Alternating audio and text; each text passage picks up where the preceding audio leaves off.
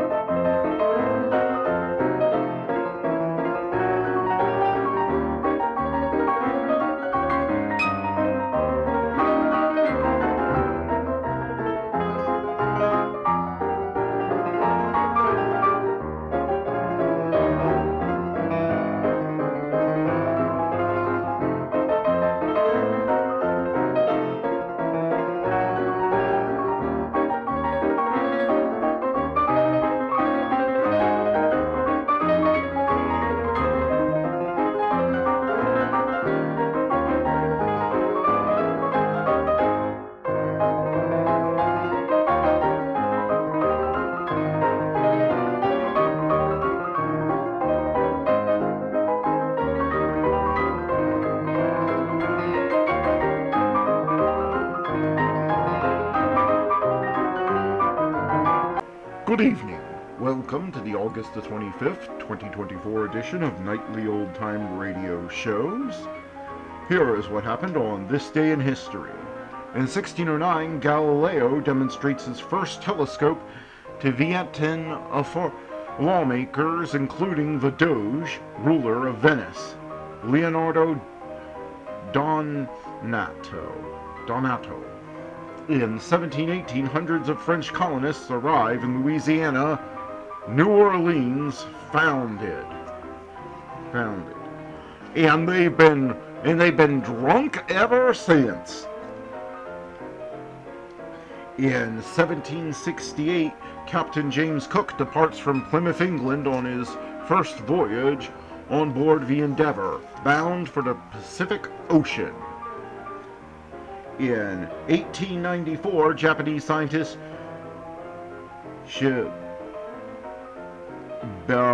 Shibasaro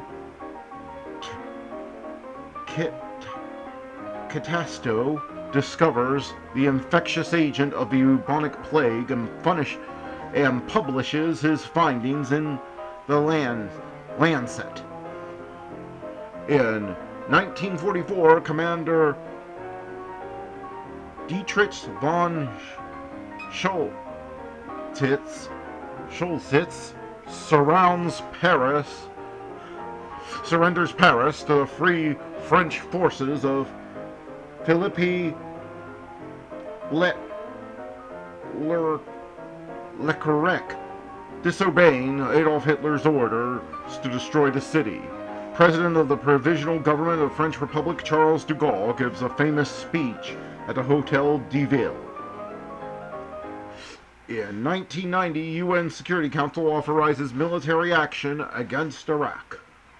In 1991, Linux is born when Linus Torvald sends off an email announcing his project to create a new computer operating system. In 1955, 16th Venice Film Festival, Ordet, directed by Carl Theodor Dreyer, wins Golden Lion. In 1998, the Miseducation of Lauryn Hill debut album by Lauryn Hill is released. 5 Grammy Awards, including Album of the Year, Billboard Album of the Year, 1998.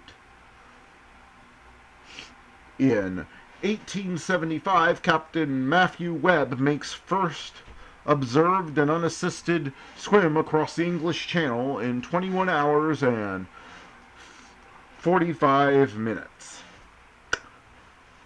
In 1916, AFL begins placing players' names on the back of their jerseys.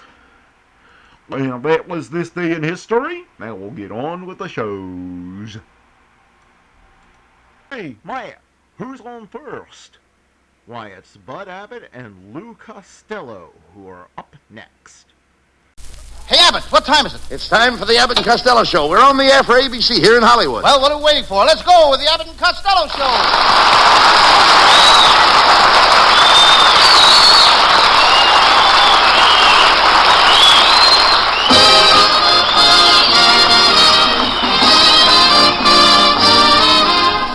Yes, it's the Abbott and Costello Show, produced and transcribed in Hollywood for your listening and laughing pleasure, with chuckles by the carload and music by Matty Malnick.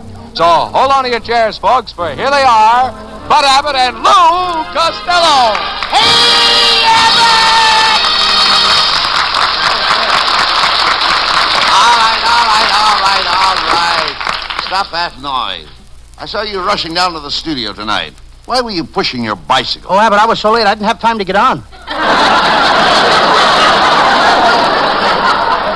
But I got other worries besides that. My Uncle Tom is in bad shape, and it's all on account of the election last November. What do you mean? 16 years ago, he said he'd let his beard grow until the Republicans elected a president. Now he's got to move out of Glendale. Why? His beard is slapping over into Cucamonga. That's what I like about your relatives. There's something always going on. Oh, yes. My Aunt Alma is suing the Patterson newspaper for slander. When she got married for the 5th time, they put the wrong headline under her picture. What did it say? Old power plant resumes operations. And Alma ain't gonna like it. You won't, eh? So she got married again, eh, Lou? Yeah. Well, that's what you want to do, get married. I proposed to a girl today, Abbott. I walked up to this beautiful girl and I said, "Will you marry me, Jake?" Huh? The girl's name was Jake. When I'm looking for a wife, any girl that will marry me is Jake with me. I can see why you never get a girl. You don't know the first thing about girls. That's so. When I was a sailor in the Navy years ago, I had a hula dancer tattooed on my chest, and I could make her dance just by flexing my muscles. Can you still make her dance? No, all she does now is sit on my stomach. That I believe. I don't think you were ever in the Navy. Oh, I don't know. I was. I came back from Europe on the Normandy. The Normandy? The Normandy has been sunk for years. It has? No wonder the bread was soggy. Get him out! Get him out!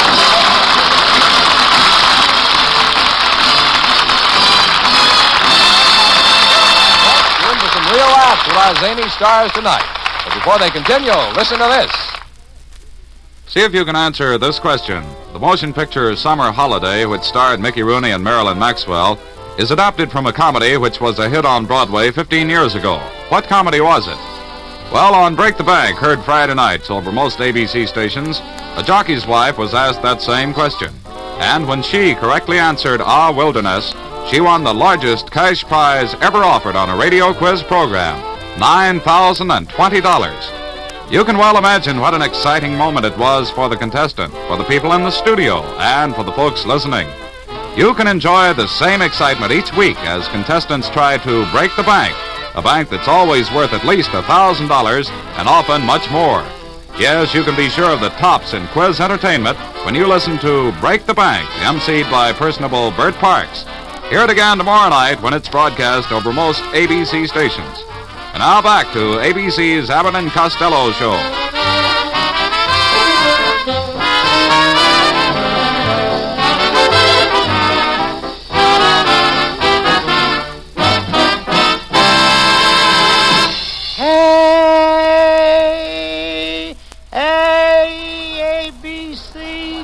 Abbott! All right. What's the matter with you? You look so unhappy. Strange thing happened to me last night. What do you mean? I woke up at 6 o'clock this morning, and there was a horse in my bed, and the light in my room was lit. That is strange. Yes, I always turn that light off before I go to bed.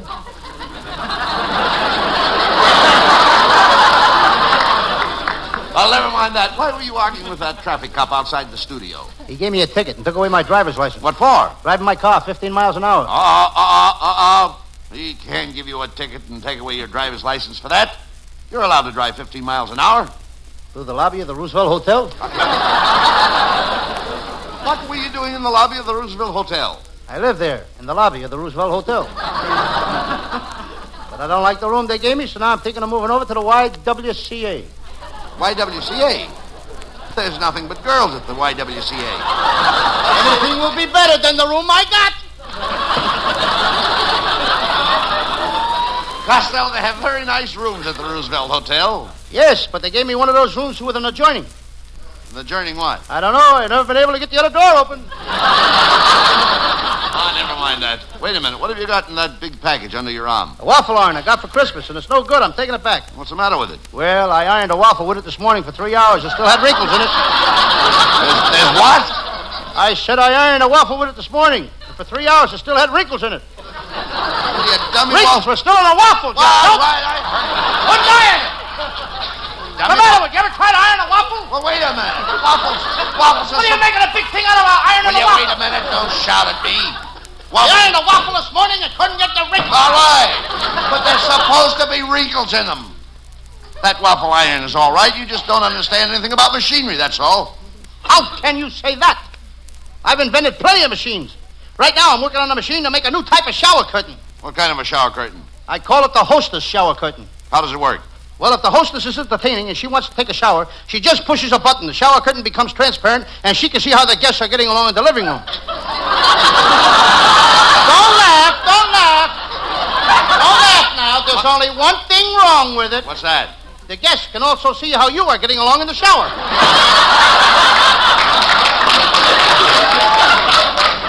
You and your silly inventions. They never work. Yeah, well, I got a new one now that works. It's a mouse trap that kills a mouse every time. Now, how does it work? Well, for bait, I use a pretty little girl mouse in tights. A male mouse sees her, makes a date with her, and takes her out to Ciro's. How does a mouse get killed? Crossing Hollywood Boulevard. It kills him every time. Costello, you'll never make a nickel with your silly inventions. You've got to remember that success stems from hard work. Take Betty Grable. Yeah. Her success stems from hard work. Right. Take Esther Williams. Her success stems from hard work. Take Greer Garson. Her success stems from hard work. Where am I going to get some of those stems? Costello, how can you be so stupid? Are all your family idiots? I guess they're all idiots, except my brother Pat. He's a Republican. Your brother Pat. There's a fine specimen. Yes? I saw him on the beach at Santa Monica Sunday. His wife wasn't feeling good, so he took her down to the ocean. Sat there holding his wife's head in his hands for 2 hours, and a cop arrested him for it. Why? Lots of fellas hold their wives' heads in their hands. Underwater?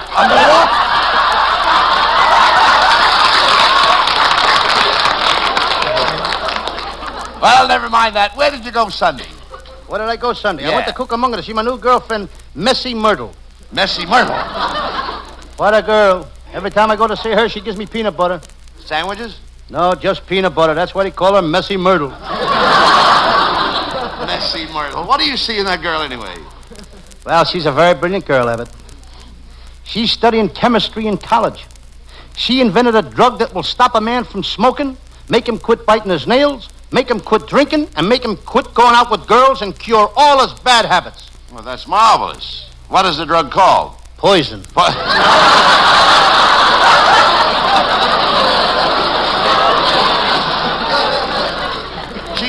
She sounds like quite a girl, Lou. Yes, she is. But I'm thinking of breaking off with her. Myrtle said something to me that got me so mad that I may never see her again. What did she say?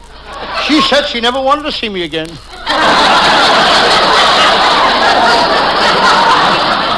But I don't have to worry about Myrtle. I got a new girl. She's beautiful. She's a hat check girl.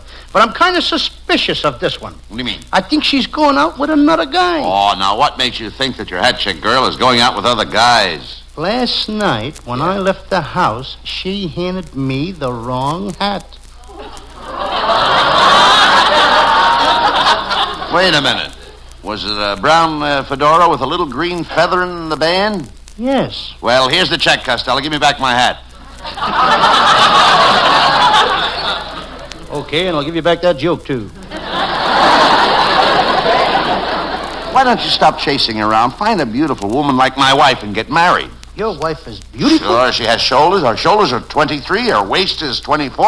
Her hips are 35. How does that stack up with the girls you go out with? The girls I go out with are the same age all over.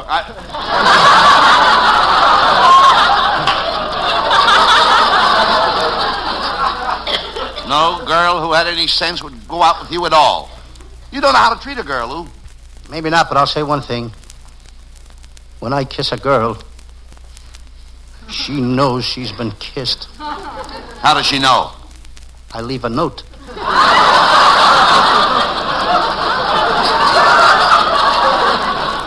Costello, why don't you try to be like me? Now, I can get any girl I want. I know that, Abbott. You got personality. I wouldn't say that. You're very charming. Oh, I wouldn't say that. And you're... Handsome? Yeah, you're handsome. Oh, I wouldn't say that. I wouldn't either, but you tricked me into it. Just step right over here with me, will you, Harry? Just a minute. What are you two guys doing in here? It'll only take a minute. Now, would you open your mouth, Mr. Costello? Yeah, okay. Just a little wider, please. There. See that, Harry? Way in the back. Right next to the gold tooth. Right there. Uh-huh. Yes. It's beautiful. All right, Mr. Costello, you can close your mouth now. Thanks a lot. Wait a minute. Are you a dentist? No, I'm working with the architect that's remodeling the White House. I was just showing my friend where Truman's new balcony is going to be.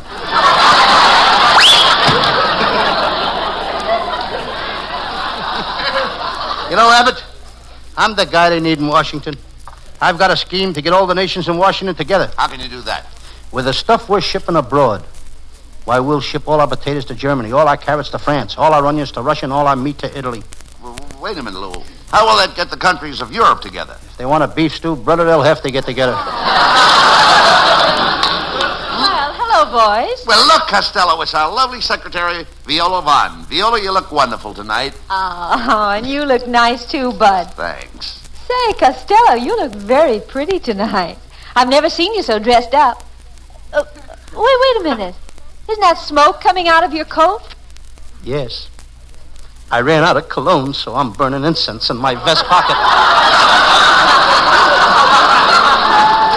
Oh, my. You're really sharp tonight, Costello. And I feel so romantic, too. Come over here and put your arms around me. Oh, well, I'd like to, but I can't. Doctor's orders. Oh, what has your doctor's orders got to do with you putting your arms around me? He warned me not to take any long trips. Viola, why don't you have a date with Costello and get it over with? You've been stalling him around for weeks. Oh, I'd like to, Bud, but I can't. Tonight I'm going out with Gregory Peck. Gregory Peck? Oh, Viola, I've got everything Gregory Peck has got and more to boot. I know. It's too bad I've got on open-toed shoes. I don't get it.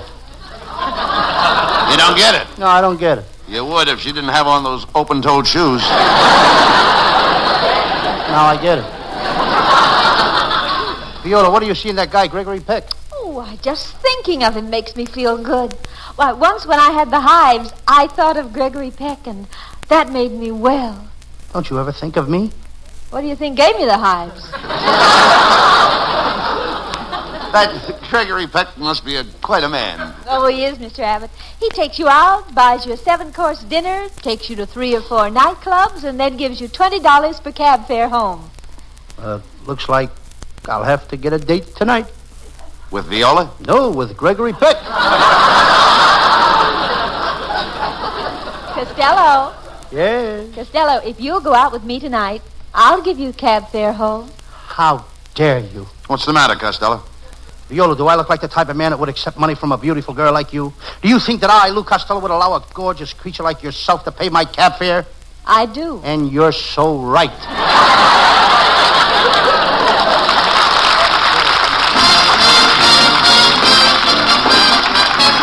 And there's a lot more mad stuff still to come. But right now, a change of pace to let you hear this. As a rule, friends, we Americans see things pretty clearly.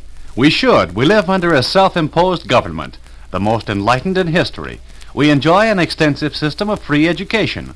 We keep up to the minute through a tremendous, active free press and radio. But in spite of all this, many Americans show alarming symptoms of a blind spot.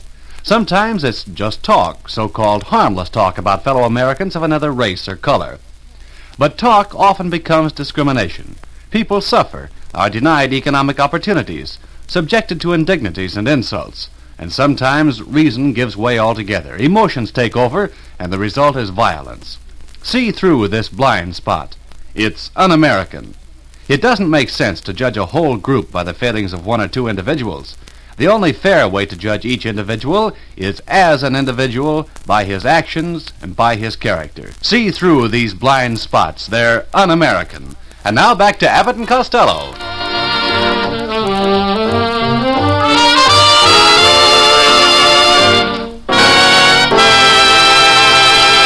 Here he is, ladies and gentlemen, the singing star of our show, Hal Winters, with Matty Malnick's orchestra.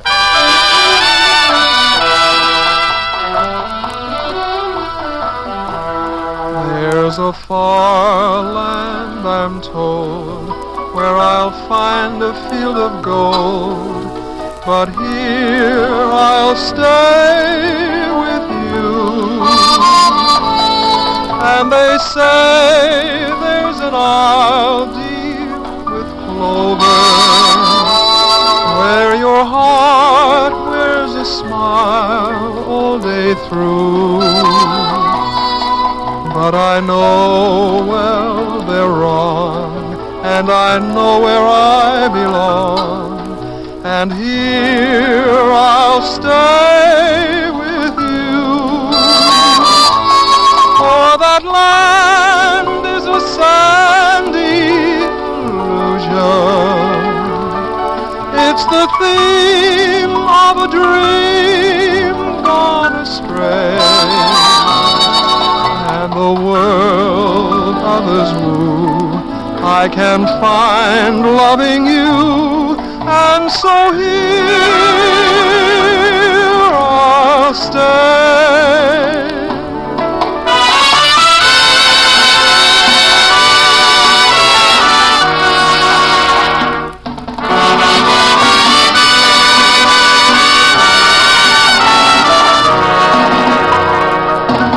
And the world others woo, I can find loving you. And so here I'll stay.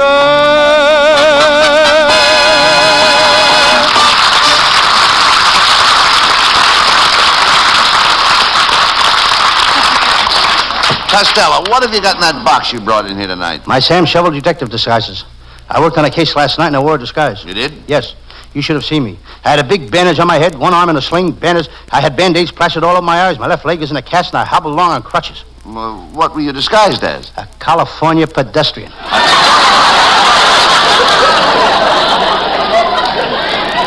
What is your Sam Shovel detective story for tonight? It's a very interesting case, Abbott. I call it the case of the nephew who gambled away his mother's sister's salary, or he lost his aunt's pay.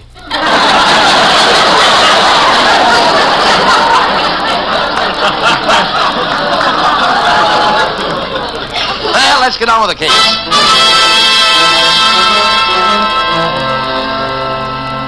Yes, I'm Sam Shovel. Sam Shovel, private detective. I never forget a face. I'm walking down the street to my little office. Suddenly in the crowd, I notice a woman. She's got a familiar face. I follow her. I decide to question her. Madam, aren't you Sadie the shoplifter? No. Let's look at your profile. You're Connie the counterfeiter. I am not. That's funny. I never forget a face. I know. Are you Polly the pickpocket? Stop this foolishness, Sam. I'm your mother.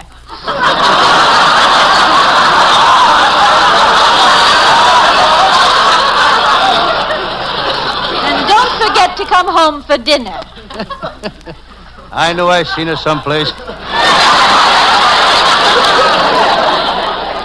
There goes one of those new underslung 1949 Hudsons. That car's built so low the California drivers are having trouble with them. They gotta jack them up before they can run over a pedestrian.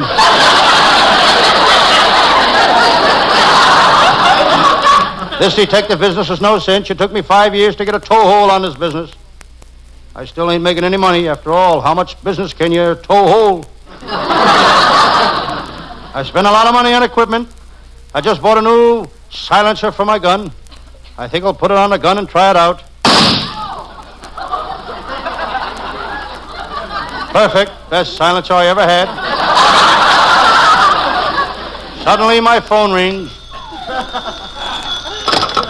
Sam Shovel, private detective talking. Oh, Sam. This is Hyman, the stool pigeon, talking. Say, Sam, how would you like to lay your hands on the biggest mob of crooks you ever seen? Herman, that would make me famous. Are you sure I can do it? Sam, it's a cinch. Good. I got positive information that 1,500 crooks is going to be in a certain building tonight. Good. What's the name of the building? San Quentin.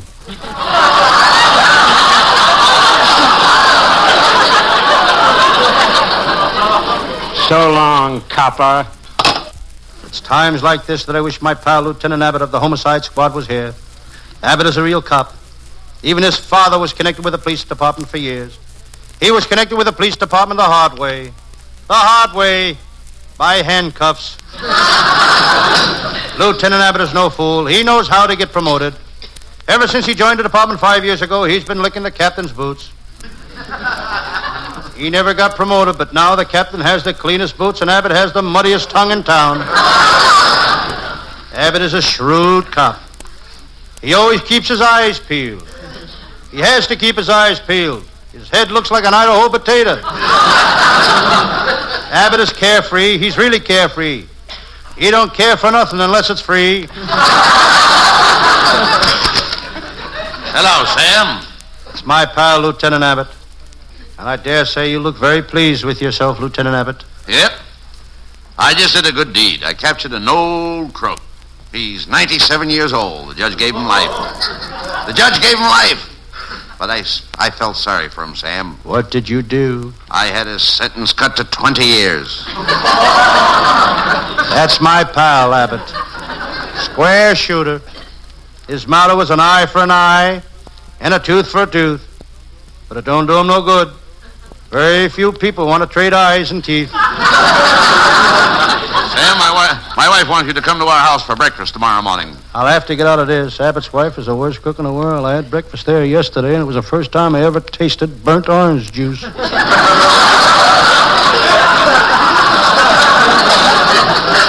why do you always belittle my wife? Why, when I married her, she was considered the catch of the season. You're right, Lieutenant. And she's still the biggest barracuda on the coast. Never mind that, Sam. What case are you working on? I'm after Marlowe, the crook with 1,000 disguises. Every time he pulls a job, he wears a different false nose. Then he pulls it off and throws it away. He's used so many false noses, he forgot what his own nose looks like. Yesterday, a terrible thing happened to him. What? He pulled off his own nose and threw it away. Have you ever seen him? No, but I got his description. He's 6 feet 11 inches tall, weighs 400 pounds. He's got light blue hair and his nose is missing. But how will you know if you see him? He wears loud neckties. And he's a dangerous man, Lieutenant. And before I start after him, I gotta get my gun fixed. What's the matter with it? The jelly beans keep falling out of the handle. Sam, how would you like to go with me to Mexico and capture Senorita Lolita, the famous jewel thief? Here's her picture. She's beautiful. She's gorgeous. She's... Cut it, Sam. She's a thief. Yeah. She just stole a $5,000 mink coat. I'd like to get my hands on that coat. She's got $50,000 in stolen money in her safe. I'd like to get my hands on that safe. She's got $90,000 in jewels hidden in the top of her stocking. I'd like to get my hands on that safe.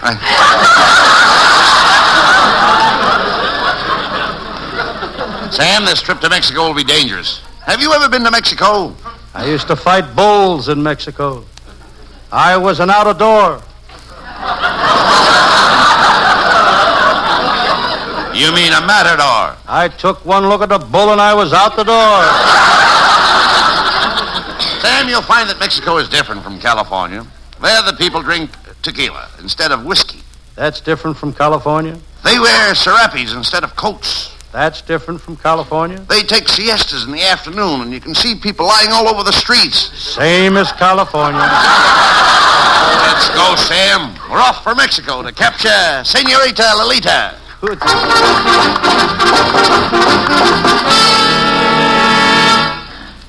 There we were in Mexico. Lieutenant Abbott insisted we stop at the Caliente racetrack. What a gambler. Abbott is a real plunger. He's known as the biggest plunger in the police department. He's never bet any money, but he's great at cleaning out stuffed sinks. We left the racetrack and started tracking down Senorita Lolita. Senorita Lolita.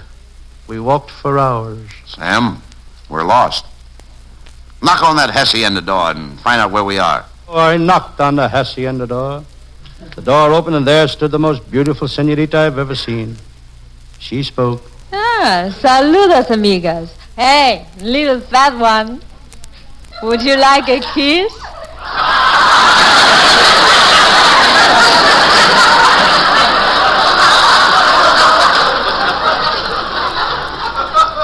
Believe me, this girl was beautiful. As I looked at her, eyelids fluttered, and my blood rushed to my head. Senorita, you are so beautiful. Sam, that's the girl we're after. Yes. That's Senorita Lolita. Yes. She's dangerous. Be careful. I will. Okay. In spite of the lieutenant's warning, I felt myself slipping. I spoke to the gorgeous Senorita. Senorita, you are beautiful. You remind me of a girl that I was in love with, except for the style of your clothes. You don't say. How did your girl dress? I don't know. She always pulled her shades down. But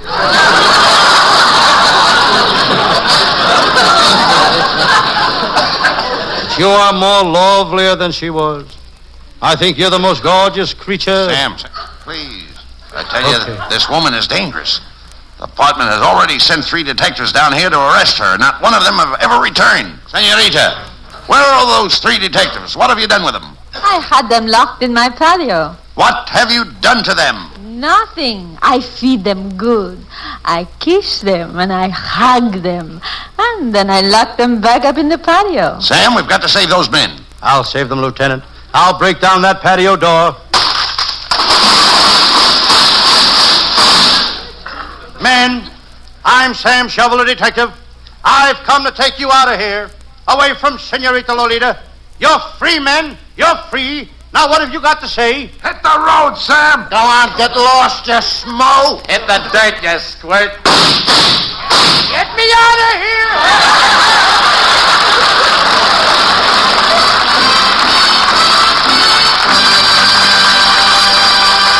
The boys will be back for a curtain call in just a few seconds. The time it takes to tell this. The saying goes that most fat men are good-natured. There are people, though, who say they have to be because they can't fight and they can't run. But Brad Runyon is one fat man who's done a lot of running and more than his share of fighting. He's the private detective on The Fat Man, heard Friday nights over most ABC stations. When master detective writer Dashiell Hammett conceived the character of Brad Runyon, he saw in his mind's eye a tough criminologist who tipped the scales at 241 pounds, who appeared slothful but could move at a speed almost equaling his lightning thinking. From the first, radio audiences were attracted by the rapid-fire action and suspense of each Fat Man mystery. Now, vast numbers of listeners make the Fat Man program a Friday night listening habit. So, for exciting entertainment, join the millions hearing Dashiell Hammett's Fat Man when it's on the air tomorrow night over most of these ABC stations. And now back for a final word from ABC's Abbot and Costello show.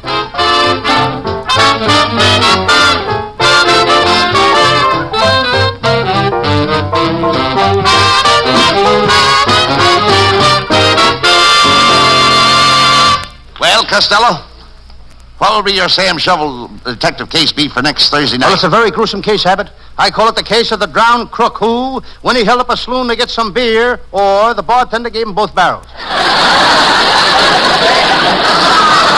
Don't miss it, folks. Our writers are working on it now. Yes, that they are. And our writing staff is headed by Eddie Foreman, Paul Conlon, Pat Costello, Martin Ragaway, and Leonard Stern. And our vocalist is Hal Winters, and our show is produced by Charles Vander. And we'll all be looking for you next Thursday night. Good night, folks. Good night, everybody in Patterson. Good night, and we love you all. Good night to everybody. Good night, Mother. Listen each Thursday night at this time for another great Abbott and Costello show, produced and transcribed in Hollywood.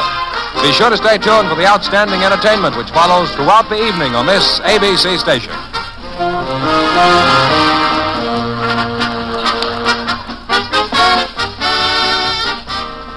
This is ABC, the American Broadcasting Company. Casting.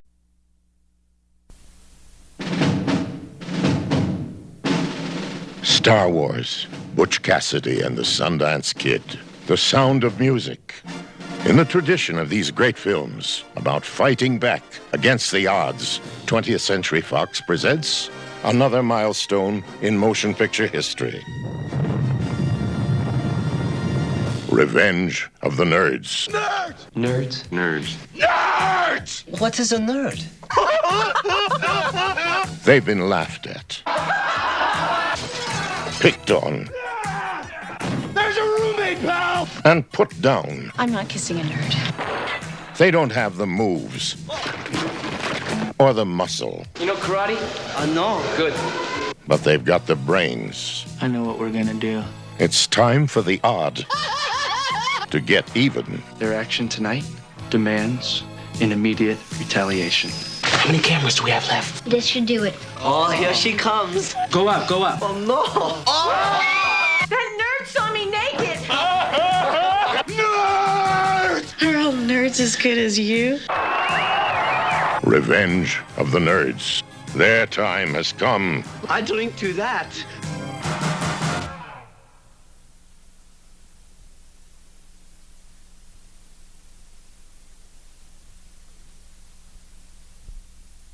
Away from the sound of music.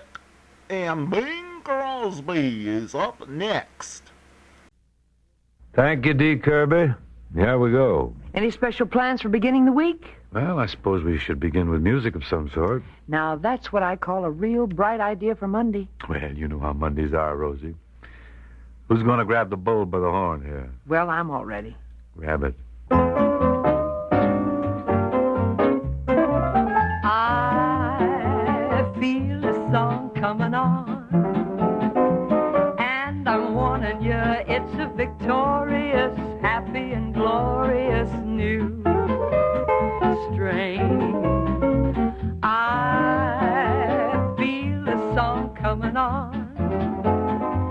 It's a melody full of the laughter of children out after the rain.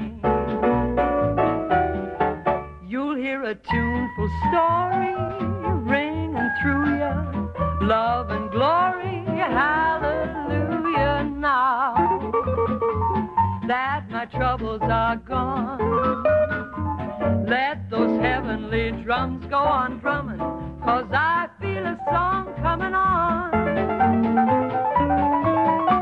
You'll hear a tuneful story ringing through you, love and glory, hallelujah. Now that my troubles are gone, let those heavenly drums go on drumming, 'cause I feel a song coming on. Rosie, you spell glamour with a U? I spell it M-O-J-U-D, as in seamless supreme, the most lavish seamless stockings made. Sounds glamorous. Mo-Judd Seamless Supreme are glamorous. And what a wonderful Christmas gift. You see, Mo-Judd Seamless Supreme are the only stockings with magic motion for perfect fit at the ankle and at the calf. Well, fit is important. There's nothing as unglamorous as sagging stockings. Unless it snags and runs. They're even more unglamorous. But Mo-Judd Seamless Supreme are exceptionally snag-resistant. It's been proven. And here's another Mo-Judd feature. Those elegant lace tops help stop garter runs. Less snags and runs and more wear. Right, Bing. So your advice to folks doing their Christmas shopping is... Get Mo-Judd Seamless Supreme at the nicest specialty stores in your town. The glamorous Christmas stockings for every lady on your list.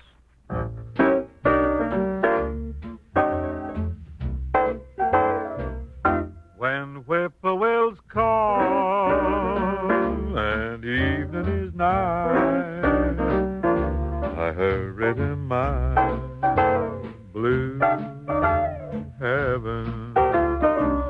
I turn to the right, there's a little white light. It's gonna lead you to my blue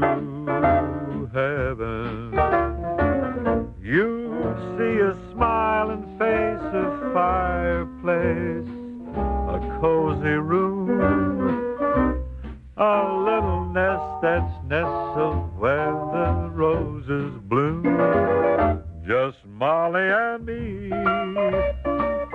and baby makes three. We're happy in my blue heaven.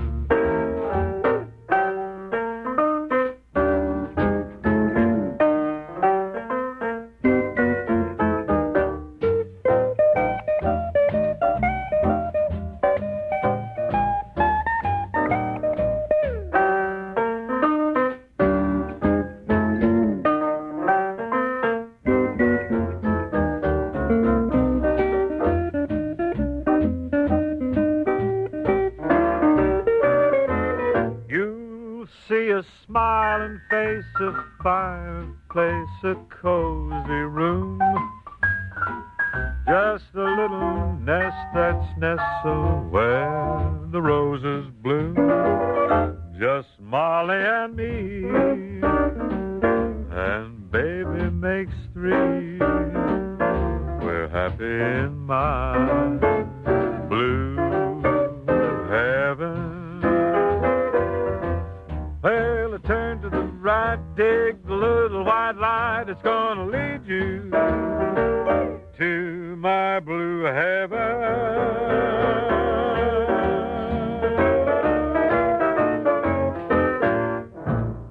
Got big news for the muscle set today. News for the muscle set? Yep, for the body developers. The latest thing is vibrating barbells. Vibrating barbells? You mean they shake as you lift them? Yeah, that's the new twist. Oh, gee, a big barbell that vibrates on both ends. Have to kind of get away from you, though, isn't it? Could. If you live above people who are a bit jumpy, be careful not to drop your equipment because, well, you know what I mean. You take a 200-pound barbell, you drop it, and it could shake a building. Demolition. It could go right through the floor and down into the next apartment. I guess the clever way is not to live beneath anyone who is careless with their muscle-building gadgets, huh? Figured that out I pretty did. good, yeah. Only the very careful and very reliable should fool around with these vibrating barbells. Yes, and be sure you have muscles, too. It takes strength to hang on to barbells that are alive, you know. If you know any avid muscle men, the vibrators would make wonderful gifts. Well, personally, I'd just soon have somebody send me a pair of electric eels. Wouldn't they liven up your Christmas, though? Electric eels.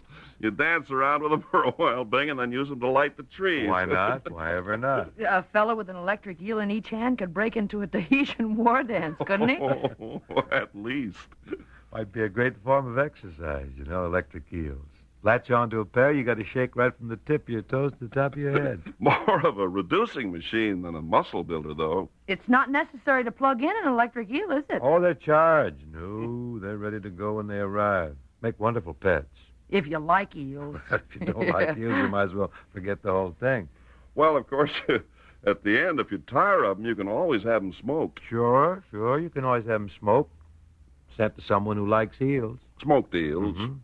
You know, I may be provincial, but I've just never developed a taste for eel. Well, don't let it worry you. I shouldn't be concerned, No. You might concern yourself with the song, though.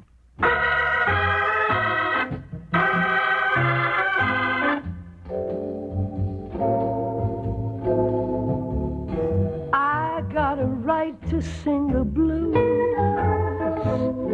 I got a right to feel low down. I got a right to hang around, down around the river. A certain man in this old town keeps dragging my poor heart around. All I see for me is misery. I got a right to sing the blues. I got a right to moan and sigh. I got a right to sit and cry down around the river. I know the deep blue sea will soon be calling me choose. I got a right to sing the blues.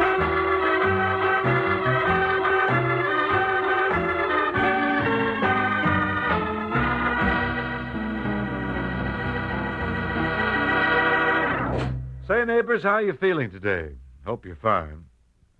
But you know, lots of folks this time of year suffer from cold. So if you're feeling down in the dumps from those miseries and you want really fast relief, listen. Here's Giselle McKenzie, one of America's most popular TV and movie stars. If a nasty cold bothers you, think what it does to me. I don't feel like singing with my nose stopped up, head feeling like a balloon from sinus congestion.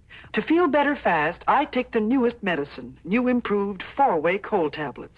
Today's 4-way contains a decongestant to drain sinus passages while it relieves cold distress. Clinical tests prove 4-way acts faster than any other leading cold or sinus tablet. In minutes, 4-way speeds pain-relieving medicine all through your body. In the same time, there was no trace with other brands. Only 4-way starts so fast to relieve muscular pains, reduce fever, relieve headache without upsetting stomach. And 4-way drains sinus congestion to restore free breathing. 4-way's marvelous. Makes me feel fine in no time. To relieve cold miseries while you drain sinus congestion, get new 4-way, fastest acting of all the leading cold and sinus tablets. New improved formula, same familiar package, only 39 cents. Buddy Cole here now with A-Train. Buddy features piano, organ, and a very rooty-tooty arrangement in this selection, folks.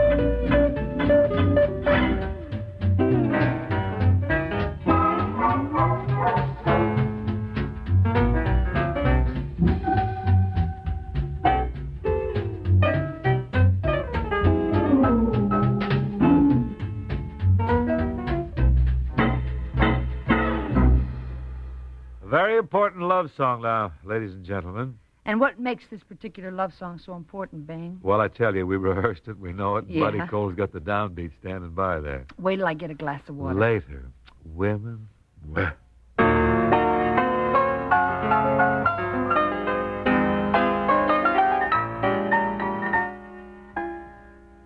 They say that falling in love is wonderful.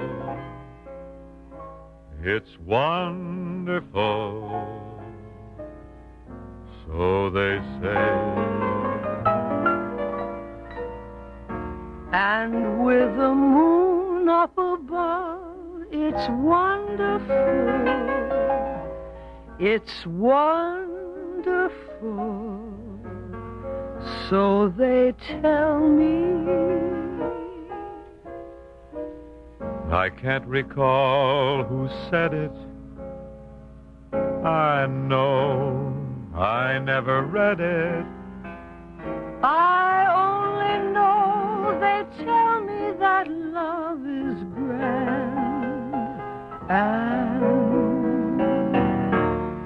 To hold a girl in your arms is wonderful, wonderful in every way, so they say.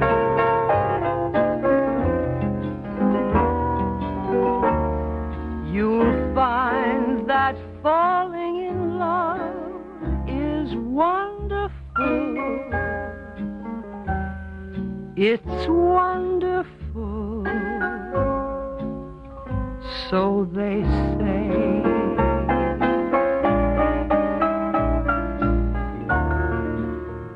And with the moon up above, it's wonderful.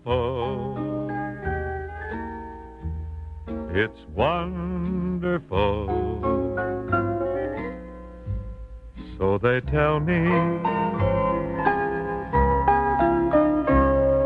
To leave your house some morning and without any warning, you're stopping people shouting that love is grand.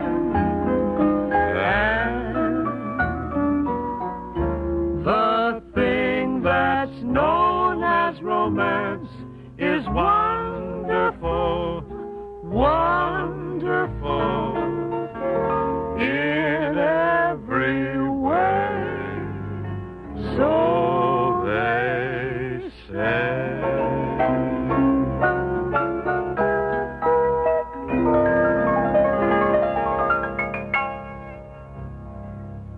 Bing, are you going to buy a set of the vibrating barbells? Well, eventually. I thought I'd screen them a little, though, sort of ease into them gradually. How do you mean? Well, I thought first I'd just glue a Mexican jumping green on the tip of each index finger and kind of see how it played, Sort of familiarize your muscles with the vibrating bit, huh? Well, yeah, I don't like to, really rush into a completely new exercise pattern. Easy does it. That it, Bing? Yes, I think of the folks downstairs, too. Yeah, you are most considerate, sir. Well, I hate arguments. And you let a barbell go crashing into the flat below, and you got an argument on your hands. Oh, have you ever? Say, what about a song that vibrates a bit? Good thought, Muscles.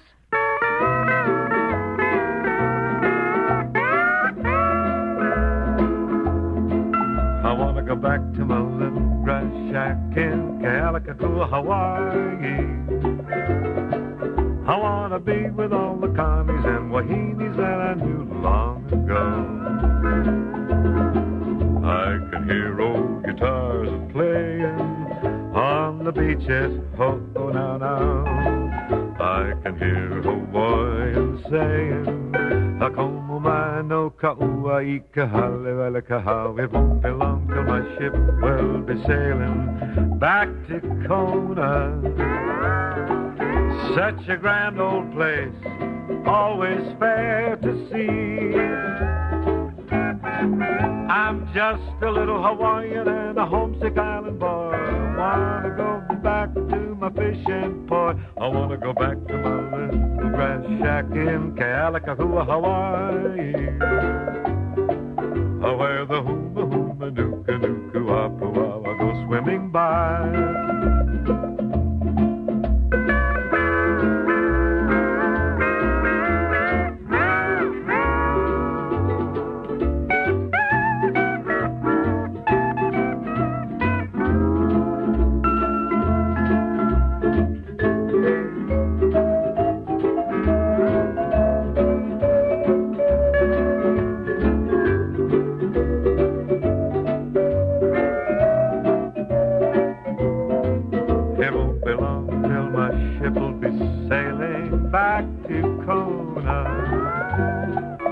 Such a grand old place, always fair to see. I'm just a little Hawaiian and a homesick island boy. I wanna go back to my fishing port. I wanna go back to my little grass shack in Kealakahua, Hawaii. Where the huma huma nuka nuku apua go swimming by. Where the huma huma nuka nuku apua go swimming by. ladies and gentlemen, and thank you. Au revoir. Listen again now, won't you? And remember to buy Christmas seals.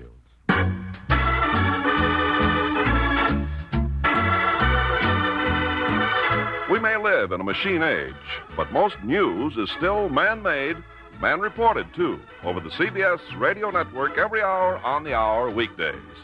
Next time the minute hand of your clock hits 12, bend an ear here to expanded CBS News coverage. It comes to you live. The only machine that can make that statement is the one you're listening to now.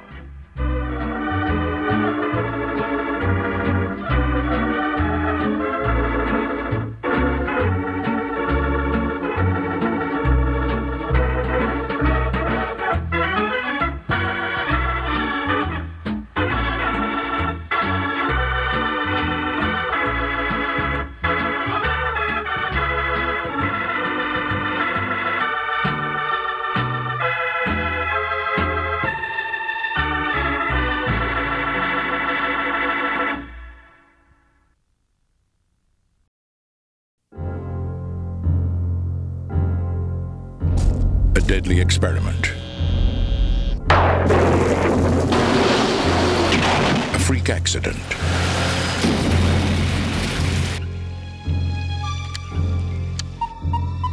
A secret that will be carried to the grave as the horror classic is reborn. Return of the Living Dead, Part 2. Jesse will be the first to know. Billy will be the first to go. We've got to get out of here. Get to a phone. 7 of the living against an army of the dead, starved for life.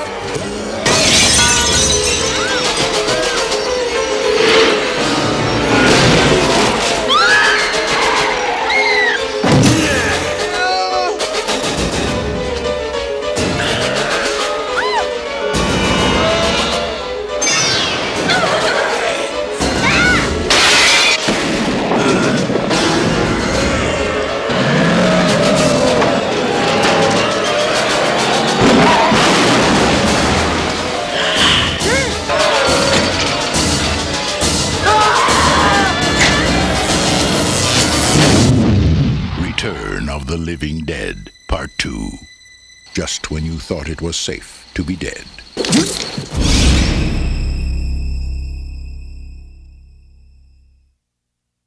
A true legend of American comedy, Bob Hope, is up next.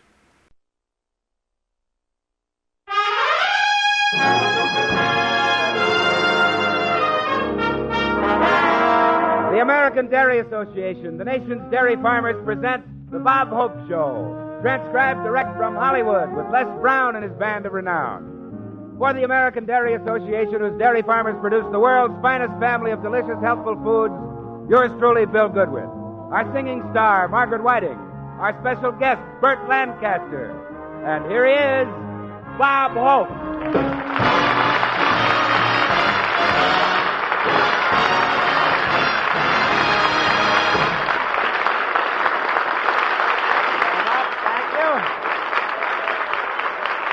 Thank you.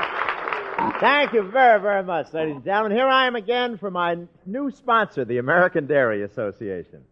You know, it's nice working for someone in the dairy business. If you lay an egg, they put it in a milkshake and sell it.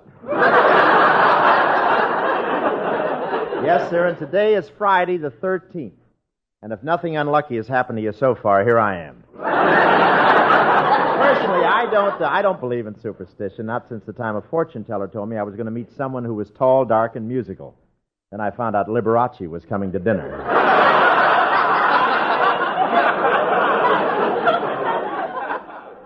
You know Liberace, that's the pianist with a built-in keyboard. But here in Los Angeles, ladies and gentlemen, we've just had a census taken, and the latest figures show that we're still growing by leaps and bounds. With the traffic out here, it's the only way you can keep growing. But just think of it, a new person arriving in L.A. every 25 seconds. And, of course, nobody ever leaves. How can they? In our smog, they can't find their way out.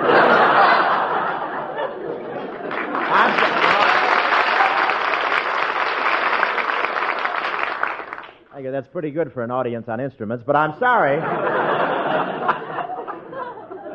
I really shouldn't have said that because the Chamber of Commerce says there's no such thing as smog here. It's just smoke that refuses to leave because there's no better place to go. But they've got to admit it does get a little thick sometimes. A little thick. One couple came out here from Iowa, had a baby, and had to move back there to see what it looked like.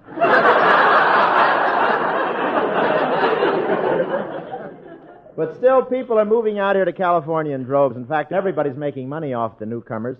Remember how the early wagon trains fought the Indians? Well, a caravan of tourists from Minnesota were surrounded on Highway 40 last week, and it took them 9 hours to fight off the real estate agents.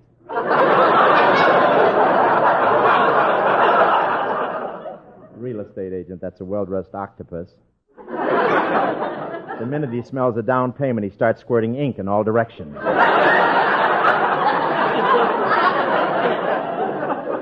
And they're coming in so fast, the builders are rushed to keep up.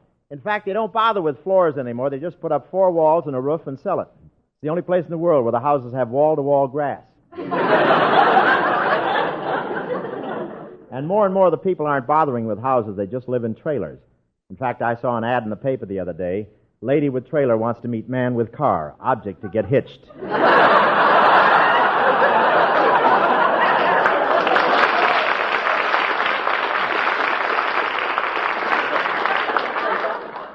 We have communities out here to fit almost every taste. For instance, if you want to be exclusive, there's Beverly Hills, where all the movie stars live. In fact, I know one actor out there who is so exclusive he has an unlisted wife.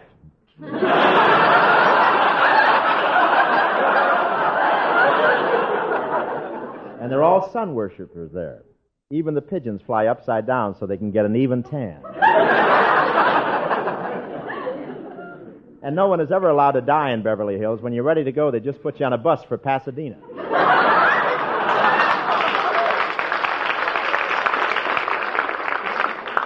But in spite of all the people who've come here, we're still trying to get more. All our latest advertising stunt. The latest stunt is to put pictures of movie stars on all the oranges that are shipped out of here. But I don't know how that's going to work. Can't you just imagine a henpecked husband squeezing Marilyn Monroe, Lana Turner, and Jane Russell for breakfast?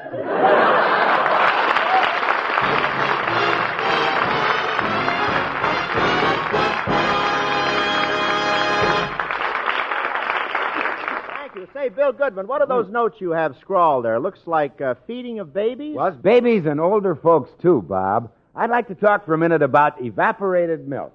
For years, most every mother has known how valuable evaporated milk is for babies and for old people, too. But I'd like to point out that evaporated milk has an outstanding advantage in making so many wonderful foods. Things like homemade candy, pumpkin pie, cake frosting, for instance. Many kinds of main dishes turn out smoother, creamier. You see, evaporated milk has all the great food values of whole milk. Protein, vitamins, and minerals, especially calcium. The difference is that evaporated milk has about half the water removed.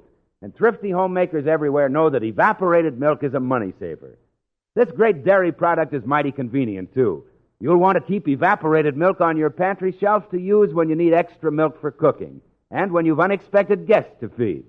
Discover what wonderful, smooth, delicious eating your family can enjoy when you cook with evaporated milk.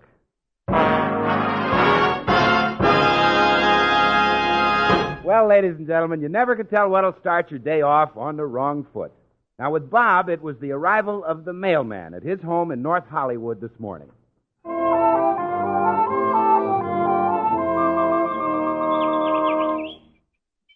Here's a couple letters for you, Mr. Hope. Oh, thanks, Charlie. Yeah, and here's your magazines. Screen Romances, Movie Parade, Silver Screen, Hollywood Star Review, Film Fan Magazine, Hollywood Movie Idols, and Hollywood Glamour Marriage Stories. Boy, you sure go for highbrow reading, Mr. Hope. Well, somebody has to keep score for Rita. Gee, look at all them magazine covers. Marilyn Monroe on every one of them. Yeah. Ain't them beautiful pictures of her? Yeah, but they'll never top the first one.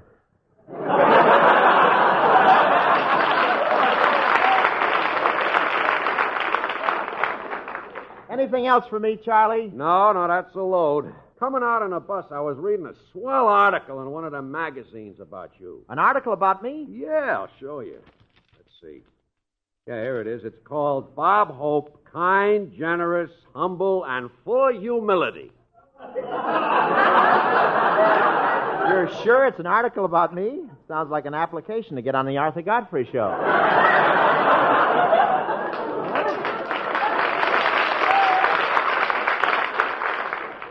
And listen to this. It says, Bob is fine, sincere, sweet, honest, thoughtful, pure, noble, and true. Gee, Mr. Hope, you know what? What? Little orphan Annie used to be my idol. Now it's you. Come on, get out of here. Gee, what a fresh postman. I think I'll phone Humphrey Bogart and tell him to let his dogs out. Their lunch is coming up the street. Well, I better finish reading this article. It says, Bob is warm and friendly. When you enter his home, Bob comes bounding across the room to you, his big brown eyes shining with friendliness. Mm-hmm. Gee, what a nice sentiment. I sound like something on the label of a can of kennel ration. Gee, I'll have to try to be more friendly, to live up to this. Wonder who that can be. Oh, hello, Goodwin. Oh, hiya, Bill. Gee, it's good to see you. Come in and sit down, boy. What did I do? Oh, nothing at all, Bill. I just want to be friendly, that's all. Yeah? Sure, I just want you to know that I like you. I like you a lot. Bob, I've told you 100 times I don't lend money. When I got married, I burned my book of phone numbers.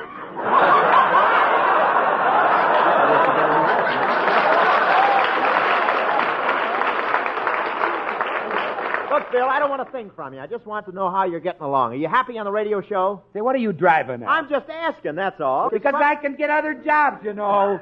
20 of shows want a first-class announcer with a good voice and glorious rippling hair. Yeah. And teeth to match. Look, Bill, I'm just trying to be friendly. I don't see why you should get sore at me. Oh, you don't, huh? Well, at rehearsal yesterday, didn't you tell the sponsor that I have the face of a low-grade moron? Of course not, Bill. I never told the sponsor anything like that about your face. You didn't? No, all I said was you can find a more intelligent expression on any mushmelon at Farmer's Market.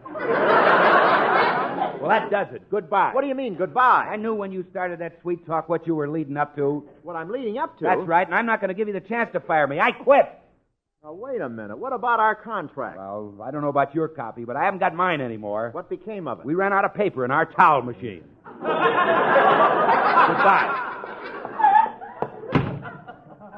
Gee, what's the matter with everybody today? I haven't seen anybody go to pieces like that since my granddaddy tried to find a gas leak with a candle. Imagine Goodwin walking out like that. Hi, Bob. Oh, hello, Maggie. Come in. Sit down. Thank you. Gee, you're certainly loaded with fan magazines. Yeah, well, the kids like to look through them, but there's a marvelous article in this magazine that says, I ooze charm, I ooze graciousness, I ooze personality. Say, that's nice oozing. Don't get any on you. Who wrote all this about you, Bob? I don't know. The writer. The name is Pamela St. Clair. You might know it would be a woman. Oh, yes, I guess so. Listen, Bob, what about doing some work? Are we going to rehearse this morning? No, we'll have to postpone rehearsal for a while till Bill Goodwin gets over a fit of temperament. Bill Goodwin? Yeah. Temperament? Bill, get out of line. There isn't room for a bull-headed, stubborn guy in this show. Not while I'm here. Well, if there's no rehearsal, that leaves me with nothing to do, so I think I'll go shopping. I'll go with you, Maggie. I want to drop in at Woolworth's and pick out Crosby's Christmas present. Let's go.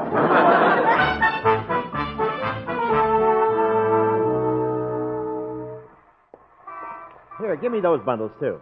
Well, you're already carrying quite a stack of bundles, Bob. Well, just put them on top, Maggie. But, Bob, if I do that, you won't be able to see where you're going at all. Why, you'll be bumping into the homely girls, too.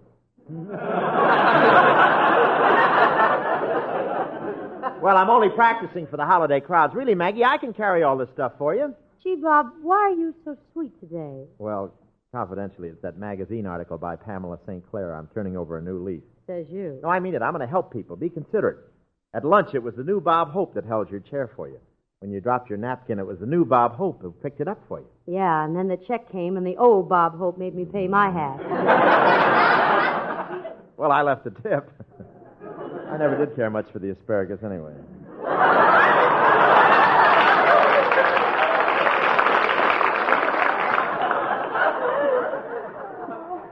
Say, you better guide me along the street, Margaret. I can't see anything over this high pile of bundles. Yeah, you're really hidden behind all those packages. Oh, look, there's Bert Lancaster. Hiya, Bert.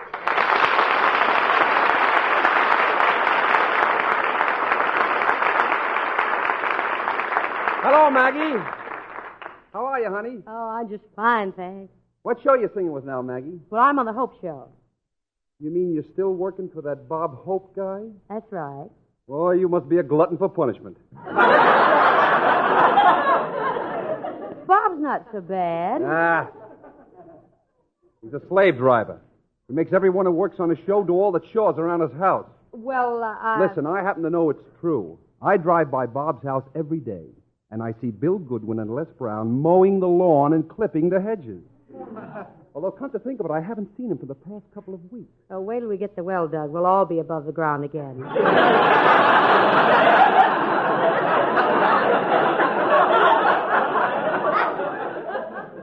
Well, maybe I shouldn't talk about Hope this way, because I really don't know him very well.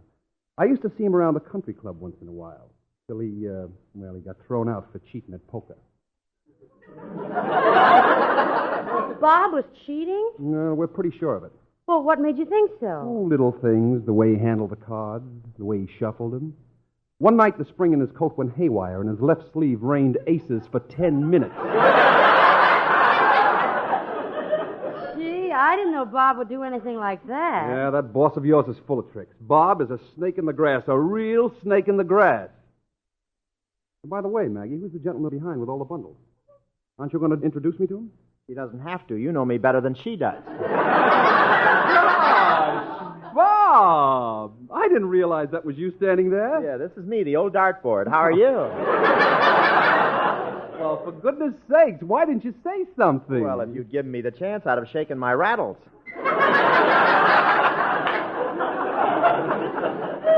Bob, do you really cheat at cards? Maggie, you've known me long enough to know better than that. Did you or didn't you? Well, let me put it this way. Look at my face. Do I look like a crooked card sharp? Well, maybe you better put it another way. Well, I'll admit I haven't been a very nice guy, Bert, but that's all changed. From now on, I'm going to be nice and thoughtful and considerate to everyone. What brought this all on? It's a magazine article. It's such a brilliant analysis of my true character that I'm going to try and live up to it. But I'm going to be a different person. Friend of the needy, helper of the weary, rescuer of those in distress. I don't know what more I can do. You might put a keg of brandy around your neck and head for the Alps.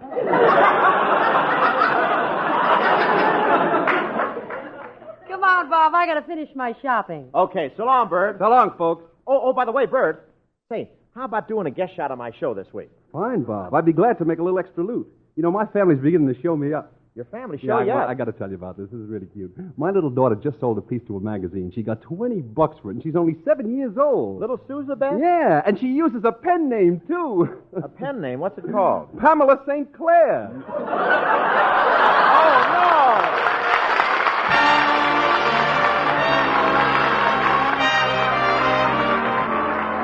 And here's the singing lady from Detroit and Capitol Platters, Margaret Whiting, singing My Love, My Love. Sounds like...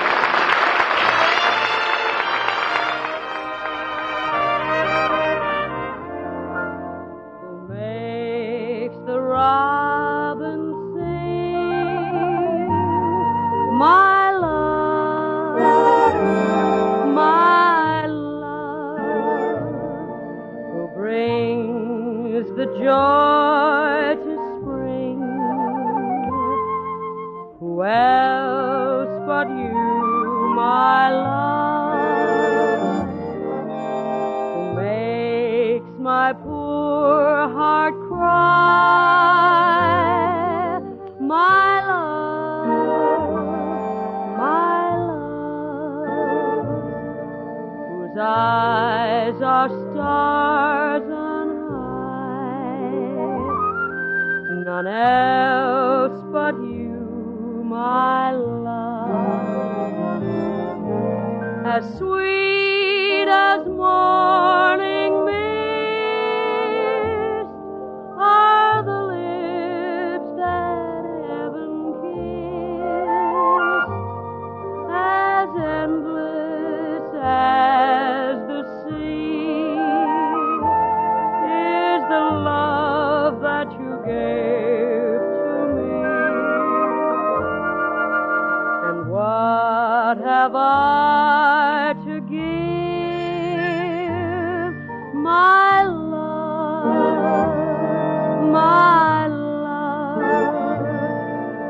as long as I shall live, you'll always be my love.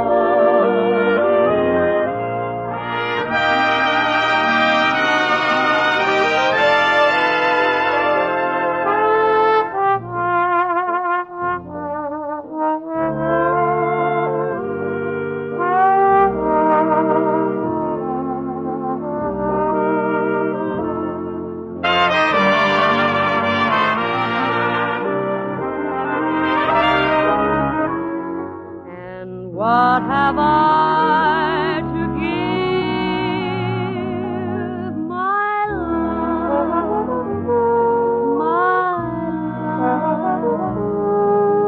as long as I shall live, you'll always be my love.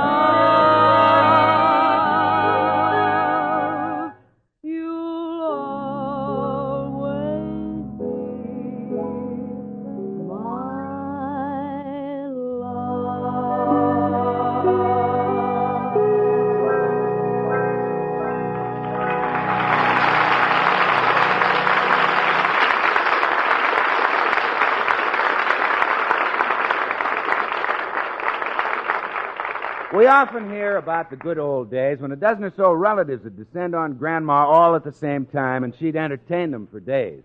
It's perhaps even more of a problem for today's hostess to take care of unexpected company. Folks don't have so many spare beds as they used to. But when it comes to the food problem, evaporated milk is a real lifesaver. With a few extra cans on the pantry shelf, it's easy to take one down and use it in a moment for smooth cream soups, a hurry-up meatloaf, a tasty custard, or other appetizing desserts. Use it also to put a tempting, shiny brown glaze on hot biscuits. Evaporated milk can help you save money because it truly glorifies so many of your standby economy ingredients. And like all dairy products, evaporated milk is a good money value as well as a good food value. You get results you can be proud of every time, for evaporated milk gives food that smooth, creamy texture which makes dishes especially good. Keep evaporated milk on hand for emergencies. Use evaporated milk also for your day-to-day cookery. You get wonderful eating when you cook with evaporated milk.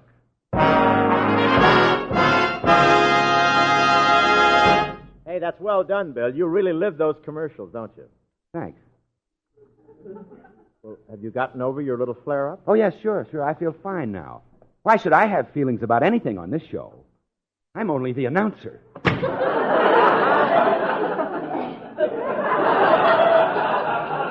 I'm glad he got over it. Say, he's pretty hard to control, isn't he, Bob? Oh, Bill's a nice guy. I know a way to control him, but I hate to do it. How's that? Pay him more money. He's still dreaming about the big dough he got in the Army.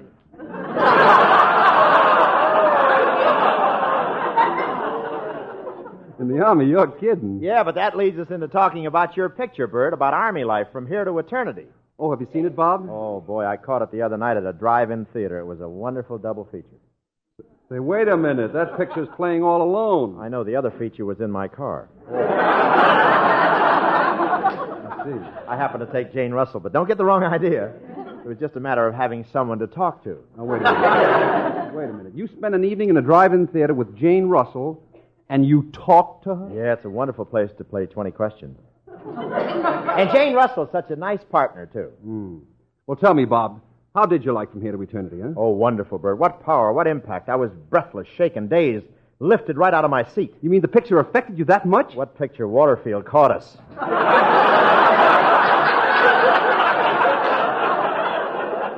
I thought his drop-kicking days were over. Bob, I think you made the whole thing up. In fact, I don't think Jane Russell would even go out with you. Are you kidding? Bert, that girl is out of her mind over me. Well, that could explain it. Hey, that's very clever. Too late to get Gregory Peck? What is it? But seriously, Bert, you gave a tremendous performance in From Here to Eternity. That scene on the beach with you and Deborah Carr. Yes, Bob, everyone says it was quite a love scene. Never mind what everyone says. What'd your wife say? Well, I took her to see the picture 3 weeks ago, but I don't know how she feels about that particular scene. You don't? She hasn't spoken to me since. Why don't you do what I do, Bert? After a passionate love scene with Rosemary Clooney or Arlene Dahl, or if I'm caught in a little flirtation, I always buy Dolores a mink coat.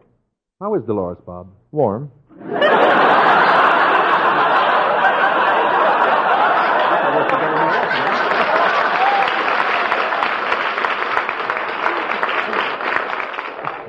Anyway, Bert, I sure enjoyed From Here to Eternity. How are you going to follow such a terrific part? Well, I've got a picture in the works now about an outlaw Apache. I'm an Indian who won't play ball with the rest of the tribe. I got a whole team of Indians like that back in Cleveland.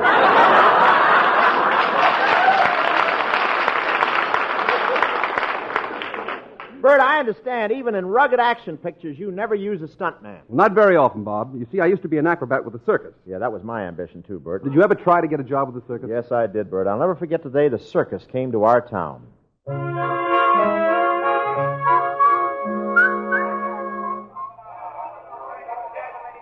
Here you are, folks. See the Indian rubber man. They're hoochie-coochie dancers. Yeah, I was just a kid, and I was thrilled by the crowds, the noise, the big tents.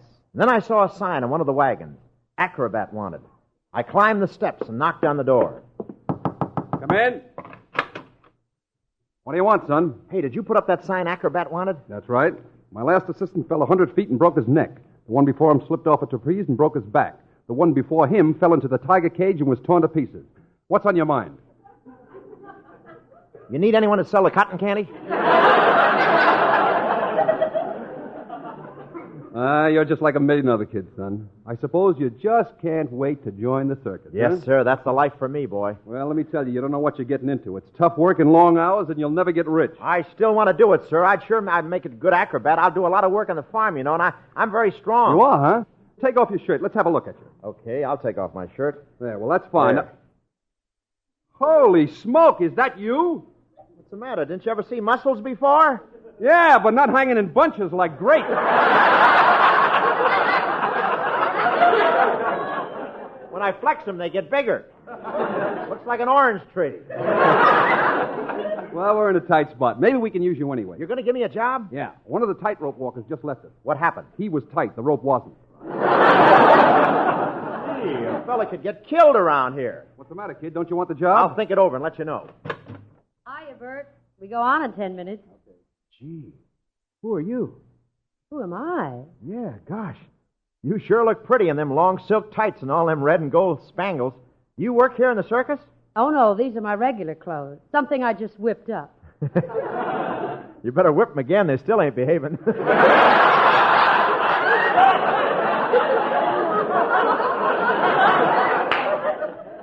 Hey, Bert, who is this kid? I don't know. He come in and asked for a job, but he's going to think it over and let me know. Are you, honey? Are you going to be with us? What was that? I think he just thought it over and let me know. Gee, ma'am, I sure like you. You do? Yeah, you're prettier than a litter of pigs rooting for turnips in the mud patch. Trixie, we got to get over to the main tent. Shall I throw the kid out of here? No, he's kind of cute. Let him stay.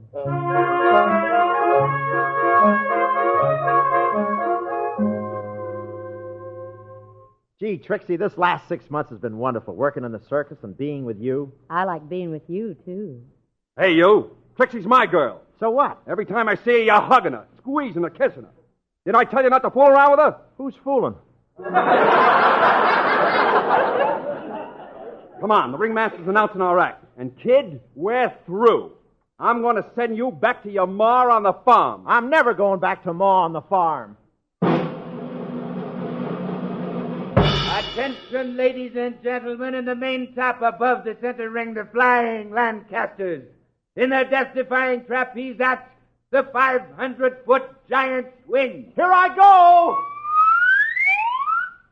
Hey, grab my hands, Bert! Bert, grab my hands! So long, kid!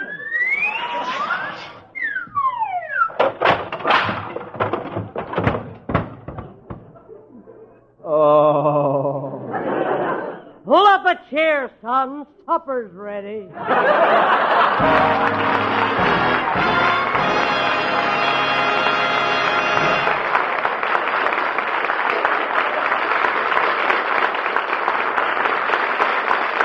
Say, you listeners who eat out a great deal know that little things often tell you a lot about the quality of the food you'll get. A restaurant menu that says we serve only butter indicates a chef and a management who intend to see that you get only the best of everything. The next time you eat out, notice how those generous servings of butter are a subtle reminder that you'll dine well. People who demand good food demand butter. They can tell the difference. They know that butter flavor is better flavor.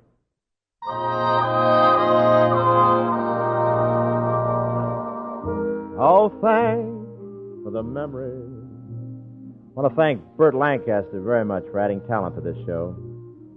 Congratulations on a wonderful performance and a wonderful picture from here to eternity. You know, ladies and gentlemen, I just want to take a minute to salute the Red Feather workers, volunteers all, who finish up their house-to-house canvass tomorrow.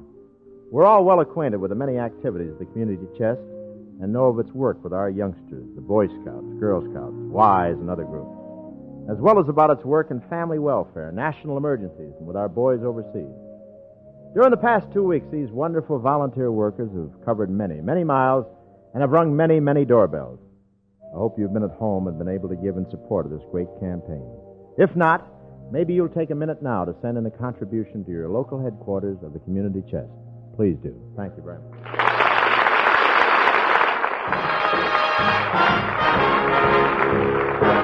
Be sure to listen to the Bob Hope Show next week from Hollywood with our special guest, Paul Douglas. Burt Lancaster can soon be seen in Warner Brothers' production, His Majesty O'Keefe. The American Dairy Association, the nation's dairy farmers, have brought you the Bob Hope Show, an NBC Radio Network production, written by Norman Sullivan and Charles Stewart, and transcribed direct from Hollywood, California. Remember, butter flavor is better flavor.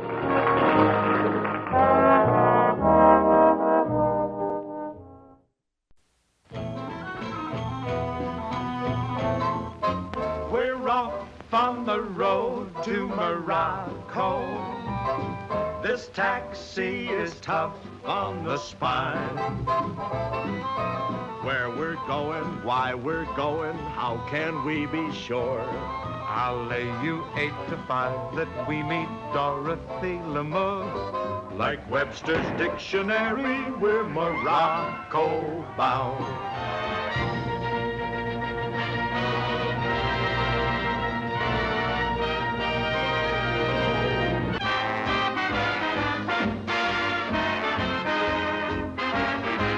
No terrific success, I ought to worry, I guess.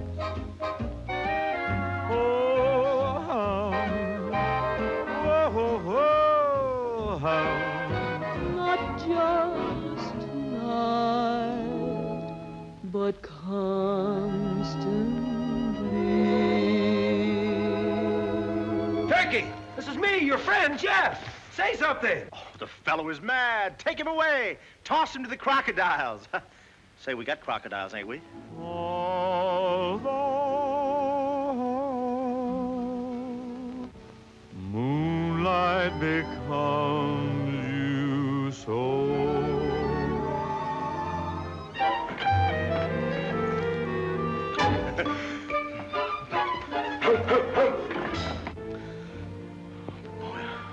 Sure wish I had a drink. Junior, it worked. Yeah. How about that? The magic ring. It worked on you. Hey. Well, I'll be a monkey's uncle.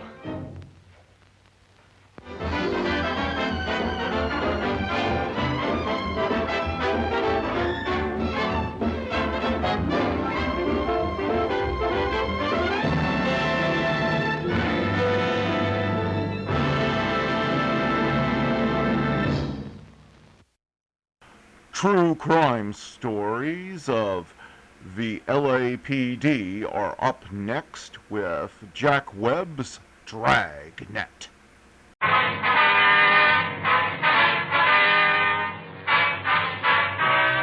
Dragnet, the documented drama of an actual crime. For the next 30 minutes, in cooperation with the Los Angeles Police Department, you will travel step by step on the side of the law through an actual case transcribed from official police files. From beginning to end, from crime to punishment, Dragnet is the story of your police force in action. It was Wednesday, February 10th. It was cold in Los Angeles. We were working the day watch out of juvenile detail. My partner's Frank Smith. The boss is Captain Powers. My name's Friday. I was on my way into the office, and it was 8:01 a.m. when I got to Georgia Street Juvenile. Squad room. Hi, Frank. Well? Well, what do you think? About what? Ruth, what do you think? Oh, she's nice, sure. Was that all you got to say? Well, what do you want me to say? Well, did you like her? She's a nice girl, yeah. You got another date with her? No, I told her I'd call her sometime. You said you'd call her, huh? Mm-hmm. Did you say when? No, I just said sometime. Sometime. Well, Faye's not going to like it. Why? She's just not, Joe. She's not sure we had it this time. Well, look, Frank, I think it's real nice of you and Faye to be concerned. I don't think that I don't appreciate it, but when you asked me over last night, I figured we were just going to have dinner and sit around and talk. I didn't know anything about this girl going to be there. Don't you think you should have told me? Let me know. Joe, you like girls, don't you? Well, of course I like girls. Well, we couldn't have done that, you know. Would have loused the whole thing up if we'd told you ahead of time. We just wanted you to meet her. Get the full effect. Bang, like that. Yeah, I got the full effect. Well, we tried to set it all up for you. She is pretty, don't you think? Yeah, I guess so. Blue eyes, red hair. I think she's real pretty. Mm-hmm. You know, Faye and me had the whole evening planned, right from the time you two met. I kind of got that idea. What do you mean? Well, you're about as subtle as a water buffalo. Now, you tell me where we were obvious. Go ahead, tell me. Well, all right. First off, the music. That album of records of yours there. What's it called? Love Music or whatever it was? Mood for Lovers. Yeah. Mm-hmm. I bought them special. Yeah. And the flowers on the table? Well, you got to have flowers. You got to have something for the center of the table. You must have gone a long way for those. Orange blossoms? You had to have those, huh? Well, Faye's not going to like it. Well, I'm very sorry about that, Frank. Well, we're just trying to show you the advantages of getting married. Yeah, well, I appreciate you and Faye trying, but let me do it my way. Huh? Any mail this morning? Huh? Any mail? Yeah. Skipper put a note in your box. Okay.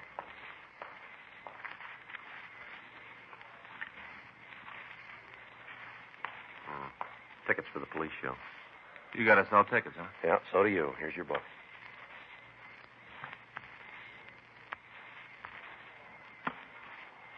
You're not mad, are you, Joe? No, man. It's just that all the time people are trying to be helpful, you know. Well, I kind of hate to say it behind her back. Hmm? I say I hate to say it behind her back, but it was Faye's idea. I didn't have any part in it. Yeah. Faye's idea. Faye's idea. You're sure you're not sore, huh? No, I told you, man. Sure? I'm sure, Frank, yeah. Old Ruth. What? Look, it wasn't the fact that she was a redhead, was it? Friday? Yeah. Yeah, Skipper says to run this down. Thanks, man.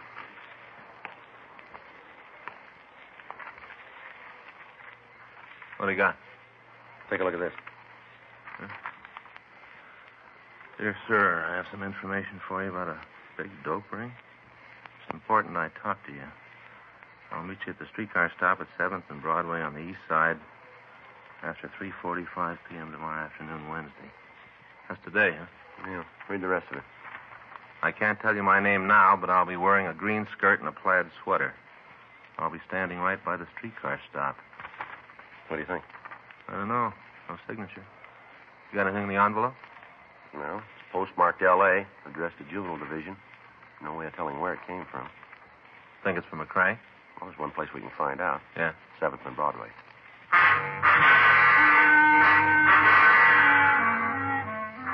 The fact that the note had been addressed to Juvenile Division instead of Narcotics Detail indicated that the person who wrote it had some knowledge of the workings of the police department. It also led us to believe that the writer was a juvenile. We checked again with Captain Powers on the letter, and it was decided that we'd make the meet that afternoon. Frank and I spent the rest of the morning going over reports on the case that we just finished, and at 3:15 p.m. we left the office. Frank stopped the car at 8th and Broadway for a traffic signal, and I got out and walked the remaining block. There was no one at the streetcar stop dressed in a green skirt and a plaid sweater. While Frank circled the block, I waited. 3:40 p.m., still no sign. At 3:52, a woman of about 23 got off a streetcar and waited on the corner. She was wearing a dark green suit with a plaid blouse. I waited for some indication that she might be the person we were waiting for, but she gave none. Finally, she turned, walked across the street, and disappeared into the crowd. 4 o'clock, 4:15, still no sign of the letter writer. 4:30, 4:45. Frank pulled into a loading zone near the corner, and I went over to talk to him. What do you think? Well, I don't know. She's an hour late now. Uh-huh. Well, that note must have been from a crank. Yeah, I guess so. Well, come on, get in. We better go back to the office. Yeah. Hey, wait a minute, Joe. What? Right there, crossing the street. Oh, yeah. Matches the description. Must be her. Well, she's looking this way. I'll check it. She looked about 15. Brown hair and a thin, young face. She was carrying an armful of school books. She paused in the corner and watched me. I walked up to her and told her I was a police officer. She nodded and then walked out to the safety zone and climbed onto a waiting streetcar. I followed her. She walked to the back of the car and took a seat. I sat down next to her. I could see Frank following us in our car. We rode 3 blocks before she spoke. I'm sorry I was late. It's all right. I usually try to be on time, maybe even a little early. That's the way it should be, don't you think? Well, what was it you wanted to talk about, miss? I got hung up at school, couldn't get away when I thought I would. Yeah. That's the reason I'm late. Well, you said something in the note about a narcotics ring. How much am I going to get involved in this? What do you mean? How deep am I going to get? I don't want any trouble myself. I'm doing this to help somebody. But I don't want to get mixed up in it myself. Well, maybe you better tell me what it's all about first, huh? We can decide the rest of it later. That's the way it has to be? Well, you called us, remember? Yeah, I guess so. What's your name? Edna. Your last name? Well, that isn't going to help any. You don't need it. How old are you? 15. All right, what about this dope ring? I want to tell you about it.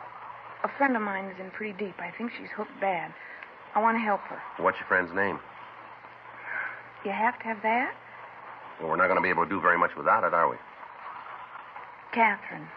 I can't give you her last name. I can't. How old is she? 15. All right, now what makes you think she's using narcotics? I just know, that's all. Well, that's a pretty serious charge. You must have some reason for saying it. I've got a reason. I've got good reasons. You think I'd go to the cops if I didn't have? You think that? What kind of narcotics do you think she's using? Heroin. You know that for sure, do you? Yeah, I've seen her take a fix. Where? Hmm? Where'd she take the fix? I've seen her do it in her room at home. A place near school up at Lewis Apartments. Louis? Louis Conklin. He got Catherine hooked. He's the one I want to see you get. How old's he? Oh, I don't know. I think around 20, 21. Where'd you meet him? Down at Balboa last summer. Catherine and me went down for a week. We met them then, Louis and Vince. You know this Vince's last name? I think it's Beal. B-E-A-L? I guess so. Now, these 2 boys, are they supplying Catherine with the heroin? Yeah, they got it for her. How'd you happen to meet them? First day we were down at Balboa, we went down to the beach. We saw them then. We didn't talk to them right off, not the first day. Uh-huh. The next day, they came over to where we were and laid down on the beach. They had a portable radio, and they were playing it loud. They were playing it real loud. Yeah. Well, Louis asked us if they had the radio on too loud, and we said no. Then we got to talking. All right, go ahead. We found out that they knew a lot of the kids that go to our school, so we talked about them. We talked and listened to the radio. Mm-hmm. Were either your or Catherine's parents with you? No. Catherine's father's got a friend who lives at Balboa all the time. We were staying with her. All right, go ahead.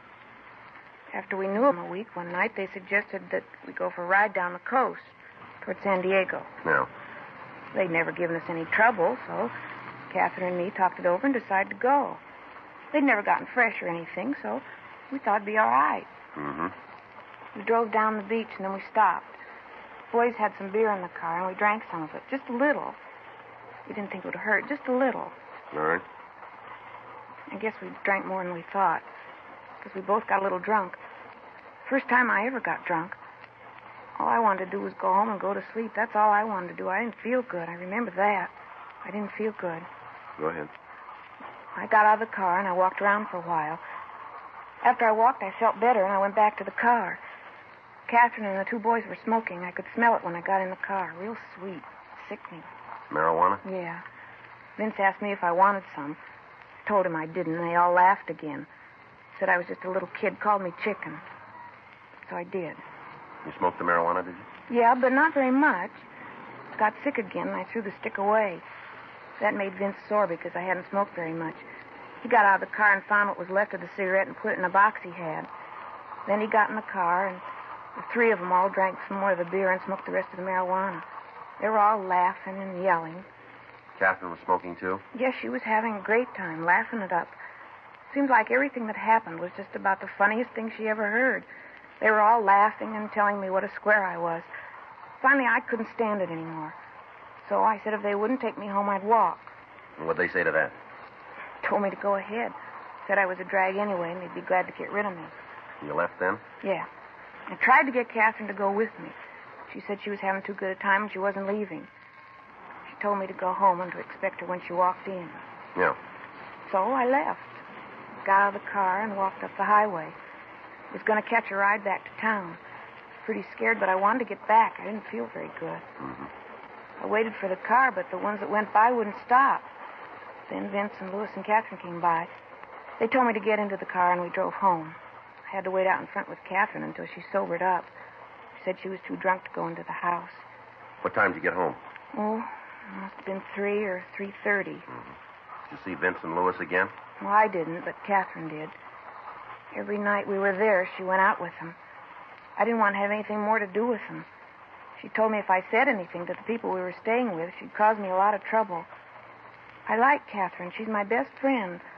I didn't want to see her get into any trouble. I thought when we left Balboa, she'd quit seeing the fellas. That's what I thought. She'd stop seeing them. Did she? No. When school started again, she was still going with Louis. I'd see her around the school, but she wouldn't have anything to do with me. Said I was a cube.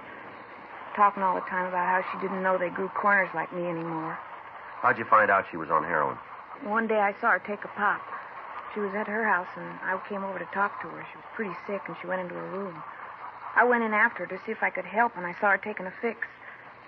After that, I didn't see much of her. I guess she didn't want me around, knowing she was hooked. When was all this? About 2 months ago. I've seen her a couple of times since. She looks real bad. Her parents know anything about the narcotics? I don't know. There's just her father. I don't think he cares much. If he does, he's not doing anything about it. I'm just telling you all this so you'll get Louis and Vince. They're the ones who started her. They're seeing that she gets the age. You know where we can find them? Yeah. Louis has a little apartment over in the Westlake area. You know the address? No, but I can show you where it is. All right. I just want to see you get them. Get them good. Mm-hmm. She was my best friend. Now she won't have anything to do with me. Nothing. Well, maybe we can straighten it out. What do you want to do now? Well, first we better get off this streetcar. End of the line.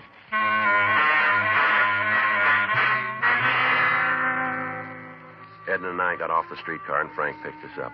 We stopped at a drugstore and put in a call to the office requesting that a policewoman be sent out to take the girl into custody. 10 minutes later, Officer Irene Gardner arrived, and the four of us drove over to the Westlake area. The young girl pointed out the building where she told us that Vince Beale and Louis Conklin lived. She gave us a description of the two suspects, and finally, after Miss Gardner had talked to her, she also gave us the full name of her friend, Catherine Pilgrim. We checked at the building and found that the two suspects occupied apartment 4G. Frank and I talked to the manager of the place, but she told us that the pair weren't in and that she didn't know when they'd be back. We returned to the car and told Officer Gardner to take Edna to Georgia Street Juvenile and hold her until we could get there. After that, Frank called the office and ran the names Vincent Beale and Louis Conklin through R&I. They both had misdemeanor records in California, and Beale had served time in the county jail for possession of narcotics. We called Captain Powers and told him what had happened, and then we returned to the apartment and set up a surveillance. At 7:25 p.m., we heard someone coming down the hall.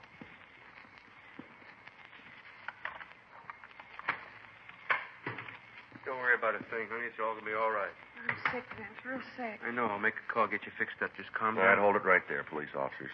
Hey, what are you doing in here? You got no right to break in like this. What's this all about? I gotta go, Vince. I got it. Hold it up, Miss Pilgrim. How do you know who I am? What are you gonna do? Don't say anything, Kathy. Don't tell him nothing. Turn around, Beale.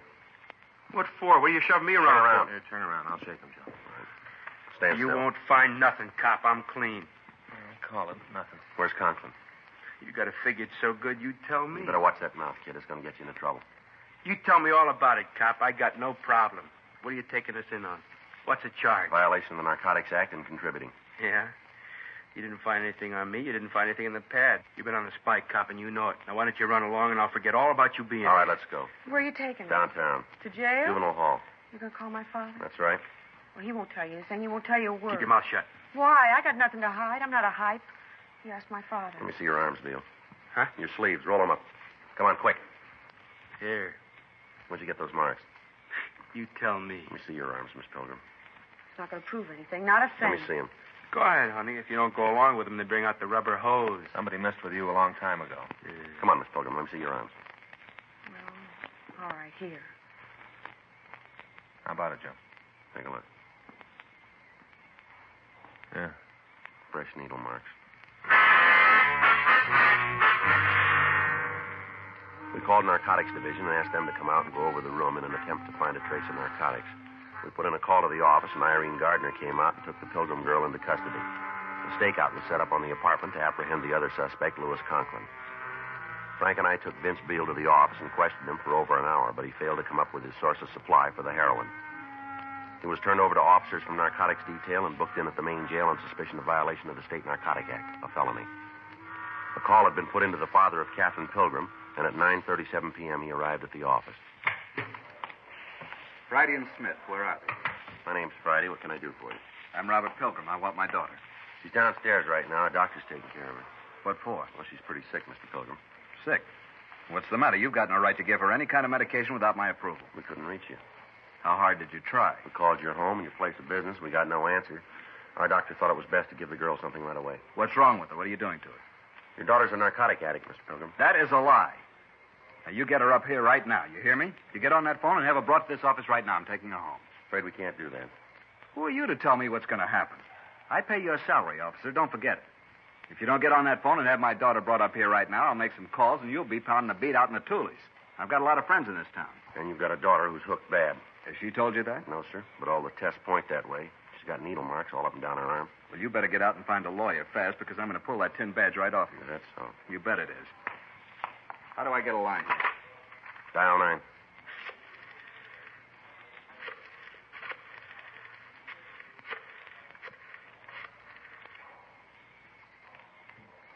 Hello, Jack. This is Bob Pilgrim. I'm down at the police station.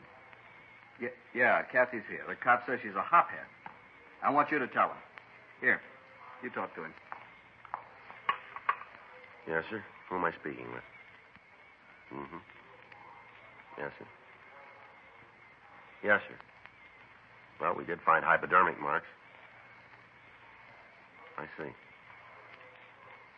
All right, sir, we'll be checking with you. Now you'll get my daughter? I'll have her sent right up. You want to come out in the hall, Frank? Yeah.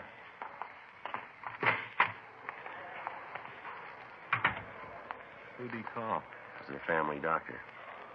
We might not have a case here. What's the matter? Well, the doctor says he's been treating the girl for the past 6 months. Yeah. Been giving her hypodermic injections.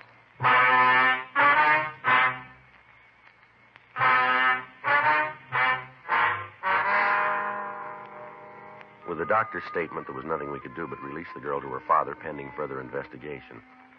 The parents of the teenager who had written us the first letter came to the office, and she was released to them. At 11:40 p.m. that night, we got word that the other suspect had returned to the apartment and had been taken into custody. He was identified as Louis Conklin, age 23. He was taken to the main jail and booked on the same charges as Vincent Beale. Their apartment was gone over, but no trace of narcotics was found. We questioned both suspects again, but they failed to cooperate with us. Frank and I checked out of the office and went home. The following morning, we drove out to see the doctor who had told me he was treating the Pilgrim girl. He said the girl was underweight and highly nervous and that he had been giving her vitamin injections. He went on to say that he'd stopped treating her 5 months previous at her father's request and that he had not seen the girl since then. February 11th, 10:24 a.m. We checked the car belonging to Vincent Beale. In the trunk, we found an expensive leather jacket.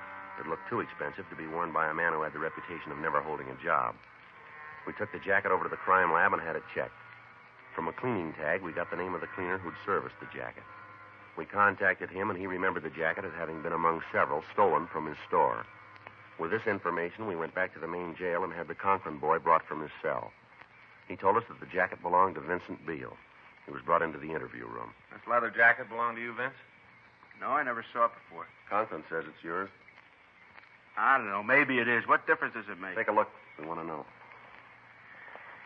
Yeah, it's mine. Where'd you get it? Where do you think I bought it? You know someplace you can get these without buying them? Yeah, the same place you picked this one up. Well, what's that supposed to mean? You know a man named Ted Hartman? Who? Ted Hartman. Ted Hartman. Never heard of him. He knows you. Maybe he's got a better memory than me. Says you used to work for him. Is that right? Yeah. Now, how about it? Maybe I did. I had a lot of jobs. The cleaner says you worked for him a couple of weeks last December. That's a long time ago. Says this jacket was stolen from him. Well, where do I fit? He thinks you stole it. He's crazy. He's sure enough to make a complaint. They'll laugh him out of court. Conklin says it's yours. I told you I bought it. Conklin wants no part of a burglary rap. What'd Conklin tell you? Maybe we ought to get your side of it, huh? What'd he tell you? I got a right to know. Look, he's going to make a beef like that on me. I got a right to know what he said. He wants no part of it. He lays it all on you. He's no good. I didn't figure for a guy I could trust. He did all right on the deal. Loot kept us both going. What do you mean? I thought he told you all about it. Yeah, well, we want to hear it from you. A lot of times stories get all mixed up. Now we want to get it right. Now, we knocked the place, but it was both of us. Lou was in on it all the way. Go ahead. We were scratching for H. We had it real bad. We needed some way out. I thought about the cleaning place. Figured we could score good. Well, we did all right. Took care of three of us for a long time. You, Conklin, and the Pilgrim girls, that it? Yeah, that's it. What were you shooting? Me and Lou kept it down. The Pilgrim kid, she built up fast. She was juicing 5 caps a day. I should have listened to Lou. He kept telling me to drop her, leave her alone. Yeah. There wasn't anything between us. It was just for laughs. And then all of a sudden she was hooked bad. We had to do something. We stole her jacket so we could keep her supplied. 5 caps a day. You know, that's a lot of H. I tried to break her down. I tried to cut her habit. I did what I could. You can see that, can't you? I did everything I could. How much was that?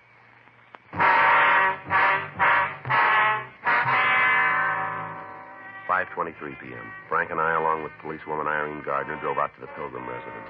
We went up to the front porch and rang the bell. Yeah. What do you want? I'd like to see your daughter.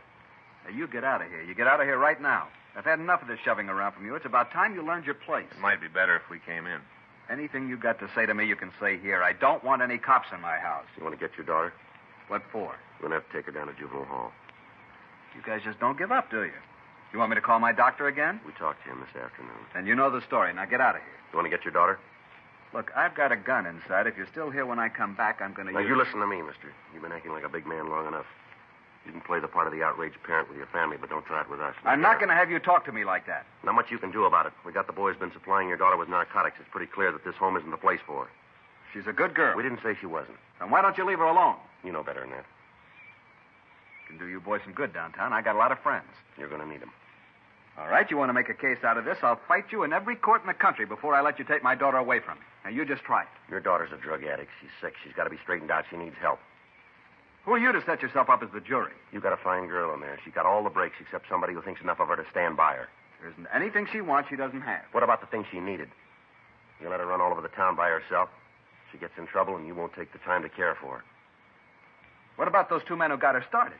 What are you going to do with them? They're guilty. If it hadn't been for those 2, this never would have happened. They'll be taken care of. You lay the blame any place you want, mister, but if you're honest, you'll keep it. What's going to happen to her? She'll be given medical attention. We'll do what we can. I can afford to take care of her. I've got the money. I'll hire the best people. I want her to have the best. Yeah. She's mine. I'm her father. I've got the right to take care of her. Yes, sir, that's right. Hmm? Why didn't you?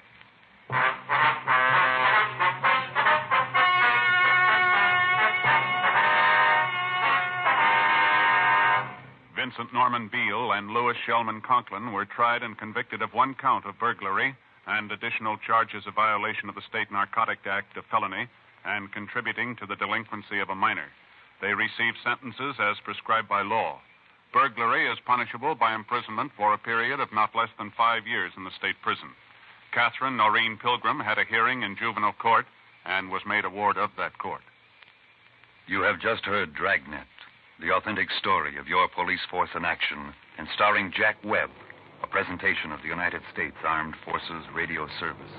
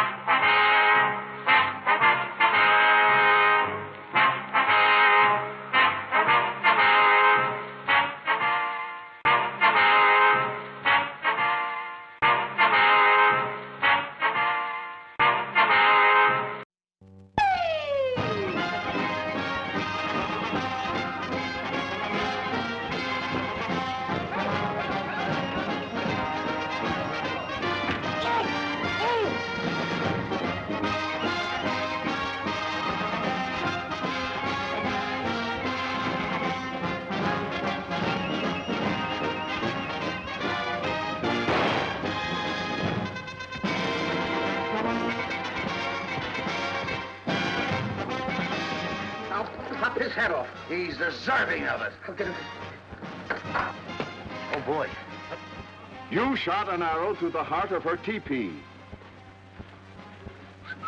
What a show of shows. What a super saga of laughs, girls, music, and excitement. Starring those mirth-provoking cowpokes, Abbot and Costello, in their funniest picture to date. Plus, the harmonizing of the Merrimack. He left her beside the Rio Tonto shore. Plus, the romancing of Dick Ferran and Ann Gwynn. Plus, rip-snorting action by that Western ace, Johnny Mac Brown. Plus, the music of the sensational sepia songstress, Ella Fitzgerald. A tisket, a tasket, I lost my yellow basket. And if that girlie don't return it, don't know what I'll do. Get a wedding license ready or else. Or else? I'm getting sick and tired of having those Indians threaten me. I'll give them 10 minutes to get out of town. Look! Look! Just in here. Yeah. My ass! Oh, come on, get going!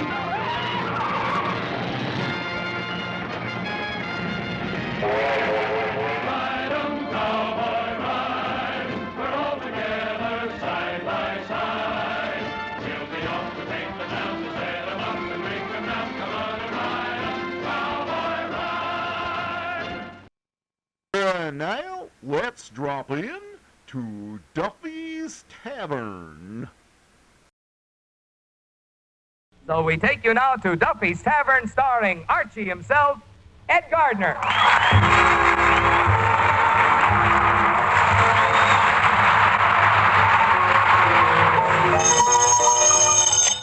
Hello, Duffy's Tavern. Where do you lead me to eat? Archie the manager speaking. Duffy ain't here.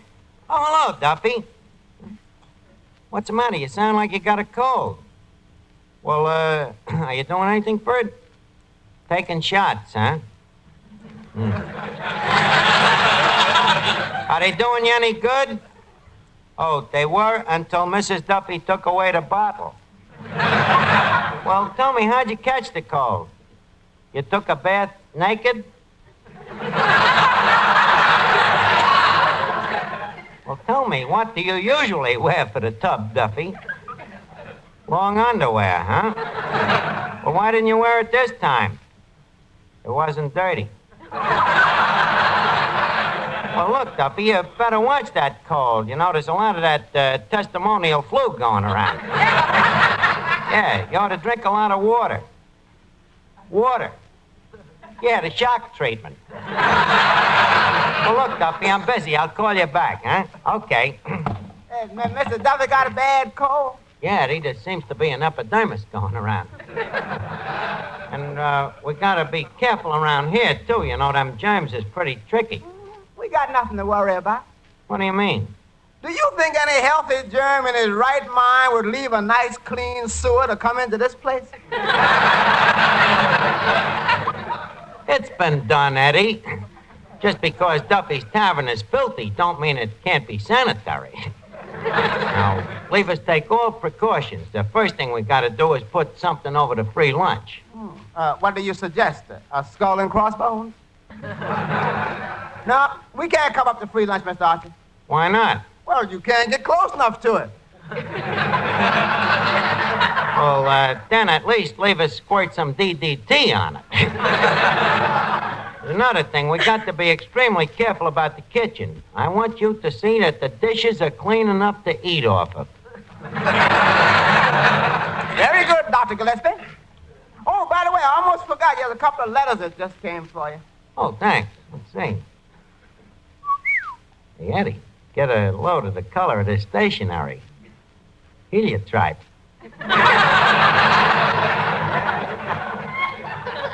Very fetching. Yeah, and get a snootful of this perfume.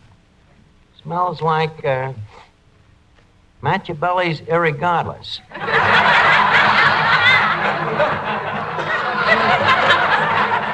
How about that, Eddie?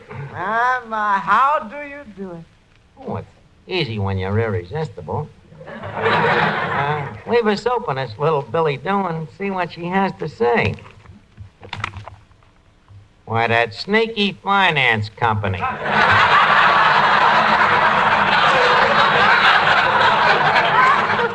And so our little Billy Doo turns out to be a Doo Billy. Very clever, Eddie. Not funny, mind you, but clever. Now, let's see this other letter. Oh, from Dave Hossinger. What a nerve he's got to write me. That dirty thief. That dirty crook. That dirty swindler. Dave Hossinger. You remember him, Eddie. That old pal of mine. You mean the one that sold you the lake in Central Park that time? The lake in Central Park. Eddie, I'm not that stupid. He just sold me the oyster beds. Yeah, well, what about the time he sold you that anchovy ranch? That might still pan out, Eddie. You know, the vogue for mink can't last forever. Now, the one that burned me up was that Fort Knox deal. $150 for a drill. Well, leave us see what the letter says. Dear Arch, to err is human, to forgive divine. That's all. Signed, Honest Dave. P.S. We'll see you Friday night.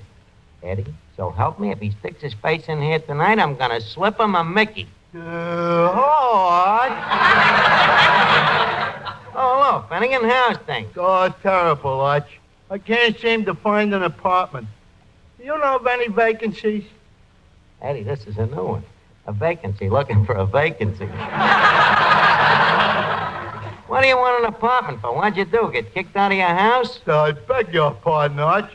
We was not kicked out. We was evicted. What's the difference? Evicted is with furniture. Oh, that dirty rat. Who? That landlord. Landlords is all alike, Arch. When you move in, it's, good morning, Clifton. May I help you with the garbage? Good evening, Mr. Finnegan. Can I help you find the keyhole? And let a year go by without paying your rent, and boom, you're out on the street. Wait a minute. You mean you're actually living with your furniture out on the sidewalk? That must be terrible. Well, it wouldn't be too bad if it wasn't for the servant problem. The servant problem? Yeah.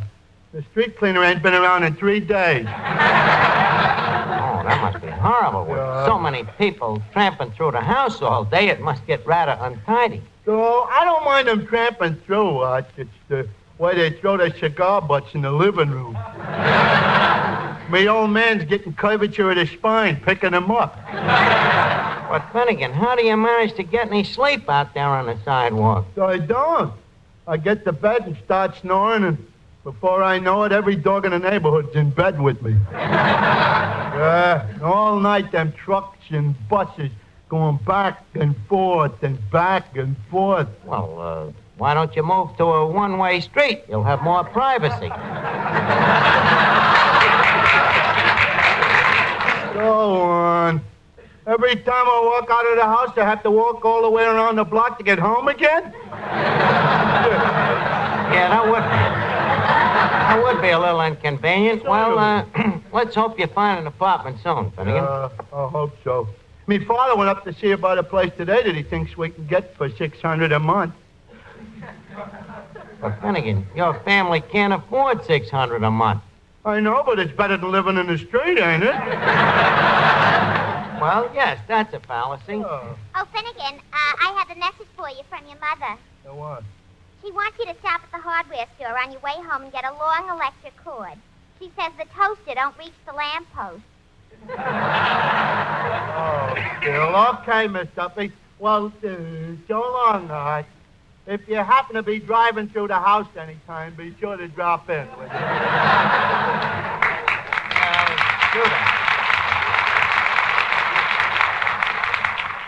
Ah, that poor guy. You know, it must be tough to have to live like a goldfish. But on second thought, he breathed through his mouth anyway, don't he?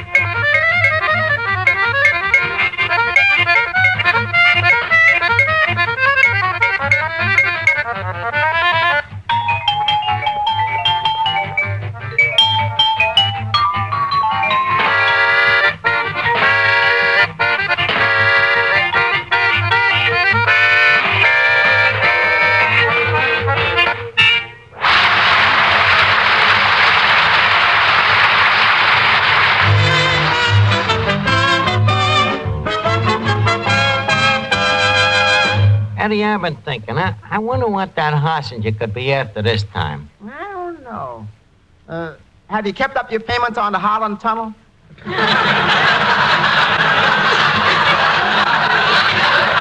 Please, Eddie, don't rub it in. Oh, wait a minute. Ain't that him coming in the door now, puffing on that big cigar? It couldn't be, Eddie. He couldn't have the nerve to come in here again. It must be him. Look at them smoke rings. Corkscrews. Yeah, it is him. I wonder what he's after tonight. Well, Archie, my old pal. Gosh, it's good to see you again, to be back here with real people, my people, the salt of the earth. Well, say something to me, Arch. Hello, you crumb. Archie, that's wonderful. What a clever welcome. Well, I intended to put out the welcome mat for you, but you stole it the last time you was here. Arch, you don't act like you're very glad to see me. Not glad to see you. Why, Dave, though, way my heart is going pitter-patter, I'm afraid I'm going to get Aunt Jemima pectoralis. Arch, old man, I'm afraid you're saying that with your tongue in your cheek. Well, with you around, it ain't safe to leave it hanging out. Arch, this attitude is very surprising. Now, come on, we're old friends. Tell me, what's on your mind? Since you are nothing but a low-down, dirty crook and a cheap, conniving thief. Oh, come on, stop beating around the bush. Tell me, old man, what's on your mind? You know very well what's on my mind. All of that dough that you swindled me out of. Oh, that. Yes, I have thought about it, Arch, and believe me when I tell you that every time I took money from you, it always hurt me. You must have been in constant pain for years. Well, I guess this is just what I deserve. But I ask you, Arch, as an old friend, to be a little forgiving. You know, life hasn't been a bed of roses for me. It's been an uphill struggle ever since I was born. Well, that's interesting. I didn't know you was born. I thought you was just paroled in the custody of your parents. Hear me out, Arch. As I was saying, I started out as an incubator baby, and... Even at that age, you was in the can, huh? You're bitter, Arch. Come on, old man. You must know that there's some good in me. Well, you remember my old mother, don't you? Yes. May she rest in stir. Now, look, Dave. No hearts and flowers tonight. You're dealing with dry ice. Now, put it on the line. How much dough was you planning to pot me out of? $4. $4? You must be slipping. That much you used to invest in me before you even put the bite on. What's the $4 for? A singer. I want you to give him a job here in the tavern. A singer for only $4. Now, look, Dave, you know very well for that kind of dough you couldn't buy one Andrews sister. Look, I smell a rat, and the wind is coming from your direction.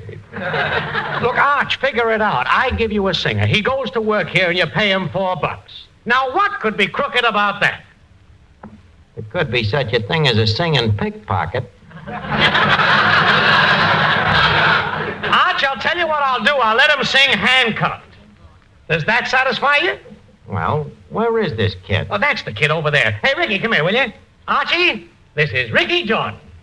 Hello, Ricky. Hello, Archie. Tell me quick, Ricky, where did you meet Mr. Hossinger? Well, he was in church one day, and I was singing there. Just a sec. Hossinger in church? Dave, you haven't finally gotten around to hustling collection boxes. Arch, I've been going to church every Sunday. That's what I've been trying to tell you. I'm a reformed man. Look, are you sure that you ain't been seeing too many Leo McCarey pictures? No, Arch, I'm on the level. Now, look, why don't you listen to this boy sing? Well, okay. What do you sing, kid? Just choir stuff, or can you kind of mellow a dig beat on a gut bucket? You see, Ricky, I told you you'd be dealing with a man who really knows his music. Oh, I don't know, Dave. Oh, come on. You can't deny that you're an expert. Well, no, that'd be foolish. I do admit that I know a little something about music. A little something? Listen to the man. You who predicted the success of My Old Kentucky Home? You who knew Petrillo when he didn't even have a union suit to his name? Well, should know something. After all, they didn't call me the Hildegard of PS4 for nothing. Oh, yeah, that's right. Say, what were you again, Arch? A tenor or a baritone? More of a second mezzanine. Very high voice I had, sort of a half Nelson Eddy. This is very interesting. Where did you sing, Archie? Huh? This is very interesting. Where did you sing? Well, for a while I sang with this Mexican band, Jose Horowitz and his Pitkin Avenue Cucarachas.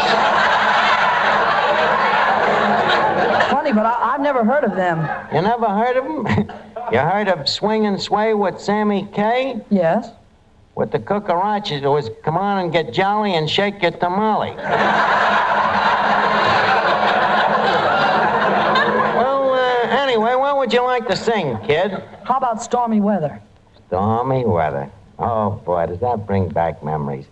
Now, I used to go out with this girl, Wheezy Willamette, and every time they play that song, she'd... Well, I guess there's no use being a cad.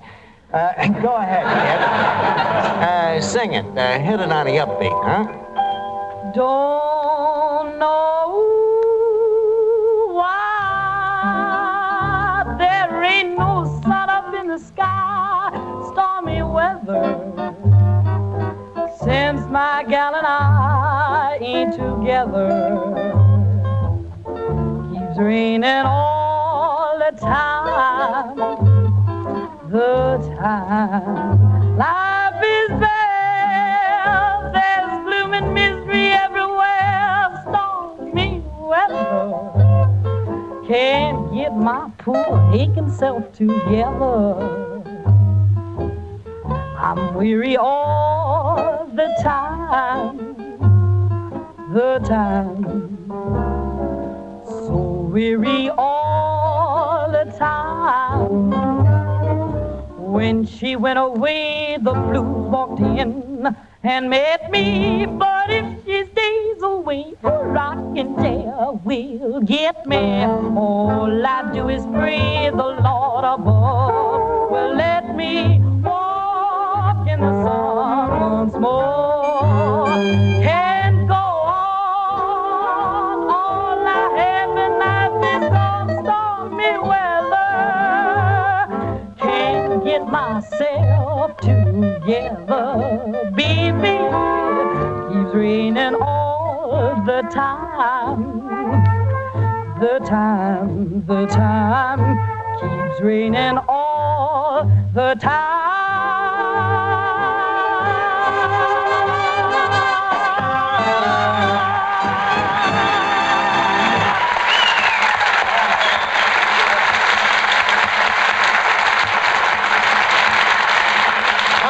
Was terrific, kid, really terrific. But as an old hand at this singing racket, I think I can give you a few pointers.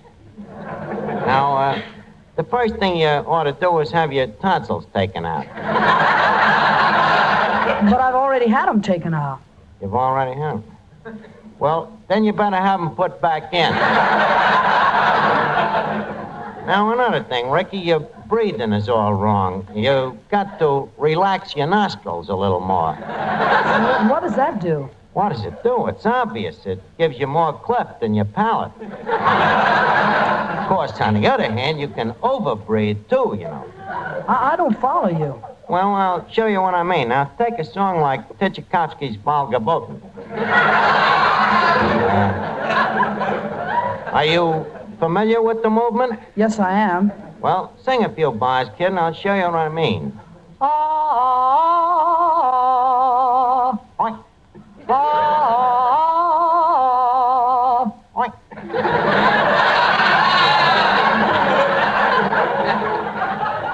You see, kid, it's all in the breathing. Well, what about the deal, Arch? Well, Dave, I think we might make a deal. No, I think you should, Archie. This boy's a terrific singer. Well, thanks, Mr. Miller. A good-looking boy, too. Nice, strong legs, slim hips, deep chest, broad shoulders, nice face.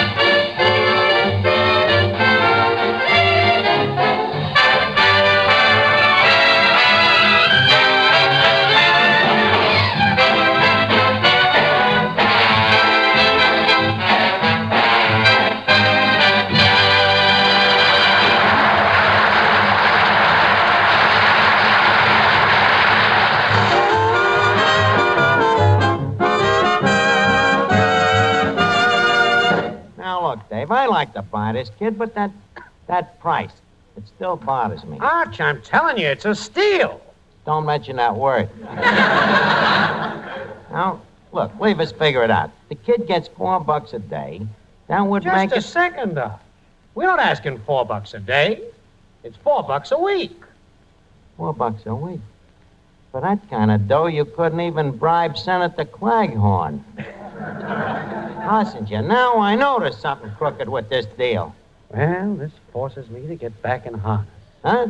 Arch, I can see there's only one way to deal with you, my old pal. I see I made a mistake in offering you this boy for $4. Well, certainly, Dave. What do you think I am, a dope? Now, what's the real price on a kid? Come on out with it, Dave. Give me the works. That's just what you're going to get, brother. Now, let's see. Crosby gets a $5,000. Now, when Ricky dubs in Crosby's voice, he gets... Wait a minute, Dave. You say this kid dubs in for Crosby? It's a little hard to believe. Oh, you can do it, Art. But why do they have to have somebody dub in for Crosby? Why? Did you see Going My Way? Yeah. Well, you know ordinarily when Bing sings, he wears those sport shirts with the open collar. So what? In Going My Way, he had to wear that tight collar. Oh. Need I say more? I see what you mean, Dave. A collar like that would constrict the larynx.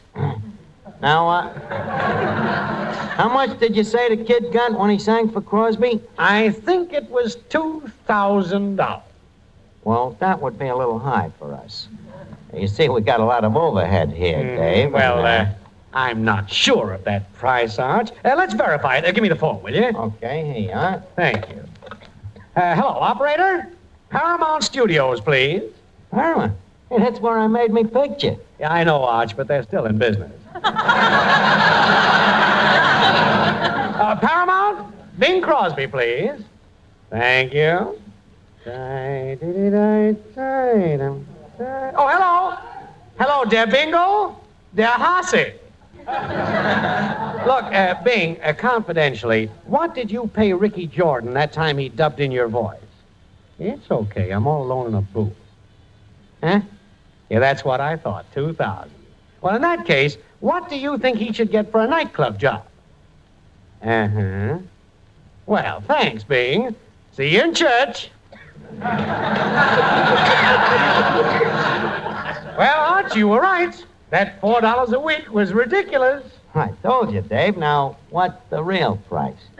$12. That's a little more like it. Okay, Dave, it's a deal. Here's the $12. Thank you, Arch. Well, I'll be seeing you. Okay. Hello, Duffy. Hey, did you hear that kid sing? Terrific, ain't he? And where did you hear the deal I made on him? Well, you see, Hassinger comes in here, and he wants $4 a week for the kid. So I start maneuvering, and I wind up buying him for a measly 12. Duffy, I'll call you back. Hassinger, come back here, you dirty crook.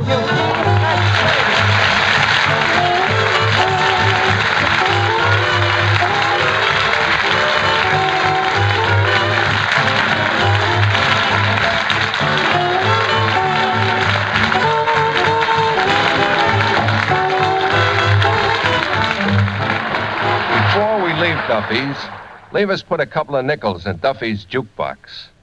The plat is spinning, the needle comes down. It's music.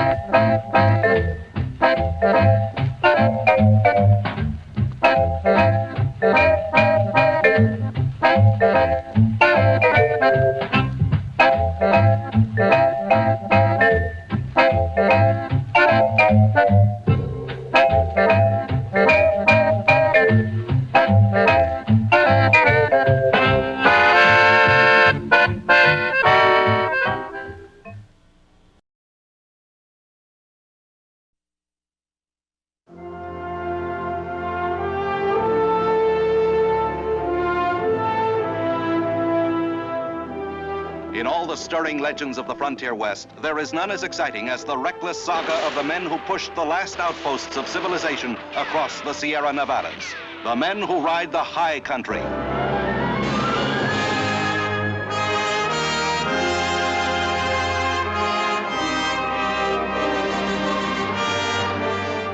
You add them all up, and I'd figure I was owed about all the gold we could carry out of these mountains. Looks like you've got a pretty good claim. Oh, it's a gold mine, honey. Why don't you come on over and take a look? The lure of gold and the lust for excitement held them together. Two of a kind when danger threatened, but miles apart when tempers blazed. You always fancied yourself faster than me. Draw, you damn tin horn! Everywhere, the wildness of the country seemed to get inside the people themselves.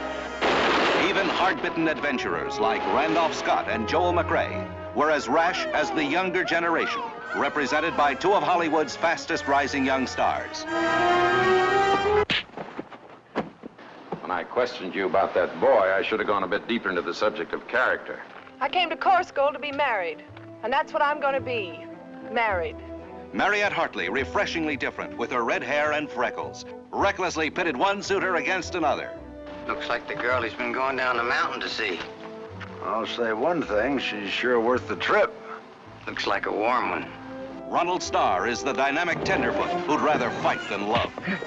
Go get him, Tiger. You're doing fine. There were few who could say who was bad and who was good, especially the two tall men who suited their actions to the era in which they lived.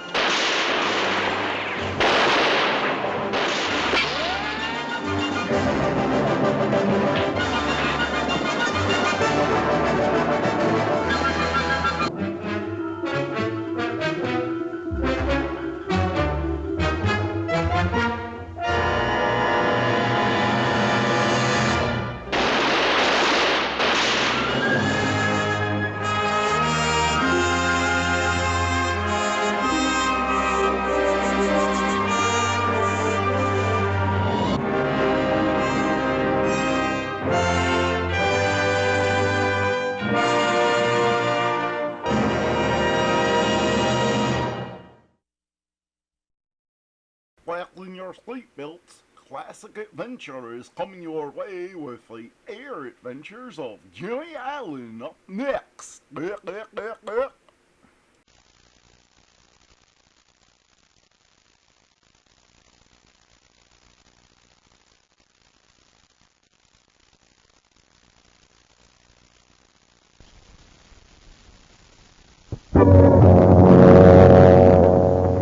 adventures of Jimmy Allen.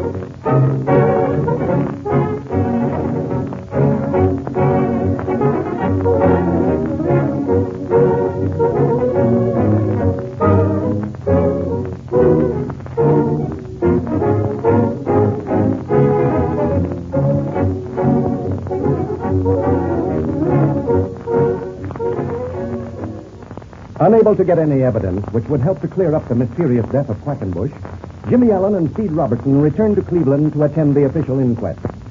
Speed discusses the case with Mr. Haley, government operative, who feels that Jimmy is placed in a critical position because of lack of evidence. The inquest opens, and Speed makes a stirring plea on behalf of his great friend, citing his fine reputation and honorable record.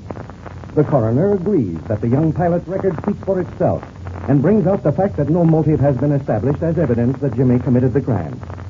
He is about to render an open verdict, which would automatically clear the youngster, when a man arises in the courtroom and makes the startling announcement that Quackenbush was robbed and murdered by Jimmy Allen, and that he can prove it.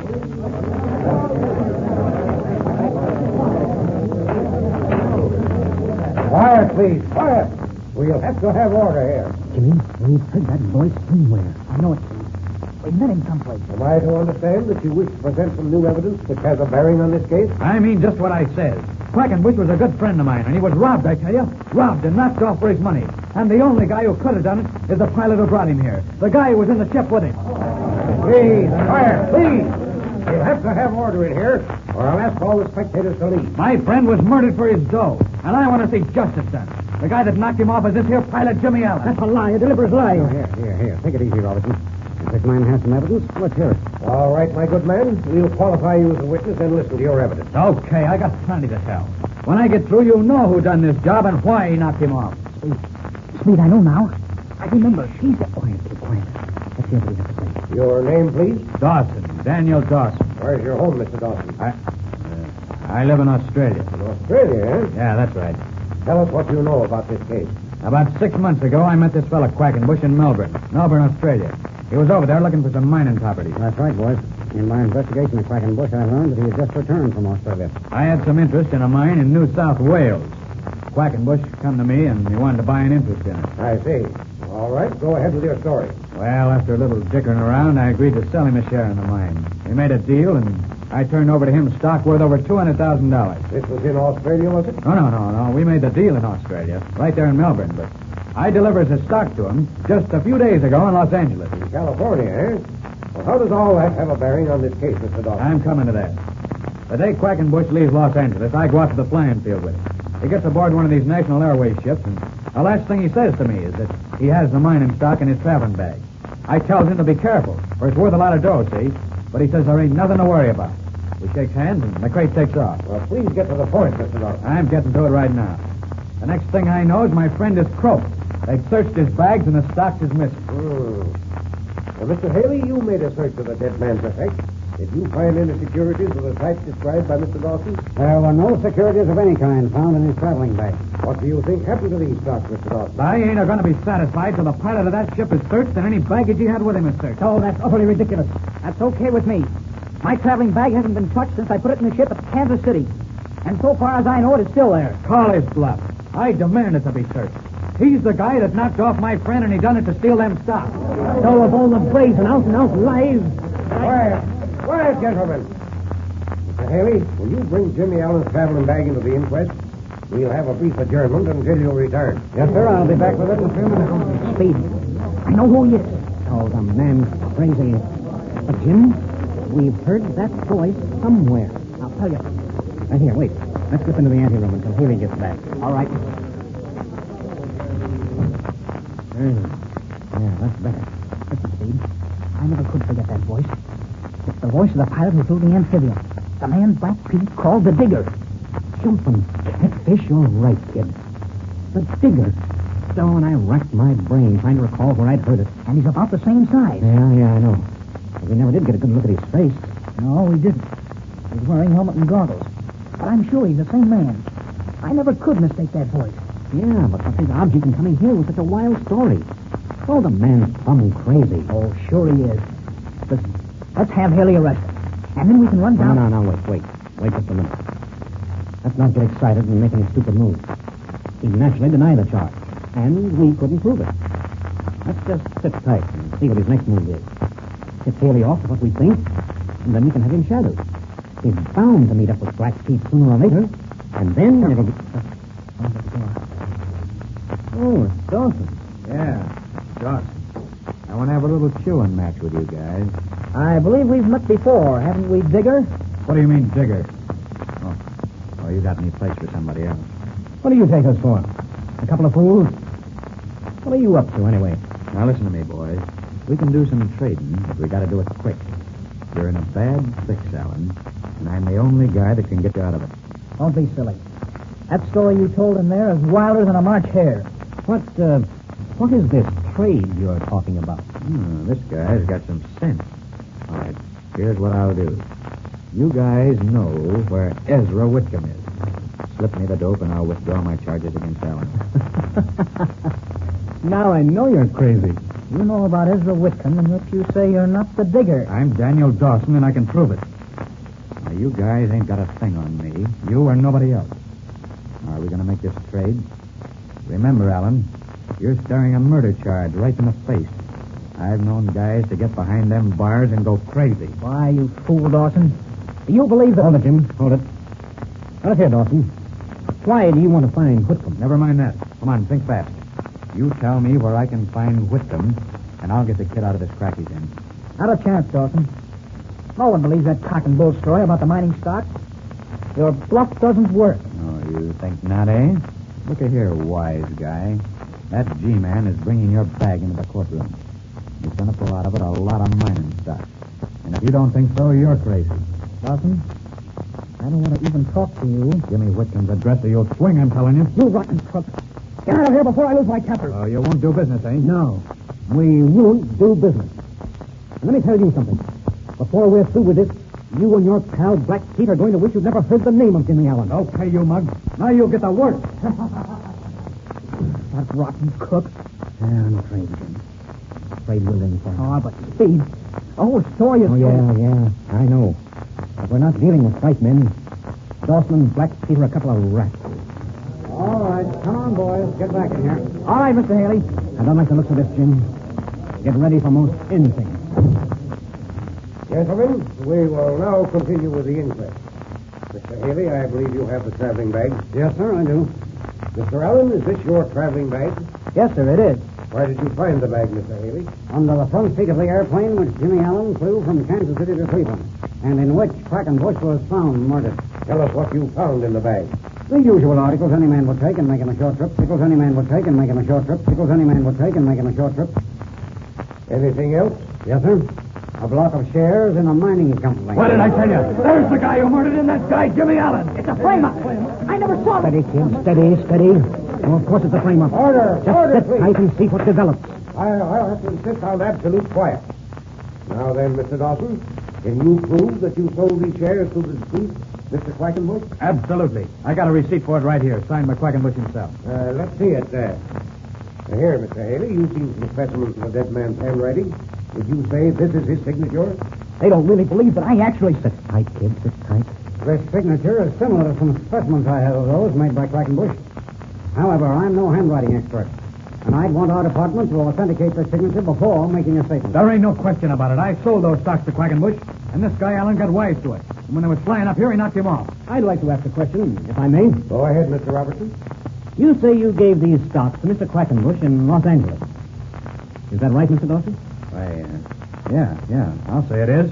And you were out on the airport with Quackenbush just before he took off for Kansas City? Sure I was. How did you get to Cleveland, Mr. Dawson?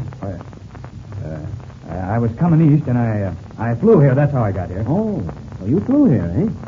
Do you have your own ship? Say, what's the idea? You ain't running this inquest. Answer the question, Mr. Dawson.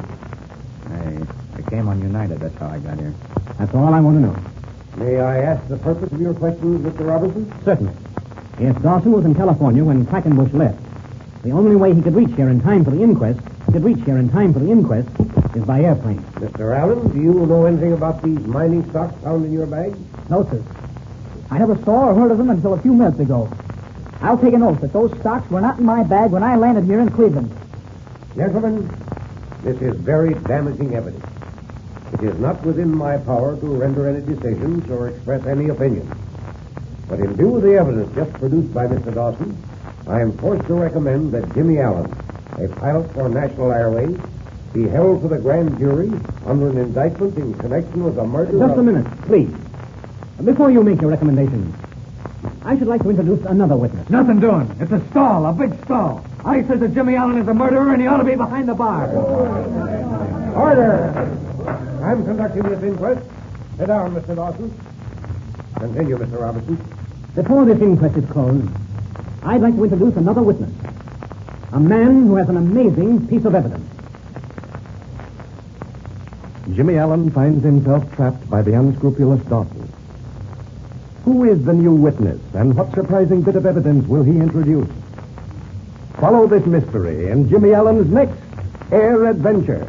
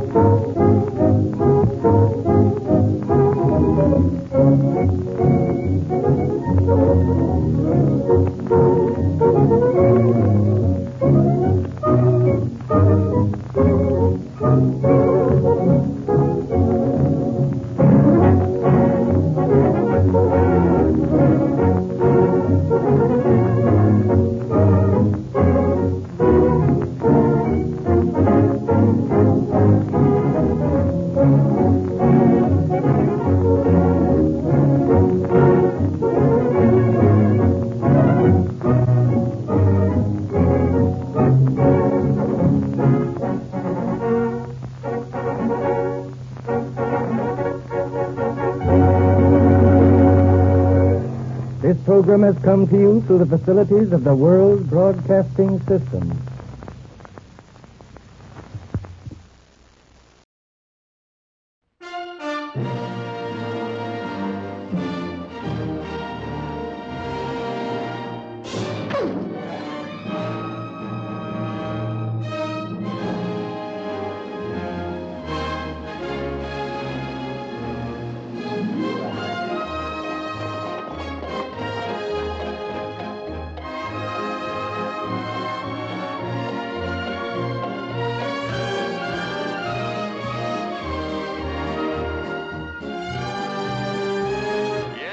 Never be another like Rio Bravo, with its thundering story of raw courage against overwhelming odds, and its once-in-a-lifetime combination of today's hottest star names.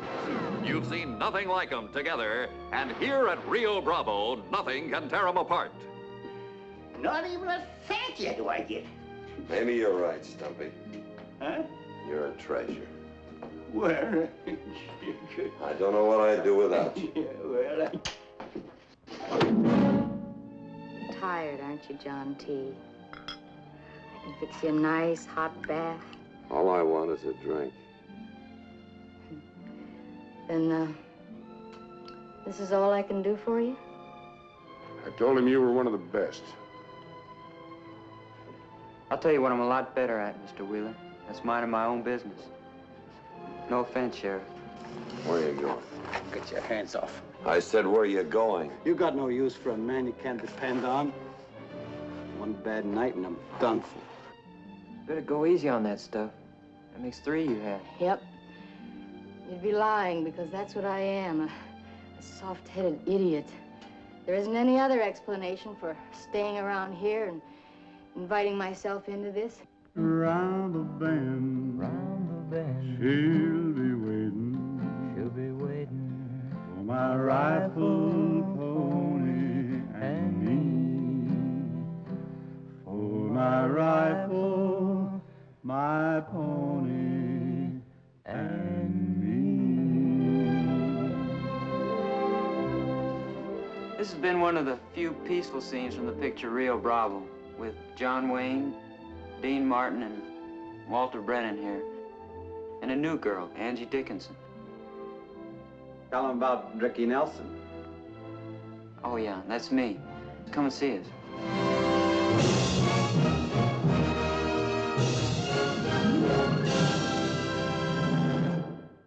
Hey, man, how about we check in with Fibber, Magee, and Molly next? That sounds good to me. The Johnson Wax program with Fibber, Magee, and Molly.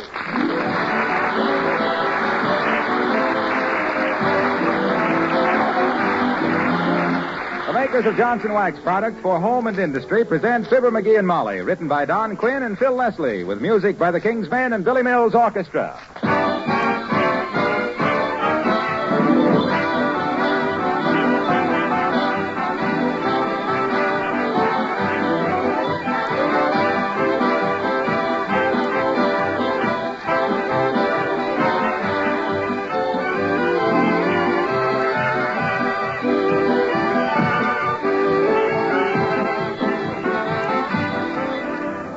You know, it's not so long ago that Saturday was best known as Bath Day for the kids and Baking Day and Floor Scrubbing Day for their mothers.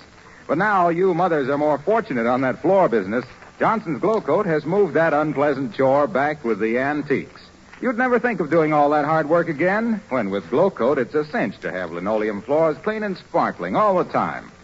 Glow Coat saves work, first because it needs no rubbing or buffing. You simply apply and let dry. It saves work also because it's so easy to keep a glow-coated floor clean and beautiful. Spilled things are wiped up with a damp cloth in a jiffy. Besides saving you work, self-polishing Glow Coat saves your linoleum, makes it last ever so much longer because it protects against dirt, wear, and moisture. And, of course, a beautiful floor protected with Glow Coat makes your kitchen a more cheerful room to work in.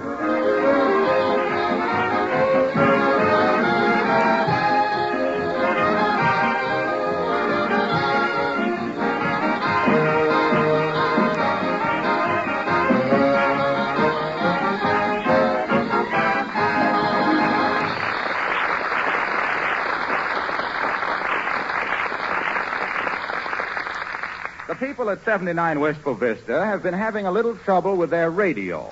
All week it's been going...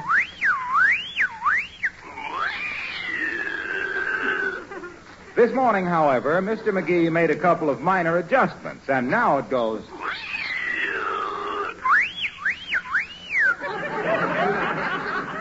But never one to give up until something is either fixed or ruined. He's still in there fighting as we meet... Fibber, Magee, and Molly.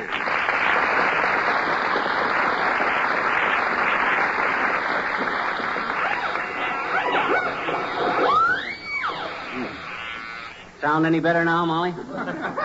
If I wasn't so fond of you, dearie, I'd say that every time you touch that thing, it sounds worse. Well, I think I've located the trouble. I think it's got a grid leak. Shall I get a pan to put under it? I guess you don't know much about electricity, Snooky.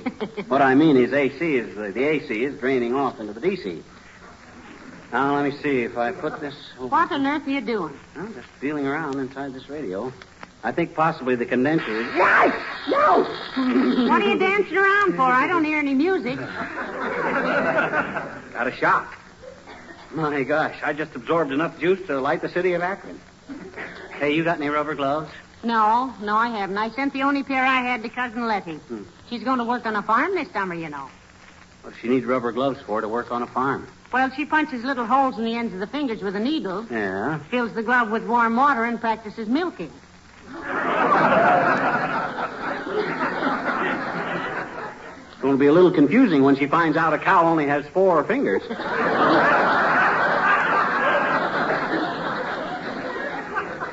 Oh, well, I guess I don't need it anyway. Now, let's see. Where's my pliers? In your left hand. Well, what'd I do with my left hand? Oh, okay.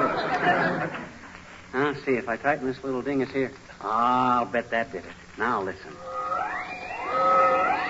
And as Mr. Starling says at the Yalta Conference... My. Isn't Russian an interesting language? I think maybe I better take the whole radio apart. Oh, dear. Unplug the plug out of the wall plug, will you? Thanks. Now to work. Here we go, laughing and scratching. I still think we ought to call a radio repairman, Magee. No, it'd take too long. There's an opera singer on tonight that I don't want to miss. Gloria Pizzicato. On that Gilly Garden Hose program. Why, she can't sing. She's only on that program because her husband is Mr. Gilly. And she only married him because he manufactured hose. She not knowing it was garden hose. She's positively the worst. Oh, Oh, hello, Alice. Hello, Mrs. McGee. Hello, Mr. McGee. Something wrong with the radio? Yeah, a tube's burned out or something, Alice. Oh. Tuned in the Andrews sisters last night and could only get 2 of them. Plug it in and let me hear it, Mr. McGee. Okay. I'll see if we can get that program Molly likes. Joyce Jensen, Girl Gopher Hunter. Oh, yeah. That's the one.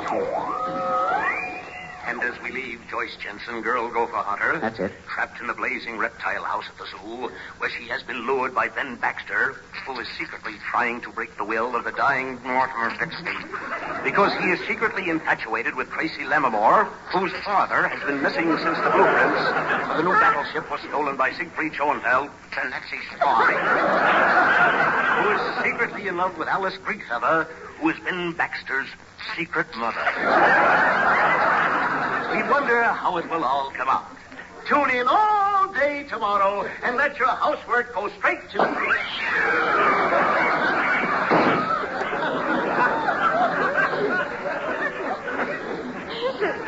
Sounds like your condenser was shot, Mr. McGee. Sounded more like the announcer was, Alice. And none too soon, Edie.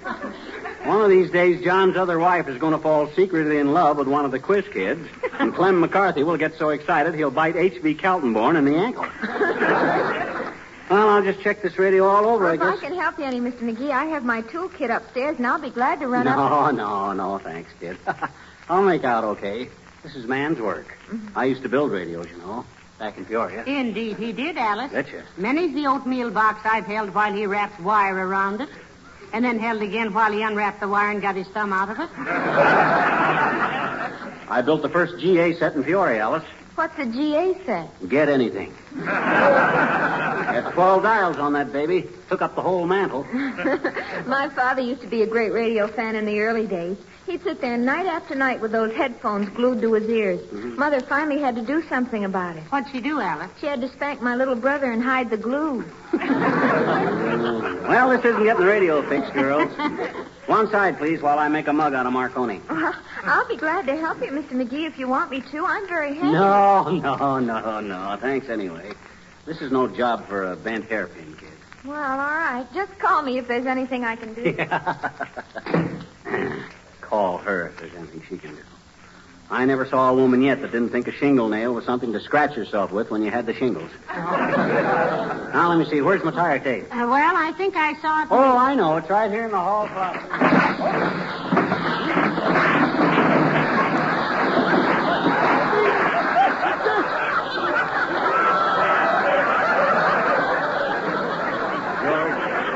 One of these days, I gotta straighten out that closet.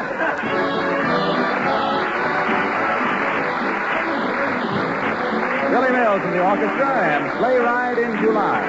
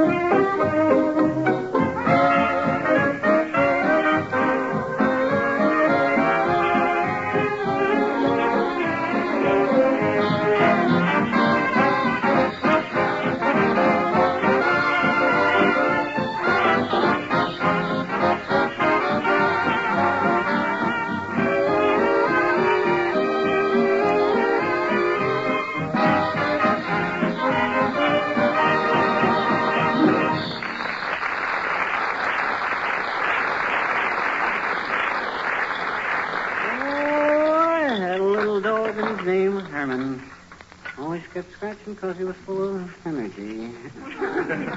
Now, let me see. Where's my tack hammer? Oh, here. That's it. Oh, I bought some little rabbits from a guy named Myers. They couldn't do long division, but were great multipliers, please, Molly. There you are. Thanks. Are you getting any place, dearie? Well, I think I know where the trouble is. You see this tube? Hold it up to the light. That's it. What do you see? A lot of little fine wires. Exactly.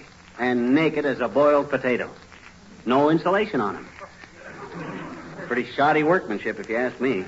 Well, how do you get the little wires out of the tubes to wrap them with the insulation? Break the glass. Yes, but maybe... If them little wires were properly insulated, they don't need any glass around them, see? Another thing is here, you got to have these things... Hello, folks. Oh, hello, Mr. Wilcox. Hi, Junior. Fixing the radio? Now, there is an intelligent question. Got my hands full of tools and the radio scattered all over the joint, and he asked me, am I fixing the radio? No, Junie, I'm up on the roof, measuring the chimney for some new soot. Don't be sarcastic, Magee. It was a natural thing to ask. Just what was wrong with the radio, pal? Can't say exactly, Junior. All I know is I don't get what I tune in for. Well, some program you particularly want? Yes, he wants to hear that opera singer, Gloria Pizzicato, over WVIS. Gloria Pizzicato? Yeah. That babe couldn't hit high C with a bazooka. I used to have a Model T Ford with a worn brake drum that could sing better than she can. Now, look here, Junior. Don't tell me who to listen to and who not to listen to and who to. Besides, I've heard you sing. And your lower register ain't fit to dry a pair of overshoes on. You got the rhythm of a spavined horse in a cobblestone alley and a tonal delicacy of a dentist drill. You must have trained with a busted windshield wiper for a metronome, accompanied by a sweet potato that was left too long in a damp basement. Oh, I could say more, but I don't want to hurt your feelings. Thanks. I guess Magee didn't know you used to sing in Chautauqua, Mr. Wilcox. Didn't you, pal? Sure. Fink's Mules used to be in vaudeville, too. But they took their last bow in a glue factory. So if I want to listen to Gloria Pizzicato tonight, I'm going to listen to Gloria Pizzicato tonight. Catch on? Well, they're your eardrums, chum. Suit yourself. Say, I know where you can get that fixed in no time. Where, Mr. Wilcox? My cousin's a radio repairman, Big Freddie Wilcox, at 14th and Oak. Oh, my God. Say, incidentally, you know what Freddie told me about a radio? What'd he tell you, son? A very interesting thing. Parlor trick, sort of. Uh-huh. He says if you turn your radio on, and while it warms up, you talk into the speaker and turn it off, it will play your own voice back to you when you turn it on again. Well, heavenly days, I never heard that before. Here, let's try it. Turn it on. Okay. Now, I'll talk into it fast, shut it off, and turn it back on again and hear my own voice repeat what I said. Isn't this fun, Now, no? go ahead, Junior. Talk to it. Okay. This is Harlow Wilcox speaking. Big Harlow Wilcox. Oh, yes. This is Big Harlow Wilcox speaking for the makers of Johnson's Wax. Closer into the speaker, Harlow. All right. I am just reminding you again that Johnson's Wax is the finest protection money can buy for your floors, furniture, woodwork, picture frames, leather goods, and 100 other things you want to guard from dust and dampness, scratching and smudging. Better cut it short, Mr. Wilcox. This is a very dumb radio and won't remember very much of what you said. Remember Johnson's Wax when you want to protect your fine possessions against dryness and dampness, wear and tear, use and abuse. Now, shut it off. Quick, pal. Now, on again. Huh? I don't hear a thing. Well, I'll be darned. What do you know about that? I don't know anything, Waxy. But I suspect aplenty. I got a sneaking suspicion that I you just... told Freddie I didn't think it would work, but he kept insisting and insisting. I'm going down and tell him right now. See you later, folks.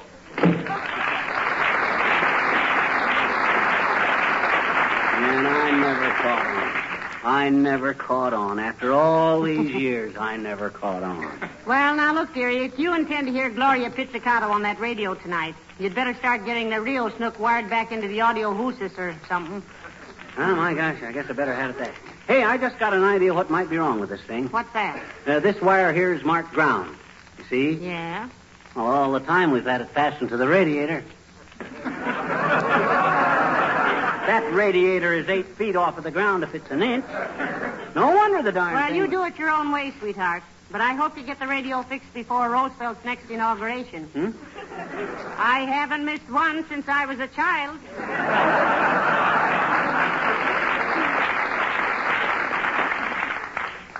Well, I've got to go out in the kitchen and see how Beulah's coming along with the dinner. Okay. There goes a good kid. She knows when it comes to repairing a radio, I don't know an aerial from a rheostat. But does she say anything? No, sir. But does she think things? Brother, you got no one? Come in. Hi, mister. Oh, hello there, Teeny. Rest your rompers on the rug there and watch Uncle Fibber set the radio industry back 15 or 20 years. What you doing, mister? What you doing? What you? To the world at large, sis, I'm fixing the radio. But strictly between us kids, I wish I knew. I love to listen to the radio, I bet you. I like Bing Crosby. He sends me. Well, I wish he was here now. I'd ask him to do it. See, if I move the octostat near the flanellium here, it ought to make the variations more sanitrite. Seems to me. See, I wish I was smart enough to take a radio all apart. You, eh? Hmm? I says you do, eh? Do what? You wish you were smart enough to take a radio apart. I know it. And if I was that smart, I'd be too smart to do it, I bet you. Oh, yeah? Well, if you're so smart... What makes the radio work, mister? What does? Will you explain it to me, mister? Will you, please? Why, Teeny, do you mean to sit there with your little pigtails on the wrong end of the little pig? And tell me you don't comprehend the nature of the wireless? No. Close your mouth and open your eyes, and I'll tell you something to make you wise. Now then, what happens when you turn on your radio? It makes a kind of a little click, and then the little light turns on. Exactly. And way out in the ether, Mother Nature hears that little click. Oh? And quick's a flash, she calls in all her little kills and megs and says, radio turned on a 14th note, whistle vista. And all the little kills hop onto their kilocycle. And all the little megs hop onto their megacycles. And they race away as fast as their little fat wavelengths will carry them. You know what a wavelength is, sis? Sure I do, I bet you. 5 feet 2. How you figure that? My sister is a wave, and that's her length. Well, sir, all them little kills and megs ride along on their kilocycles and megacycles till they see that little light that shines in your radio. Oh. Yes, sir. And then they hop off and into the back of the radio. That's why they always leave the back part of a radio open. And quick to wink, they decide who's going to be music, who's going to be dialogue, and who's going to be announcers. And if any little meg or little kill has got a bad cold, they let him be the static. Well, sir, then you hear the music and the dialogue and the commercial, which is when everybody turns the radio down and rushes out into the kitchen for a bottle of root beer before the music comes on again. Boy, that was a wonderful story, mister. I thought so. Gee, poor Mr. Marconi. What do you mean, poor Mr. Marconi? To think he spent his whole life laboring under the delusion that radio was based upon the utilization of electromagnetic waves, converted into electrical impulses known as audio frequency currents and amplified by means of the vacuum tube through a diaphragm or loudspeaker. Gee, if he had only known. Oh, poor Mr. Marconi. The King's Men singing Leave the Dishes in the Sink, Ma. Paul started running when he heard the whistle blow. The postman brought a letter, an airmail from our Joe. It says he'll soon be home again from far across the blue. And Pa took off his apron and hollered out, "Yee-hoo! Leave the dishes in the sink, Ma, leave the dishes in the sink.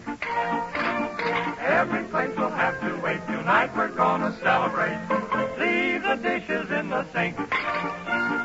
Pa started jigging, and he cried, "Ma, shake a leg. I'm going to the cellar. There's cider in the keg. Bologna's in the icebox, and there's cheese and pickles, too. We'll call in all the neighbors. Tonight's our night. Yee-hoo! Leave the dishes in the sink, Ma, leave the dishes in the sink. Every place will have to wait. Tonight we're gonna celebrate. Leave the dishes in the sink."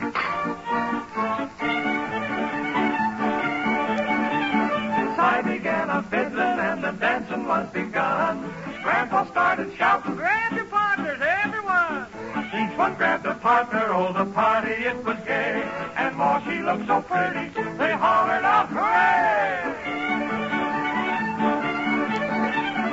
While they all were having fun, the door flew open wide. Everybody stopped when G.I. Joe stepped inside. Pa and Pa, they grabbed him just as happy as could be. But Joe, he saw the dishes and hollered out, Ma, I washed them in the Army. I'm a terrific KP. Oh, leave the dishes in the sink. Joe, leave the dishes in the sink. We'll break them to commemorate the day. Pa really never liked them anyway. So leave the pieces of the dishes in the sink. Hooray!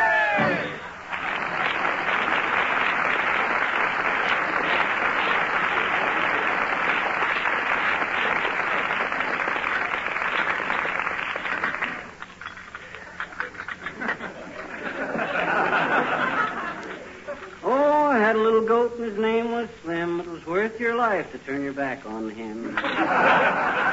Hey, Molly, where's my pliers? In the cuff of your pants, dearie. Oh, yeah. I put them there so I know where they were. Oh. I got to cut a hunk of this wire off. Is there a knife there? Well, I don't see any. Ask Beulah to bring me a small kitchen knife, will you? Certainly. Why leave it out in the kitchen where it'll just get ruined peeling potatoes and apples? Yeah. Oh, Beulah. Beulah. Somebody bawl for Beulah?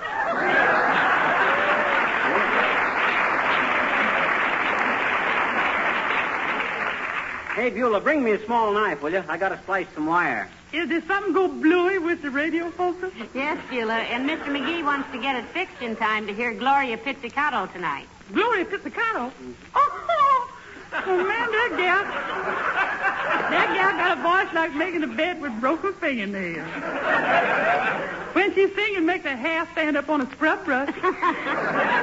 We won't discuss my musical taste, Beulah. No, sir. Excuse me, sir. Well, it's a good thing we won't, dearie. I happen to know that your idea of fine music is hearing the curse of an aching heart played on a musical saw. Oh, yeah? Well, I like imitations of a locomotive played on a banjo, too. And believe me, that ain't easy. You mean it ain't easy to like, sir? I mean it ain't easy to play it. Oh. You said you played the piano, didn't you, Beulah? Yes, ma'am, but not so much anymore. Housework and hotshot ain't strictly compatible. Music is like chicken pockets. Oh, you got to keep your hand in or you don't get no place. You can say that again. Yes, and music is like chicken pockets. Got to keep No, your hand no, Beulah. He means you're right. Oh, thank you, sir. And you wishes me to bring you out a little Perrin knife? Yes, if you'll be so good as to. When I get through with this radio, Beulah, it'll tune so fine you can hear Mr. District Attorney filing a brief. Yeah, Mr. District Attorney filing. What is the mail thing?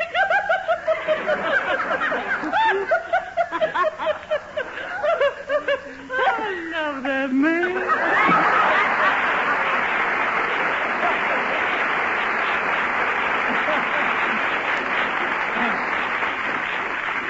Look, dearie, I won't mention it again after this, but why don't you just toss all those parts into a pillowcase and haul them down to a radio repairman? No, sir. I can handle this with... Just some knives, sir. Thank you, Beulah.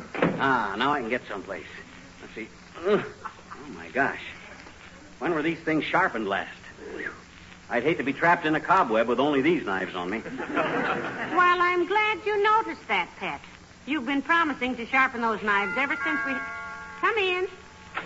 Hello, Molly, my dear. Oh, come in, Dr. Gamble. Hi, Doc. Hello, my boy. Well, what are you up to now? My clavicle in this radio. Pull up a chair and I'll show you a few of the finer points of radiotronics, Gamble. Finer points of what? Radiotronics. Spell it. Skip it. The radio has been acting up, Doctor. I wanted to send it to a repairman, but himself here thought it was a waste of money, so... Oh, it is, my dear. It is a waste of money. Sure. Unless, of course, you plan to use the set again sometime. I suppose you're throwing this one away when little Fumblefoot gets through playing with it. What do you mean, throw it away? Stick around, wise guy, and I'll show you how... Hey, you got your satchel there? Let me have a scalpel a minute, will you? Why, certainly.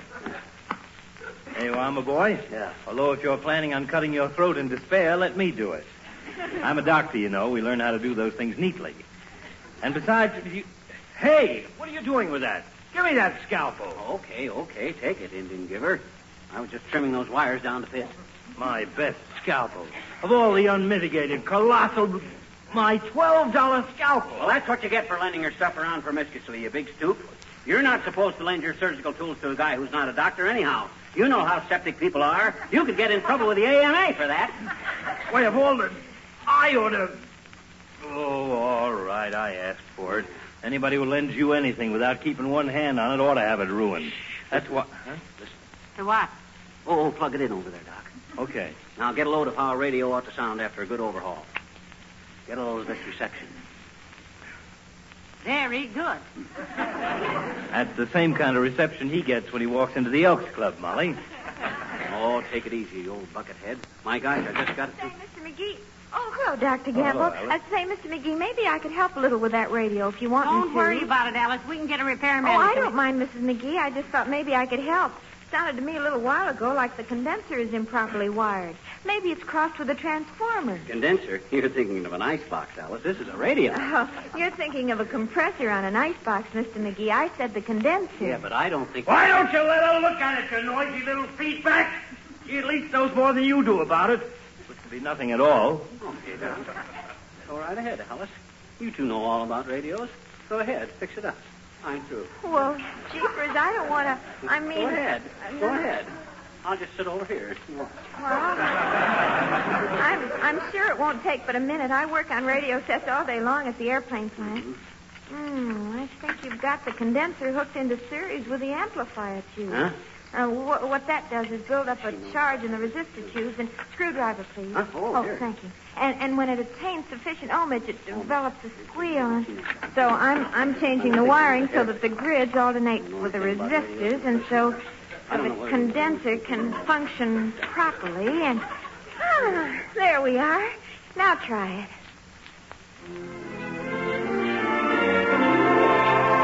Why, Alice, that's wonderful. Clear as a bell. Shucks, she only did what I was starting to do. Only she's got smaller hands. She can reach in farther. Oh, hey, it's time. Get Gloria Pizzicato. It's time for her to be on. WBIS, Alice. Oh, all right. Here. Pizzicato with her first number this evening, Why Do I Love You? Ah, just got it in time. Why do I love you? Why do you love me?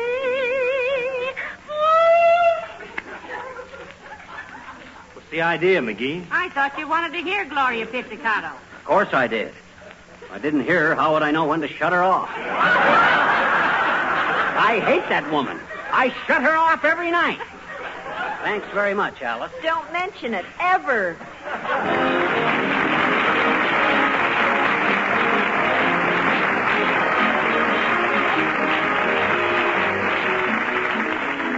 If one of your friends said to you, I keep house with wax, would you know what she meant? Well, if you went over her home room by room, I think you would. Because in every one of those rooms, from the front door through the kitchen, you'd find wax protection, wax polished beauty. Floors that grow lovelier with every application of Johnson's wax. Tabletops, sideboard, chair arms that gleam with wax protection, that are so easy to keep clean and sparkling. Windowsills that are not afraid of a sudden shower. Venetian blinds, picture frames, leather articles, lampshades that wear a coat of Johnson's wax proudly.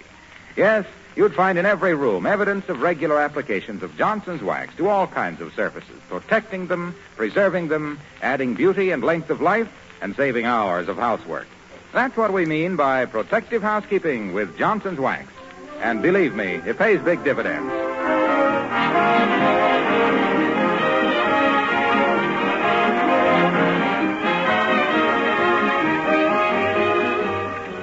What are you going to do with all these parts Alice had left over, McGee? Throw them out and be thankful we haven't got a television set. Why? Imagine getting that put back together and having 3 faces, 2 bodies, and a piccolo left over. Oh, dear. Yeah. Good night. Good night, all.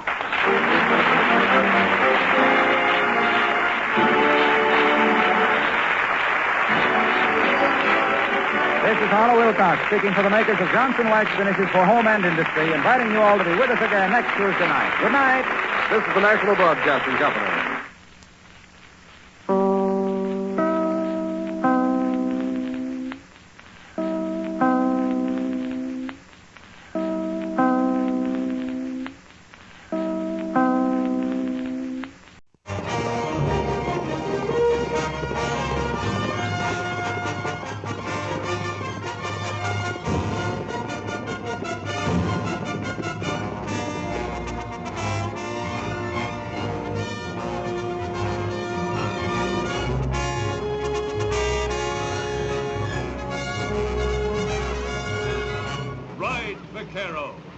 the powerful and dramatic story of those bold and courageous pioneers who brought civilization to the banks of the Rio Grande. Their untold story is one of thrilling moments, of exciting, daredevil adventure, oddly mixed with the tenderness of romance. And with it all, the lust and fire of rough and rugged conflict. For to live, a man or a woman must fight.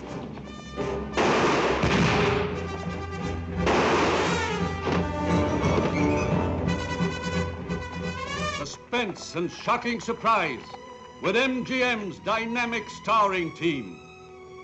Robert Taylor as the quiet and deadly outlaw Rio, a completely different role to follow his worldwide success in Quo Vadis and Ivanhoe. Ava Gardner as Cordelia, a woman beautiful to see, but unpredictable and dangerous to touch. I've never been beyond those hills. What's over there, Rio? Escada. What is he? What kind of a man is he, Rio? The worst. This is what he lives by. It's his way of life. The bullet. This one's silver. He gave it to me once as a present. Yes, Escada's the kind of man who cannot live without power and who cannot get it without destruction. Will you take me to him? The strong will fight the strong, Senora, for the possession of the weak. You see, it's not a personal matter at all. And the meek will never inherit the earth. Only 6 feet of it, Senora. Tell me again. Tell me again before I kill you for saying it. My life, Senora, means little to anyone. Less to me.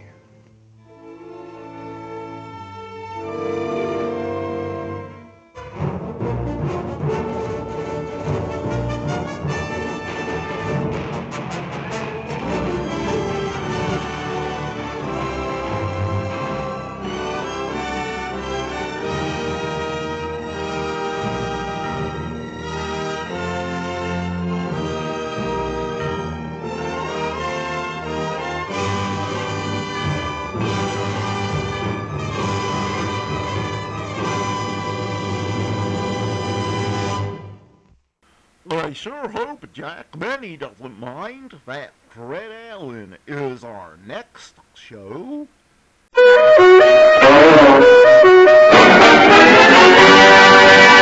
It's Texaco time with Fred Allen.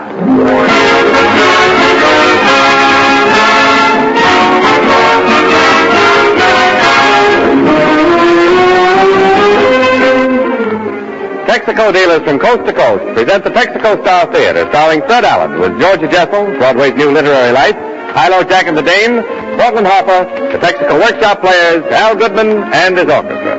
And this is yours truly, Jimmy Wallington, reminding you that the metal and rubber that could have gone into new cars this spring are helping to beat the Axis, and that your old car can help beat the Axis too, if you keep it in trim for your essential wartime driving with a Texaco dealer's regular care.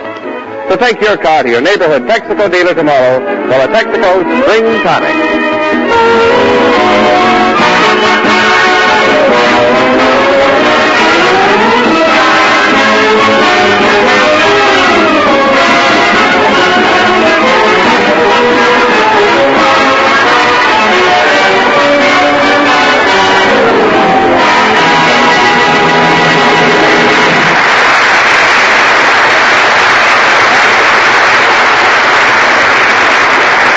Ladies and gentlemen, this has been a big week for travel. Winston Churchill went to Washington. Former Ambassador Joseph E. Davies went to Moscow. Tonight, we bring you a man who is going no place, and here he is, Fred Allen. Thank you, and good evening, ladies and gentlemen. And Jimmy, Jimmy, you're right. This has been an eventful week. The RAF blew up those 2 big dams over in Germany. With all that water flooding Germany, Hitler will have to stop goose-stepping and start duck-stepping for a day. You know, people treading water in the streets over there will sink if they put their hands up. So now, when they heil Hitler, with the other hand, they'll have to hold their noses. You know. You know, this sure has been a great week, Fred. Did you hear Mr. Churchill speak over the air last Wednesday? Did I? I had to tune out our gal Sunday to hear him. Well, Mr. Churchill says that Japan's cities will be laid in ashes. You know, does laid in ashes mean that the cities are going to be bombed? Or is Mr. Churchill going to fly over Japan with one of those big cigars? I don't know. But things look good, Jimmy. We've taken Tunisia. We're bombing Italy. And don't forget, at 2. What? At 2. Oh, Gesundheit, Jimmy. But if things keep up this way... Of course.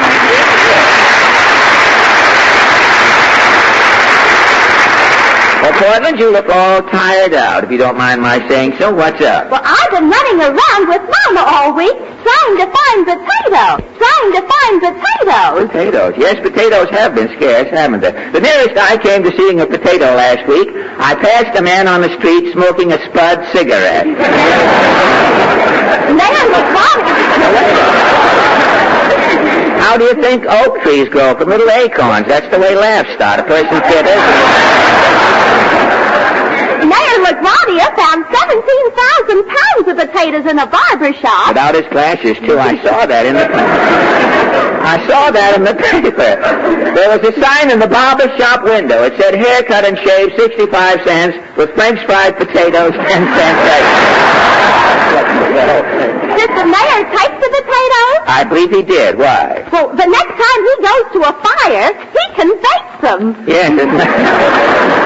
It will teach the barber a lesson, too. No man should start in the potato business on a shoestring. Now, I hope the barber will take that to heart. After that joke... That's the last joke I'll buy in the black market. After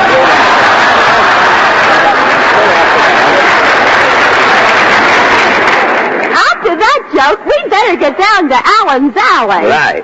What is your question? Well, tomorrow, National Poetry Week starts, Portland, and during the week we are all supposed to be more or less poetry conscious, you see? And so our question tonight is, what are you doing about National Poetry Week? Shall we go? After you, madame.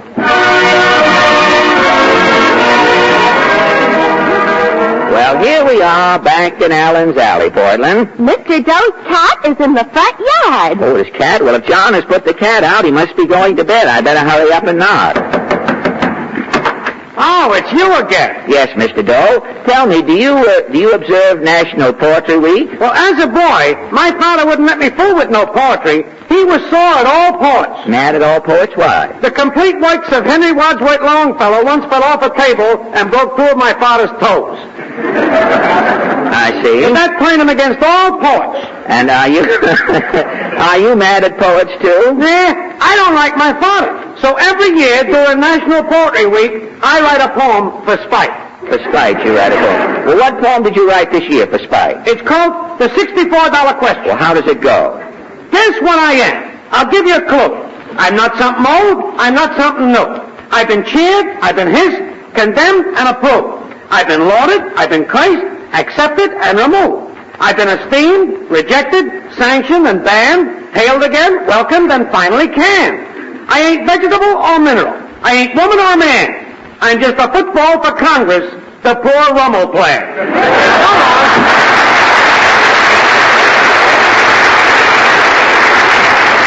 Well, this looks like a great night for poetry, all right. Let's see what happens here next door. No. Ah, Mrs. Nussbaum. You are expecting maybe Mother McCree.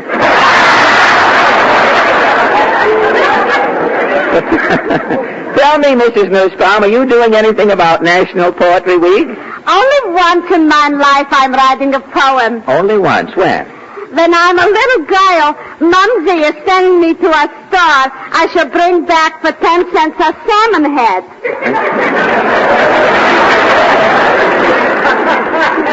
I'm getting an inspiration. Oh, you bought the salmon head and you got an inspiration. What was your poem called? Solitude. Solitude. How did Solitude, how did it go? In a delicatessen on the floor stands a barrel by the door. In the barrel filled with brine floats a pickle saturnine. Customers come in steady trickle, but no one buys the lonely pickle. Bobbing, turning, floating, sinking. Little pickle, I know what you're thinking. You're thinking, if life could be a barrel of brine, and man was a pickle green and fine, man couldn't fight. Man would spread goodwill, and the world would be getting a better bill, I think.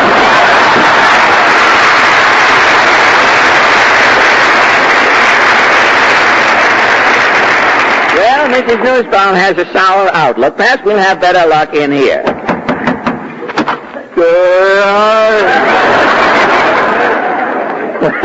Well, Socrates, how are you reacting to National Poetry Week? So, I've been writing poetry for years. You have, really? Yeah. What sort of poems do you write? Mostly about water. Water poems? Yeah, if I see a lake, I'll write a poem. Oh, fine. If I see a brook, I'll write a poem. Good. If I see a puddle, I'll we get the idea.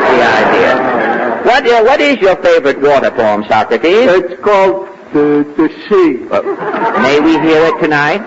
Sure. Thank you. This sea. What do I see when I look out to sea? I see the sea. That's what I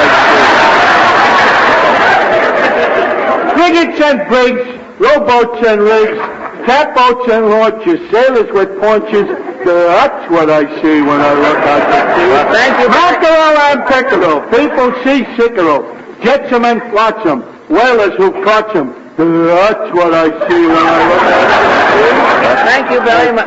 That's another verse. Oh, another verse. I didn't know. What do I see when I look out to sea? What do I see? Well, what do you see? Nothing. The tide's out.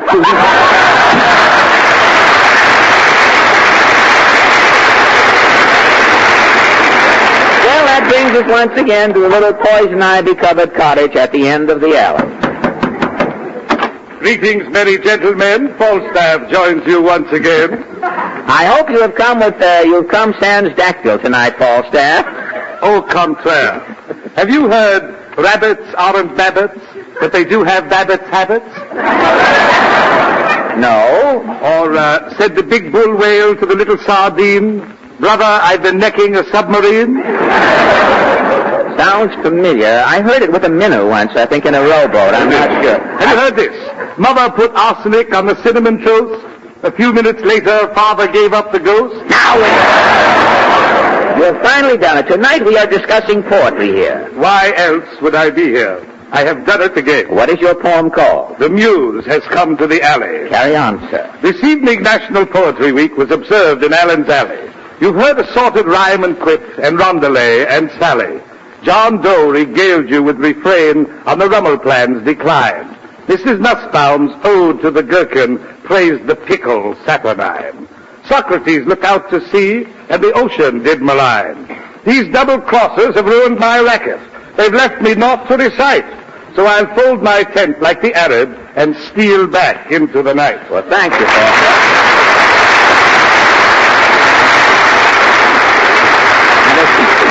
As Falstaff slinks out of our lives, we know it is High-Low Jack and the Dame time. It is also Al Goodman time. With talents pooled, they bring you Wait for Me, Mary.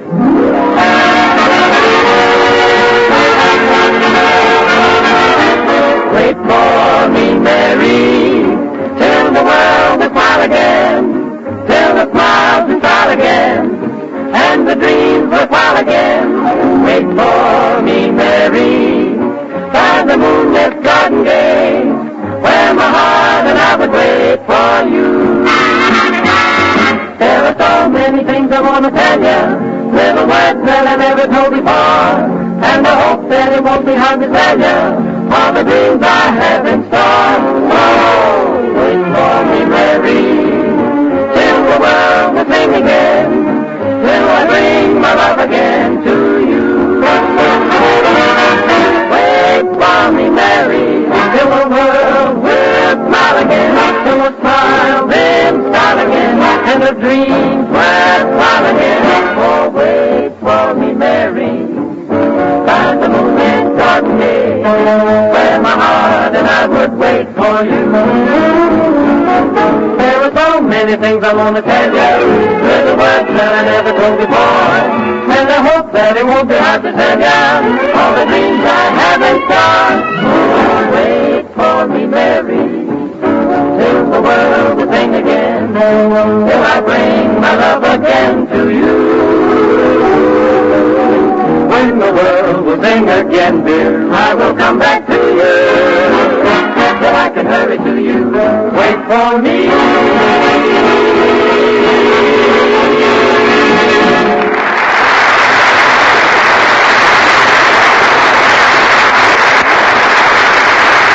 Thank you, Harlow, Jack, and the dame. That was swell. And now, Jimmy. Oh, Jimmy, is that a sheet of music you have there? Why, yes, it's a song I wrote, Fred.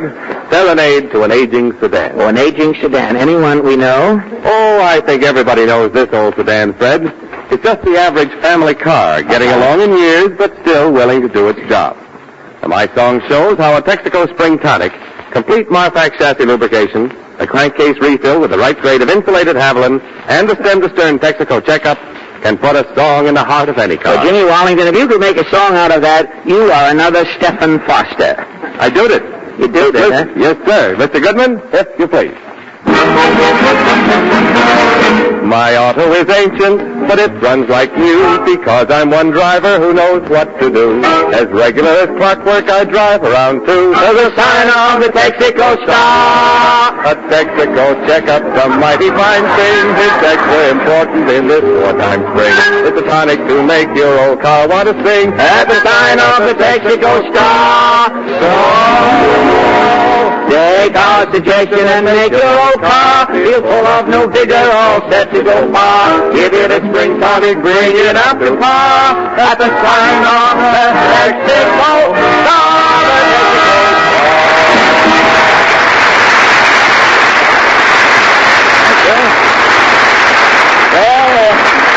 John and Charles are through. Thomas may hold out, but John and if that doesn't ground the man on the flying trapeze, nothing will.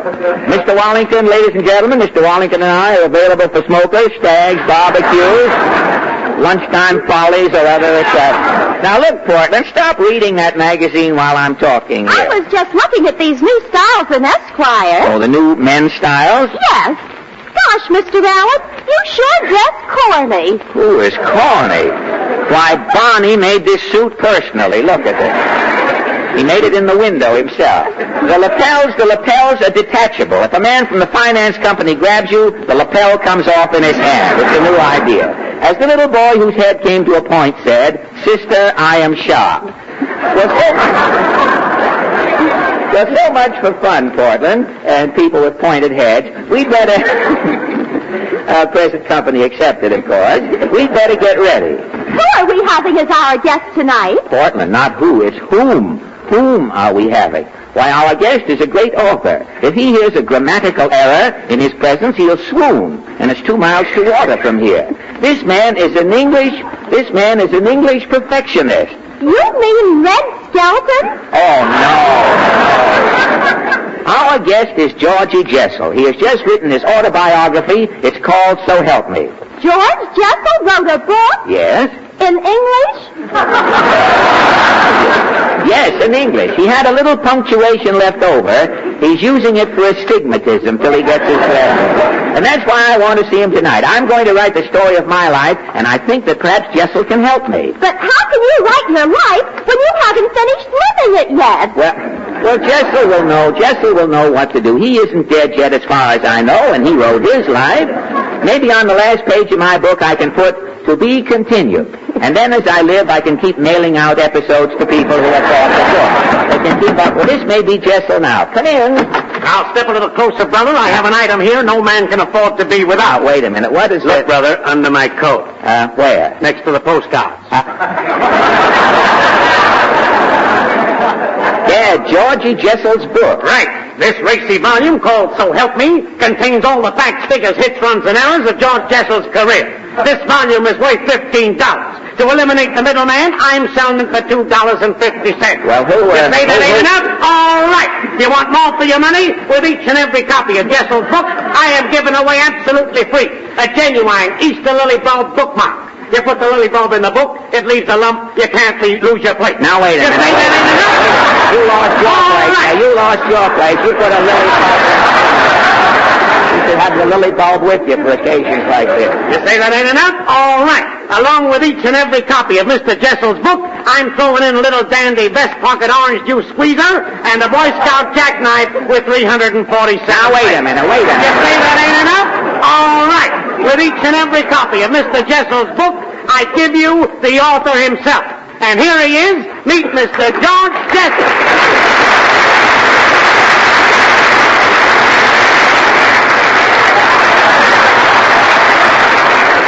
Thank you, ladies and gentlemen. Gosh, Georgie, make a personal appearance with every book. You'll be welcome. Georgie, I can't believe it. Here you are, the great literary... Here you are, the great literary lion, and only last week you were just plain Jessel the actor. Yes, Fred, my pantaloon days are over. The grease paint on my collar has given away to ink stains on my fingertips. You know, with that monocle in your eye, you even look like an author there for a minute. Is that so? And I'm letting my hair grow long, too. And with me, this is not so easy. You've certainly changed, Georgie. I don't see you eating in Lindy's anymore. Oh, no, Fred, there's no chopped liver on my breath these days. Oh, no. Smell. What is that? Tea. Tea? Orange Pico. I go to a little tea shop downtown. The Fawn's Haunt, they call it. The Fawn's Haunt? Yes, the intelligentsia eat there, you know. It's a real literary rendezvous. Oh, yes. Last year, the menu won the Pulitzer Prize. How did that... And, of course, in a place like that, if a guest makes a grammatical error while ordering, the bouncer comes and he's out right away. Oh, yes. That's the circle you are moving in. That's the people I hang around with. Well, tell me, did you move out of that Actors Hotel on 46th Street? Well, of course, to get the real writer's atmosphere. I'm living now in an attic down in Greenwich Village. You're living in a garret? Mm-hmm. The same room that John Steinbeck wrote Mice and Men. The same room? And the same mice are there. Well, Georgie, after your exciting career in the theater, isn't this literary life a letdown? Letdown? Why, Fred, since my book So Help Me came out, every morning I'm in Brentano's window blowing kisses to the crowds. And autographing, you know. Well, every morning. How long does this keep up? Till noon, then I run over to the automat. Oh, to the automat? Yes. You sell your book in the automat? Right next to the potato salad, yes. See, you put a dime in the slot, my head flies out, and I read you a chapter of the book, you see. Well, that keeps you pretty busy. And on top of this, they've asked me to join the Book of the Month Club, but I refused. Why? Who can write a book every month? Well, tell me, Georgie, how did you come to write the story of your life? Well, Fred, one day I went down to the draft board. Yes? Man said, Jessel, how did you get to look like this in only 37 years? So this sort of set me to thinking. Set you thinking, Yes, I started conjuring up my early days. My grandfather with the long beard. He had a long beard? Oh, my God, had the longest beard in the Bronx, my grandfather, yes. He had buttons down the front and a belt in the back. Sort of a zoot beard. Yes. Gosh. Then I thought of my Uncle Louis, the Sturgeon King. You know, Uncle Louis, you like that. The Uncle Louis was crazy, you know. Really? Yes. My Uncle Louis thought he was a piece of boiled beef. He had to go in every hour and pour horseradish on his head. It was awful. Well, you had some interesting relatives. And then, Fred, I thought about my father. Every day my father would sit on the front steps in his bathrobe wearing a fez. That's all he did for a living, wear a fez? Well, no. At night, my father would put on his dress suit and his high silk hat. Then I'd run after him down the street, laughing all the time. Laughing at your own father? Yeah, you see, his shirt front used to light up and spell Fubelman's Romanian Restaurant. My father had a very big chest. There was room for everything, yeah. Well, you must have had some pleasant memories. Fred, when I emptied the top drawer of my mind, well, I had a book. I should hope so. You know, I'm going to write the story of my life, George. Now, if I can only get a successful writer to help me... Well, I'm a successful writer, Fred. You should read what the critics have said about my book. The critics? What? Well, I have the notices right here. Look at this. Hoboken Herald. Jessel is a shining light in the literary horizon. Hoboken? Weehawken Gazette. Dynamite in every page. Look at this, Staten Island Chronicle, a must on your reading list. Look at here, the New York Daily News. Who reads the news?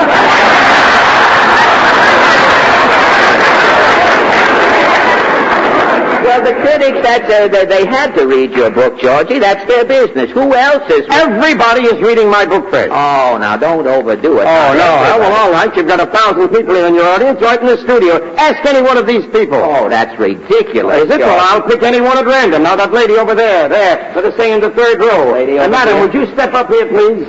Would you mind? Now, wait a minute, Georgie. We can't interrupt the radio broadcast. Radio schmadio. I want to prove something to you, and it'll be all right. Madam, would you mind standing over here? My name is Alan, madam. This is Mr. Jessel. I'm glad to meet you both. Oh, thank you. Now, madam, I'd like to ask you one question. Have you read a book called So Help Me, written by George Jessel? So help me? Well, now, if you haven't read it, I mean, never mind, because Miss Allen and I just want to prove something. I have read the book. You have? There you are, Fred. An absolute stranger picked a friend. This lady has read my book. Thank you, madam. Just a minute, madam. Yes, Mr. Allen. Madam, what do you think of the book? I think it's the greatest book I ever read, and I think Mr. Jessel's name will go down in history as one of the greatest country's geniuses. Mrs., I don't know what to say to you, but I'm deeply indebted to you for that statement. Allow me to help you right back to your seat. Just a minute, madam. May I have your name for our files, please? I'm Mrs. Jessel. Jessel, are you...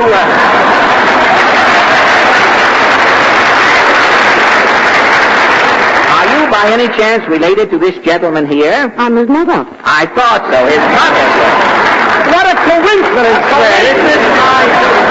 A thing like this couldn't happen in 1,000 years, such a thing. Did I say it right? You did it fine. You're fine, Mother. Yes, I'll see you home later. Go ahead, go ahead. Don't come home too. Don't worry about me. I'll send the money. Take her out. Take her out.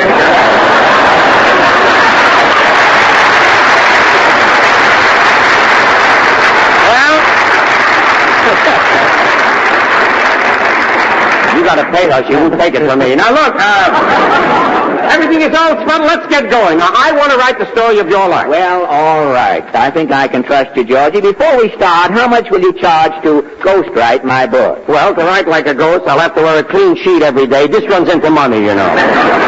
What is your usual fee? Well, for $1,000, I can write your life in 10 volumes. And with this, I'll throw in 2 bookends. For $1,000? For $1,000. Well, haven't you something cheaper? Well, now, for $500, I can squeeze your life into 1 book. 1 book. In 1 volume. But then you're not as big a man as you are in 10 volumes. Well, no. But it'll be a nice, fat book. Babies can sit on it. It'll save a high chair if you need it, you see? Georgie, what do you write for, say, $100? Oh, $100. This comes out of very small pamphlet. I write a few dates. You were born, and 2 pages later, you're already an old man. That's all. In 2 pages? Well, for this price, you age very quickly, you know. Well, I don't know. $100 is a lot for a pamphlet. What would I get for, say, $50? For $50, you will get a handbill with your picture on it. Underneath I write, here is a man with something on the ball. And for you, I'll throw in a picture of the ball besides. Is that all right? Georgie, I'm afraid that... Oh, you want it cheaper? All right. $4. I'll write your name on Kleenex. You satisfied? Georgie, look, forget about my life. Forget the whole thing. And if I were you, I'd even forget about writing. What do you mean? My book is a big success. I'll make a fortune. Look, you can't make any money writing a book, George. Well, why not? Look, I'll explain the whole thing to you. If, in the first place, if your book is a bestseller, in 2 weeks it comes out in a 25-cent edition, and they start selling it around in the drugstores, you see. A customer comes in, picks up your book, reads it while he eats his meal at the soda fountain, then puts the book back on the rack. The party not only reads your book for nothing, but he spills malted milk on it, and the pages stick together so you can't even sell it later. That's true. I've done it myself with the fudge sundae. That's true. It's sweeter with a fudge sundae. But give up writing. Give up writing, Georgie. You'll end up like Shakespeare alone in a garret gumming a crumpet. Come back to the theater. Remember those good old days in Beauville? Remember the time we played the Hippodrome, the big house in Red Bank? Oh, you remember who was on the bill? Pincus's Performing Peacock. Pincus's Peacock, the headline. Yes, I remember how Pincus would shake the peacock every morning and she'd lay an egg for Pincus's breakfast? The peacock's eggs had Technicolor yolks, as I remember. Yes, I do, yes. And the great saltpeter, the great pipe wire walker. Oh, remember the night the great saltpeter broke his leg? The wire was loose and the great saltpeter was tight. Yes. Oh, gosh, those were the days, Come back, Georgie. The name Jessel in front of a theater in blue neon will pack them in. Yeah, I know, but the name of Jessel now belongs to the world of literature. Well, look, you can take another name for the theater. Start a new career. Think up a name, any name. A new name? Now, wait a minute. How would a name like maybe Jolson be? Jolson? That's an odd name, isn't it? That's an odd name. I just made that up, that name. I'll call myself Mal, like Al Smith, only there's an M on it. Mal Jolson. Let's see how that sounds. Tonight we launch a new star, Mal Jolson. Mal Jolson. Now, a name like that might catch on. Mal Jolson. It's possible. With a few jokes and a song, you can't miss, Mal. Well, I got a song, Freddie. Fine. Ladies and gentlemen, we are privileged to present the world premiere of a new personality, Mal Jolson. And listen, you ain't heard nothing yet. Play it, Goodman.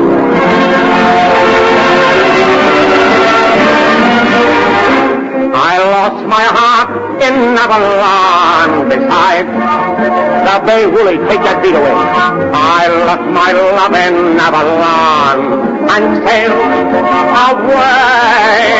I dream of her and Avalon from dusk till dawn, and so I think I'll travel on to Avalon.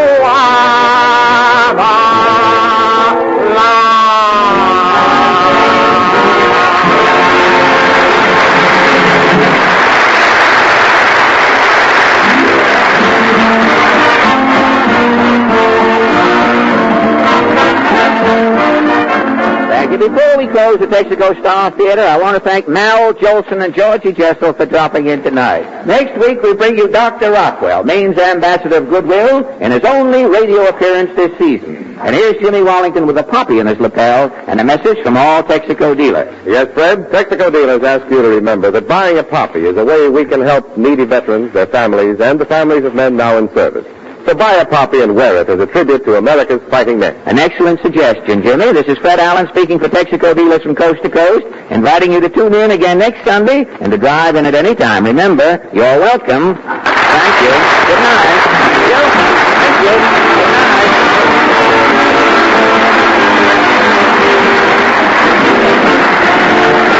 This is the Columbia Broadcasting System.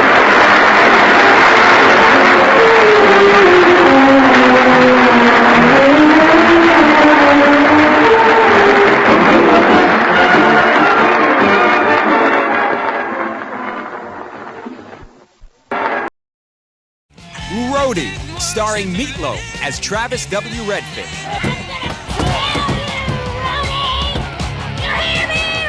That woman thinks I'm some guy named Roadie. Redfish can fix it. Get me 2 beers and a hubcap. Redfish can fix anything. I need a Ford. Why, he's the best roadie in the whole world. The bands make it rock, but the roadies make it roll. Roadie, starring Meatloaf. Art Carney. Hi, everybody. Khaki Hunter. I'm a groupie on my way to New York City to become the greatest groupie that ever lived. Rhodey, you got the right idea. But I love outlaws. Blondie. Love is a burning thing. It made a real fire. Alice Cooper. Alice Cooper, she's one of Charlie's Angels. Get him. Roadie, the ultimate rock and roll fantasy. He's a champion, the Ali of roadies. In a rock and roll car or a rock and roll bar, he's the closest thing there is to a rock and roll star. Strange and wondrous tale, baby. Strange and wondrous. Roadie. The bands make it rock, but the roadies make it roll. Thank you very much, and good night. Now it is time to go back to Dodge City with Gunsmoke.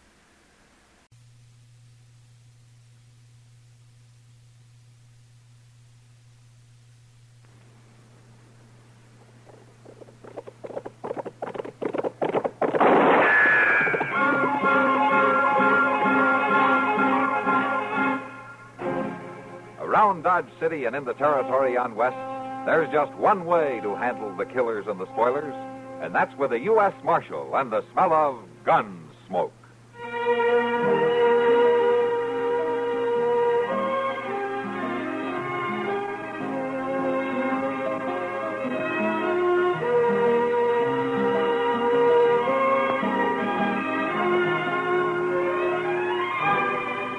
Gunsmoke, starring William Conrad. The story of the violence that moved west with young America, and the story of a man who moved with it. I'm that man, Matt Dillon, United States Marshal. The first man they look for and the last they want to meet. It's a chancy job, and it makes a man watchful and a little lonely.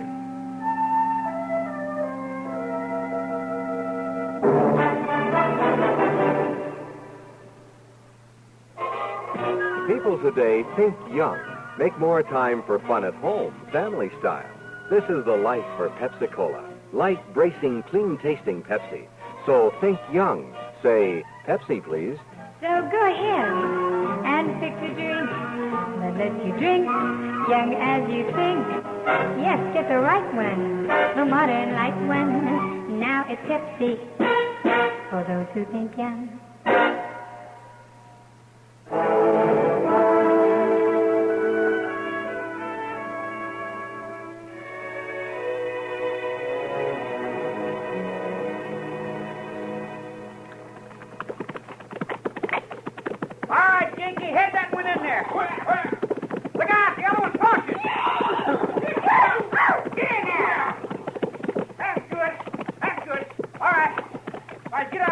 I'll get the gate.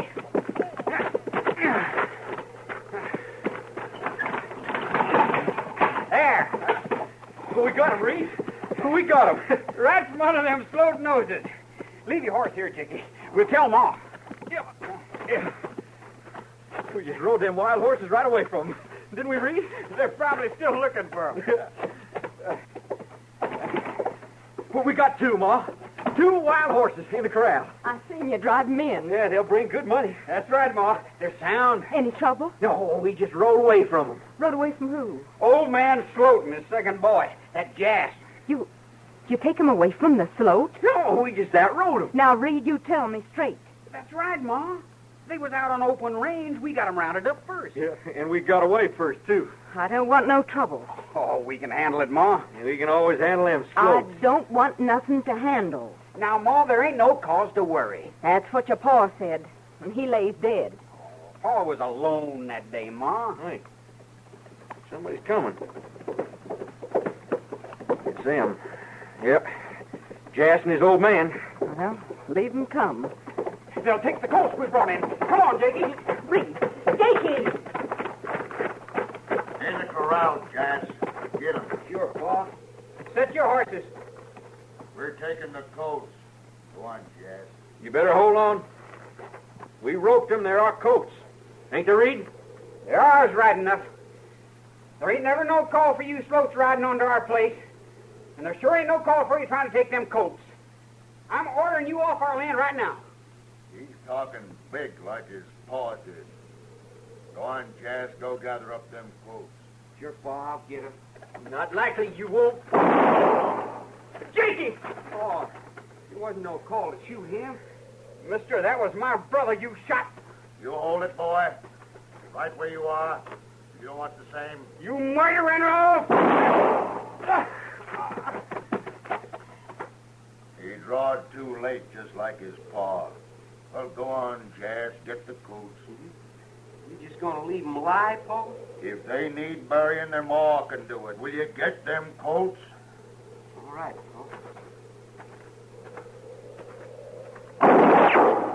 Get off my land. Pa, she's got a gun. Never mind her. Just go on.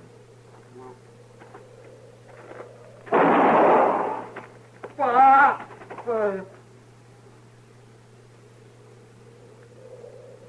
You killed him. You killed my boy. You get off this land before I kill you, too. Now get!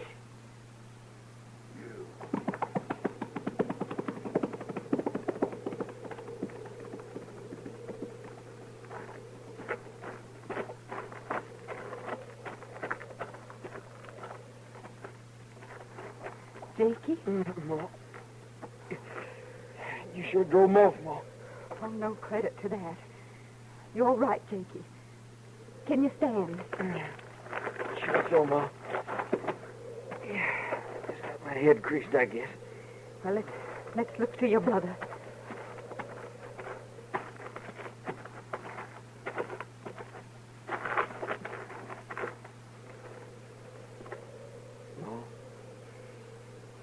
He's living, Jakey. But he's bad hurt. We gotta get him in. You fit to carry? Sure, Ma. I'll take his head. No, I can lift him. I'll take his head. All right.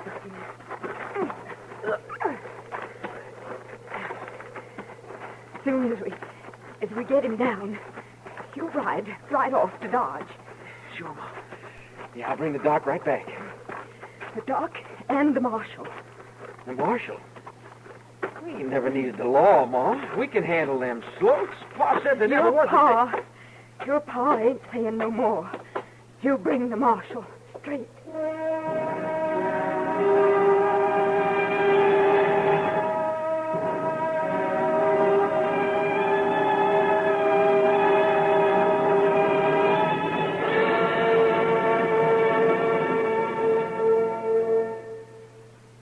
Tomorrow, as some of you know, is Monday. And Monday, as all too many of you know, can mean the beginning of another dreary workaday week. It can mean that, but it doesn't have to. Not if you're tuned to your favorite CBS radio network station to hear the great morning lineup of entertainment. This is what you'll hear. Arthur Godfrey Time, presided over by the irrepressible redhead, with big-name guest stars like Arlene Francis and Kay Ballard, and musical treats from singers Kong Ling and Richard Hayes, the jazz harmonica player Jean Thielman, and Dick Hyman's orchestra. The Gary Moore Radio Show, starring one Garrison Morford and his sidekick Durward Kirby in lots of lively talk. Art Linkletter's house party with fun for all the guests, including you, and highlighting Art's inimitable children's interviews. And finally, the Bing Crosby Rosemary Clooney Show, presenting two great singers bringing song and friendly banter. All here, all available, Monday through Friday, at this dial address.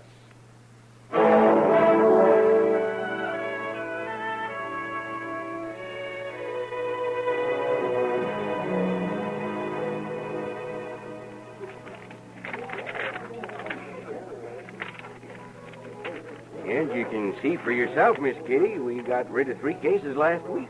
Well, all right, Sam. I'll order it the next time the drummer comes through. Whoa. Sorry, ma'am. I'm sure sorry, ma'am. I didn't mean to run in. It wouldn't hurt you to look. Oh, never mind. It's all right. Well, I didn't see you, ma'am. Well, I hope you didn't. I'd hate to think you nearly knocked me down on purpose. Oh, no. No, ma'am. It's just that I was looking for somebody. Who are you looking for? Well, the lady that runs this place, ma'am. You found her. What? You mean it's you? Something the matter with that? Well, no. No, ma'am. I just figured she'd be bigger and older, like anybody that runs a saloon. Well, yes, ma'am. I'll take that as a compliment. What can I do for you? They told me up the street you always know where the marshal is. I'll take that as a compliment, too. You're looking at his office? Yes, ma'am. Yes, he ain't there. You know where I can find him or the doctor? You sound like you're in real trouble. My brother's shot bad. Ma said to come to Dodge and fetch him, but I ain't found neither one of them. Well, sometimes they come in here about this time, and sometimes they don't. Well, you're halfway in luck anyway. Matt? The marshal just walked in. That big fella? Yeah, that big fella. Hello, Kitty. Something up? This boy, what's your name? Jakey Sale. He's in trouble, Matt. Oh? This is Marshal Dillon, Jakey. How do, Marshal? Oh, it's trouble, Jakey. My brother Reed. He's been shot. Ma said to get you. And the doc. I couldn't find him. Oh, where is your brother? Out to the home place. That's west of town, isn't it? Yes, sir. Out past Turkey Creek. Uh-huh. You know who shot him? Yeah. The old man Sloat. He done it. Why? Well, they come after our horses, and we tried to stop them. They shot your brother. Did they get the horses? No, sir. No, after Ma shot Jas, old man Sloat, he rode right off. Your mother shot Jas Sloat? Yeah, Marshal, she did. Never seen her use a rifle before, neither. All right, I'll get right out there. Well, the Sloats won't let her go at that, will they, Matt? No, Kitty, they won't. Do what you can to help the boy find Doc, will you? Yeah, sure. Chester and I will start on out. The boy can show Doc the way. He never called in the law before. Yeah, sounds like it. So long, Kitty. I'll see you later.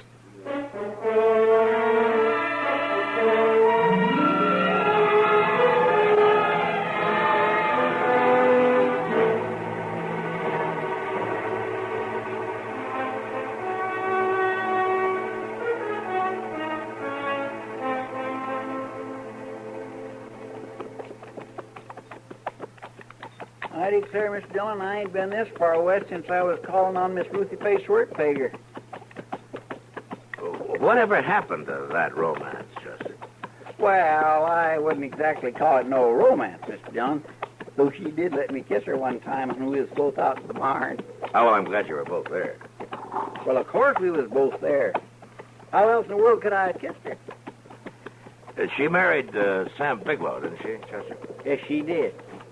And I never could rightly understand it neither. Oh, Sam's a nice enough fellow. But not as nice as you are. Is that it?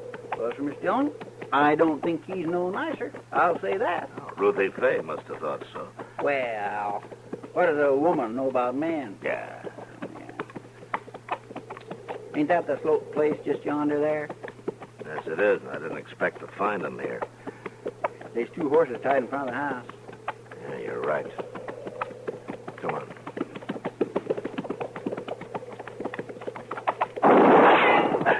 Get over behind those trees.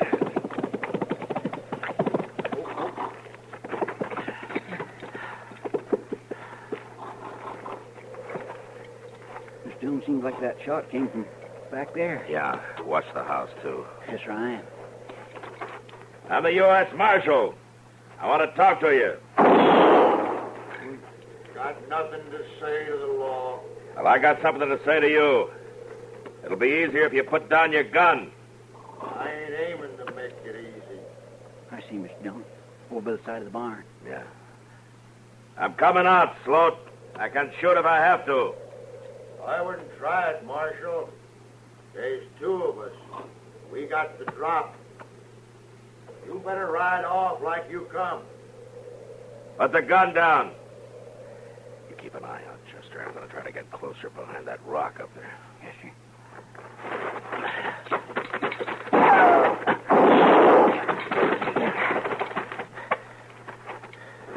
You get him, Milt. You got a good shot from up there. Up there, the barn roof, Mr. Dillon.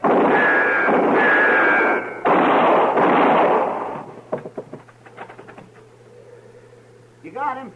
He fell clean off. All right, Sloat. You lost your rod. You better come out.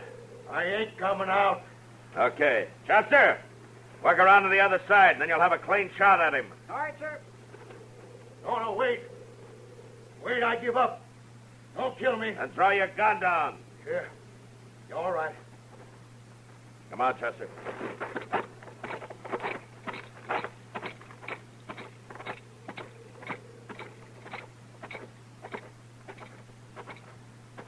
You gonna hang me? We'll let the judge figure that. I got his gun, Mr. Dillon. All right, Chester, tie him up and watch him. I'm going to go to sales. I'd had them colts and been gone if Milt didn't come late. He should have been a little later. Watch him good, Chester. I'll pick you up on the way back.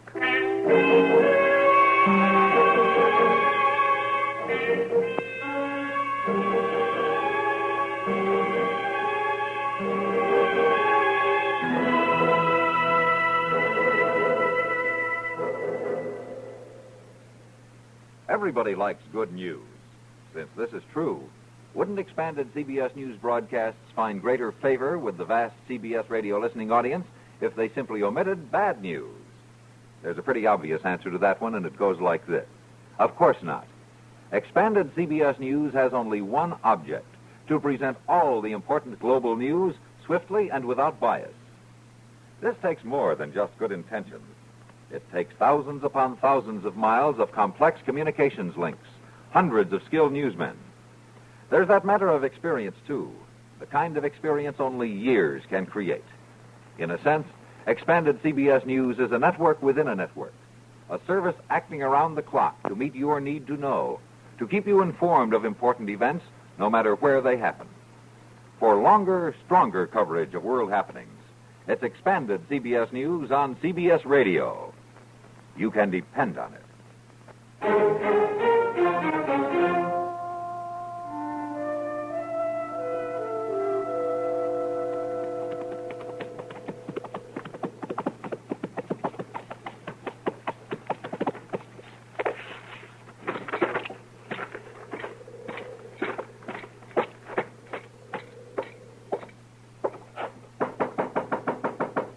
Come in. You the marshal? Yes, ma'am. Matt Dillon. Where's Jakey? Well, he's waiting to bring the doctor out. They should be here before long. I need more firewood. round the side there. My boy Reed's shivering cold. Sure, ma'am. I get it for you.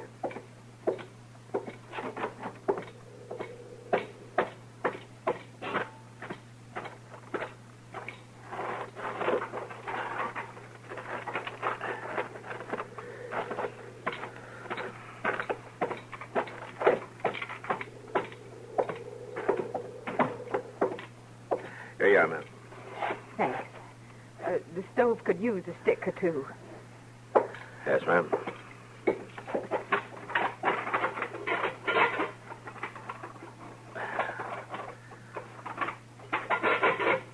There you are. Would you bring me the pan of water, Marshal? Sure, ma'am.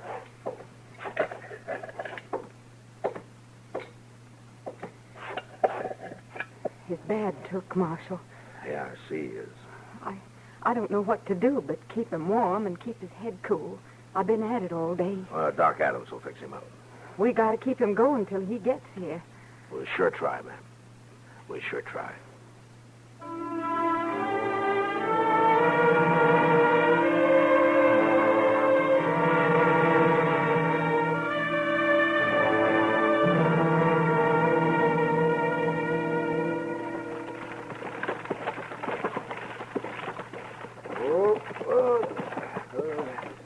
Hurry up, Doc. I'm coming.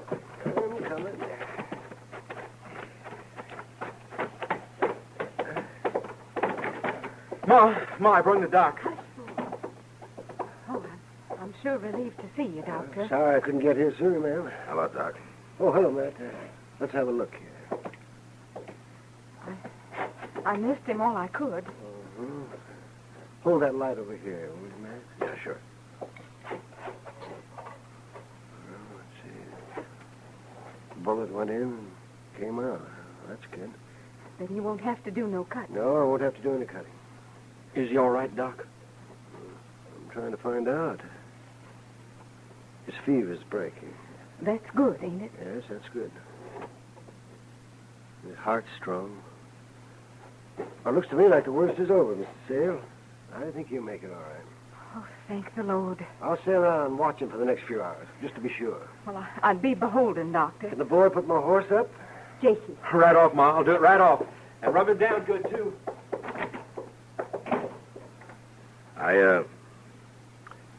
I'm glad for the good news, Miss Sale. Guess I can be getting on back now. I called you here because of the shooting, Marshal. Oh, yeah, but that's all over, Miss Sale. I told you the Sloats won't be bothering you anymore. Milton and Jas are dead, and I'm picking up old man Sloat on the way back to Dodge. I didn't call you here because of the Sloats. No? Well, why did you? Because of me. Because of you? I want you to arrest me for the killing I did. Miss Sale, I was just a shooting. Your two boys have been gunned down. I'm not going to hold you for that. I want the judge to say Well, that. there's no need for the judge. There is for me, Marshal. I killed a man. I killed Jas Sloat, and I want to answer for it. Miss Sale. We've been living without the law for a long time, Marshal. We've been doing our own fighting and saying what was right. My husband didn't see no need for the law. And he was shot. He was shot, feuding, without the law. Well, I don't want that no more, Marshal, for me or for my boys. I want them to lean to the law instead of to their guns. Well, Miss Sale, that's the right way to think, but this time there's no need for me to arrest you. The killing was justified. Then the judge would let me go, wouldn't he? Sure, he'd let you go. And the boys would see how the law works. All right, Marshal. You can arrest me now. But, Miss Sale... Go ahead, Matt. Arrest her. She's teaching a hard lesson, and it may take hold. You think so, Doc? I think so. All right, then. Miss Sale, you're going to have to come with me. I'm arresting you. Thank you, Marshal. No, ma'am. I think maybe I should thank you.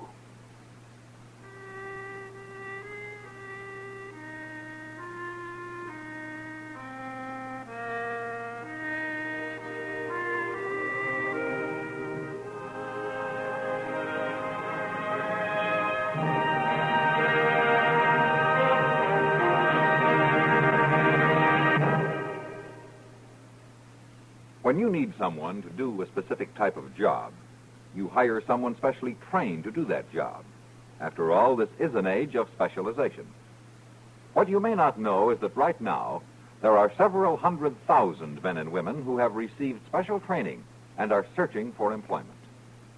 These people, many of whom are veterans, have physical handicaps, which actually often makes them better able to fill specific jobs.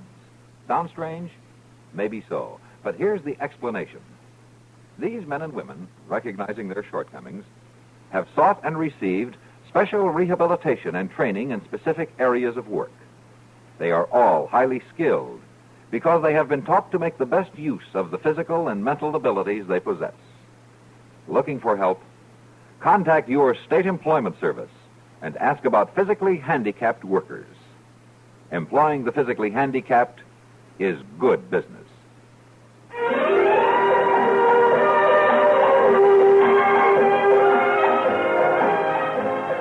Gunsmoke. Produced and directed in Hollywood by Norman Macdonald, stars William Conrad as Matt Dillon, U.S. Marshal. The story was specially written for Gunsmoke by Marion Clark, with editorial supervision by John Meston. Featured in the cast were Virginia Christine, Richard Crenna, John Daner, Sam Edwards, and Vic Perrin. Harley Bear is Chester, Howard McNear is Doc, and Georgia Ellis is Kitty. This is George Walsh, inviting you to join us again next week when CBS Radio presents another story on Gunsmoke.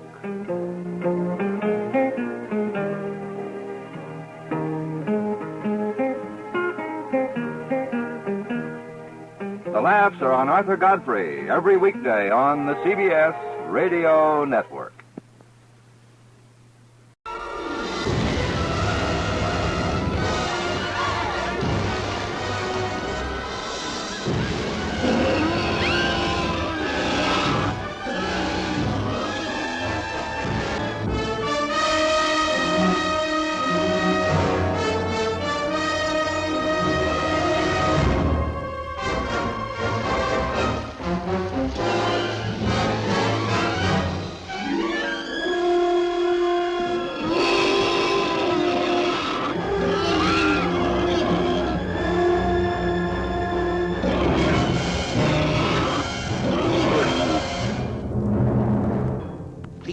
First man to scientifically study a creature that, by all the laws of nature, should have died 250,000 years ago.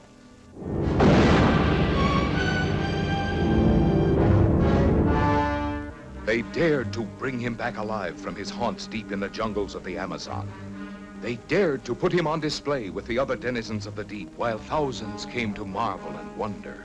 You know, I pity him sometimes. He's so alone.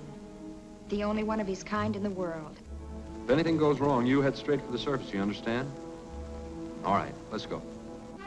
They dared to study him, to probe him, to tempt him with the lure of a woman's beauty, thinking that mere chains could hold in check the primeval forces that surged and roiled within this strange being from the dawn of time.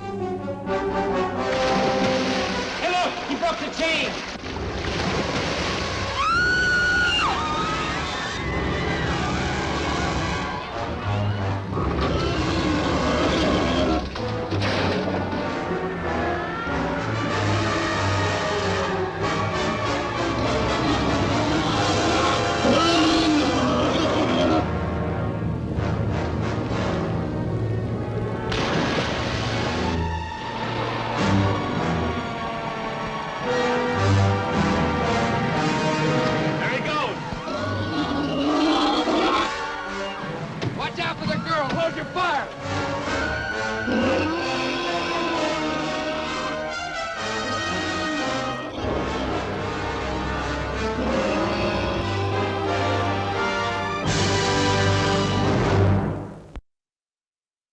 Our next guest will give you the laughs, just don't ask him to lend you money. It's Jack Benny coming up next. J-E-L-L-O. The Jell-O program starring Jack Benny with Mary Livingston, Phil Harris, Dennis Day, and yours truly, Don Wilson. The orchestra opens the program with Grounded in Glendale.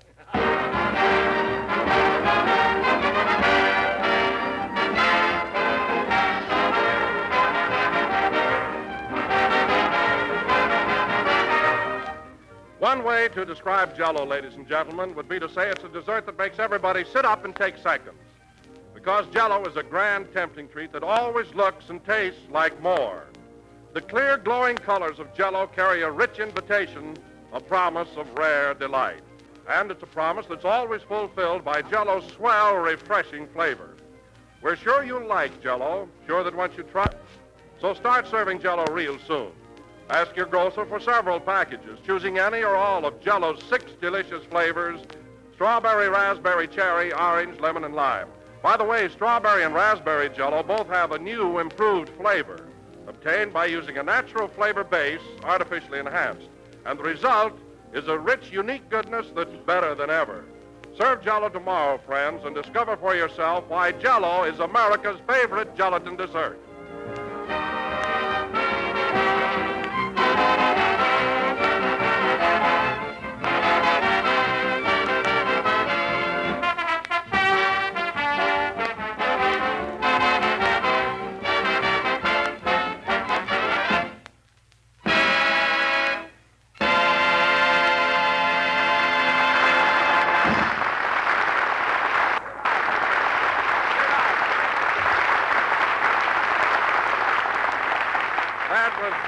In Glendale, played by the orchestra.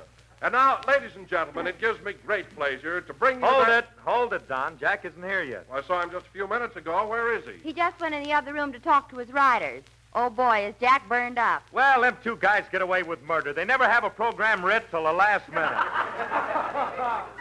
Well, I'm going in to see what's happening. Gee, he's always having trouble with his riders. Now, look, fellas. If I told you once, I told you 5 times.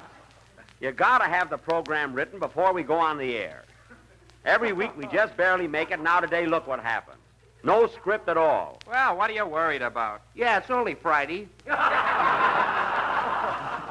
It's not Friday, it's Sunday. And there's no excuse for you guys not knowing it. I gave both of you calendars for Christmas. I knew this would happen someday. Well, we were stuck this week. We didn't have no inspiration. Oh, you didn't? Don't yell at me. I'll fly to pieces.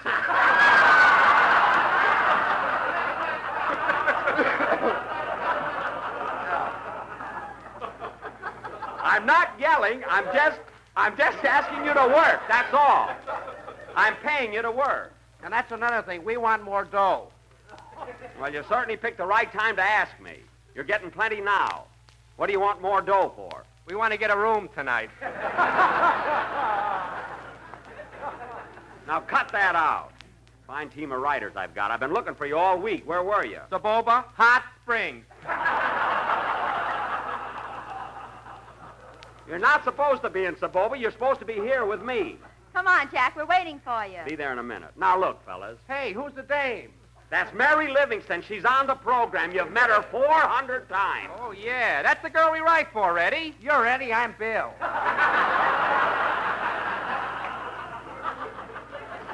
And I'm Benny. Glad to know you. Now listen, fellas. Jack, you better hurry up. Let those 2 dreamboats alone. I told you, Mary. I'll be there in a minute. Okay. Not bad. Stop whistling. Now, look, fellas. Look, we're on the air, so I'm going out and do the best I can. Meanwhile, you stay right here and prepare some kind of a play for us. Okay. Say, how about a murder mystery? A murder mystery? You know, where a guy comes home and finds his wife in the arms of another man. Door opens. Now I got you. Why, Julius, what are you doing here? You know what I'm doing here. I didn't go to Tarzan at all. Why, Julius, put down that gun. Oh, no. Bang, bang, bang, bang, bang, bang. Ride it. Ride it out. Write anything. Write anything, just so we can have a program. Now, bring it in as soon as possible. Okay, give me the pencil, Eddie. You got it, Bill. I gave it to you yesterday. Oh, no, I gave it back to you. Yeah, but after that, I put it... Use my pencil. For heaven's sake, get started. Now, go to work. And those guys, they go to Saboba Springs, and I have no broadcast. What's the matter, Jack? You having trouble with your riders again? Yes, Don. Every week they're getting lazier. Now tonight, no material at all. Why don't you fire him, Jack? He can't. They dug up a photograph of Jack when he was in 3rd grade. What's wrong with that? He was the only kid with a handlebar mustache. Oh, it was just fuzz. You could hardly see it. Anyway, that picture has nothing to do with my writers. If this ever happens again, I will fire them. What are you worried about, Jackson? If you ever get stuck for material, I'll be glad to let you have my author. Your author? Yeah, the guy that writes all my funny stuff for the Wilshire Bowl. Oh, fine. Phil, you're always bragging. No, you're always bragging about your writer. I've been to the Bowl 1,000 times, and I've never seen him. Who do you think parks your car? Oh, so that's your gag man, huh?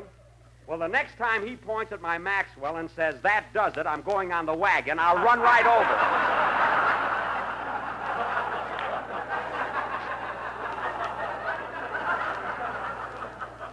Remember that. Say, Dennis. Yes, please? Dennis, as long as we're stuck here, how about doing your song right away? Well, why don't you and I ad-lib a little? To and fro. To and fro, eh? All right, Dennis, let's ad-lib. I'll start it. Who was that lady I saw you with last night? That was no Thor. That was a battle axe. Well, I think you better sing, Dennis. At least it'll be better than standing around. Come in. Special delivery for Mary Livingston. Right here, boy. Give him the tip, Jack. Here you are, buddy. Say, you're rather old for a messenger boy, aren't you? You ain't gonna get the mumps anymore yourself, Bub.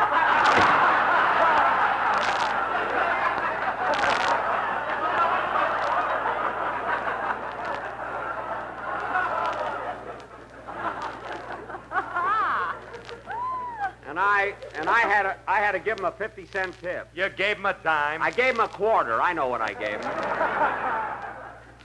Who's the letter from, Mary? It's from my mother in Plainfield.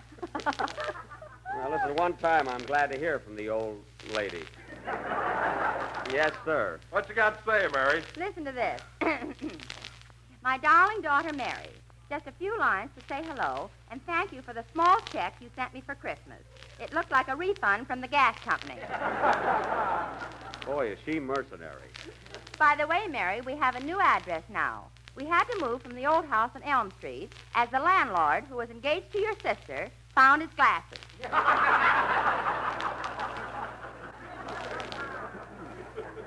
mean, I thought your sister was very good looking. She has beautiful skin. Yes, but there's too much of it. Oh, I see. The weather's been awful lately. In fact, it was so cold here this week, your Uncle Herman froze an ear off. Now he only has 2. More things happen to your relatives. Oh. And, Mary, I must tell you about New Year's Eve. The whole family Mary, went we had enough of that letter. How about a song, Dennis? Okay. The whole family went to the midnight show of Jack's new picture. Mary, we've had enough. Oh, hold it, Dennis. What was that, Mary? The whole family went to the midnight show of Jack's new picture, Love Thy Neighbor. Well. We weren't in the theater 10 minutes when your brother Hillard was thrown out for taking the title seriously.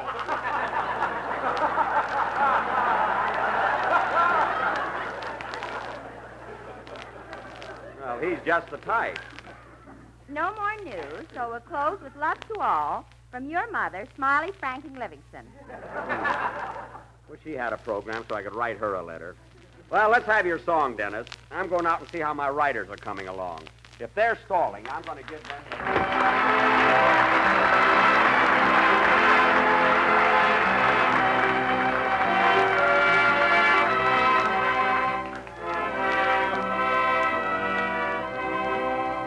The pale moon was rising above the green mountains. The sun was declining beneath a blue sea when I strayed with my love to the pure crystal fountain that stands in the beautiful Vale of Praline. She was lovely and fair as a rose of a summer. Yet was not our beauty alone that won me, oh no, 'twas the truth in her eye ever dawning that made me love Mary, the rose of Tralee.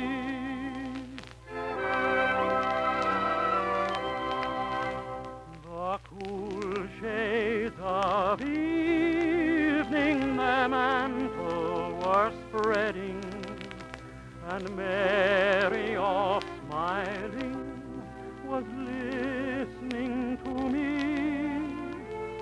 The moon through the valley her pale rays was shedding, when I won the heart of the rose of Tralee. More lovely and fair as the rose of summer, yet was not our beauty alone that won me, oh no, 'twas the truth in her eye ever dawning that made me love Mary, the rose of Tralee.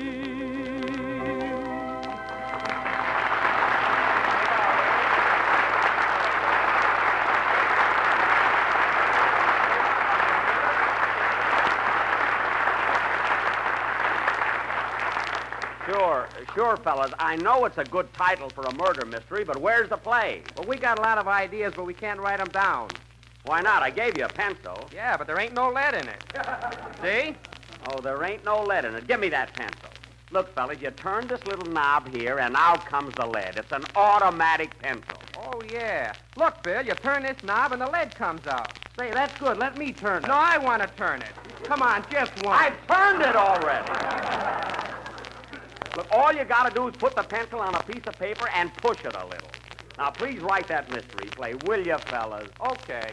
Boy, if I ever get my hands on that picture, I'll fire 'em so fast they won't know what hit 'em. Well, Don, it'll be a few more minutes yet. What'll we do? I don't know what to talk about. Me neither. Why don't we talk about currents and events?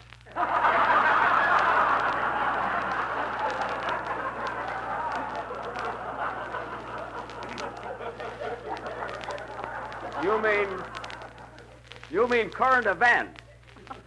All right, Bill, let's talk about current events. What do you think of the president's new deficiency appropriation bill? Anything Wilkie does is okay with me. He didn't get in! Wilkie did. What's the matter with you, anyway? Well, I got a laugh, didn't I? Now, there you are, Jackson. Why don't you hire me for a rider? Because I hired you once for a band leader, got gypped, and I'm disillusioned. No, I guess we'll just have to stall around until my boys get that play written. Gee, if this was television, you could take your teeth out and make like Popeye. It was very funny. Remember when you dropped him at the hockey game in New York and the Rangers made a goal with him? Mary, that wasn't my teeth. That was my cigarette case. Sure grins, don't it? All right. There's no use trying to keep this up. I'm going to see if my writers have got anything. I'll take it. Hello? Hello, Mr. Benny. This is Rochester. Rochester, I can't talk to you now. But this is important, boss. It's about Mr. Billingsley, our boarder. Mr. Billingsley, what about him? Well, I've been telling you for months to get rid of him. He's getting crazier every day. Oh, he's just a little odd, that's all. Ought to even call the wagon.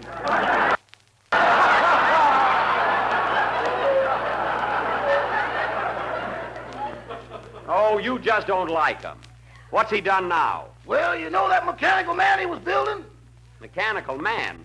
Oh, you mean that robot? Yeah, remember you said it would never be practical? Uh-huh. Well, that ain't your cousin Boo-Boo walking around the kitchen.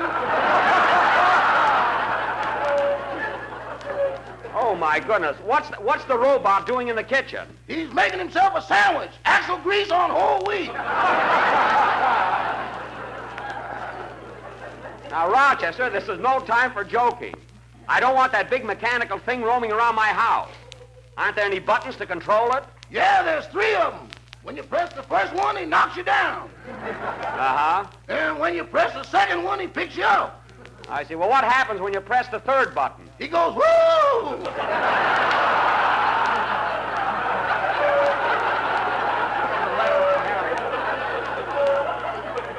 What? And slaps you down again. Well, for heaven's sake, watch out. That thing is dangerous. If he comes near me again, I'm going to take a sledgehammer and beat the batteries out of it. Well, there must be some way to shut it off. Now, look, Rochester, I'll be right home after the broadcast. In the meantime, don't go near the kitchen. I'm calling from San Diego.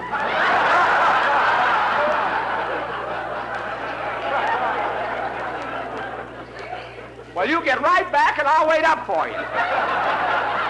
Goodbye. Goodbye. Gee, I never thought that mechanical man would work.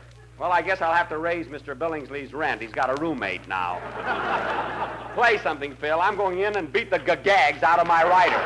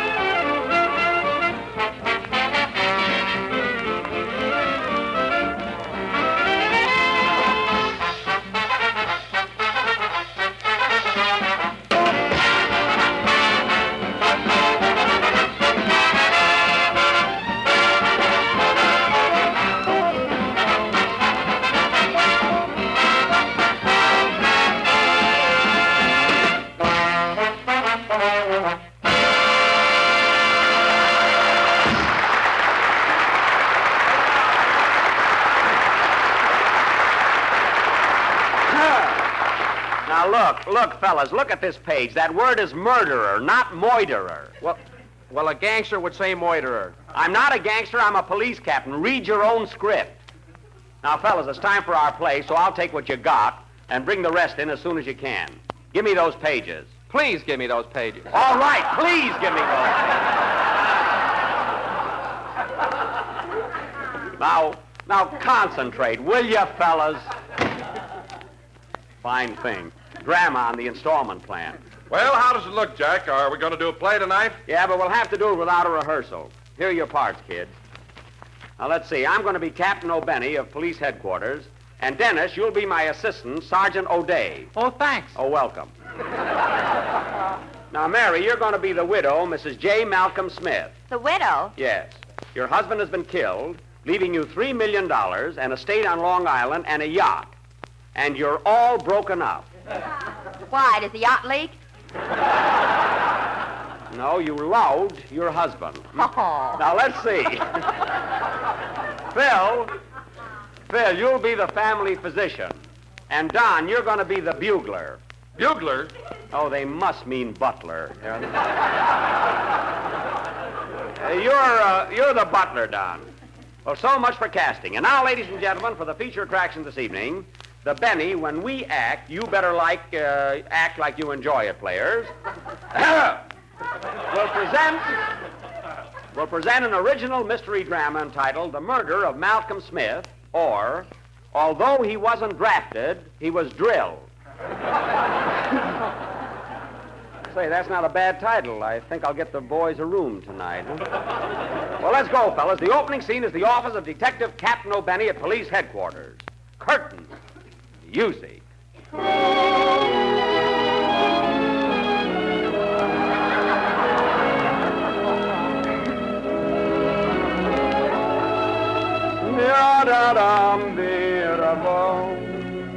I dream, dum-dee-dum. Hey, Sergeant O'Day. Yes, cop? That's Cap. Did you answer the burglar alarm at the First National Bank? Yes, sir. Well, were there any suspicious characters around? No, the furniture movers told me they hadn't seen anybody. Furniture movers? Yeah, 2 fellas with a safe. Those were the burglars. What's the matter with you, anyway? I'll take it. Hello, police headquarters. Hello, this is Mrs. J. Malcolm Smith talking. Yes? My husband, J. Malcolm Smith, wealthy stockbroker of New York, Palm Beach, Miami, heir to the millions left by his father, has been killed. That's shocking news, Mrs. Smith. Are you sure your husband is dead? Definitely. I will be there in 5 minutes. Goodbye. What's up, Chief? Wait till I hang up. J. Malcolm Smith, the stockbroker, has been murdered. What's the J for? Jazzbo. He sold neckties on the side. Come on, let's get going. This is an important case, Sergeant O'Day, and we're going to find the murderer of J. Malcolm Smith, or what? Or nothing. We're all out of script. Hey, fellas, hurry up with the rest of this, will you? Play something, Phil.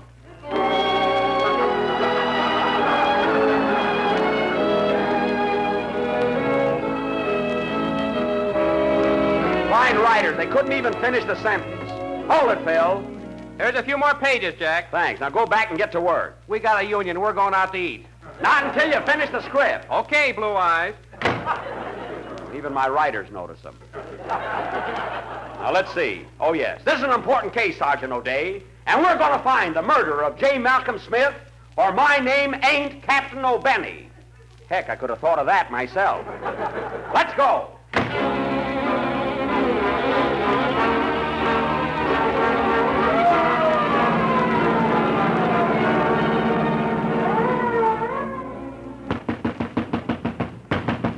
Come on, open the door. This is the police. Open up or we'll break it down. Yeah, down. Come on, O'Day, let's crash it.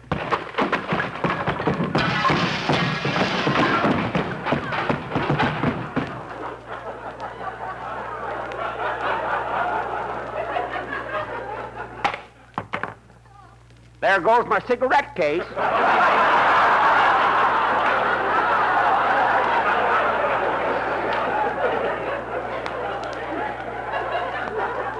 Well, here it is. Good evening, gentlemen. Did you ring? I'm Captain O'Benny of Police Headquarters. We're here to investigate the murder of J. Malcolm Smith. Yeah, Jay. Quiet, you. Where's Mrs. Smith? She's in the library. This way, sir. Come along, O'Day. You stick with me and make notes. How do you get the lead out of this pencil? Look, you turn this little knob and out comes the lead. You're as bad as my 2 writers, Mink and Schmink. Here we are. Pardon me, are you Mrs. J. Malcolm Smith? Yes, Captain. Tell me what you know about the murder of your husband. Well, we were sitting here in the library listening to the radio when all of a sudden I turned around and there was my husband on the floor with 5 bullet holes in him. You're lying. Here's the body. And he only has 1, 2, 3. He was only shot 1, 2, 3, 4 times. Now count them. Give me that dagger, and I wish my writers would concentrate. 5 gunshots. Make a note of that, O'Day. Oh, Cop K. Oh, Cop Cup. Okay, Coop. Okay, Pat. There's nothing to it. Oh, Cap, Coop, Cop. Now, Mrs. Smith, I want the truth. You really hated your husband, didn't you? You hated him. No, I loved him. I tell you, loved him. Then why did you shoot your husband? He was always saying, long time no see. Don't be flippant, Mrs. Smith. You killed your husband, and I know why. You murdered your husband because... Oh, fine, we're stuck again. All right, Bill.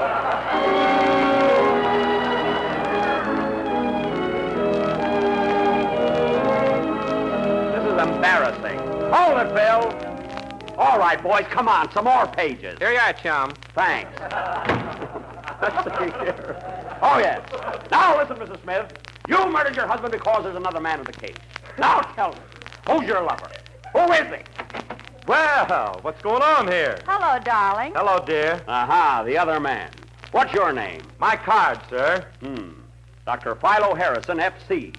What's the F.C. for? Physician and surgeon.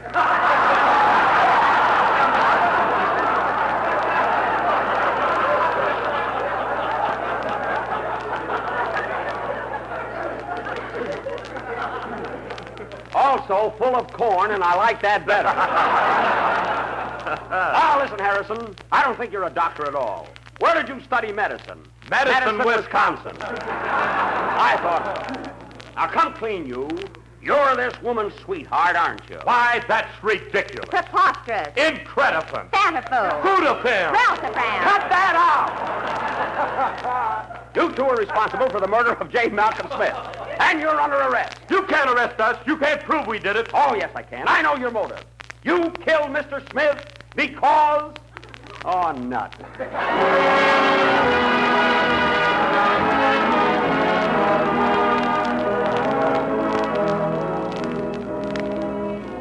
Ladies and gentlemen, while we're waiting for the finish of this thrilling murder mystery, why don't you run down to your neighborhood grocer and ask him for a package of Jell-O? And if you'd like a copy of Jell-O's wonderful new calendar of desserts recipe book, just send a dime, 10 cents, to Don Wilson, Battle Creek, Michigan. Be sure to do it today. Hey, fellas, we're stuck again. Here you are, chum.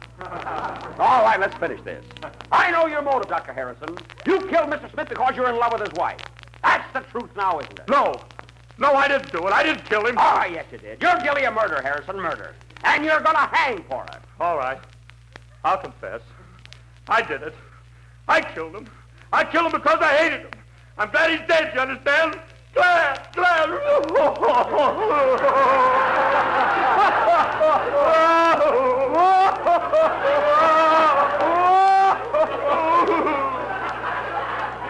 Oh, brother.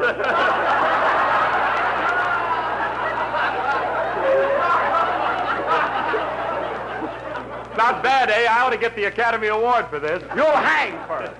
Come on, you two. Slap the handcuffs on him, Sarge. I didn't bring him with me. Oh, well, never mind. It ain't believable anyhow. Play, Doctor.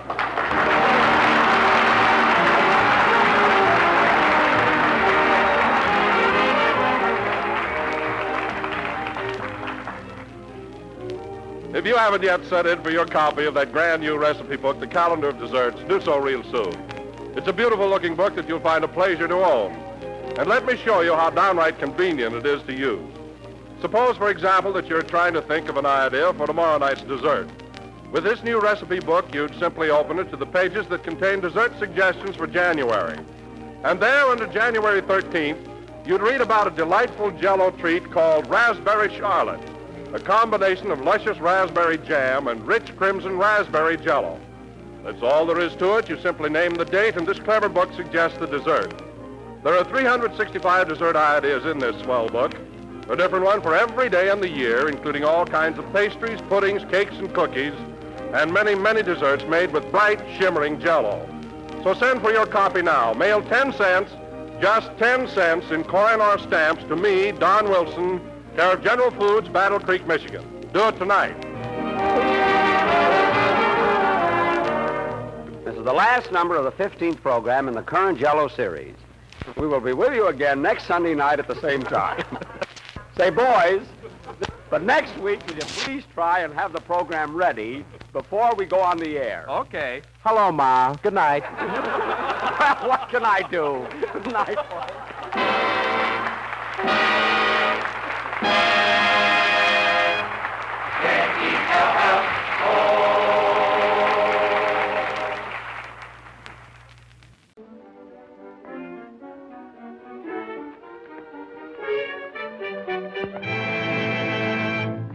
Jeannie!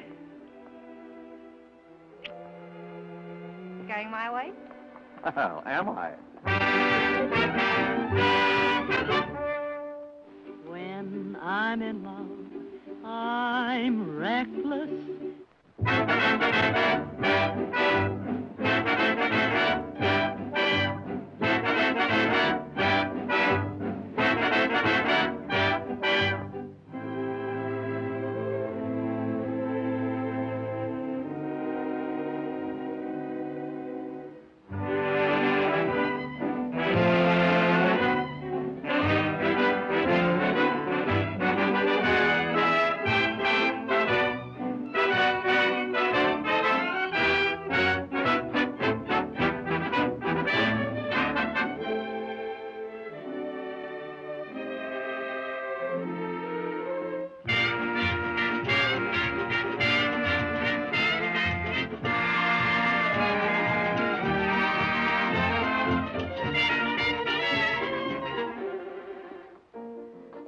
Dad, how did rehearsal look, huh? Simply swell. Baby, you were never better. Why does she always call me a gorilla?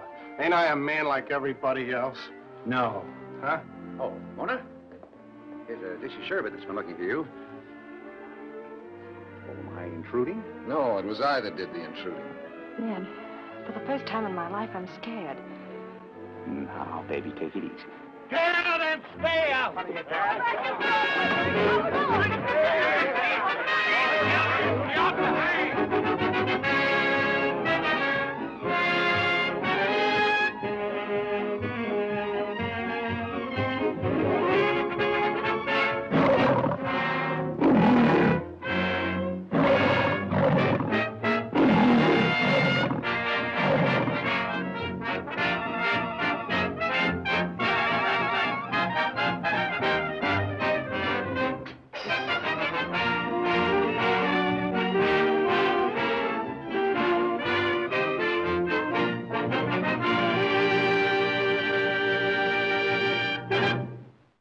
One of the all-time great directors, Cecil B. DeMille, hosts Lux Radio Theater. Up next. Lux presents Hollywood.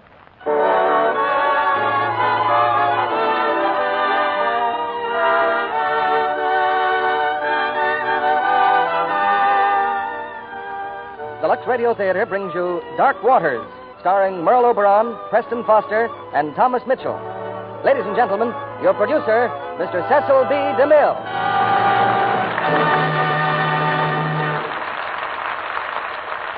Greetings from Hollywood, ladies and gentlemen.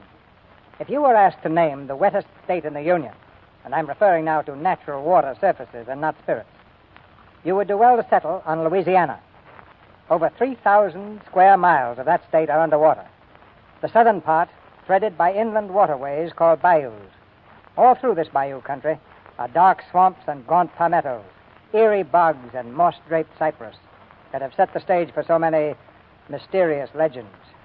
Tonight's Lux Radio Theater play, Dark Waters, from a brand new picture just released, takes its mood from those mysterious swamps of Louisiana.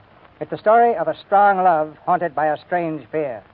A story as full of excitement and suspense as the swamps themselves are full of beauty and terror. Our stars in this gripping drama are Merle Oberon and Thomas Mitchell in their original screen roles, and Preston Foster. Some time ago, I made a picture laid in the bayou country of Louisiana, and in preparation, I traveled by small boat over hundreds of miles of hidden rivers and shallow lakes. Deep in the bayou country, I met many shrimp fishermen living on their fishing boats. Some of these men had never been able to see a motion picture, but they listened to the Lux Radio Theater regularly every Monday night. In fact, we stopped for provisions at a tiny store that was built on stilts over one of the most out-of-the-way bayous, and on the shelf with fishing tackle, boats of calico, sunbonnets, and notions, I saw those familiar blue boxes of Lux Flakes, which shows that no matter how far from the beaten highways I may travel, I always get a Lux greeting. Now it's curtain time, and here's the first act of Dark Waters, starring Merle Oberon as Leslie, Preston Foster as George, and Thomas Mitchell as Sidney.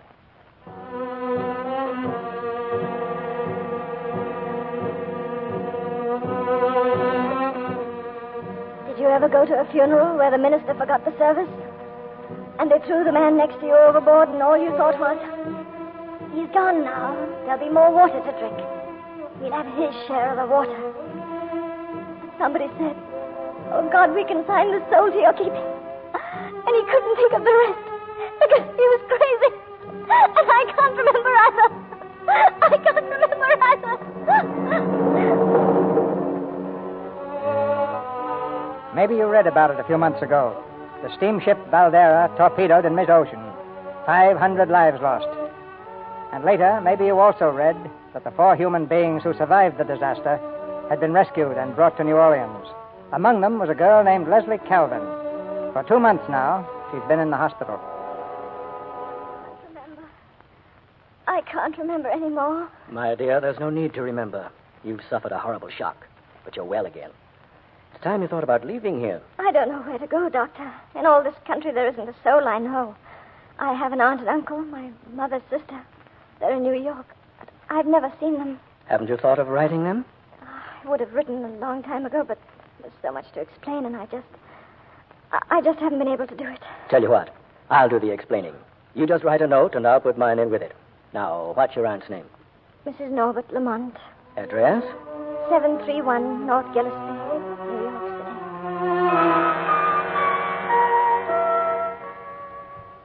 Oh, come in, Doctor. I've heard from them. From my aunt. Oh, that's fine. Fine. But they're not in New York. They're in Louisiana. Louisiana? Yes, near Belleville. It seems my uncle inherited a plantation some years ago. They moved there in January. They raise sugarcane, and they want me. They want me to come right away. You see, of course they do. Doctor, do you think I could leave tomorrow? Yes, you can leave tomorrow. And good luck, my dear. Good luck.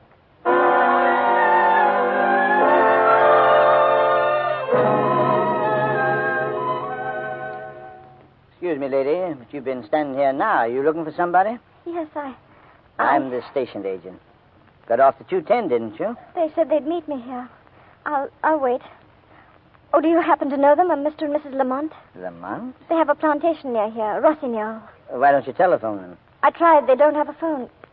Could I get a taxi? Sorry, lady, there isn't. Lady, what's the matter? Don't you feel well? Oh. Eddie, come here. Lady just fainted.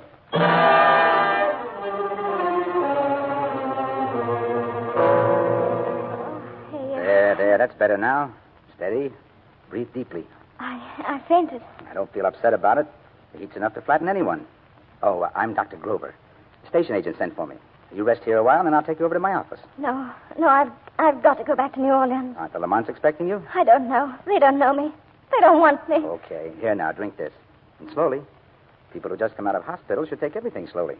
How did you know? Well, when you keeled over, a letter fell out of your purse. It was addressed to you at the Cortland Hospital. You know the Lamonts? Only by name. Doctor, I didn't feel faint because of the heat or because I've been ill. No? It was fear. Fear of being alone. Of having no one to turn to. Not anyone. But the Lamonts. My aunt and uncle. But they're perfect strangers. When they didn't meet me, I was terrified. That's nonsense. You like Rossignol. It's a perfect place to convalesce after whatever it was you were in the hospital for. I was on the Valdera. Oh. Only 4 of us survived. I woke up in the hospital. I've had nightmares constantly of that open lifeboat. I thought it would drive me insane. I was afraid that someday it would be the same whether I were awake or not. Now, look. Why don't we take my car and drive out to Rossignol? And if the Lamonts aren't there, I'll get you back here in plenty of time to catch your train. You're very kind. Kind? Around here, Miss Calvin, the only excitement we get is when someone new comes to town. Oh, but I don't want to trouble you. Oh, please. This is the kind of trouble I like. Let's go.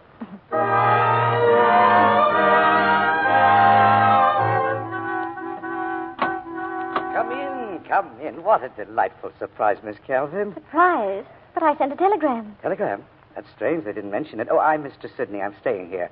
Your aunt will be delighted. Emily! Emily! She's here. Your niece. Leslie. Oh, my darling. Darling, we've been so worried about you. Oh, Aunt Emily. Oh, now, darling. Oh, if we only knew you were coming. Norbert, come here. This is Dr. Grover, Emily. He drove Miss Calvin here. Oh, how very kind. Won't you sit down? Well, thanks, but... Emily, did you get a telegram? Why, no. Oh, Norbert. This is Leslie. Uncle Norbert. Leslie, I'm so happy you're here. And Dr. Grover, dear. How do you do? How do you do? I'll get it. You have a telephone. But you're not listed in the book. Not in the book? That's odd. Odd, Emily. It's listed under Cleve. Oh, of course. You see, Mr. Cleve is our foreman. You should have looked under Cleve, dear. But, Aunt Emily, you didn't say anything about him in your letter. Oh, didn't I? Oh, I'm sorry, darling. Dr. Grover, you stay for dinner. I'm sure Florella can produce something. Florella. Oh, dear, the servants you get these days. Thanks, but I have to get back. Office hours. Some other time, Doctor? Leslie, come, darling. Upstairs. Goodbye, Miss Calvin. You were wonderfully kind. Thank you again. I'll be out to see you soon. Very soon. Behave yourself. Goodbye. I know you must be tired. I wonder if I could see Mr. Lamont a moment. He seems to have disappeared. Mr. Lamont's writing a book, Doctor. He's hardly aware these days of anything else. Well, then I'd better tell you. I don't want to alarm you, Mr. Sidney, but that girl's been through a terrible experience. I know. The doctor at the hospital wrote us. She seems very nervous. She's been having nightmares. Now she's afraid she's turning into a mental case. A mental case? Well, that's ridiculous, but the point is she must not be allowed to brood about things. Well, we'll do everything we can to help her. Well, just don't question her too much. Help her forget it. I just thought I'd mention it. Oh, that's very kind of you, Doctor. Goodbye, Mr. Sidney. Goodbye, Doctor. No, I'll unpack for you. Oh, I'm really so upset. My only niece arrives, and this is the reception she gets. But, Aunt Emily, really, I don't mind, and you mustn't. Norbert's so happy you're here, dear. He mayn't show it, but that's because of his book, Scientific. I help him with the typing. Oh, Leslie, my dear. You don't know what this means to me, Aunt Emily. In the hospital, I thought I was all alone, and now I have a home, my own people who love me. Oh, Leslie, I hope you'll be happy here. Oh, I will. I know I will. Darling, here. I've been saving this for you. This miniature. Thank you. It's your mother, Leslie. Mother. Painted on her 17th birthday. We weren't much alike, were we? She was always the pretty one, and so wonderful to me. Oh, but you're pretty, Aunt Emily. Oh, hush now. The picture's for you, dear. Keep it, darling. Thank you.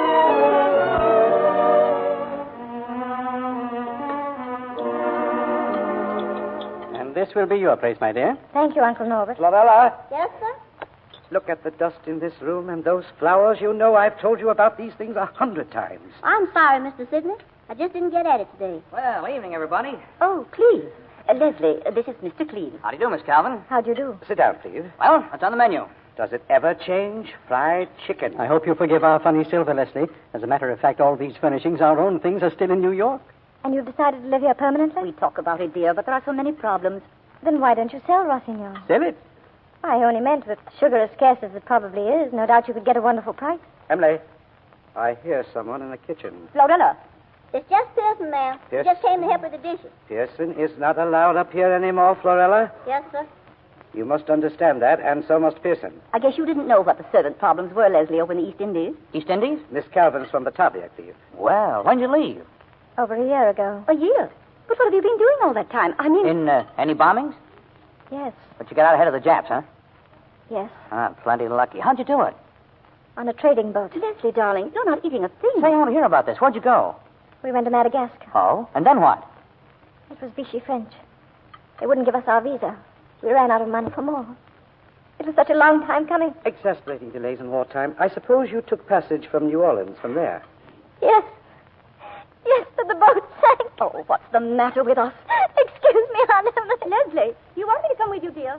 Leslie, wait. No. Hey, some jitter. Yes, very trying on the nerves. Very fried chicken.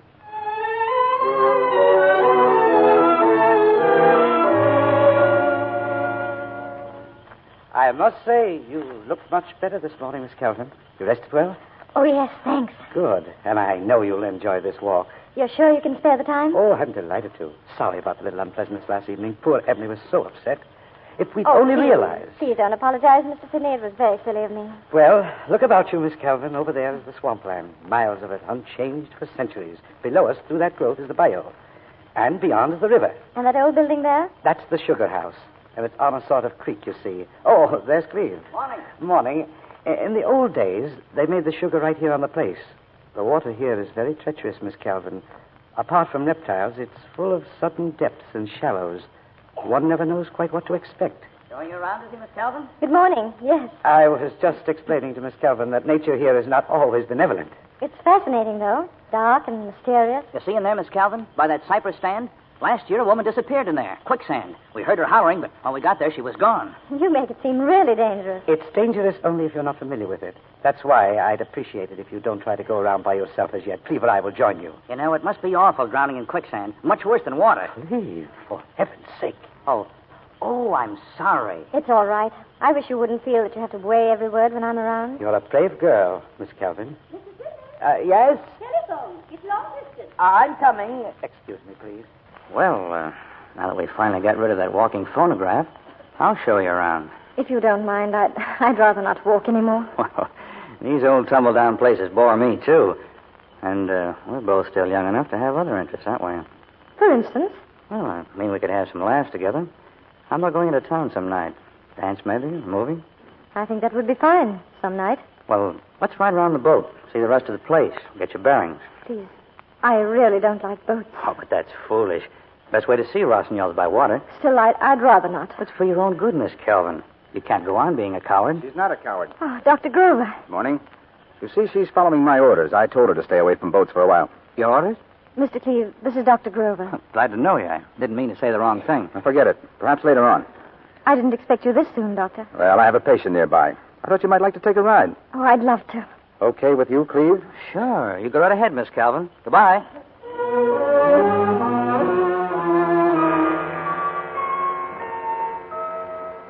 Then she's got in Grover's Grover's car and they drove off. The back road? Yeah, he must know this neck of the woods pretty good. Why are you two so concerned about the doctor? What difference does it make? Well, it's becoming rather obvious that Leslie and the doctor enjoy each other's company tremendously. What of it? What harm is that? Please, Emily, please, aren't you getting all worked up over nothing at all? I just don't understand you at times.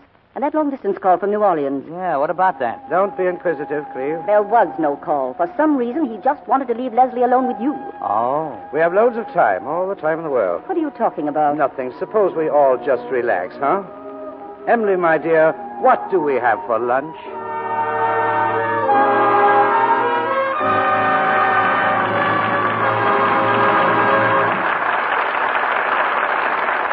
Before our stars return with Act Two of Dark Waters, here's a girl with a question on her mind.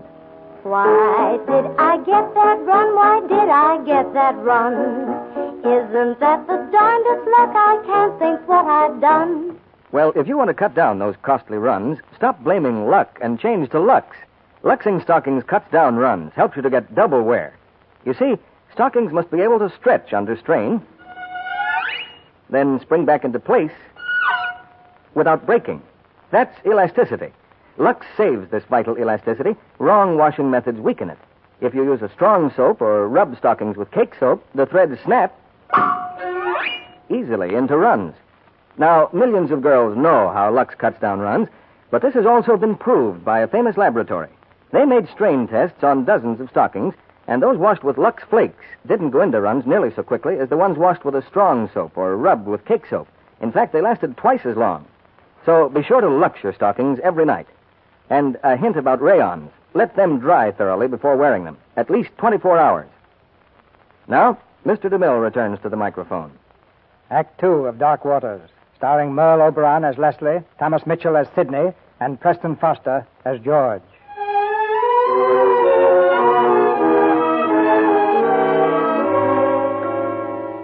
Eight days have passed since Leslie Calvin's arrival at the ancient plantation.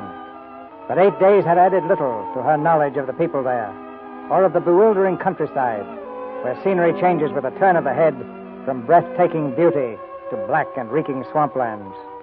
Leslie, however, hasn't given much thought to all of this. Dr. Grover has been her daily visitor, and today he's taken her to a tiny Cajun fishing village, deep in the bayous.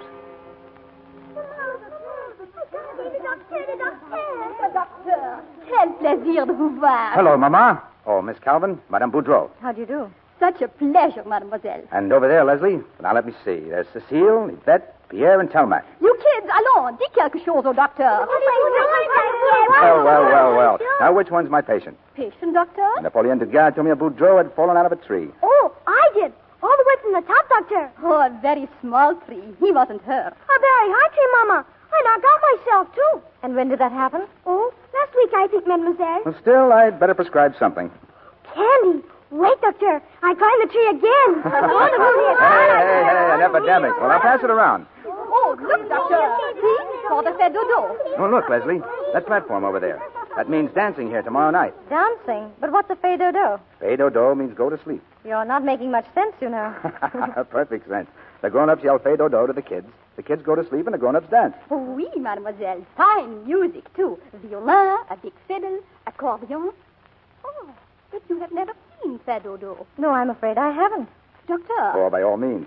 Leslie, tomorrow night you'll see a fait dodo. Okay? Wonderful. And so much to eat and dance and drink wine and eat. You see, good cooking is terribly important around here. The boys propose to the pretty girls, but they marry the good cooks. Oh, fine. I'll die an old maid. I can boil eggs and, I can boil eggs. That's perfect. I'm crazy about boiled eggs. Come inside then and boil eggs. Time for lunch. Oh, Mama, not shrimps a la Boudreau. Sure, I fix shrimp a la myself. Come now. Hey, kids, eat it! Eat it!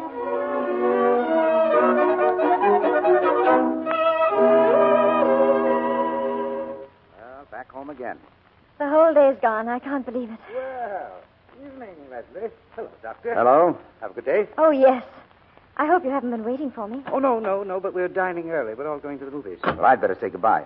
Have a good time, and don't forget tomorrow night. I won't. Goodbye, George, and thank you. Bye. Bye, Mr. Sidney. Goodbye, Doctor. Tomorrow night? Oh, yes. The fait dodo. Oh, splendid. Say, he's a very fine chap, that doctor. Very nice. Well, let's hurry, my dear. Your aunt can't wait to see that picture.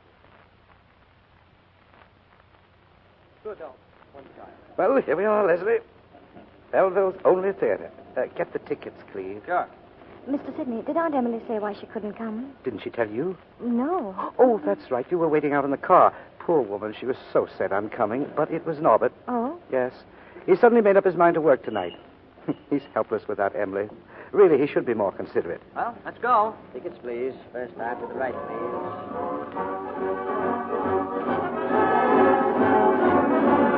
These seats okay, Miss Calvin? Fine. Hey, just in time for the newsreel. To me, the newsreel's always the best part of the show.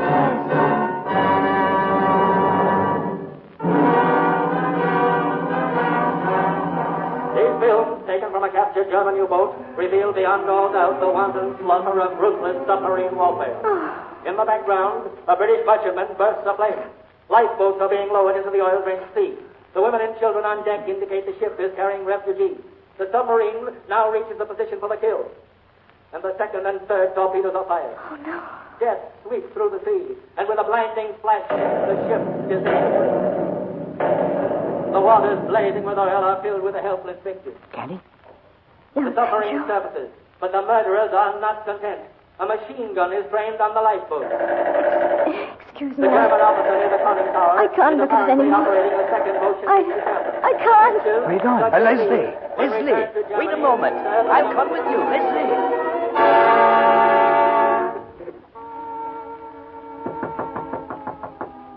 Anything you want, Leslie? Nothing. Good night. It was inexcusable, my dear. I should have found out what was showing first. Please try to forgive me. I'll be all right in the morning. Rest well, dear. Good night. Good night.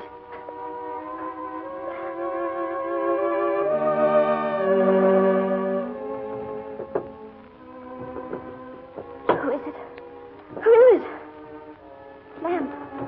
It went off. Off by itself and on and off and on and... Aunt Emily! Aunt Emily! Aunt Emily! Leslie, what's the matter? Are you ill? Noises. And the lamp here by my bed. It went out. The lamp? But it's on. See, dear? I heard a noise and the lamp went out and came on again by itself. But it couldn't have. I mean... Oh, that noise. Oh, it's just the screen. See? It's unfastened. You mustn't be frightened, dear. Shall I turn the light out for you? No. Oh, thank you, Aunt Emily. I'm all right. I'm perfectly all right. I'm sure it was that awful newsreel. It must have upset you terribly. Good night, dear. I'll leave your door open. What was it, Emily? Give us the light. That's strange. That poor child. That poor child.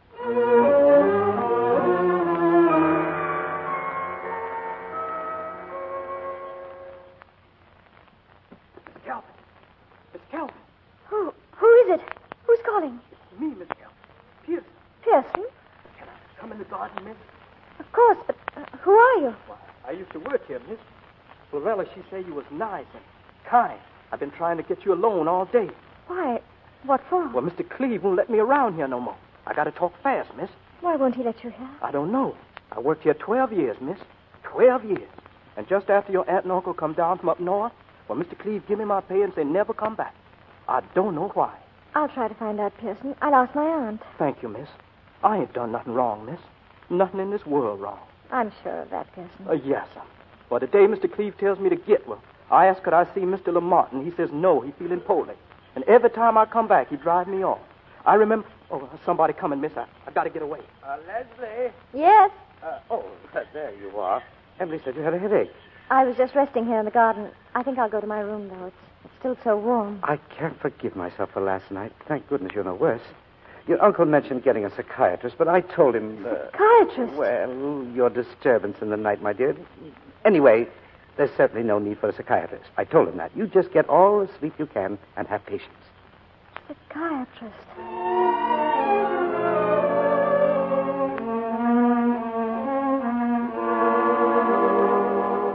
But what did she say, Florella?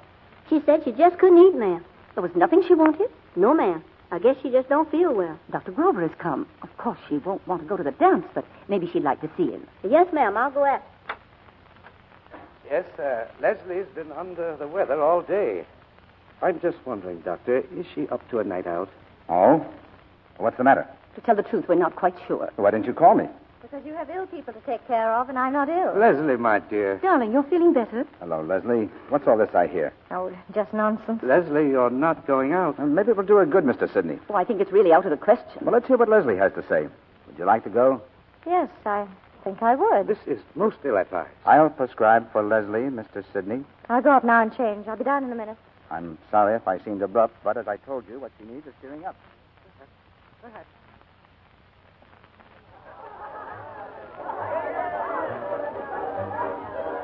I can't remember when I've had so much fun. Do they do this often, George? Oh, every couple of weeks or so. Well, here's to the next one. To the next one. And all the others after that. You take to these dances like a native. Mama Boudreau says you must have been born dancing. My mother used to say that my feet would have to do all the dancing for the two of us. The two of you? Yes, she was an invalid. She never walked from the time she was a child. My father always carried her. Oh.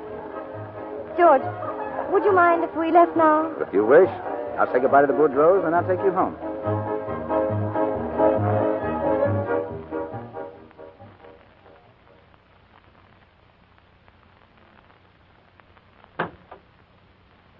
Thank you again, George, and good night.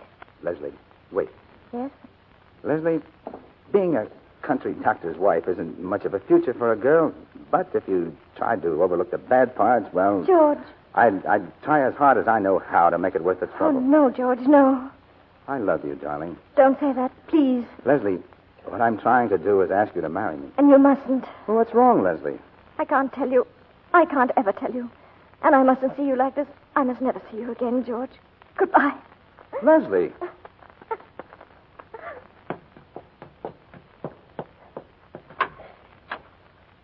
Leslie? Is that you, Leslie? Yes, Aunt Emily. Did you have a good time? I had a wonderful time. Why, you're crying. He asked me to marry him. Dr. Grover? Yes. And you don't want to? Oh, but I do. Why, then I just don't understand. I can't marry George or anyone else, Aunt Emily. But why, dear? You knew you were going out of your mind. Would you think... I won't have you saying such things. You're much better. No, I'm not. All the time I see and hear things that aren't there. People in their right minds don't have hallucinations. Oh, you poor child. Did you tell Dr. Grover about it? No, and I'm never going to see him again. Oh, why did they pull me out of the water? That's where I belong, under the water with my mother and father.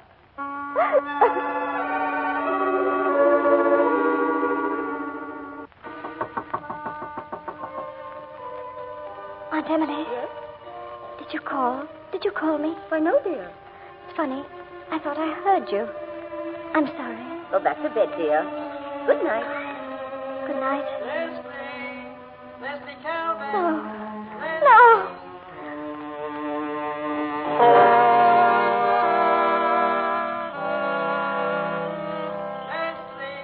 Leslie Calvin. Who is it? Miss Calvin. Pearson. Miss Calvin, did you hear your name being called? What did you say? Yes, ma'am. What do you mean, yes, ma'am? Did you hear my name? Yes, ma'am, I sure did. You heard them. You heard them. Then they're really there. Yes, miss. But you shouldn't be wandering around in the dark like this. But what are you doing here? Because I gotta find out. And when I do, I'll let you know. But there's one thing I do know, Miss Leslie. Whoever's out there in the swamp, it's you they want. Because they're calling your name. So get in the house, ma'am, please, right this minute. All right, Pearson, I'll go, but... There's the path there. I'll watch from here until you're safe back in the house. Leslie Calvin.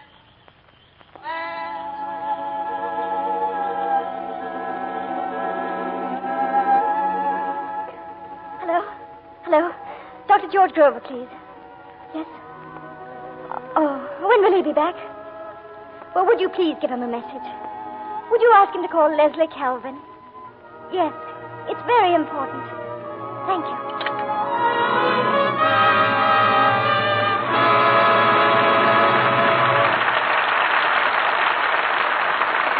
We pause now for station identification. This is CBS, the Columbia Broadcasting System.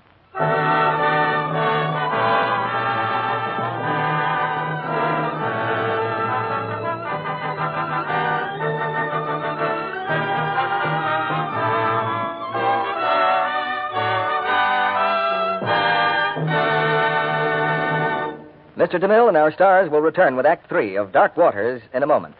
But here comes Sally. What's that she's got? Oh, a calendar. 27th, 4th, 11th, 18th. What are you doing, Sally? Calling football signals? At this late date, don't be silly. Nope, I'm checking up. Do you realize it's just 4 weeks before Christmas? What about it? Uncle Sam is asking us to do our shopping early this year, in November if possible. And that's just 3 days more. Well, I'd better get busy. There's my sister, for instance. I've been wondering about a present for her. Well, I'm giving mine a slip. Undies are pretty and practical, too. I should have known you'd choose something luxable. But of course. Besides, girls can always use another slip or nightie. Why, from Oregon to Massachusetts, the girls will welcome 1 or 2 sets. Oh, Sally. Don't go away. I've got another one. From Texas up to North Dakota, put underthings on your gift quota. That's enough. I'll take your word for it. And I'm going to tuck a box of Lux Flakes in with my sister's gift. A hint to the wise? Yes, or I may write a little verse to remind her. Something like, don't risk these undies in soaps that are strong. Lux keeps them new-looking 3 times as long. More truth than poetry, Sally. It's true that strong soap and hot water ruin pretty slips in actual washing tests. Yet the very same kind of slips stayed lovely with Lux Care. New-looking 3 times longer washed the Lux way. So it pays to stick to gentle Lux Flakes. Now, back to Mr. DeMille and our stars. I'm sure all of you would like to meet our stars in person. So after the play tonight, I'll do the next best thing and bring them to the microphone for a personal, informal chat. Now here's Act 3 of Dark Waters, starring Merle Oberon as Leslie, Preston Foster as George, and Thomas Mitchell as Sidney.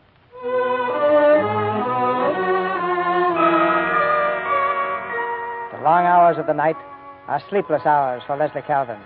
As she waits for George Grover to return her telephone call, her mind frantically seeks an answer to the events that have occurred since her arrival at Rossignol. But there is no answer.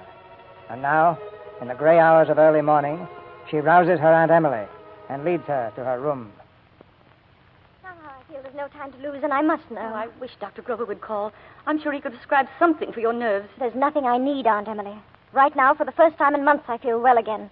I know now that there's nothing wrong with me. Aunt Emily, what do you know about Mr. Sidney? How long have you known him? Mr. Sidney? Why, he and Norbert have been friends since school days. He handles all your uncle's affairs. Why, he's a lifesaver to us. And you trust him? Leslie, what a question. What about Mr. Cleve? Cleve's run the plantation for years. He's done just wonders with it. But it's got to be them, or one of them. Aunt Emily, I told you I thought I was losing my mind. Little things have been happening, things that I thought I imagined. And then tonight I heard voices. But I did hear voices. They were real voices. Leslie, dear. I know they were real because Pearson heard them, too. Somebody's been trying to make me think I was going crazy. It's a terrible thing to say, Leslie. I'll tell Norbert at once. He'll get to the bottom of this. Oh, if you only knew how relieved I am. It's like being born again.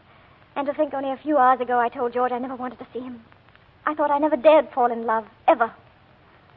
Aunt Emily, do you think he'll ask me to marry him again? Of course he will. Such a nice young man, Leslie. And we could have the wedding right here at Rossignol. And if you want, I'll write New York. They can send me the trunk with the dress your mother wore at her wedding. Aunt Emily, you and Mother were very close, weren't you? Inseparable, dear. She used to tell me about all the beaux you had and the parties you went to. She was really the popular one, dear. She never missed a dance. Her dance program was always filled first. Was Mother a good dancer? Wonderful. Waltzes, two-steps, polkas. I see. I mustn't keep you up any longer. Go back to bed, dear. We can talk at breakfast. Oh, yes, we must. And I'm so happy you're feeling better. So happy.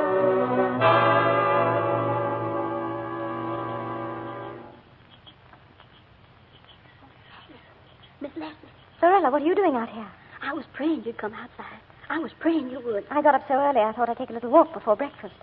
You're looking for Pearson, aren't you, miss? Aren't you? Where is he? Pearson's dead. That's why I had to see you.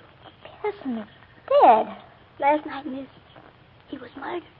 Murdered. Before he died, he made me promise to tell you. Tell me? Tell me what? He says, tell Miss Leslie. He found out. They're not your real aunt and uncle. He said to leave this place, miss. And there's one more thing I can tell you. That telegram you sent before you came here. Yes? It did come, miss.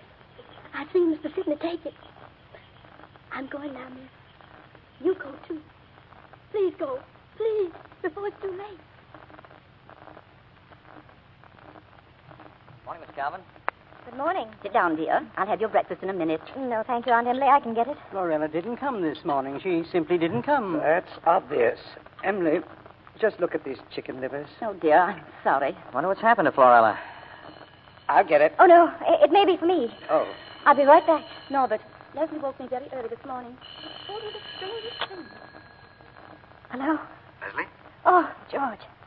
I've been trying to get you. When are you coming out? Coming out? Did you say something about never wanting to see me again? A girl can change her mind, can't she? Yes. Yes. Well, I'm kind of tied up today, Leslie. How about tonight? Good. Then I'll expect you right away. Leslie, what is this? You'll be here in an hour? I don't get it. Leslie, you're not making sense, you know. But you can't talk. Is that it? Look, I'll be out as soon as I can, dear. Thank you, George. Thank you. Goodbye. Your coffee's on the table, dear. Coming. I take it that was the doctor, Leslie. Yes. He'll be stopping by in a little while. Fine. And we must see to it that you and your doctor have the veranda all to yourselves without any inconvenient dodderers about. Thank you. Why, Leslie, I believe you're blushing, dear. By Jove, she is. Well.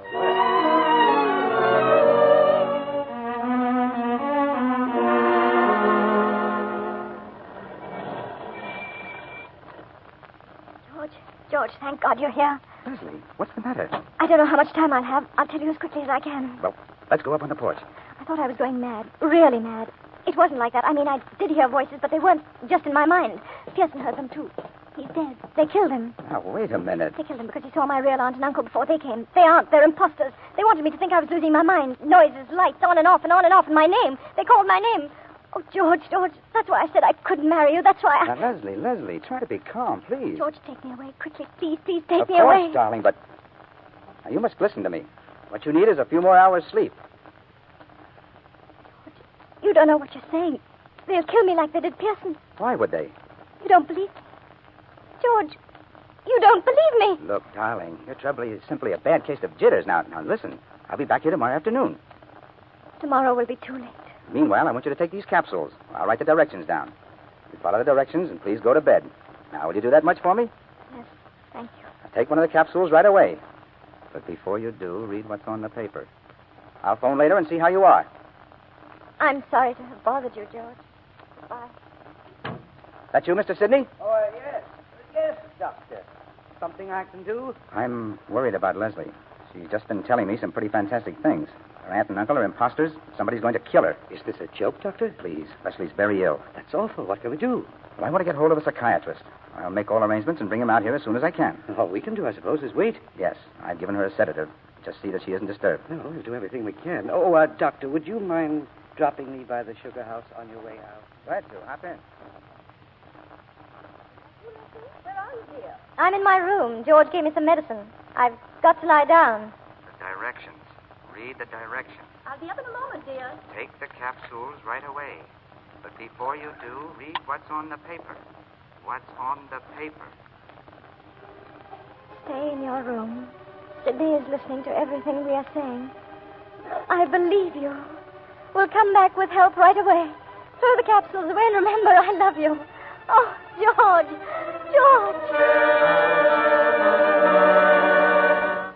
Come in, both of you. And close the door. Now, where's the girl? In her room. Wait a minute, Sidney.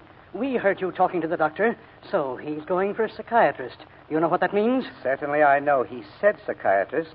That will never do. He may mean police, and that will do still less. We're getting out of here, Sidney. We don't want any part of this. You hired us to be her aunt and uncle.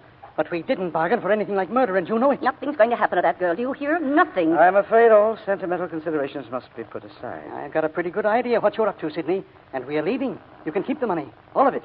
Now, let's try to talk sense for a moment. My instinct is to clear out, too. This is all starting to become rather messy, and I don't like messes. All right. Suppose we did clear out. How far do you think we'd get?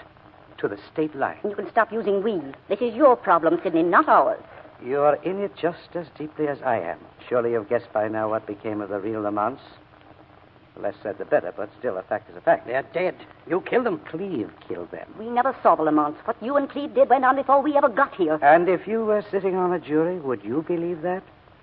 You should thank your lucky stars, both of you, that someone around here can use his head. Now go upstairs and bring down that girl. Cleve and Dr. Grover are waiting for her at the sugar house.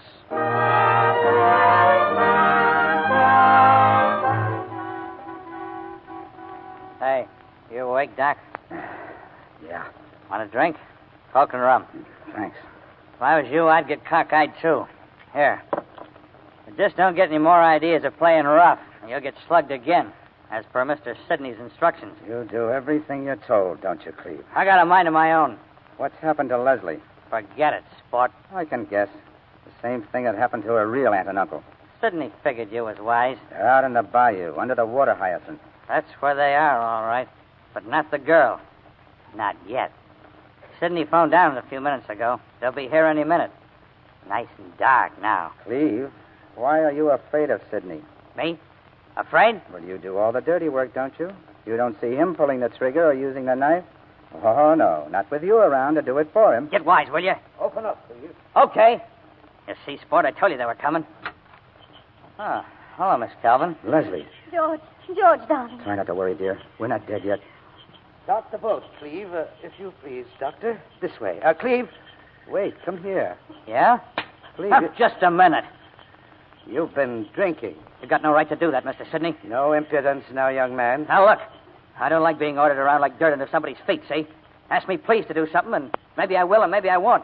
But I don't take orders, see? Cleve's two different boys, Miss Calvin. Cleve drunk and Cleve sober.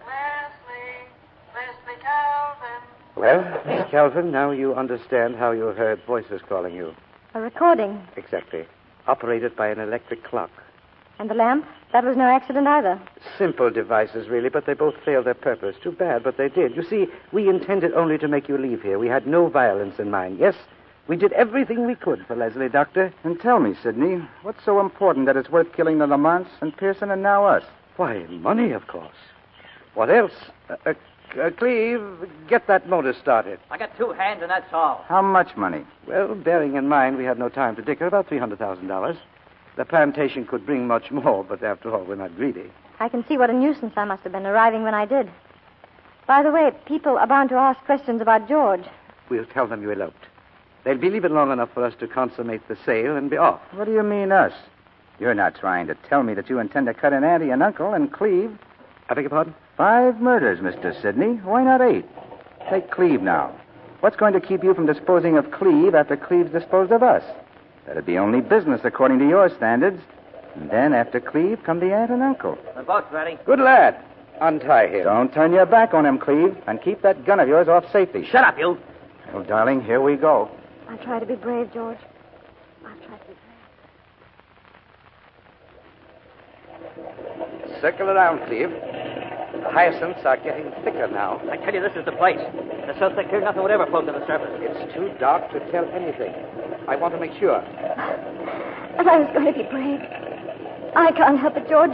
I can't help it. Easy, darling, easy. Just be ready to jump. Yes. This spot's as good as any, Cleve. Okay. And now I got something to tell you. I'm not taking any chances, Sidney. You might pull a fast one at that. Take your gun out of your pocket and drop it overboard. My dear boy, you're not going to take what this fellow said seriously. There's going to be only one gun in this boat, Sidney, and that's mine. That's telling him, Cleve. Shut up! You heard me, Sidney. Dr. Grover, you poisoned this boy's mind. I'm tempted to do the job on you myself. Drop your gun over the side. As you wish. Jump, Leslie, jump. Gun your motor, Cleve. We'll run them down. Can you see them? They're heading for the hyacinth. On your left, hurry.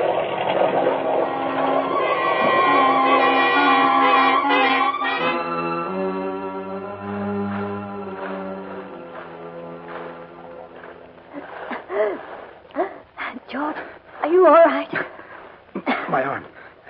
The propeller. You turn on the headlights. George, they're coming this way. The shore's ahead of us. We'll skirt the hyacinths. Swim. Underwater. Can you make it? I'll try, darling. I'll try. There they are. Shoot! Fool, shoot!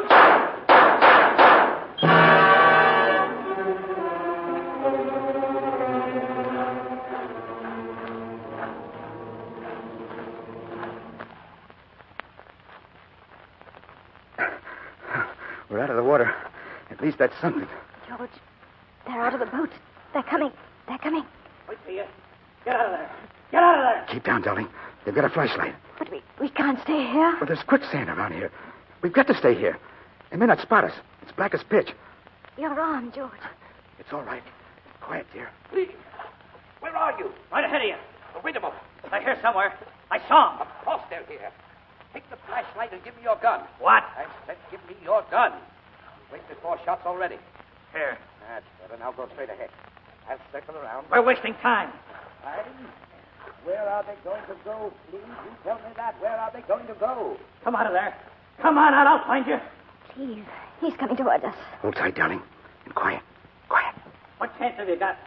Or would you sooner stay here with the moccasins and starve to death? Cleve. Where are you? Where are you? Straight ahead, Cleve. Well, it's about time. Sidney! Sidney! Quicksand! I'm sinking! Sidney, hurry! Where are you? This way! Quicksand! Sidney, help! Help! Don't struggle, Cleve. He's going under, George. He's going under. You can't get out by yourself, Cleve. Sidney! Sidney, I can't, please! You can't see him, Sidney. His flashlight's gone, but he's right ahead of you. Throw the gun over here, and I'll get him out for you. Sidney, throw the gun! You've got only 3 bullets left now, Sidney. Only 3. Don't shoot. Throw the gun. I'm sinking. Help! You better hurry, Sidney. Help! Well, Sidney, he's gone now. You've lost your guide. You'll never get out of here now unless I lead you. Go on. Try and get out if you don't believe me.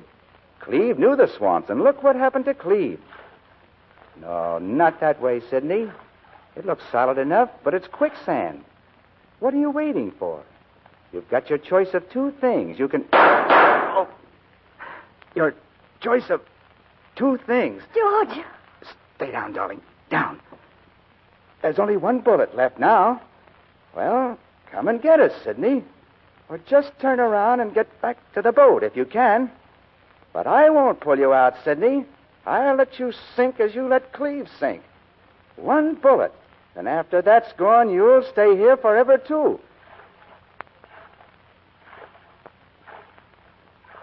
George, he's coming. He's coming. Go on, Sidney, shoot. And then figure out how you'll save yourself. You can throw me that gun and let me show you the way out. There. There's the gun. I thought you'd understand. Lost in the swamp at night. It's hard on the nerves. All right, Sidney. Turn around and start walking. Leslie? Yes? I'm afraid I'll have to lean on you, dear. Oh, George, darling. Hurry, darling. The boat's not far off. We'll make it all right. We'll make it.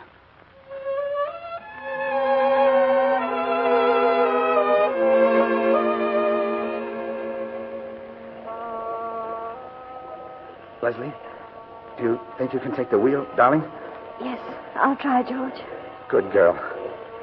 You can be a remarkably silent man, Mr. Sidney. When there's nothing to say, Doctor, I make it a point to say nothing. I'm contemplating my future. If I were you, I'd leave that to the state of Louisiana. Uh-huh. Perhaps you're right. Straight ahead, Leslie. You're doing fine. Straight ahead, darling. Straight ahead. And I'm not afraid, George. I'm all right. I'm all right.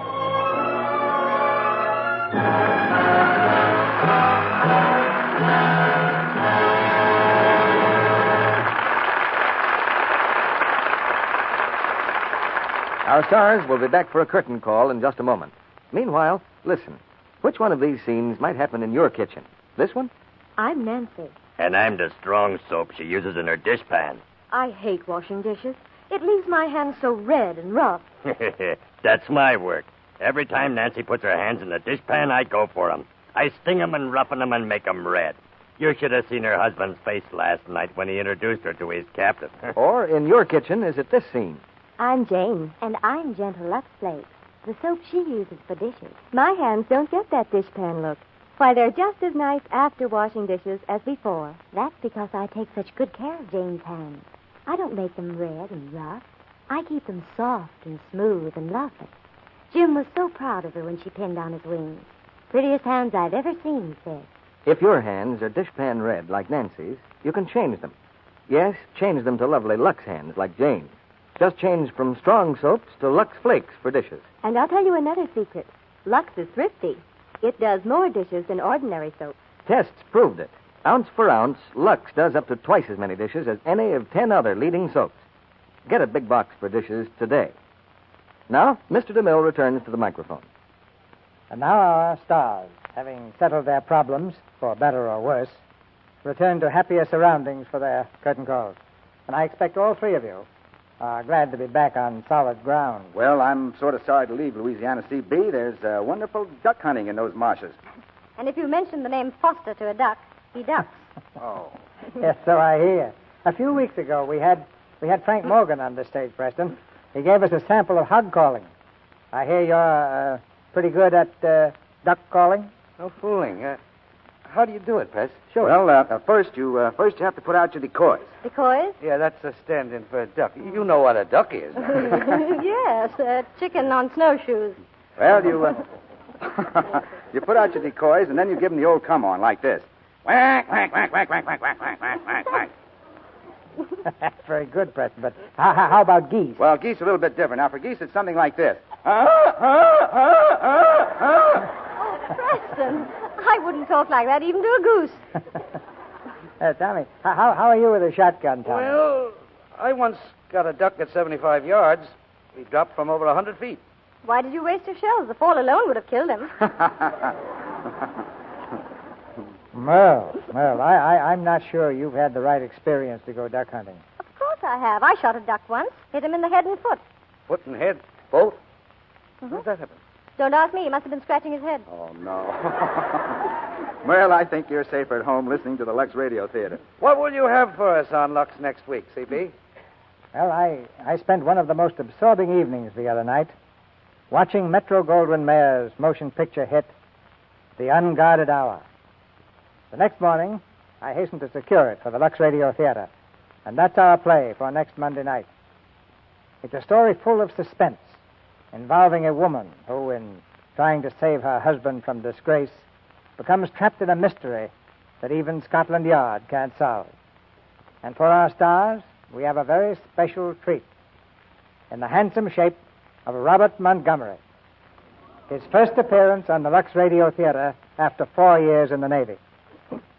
And with Bob, we have the ever-lovely Lorraine Day. Sounds like a great homecoming for Bob, CB. Good night. Good night. Good night. Good night. Good night. You sail through dark waters beautifully.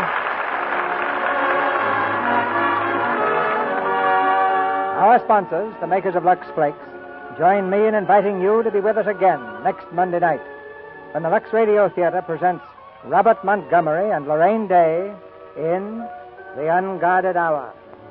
This is Cecil B. DeMille saying good night to you from Hollywood.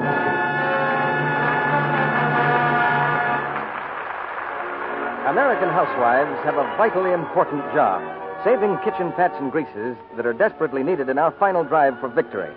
Don't waste a drop of this essential war material. Put your waste fats in a clean can and rush them to your butcher. He'll give you 2 red ration points and 4 cents for each pound.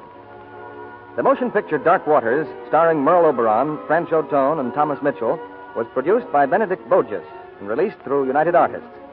Preston Foster will soon be seen in the 20th Century Fox Technicolor production, Thunderhead, Son of Flicka. Thomas Mitchell can currently be seen in Darrell F. Zanuck's Technicolor picture, Wilson. Heard in tonight's play were Charles Seal, Leo Cleary, Janet Scott, Norman Field, Ruby Dandridge, Tyler McVeigh, Gloria Charmley, Yana Delos, Mickey Kuhn, and Horace Willard. Our music was directed by Louis Silvers. This program is broadcast to our fighting forces overseas through cooperation with the Armed Forces Radio Service.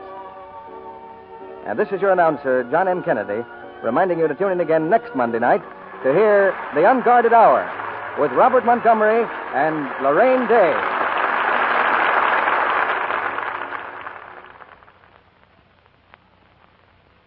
Spry, S-P-R-Y. Better cook with Spry, 'cause you'll be a better cook with Spry. Cakes, pies, fried foods, everything tastes better made with new Easy Mix Spry shortening. So for light, fluffy cakes, tender, flaky pastry, crisp, digestible fried foods, Better cook with Spry. Be sure to listen in next Monday night to the Lux Radio Theater presentation of The Unguarded Hour with Robert Montgomery and Lorraine Day. This is CBS, the Columbia Broadcasting System.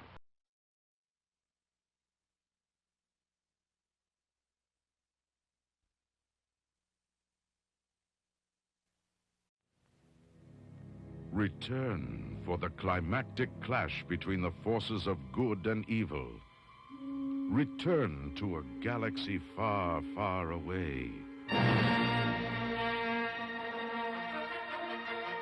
Return of the Jedi.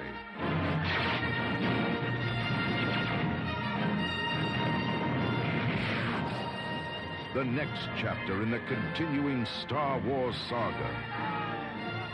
The battle for freedom rages on.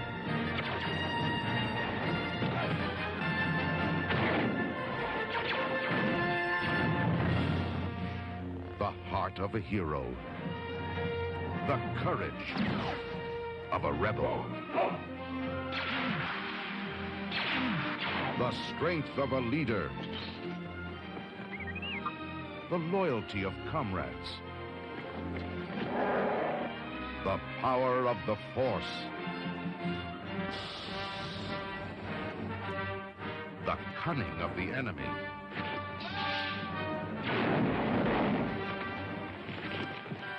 A destiny revealed. Is Darth Vader my father? A legend fulfilled. An epic of heroes, villains, and aliens from 1,000 worlds.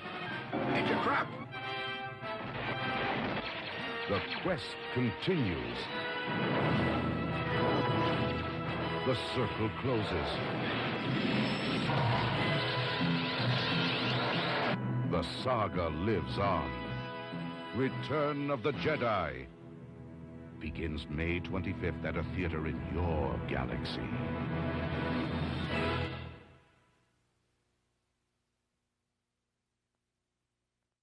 The Warrior of the Woodlands, Ranger Bill, is coming up next.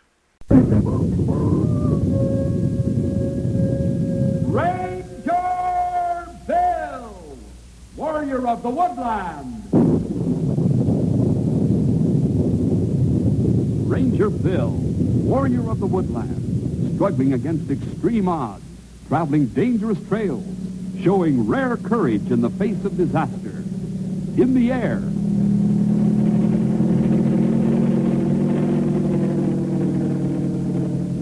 on horseback,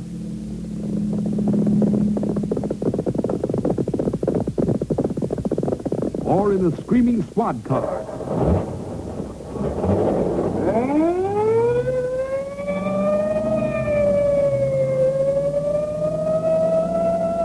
Ranger Bill, his mind alert, a ready smile, unswerving, loyal to his mission.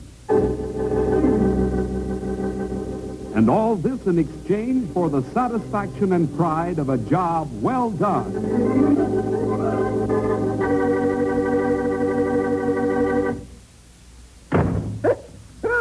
I'm shot! Sorry, Stumpy. Guess I shut that door a little too hard, didn't I? Yes. Another headache you're giving me. Can I give you something for it? You can have it for nothing. I don't think a pill is what Stumpy needs, Henry. I have a feeling he'd feel a lot better if he thought you'd given up that idea of fighting fires with us. Huh? Oh, Stumpy. We've gone over and over that. I'm old enough to look after myself. I know the ways and techniques backwards. I've even worked out in the drills and practiced with the equipment. By the way, this arrived for you earlier, pal. Oh, boy. It's that gas mask and air tank that I bought. There it is. Where'd you get that kind of money? I saved for a long time, believe me. So you can see, Stumpy, I have a feeling that Henry is not about to give up the idea of fighting fires with the Rangers. I can see how he might have got carried away with the idea, Bill, but I can't see why you would encourage him the way you do. If you'd ever come out to a drill and watch him work, you'd understand. Henry's surprisingly quick at picking up the ideas and the methods. Drills and fires are two different things. Wow, look at this, Bill. That's a good-looking mask, pal. Good-looking. Man from Mars, if you ask me. Now, I'd appreciate a little quiet while I finish typing this report.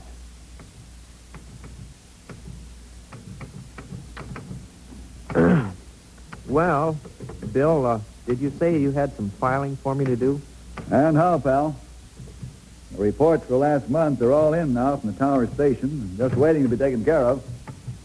They're in this drawer. There. That ought to keep you busy. Ah. That's what he ought to be doing. Running around after fires. Hey, wait a minute, Henry. What time is it? 4 o'clock. I almost forgot. Isn't this the day we're invited to the Hansons for dinner? Why, so 'tis.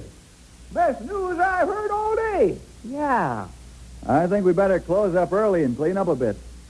After all, Mrs. Hanson's cooking deserves a fresh shirt any night. You can say that again. Let's get going. I thought you wanted to finish that report, Stumpy. All right, you young whippersnapper. Never mind the chin wagon. Let's get going. I'm right behind you.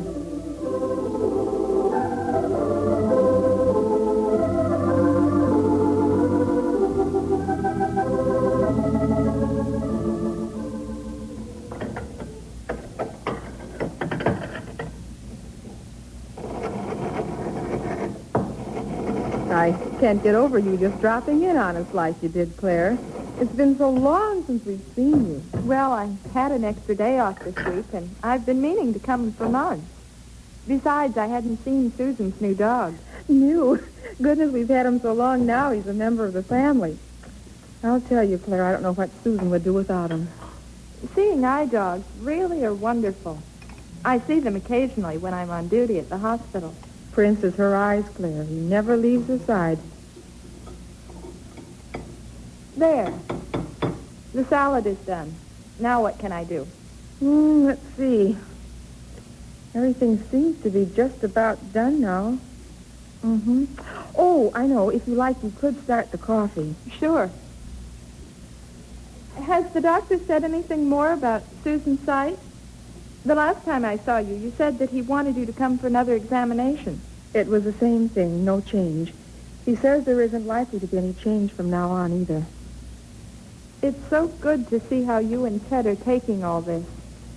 Well, it took us a long time to get used to the thought that Susan would be blind. I can't tell you what strength God has given us to accept it. You don't have to tell me. I can see it. There. The coffee's on. What time are the Rangers supposed to get here? Any time now. I know you'll enjoy meeting them, Claire. They're wonderful people. So I've heard. You sure you won't stay for dinner now? All those men might like things evened up a bit. I wish I could, really. But, unfortunately, I've made other arrangements for dinner. Which reminds me, I'd better get home. I hope all goes well with your dinner tonight, Betty. Thanks again for your help, Claire. And stop in when you can stay longer. Tell your boss at the hospital to give you more time off.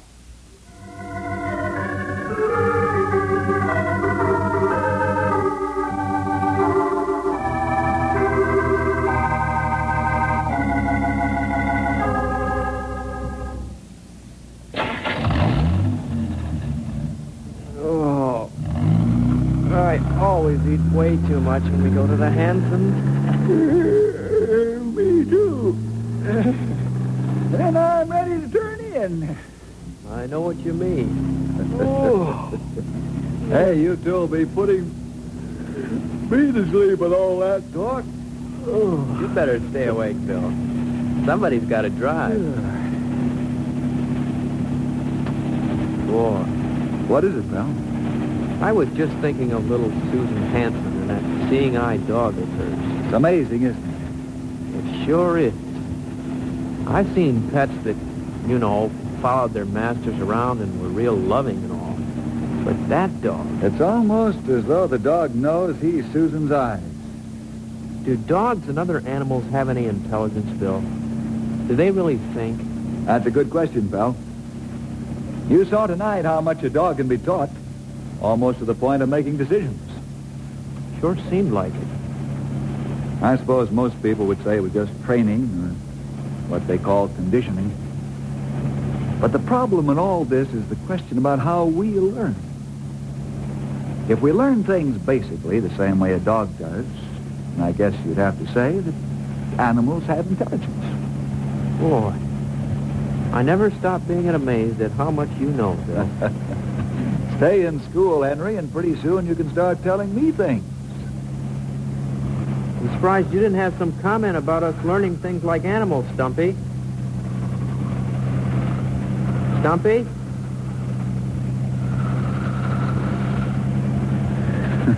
Looks like that old dog has decided to take a nap now he's been fed.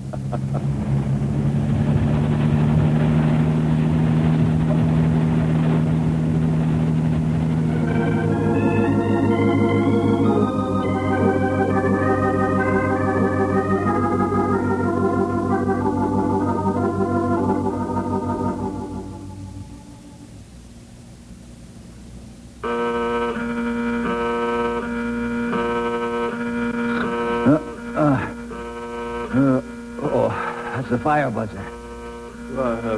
Bill. Just a minute, Henry. Hello, Tom. What's the trouble? Uh-huh. How bad is it? Okay, Tom. I'll get the crews out there in the double. Goodbye. Is it a fire, Bill? It sure is, pal. Tom says it's spreading eastward. Toward Knotty Pine, huh? That's what it looks like. Just a second, Henry. There. That ought to get them here in a hurry. Bill? Yes? You remember what you said? About the next fire, I mean? You mean about you going out with the firefighting crews? Uh-huh. Yes, I remember, Henry. You sure you want to do it? Yes, sir. Okay. Let's get over to the station and start collecting the gear. There's a fire out there to fight. I guess this is as good a time as any to break you in.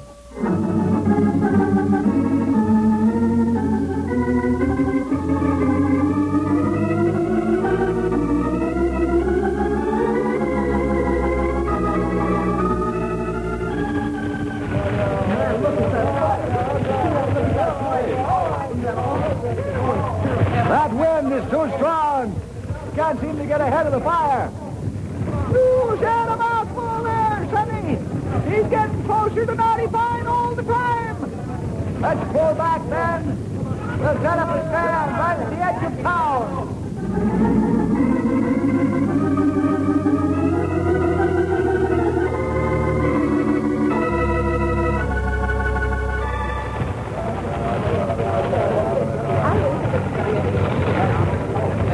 Cal, are the people in those houses along the edge of the woods evacuated yet?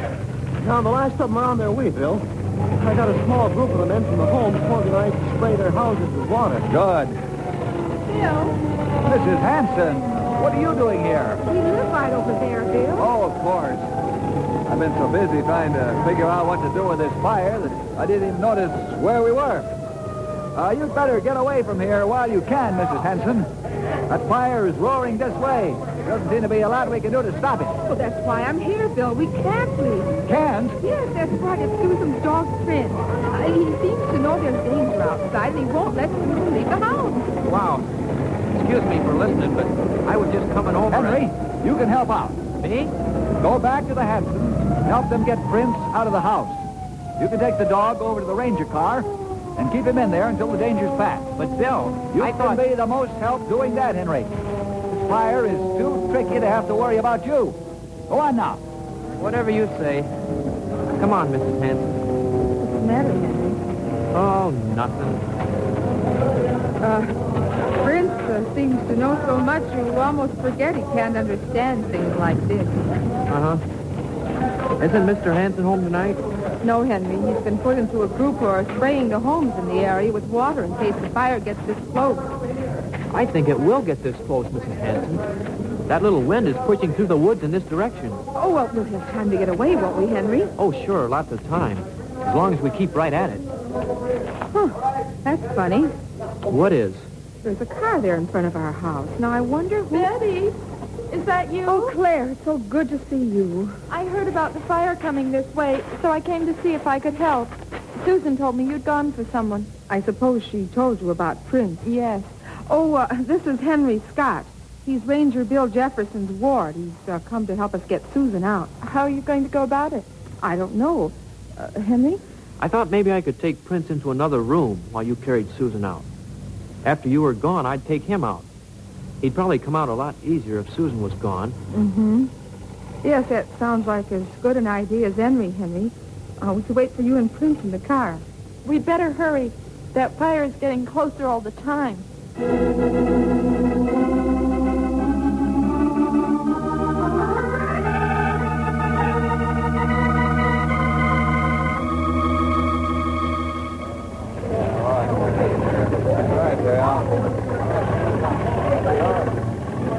Everything all right, Mrs. Hanson?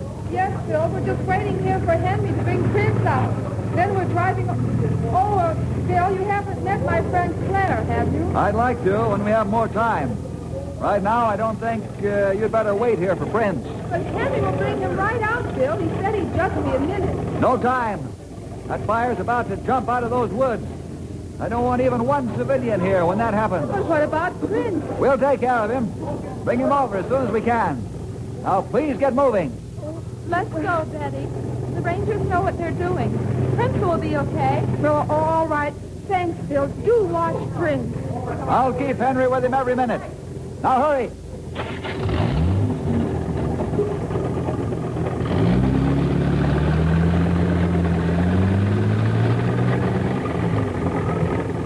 Henry! Yes, Bill? Get Prince out of the house and into the Ranger's car. On the double. I'll send Cal over to drive you to Mrs. Hanson's and Susan. I've got to get back to the fire. It's not waiting for anyone.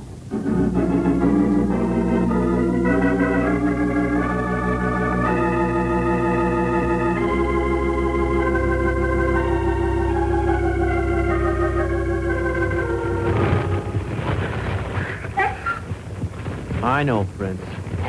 Everybody's out there doing what they can to stop that big blaze, while you and I are stuck in here just watching. Want to listen to the radio? Nah, I guess not. Besides, I forgot this is the Ranger car. The only radio in here is for police calls and things like that. Besides, Cal will be here in a minute. Take it easy, Prince. Boy, the way you watch your house over there. It's like the fire's getting closer to it all the time. You sure are a pretty dog. Smart as anything. We're a lot alike right now, you know, Prince. Here you are, a big, powerful, well-trained dog. And all you do is lead a little girl around. And here am I. I know all about fighting fires. But I'm stuck here watching you. Wow. Look at the fire. It's come out of the woods. Looks like your house is going to get it, Prince. Where's Cal? Bill said he would be right here. Easy, fella. It'd be no good going back to it now. You'd only be burned to death. Why are you trying to get out? Hey, what is it, Prince? You think little Susan is still in there? Is that it, fella? No, she isn't. We got her out. Hey, settle down, fella.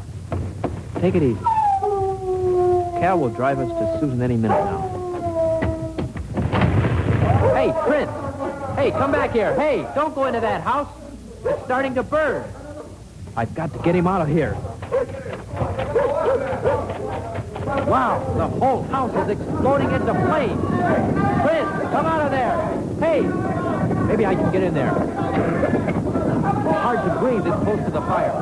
It's so hot. Don't think I can get any closer. But got to get Prince. Got to get Prince.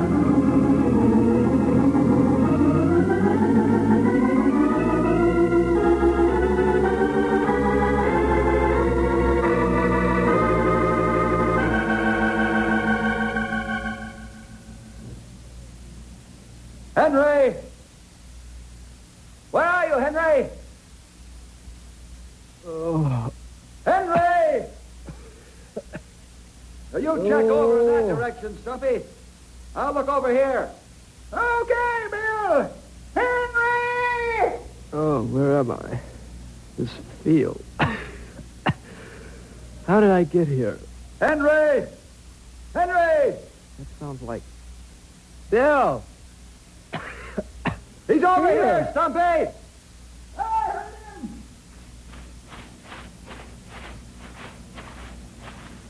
You all right, pal? I guess so. I don't really know. You look like you might have swallowed a lot of smoke. Better get you over to the hospital. No, I'm all right, Bill. What happened? That's what I was going to ask you. You got back to the car, and you and Prince were gone. Is the young whippersnapper okay? I think we better take him to the hospital, Stumpy. Don't think he looks too good. Yeah, a little green in places where he ought to be pink, if you ask me. Can you stand by yourself, pal? I guess so. Here, let's give him a hand, Stumpy. Okay. Here, there. How's that? I sure am dizzy. I'll carry you back to the car, Henry. Better get you over to the hospital on the double.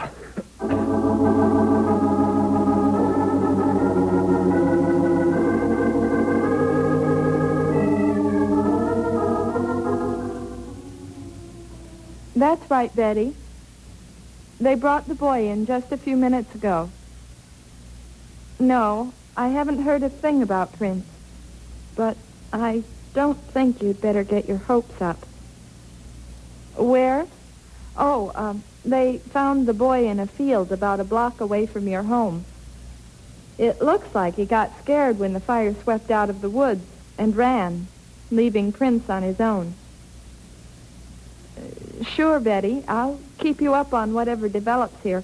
Oh, and you and the family can stay at my place until you can find another house. Sure, Betty. I wish I had better news.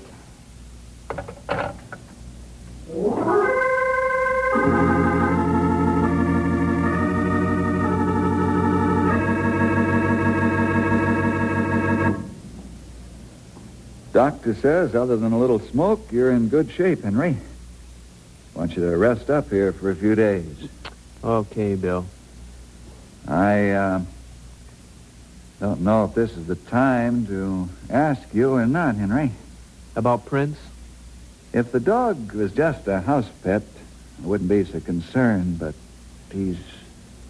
was a seeing-eye dog and a little more than a pet. I haven't thought of anything else since, Bill. You want to talk about it? There isn't too much to say. I was sitting in the car with Prince when the fire jumped out of the woods and caught the Hansons' house. Mm-hmm. The dog was pretty nervous about the whole thing anyhow. But when he saw the house start on fire, he almost went crazy. Probably thought little Susan was still in there. That's what it looked like. Then all of a sudden, he must have hit the door handle the right way with his paw. He got out. He ran for the house. Then what happened? Well, he dashed into the burning house. I chased him and was going to go in after him when I guess I just got scared. The flames and noise. So hard to breathe. I guess you know. You've been in enough forest fires to know what it's like. Mm-hmm. Go on, pal. Well, I don't remember anything after that. Until I woke up in that field. Oh, I must have just turned tail and run like a coward. And you left Prince in there to burn? No, we didn't hear you come in, nurse. I'm sorry. I shouldn't have just spoken out like that, but the Hansons are friends of mine, and I understand.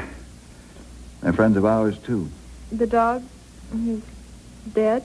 I'm afraid so, nurse. I see. Excuse me.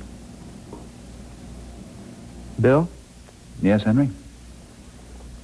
That's the way everybody will feel when they find out, isn't it? Oh, I don't know. I do. They'll say I was a coward, and I let Prince burn because I got scared and ran. All right, take it easy, Henry. Easy? How can I? I was feeling so big and important, thinking I'd be a great firefighter, and I ran away from the only chance I ever had to prove myself. That dog was more faithful than I was. He went right in when he thought little Susan was in trouble. You did your best, Henry. It wasn't good enough.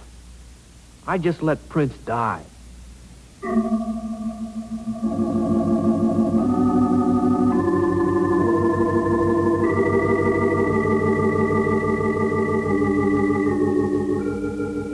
God, you know that everyone in Knotty Pine is down on me since the fire. I don't blame them. I messed things up. Now everything looks pretty black, Lord. I need to know what to do about it. I've thought about running away, but I can't run away from myself. Susan needs a seeing-eye dog, Lord. I know the Hansons can't afford to buy one. So please help me find a way to help them. And in helping them, maybe people will change their minds about me.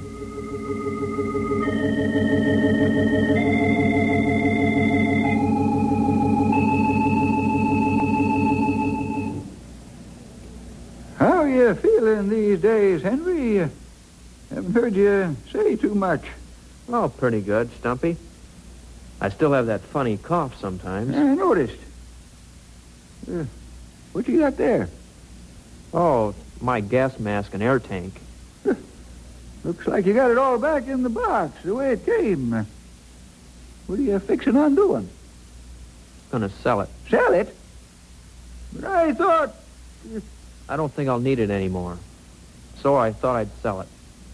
Besides, the Hansons could use the money for a new dog. Well, if that don't beat all.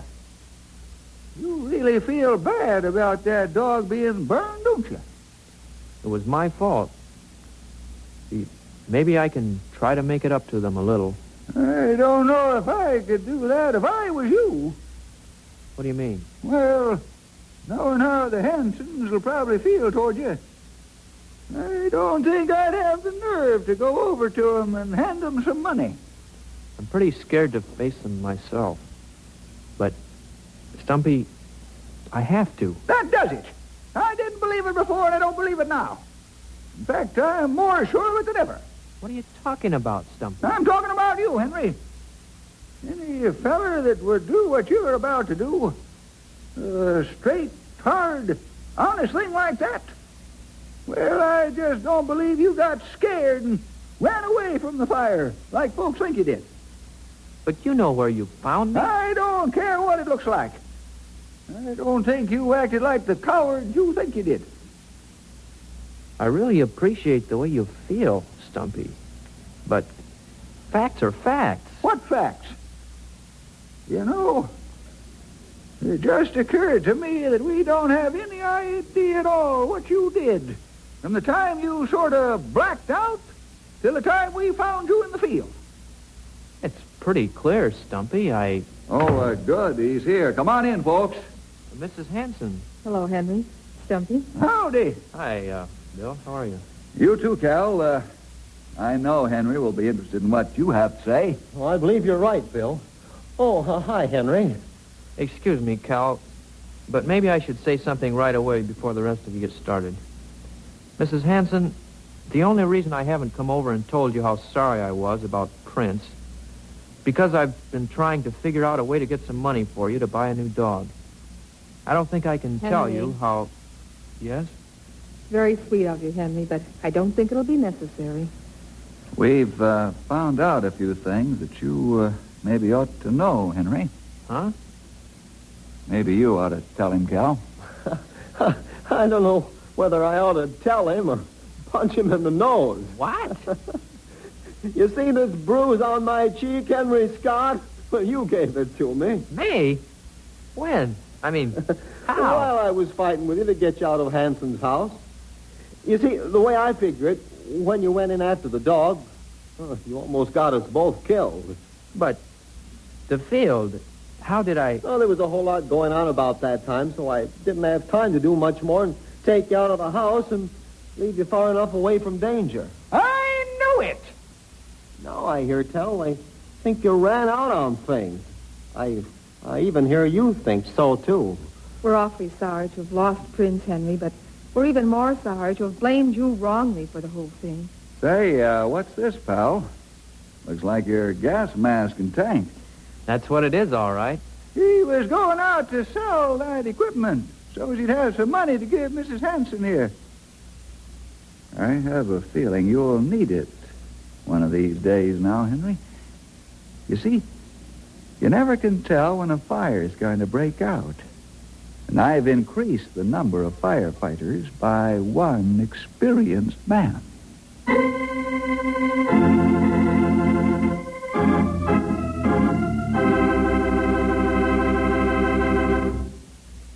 You know, boys and girls, God never says he'll put us into the most important jobs, but he does expect us to do our best in the jobs we have. Well, see you next week for more adventure with Ranger Bill!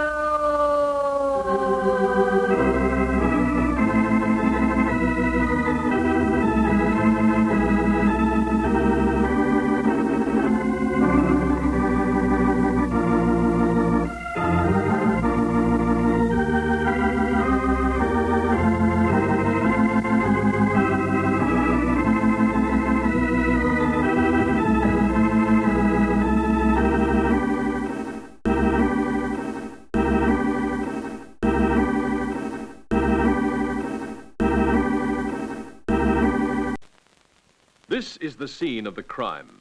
A crime of passion, filmed in a way you have never seen before, and as no one else would dare attempt, but the screen's master of suspense, the producer-director who shocked the world with Psycho.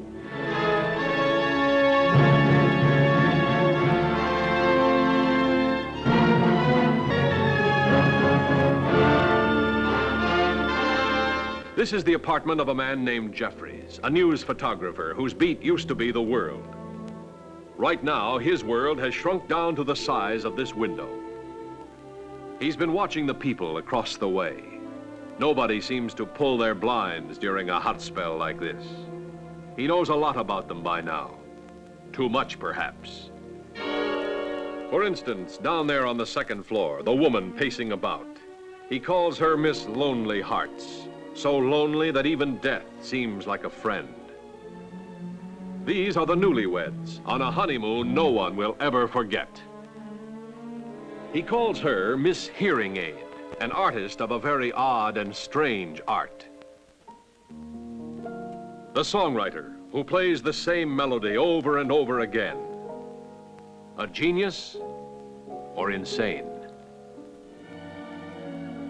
This is the traveling salesman and his invalid wife. Out of their arguments and nagging comes a weird kind of love. Miss Torso, the body beautiful. That is, viewed from a safe distance. Those are just a few of my neighbors. First, I watched them just to kill time, but then I couldn't take my eyes off them, just as you won't be able to. And you won't be able to take your eyes off the glowing beauty of Grace Kelly, who shares the heart and curiosity of James Stewart in this story of a romance shadowed by the terror of a horrifying secret.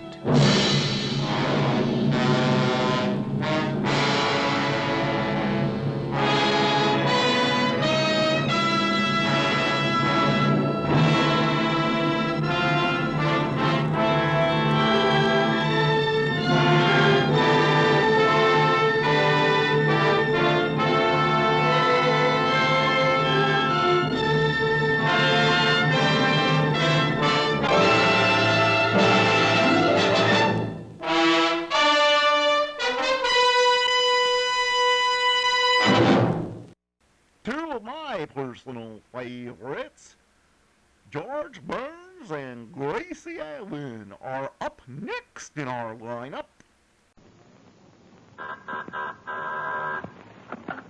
Well, hello. Come right in. Oh, George, we've got company, and they're all in uniform.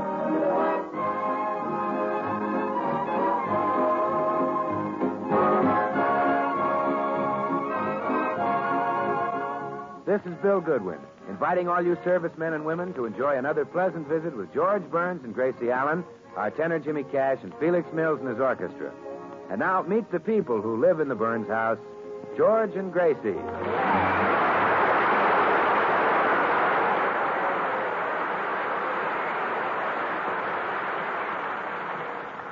Well, the Burns have just arrived in Boston to entertain at the United War Fund rally tomorrow night. And we find them now in their hotel room. Well, you know, George, there's one thing about that rally tomorrow night that puzzles me. What's that? Why did they ask you to sing? After all, you're one of the greatest singers in this country. Oh, Gracie. Well, you are. I know, but you shouldn't say it. Besides, they probably asked some Boston fella to sing tomorrow night. Some back bay singer. But you'd be twice as good. You not only have a back bay, but a front bay. Well, if they don't want me to sing, it's their loss. Well, it's just a shame. Why, if you sang here, you could put Boston on the map. You might make this town as famous as Worcester. Well, they didn't ask me. Foolish, foolish people. George, open up that flute-like throat and give Mama a load of what Boston is missing. No one to talk it all by myself. No one to walk with. I'm happy on the chauffeur. Oh, George, when you sing like that, my bobby socks just go limp. Ain't misbehaving, saving all my love for. Oh, baby, love for you. Really saving love for you. Oh, Boston, Boston, you're committing musical suicide. Why, George, you've got more music in your little finger than Rudy Valley has in his entire nose. Well, I am in a good voice tonight. I know for certain you're the one I love. Oh, hold it, George, hold it. Look, hand me the telephone. What are you going to do? Well, I'm going to call Arthur Fiedler. He's in charge of music tomorrow night. Hello? Hello, operator? Get me Mr. Arthur Fiedler, director of Boston Pops Orchestra. Yes, I'll hold on. Oh, you've just got to sing tomorrow night, George. We owe it to the city that gave us Paul Revere and Samuel Adams. I'm surprised you know so much about Boston history. Well, you might not expect me to know about Paul Revere, but everyone knows who invented the Adams hat. I thought so. Hello? Oh, yes, Mr. Fiedler. This is Gracie Allen. Mr. Fiedler, do you know I ain't misbehaving? Oh, Mr. Fiedler. What do you say? He said to call him if I got in the mood. I see. No, Mr. Fiedler, I meant, do you have an arrangement of it that my husband, George Burns, could sing off? Yeah? Oh, all right. George, he wants to hear your voice. Oh, give me the phone. Okay, Mr. Fiedler. Just get a load of this. Like Jackie Horner in the corner, don't go nowhere, and I don't care. Your kisses, worth white waiting for. Oh, Daddy, Daddy, Daddy. Well, Mr. Fiedler, how did you like it? Hello? Hello? Hello? Well, don't you worry, dear. Boston will hear you sing if I have to stop. Come in. Well, hi, folks. Oh, well, hello, Bill. Oh, good heavens. Someone must be choking that poor man. Gracie, don't you know who that is in the next room? Who? But it's James Melton. That's a trained voice. Well, he ought to be calling trains with it. Why, Gracie, he's giving a concert here in Boston tonight. Oh, he can sing in Boston, but George can't. How do you like that? Boston and I like it fine. We'll see about that. Excuse me, boys. Oh, Mr. Melton will just have to turn his concert over to George tonight. That's all there is to it. Yes? You're James Melton, aren't you? Yes, I am.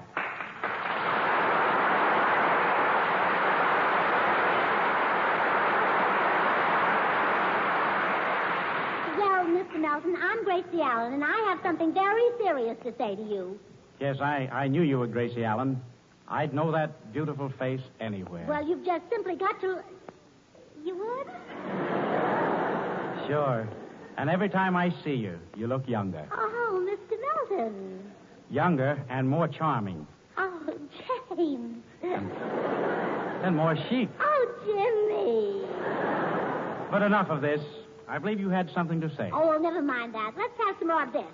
No, really, Gracie, what did you want to say to me? Oh, well, it's kind of hard to say now. Well, to be fair, I really should hear you sing first. Well, I'll be glad to. How about some Traviata? Oh, no thanks. I just finished dinner. But you go right ahead and sing something. All right. Here's something you might like.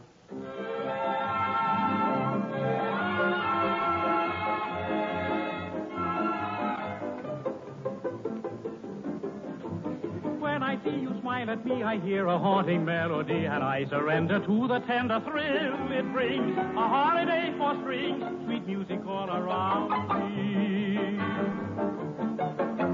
Softly as the song begins, I hear a host of violins, and it can only be my lonely heart that sings. A holiday for strings, because your love has found me. Through the night, a love song fills the air. I hear it everywhere, so sweetly telling me I'm yours completely. Breeze a sigh, a newborn rhapsody. When you are close to me, there's music, never heard such lovely music. When I see you smile at me, I hear a haunting melody, and I surrender to the tender thrill it brings. A holiday for strings, sweet music all around me. When you're gone, it fades away, but when we meet, I hear it play as from above. A song of love comes sweet and clear. Whenever you are near, the angels play a holiday for strings. Through the night, a love song fills the air. When angels play a holiday for strings.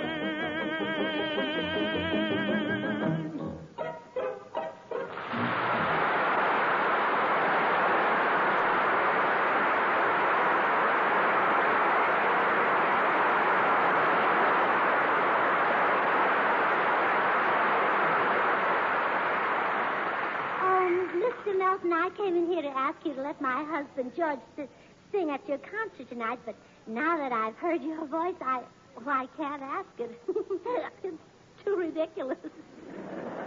Really? Oh, yes. If they ever hear my husband sing, you're finished. You mean George would take over my career? Well, it's inevitable. What do you do besides sing at the Metropolitan and give concerts? But never mind. I'm sort of interested in this husband of yours.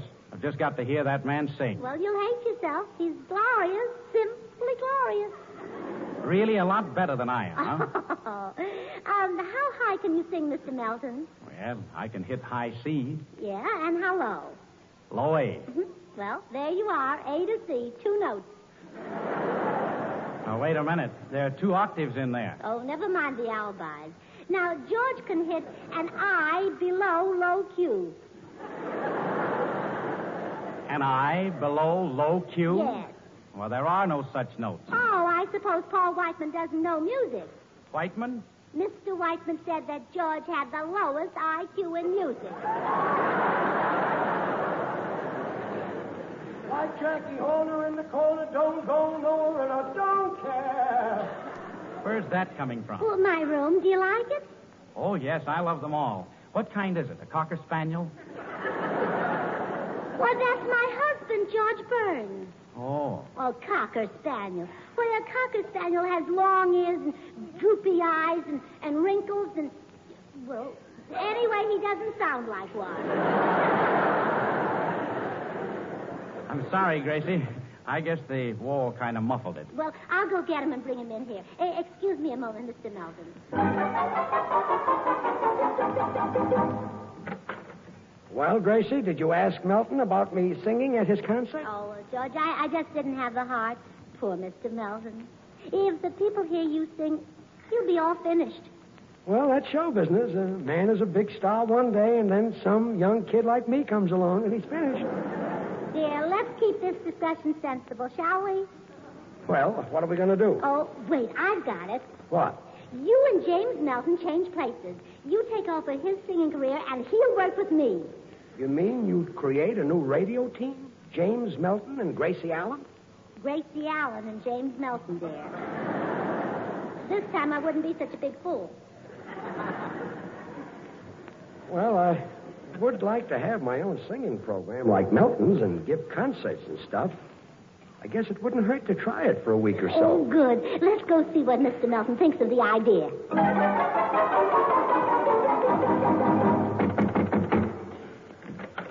Well, here we are, Mr. Melton. This is my charming and talented husband, George Burns. How do you do, Mr. Melton? This is a great pleasure, Mr. Burns. Your wife tells me that you're just about the finest singer in the world. Oh, Gracie likes to exaggerate. There are dozens of singers better than I am. Name one. Well, I can't think of anybody offhand. Well, how about... Never mind. I'll think of my own. Well, anyway, Mr. Melton, we have a proposition for you. You and George will change places. He'll sing on your program, and you'll work with me. Well, Gracie, I'm very flattered. Gee, I'd get a big kick out of working with you. But how can you break up the team of Burns and Allen? Why, they go together like ham and eggs. Oh, well, I don't intend to disturb the eggs. I just wanted to rearrange the ham.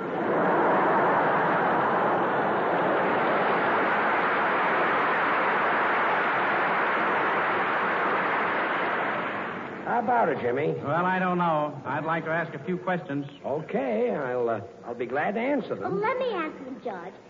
Fire away, Mr. Melton. Well, first of all, what happens to the money you two make? How is it divided?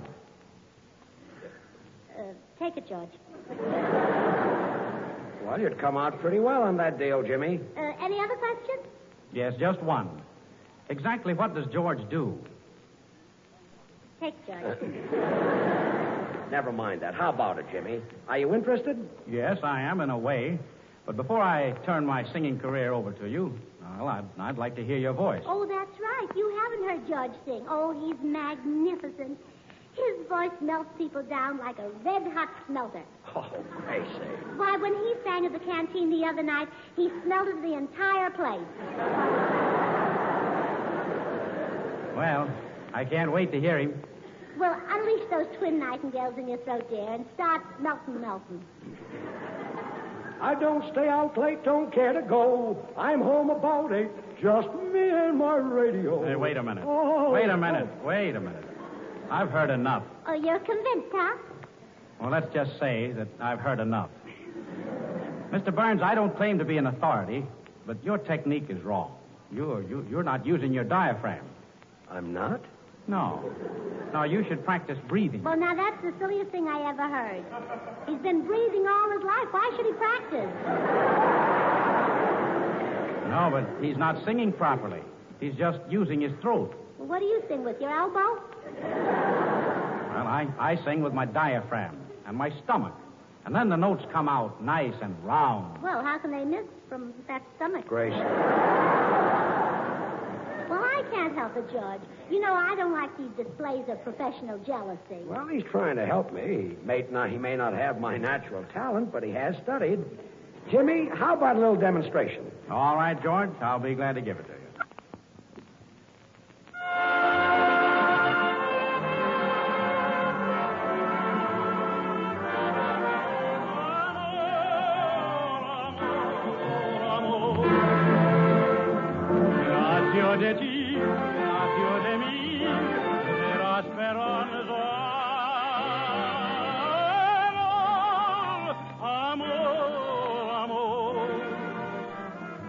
Nació de Dios, para los dos, nació del alma.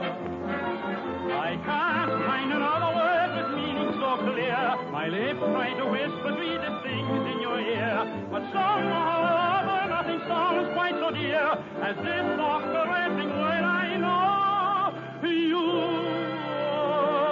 adore.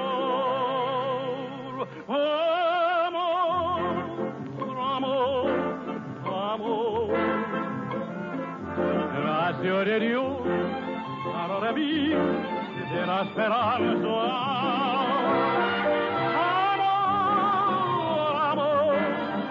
Amor.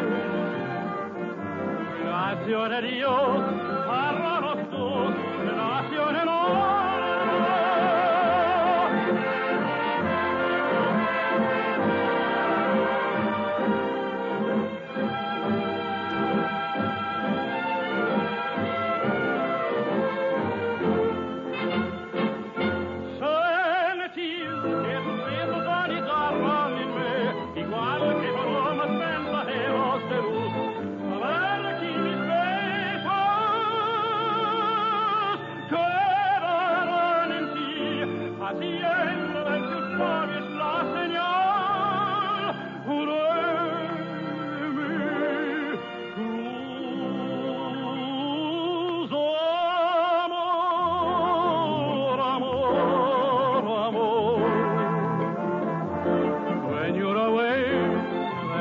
day and nights are lonely.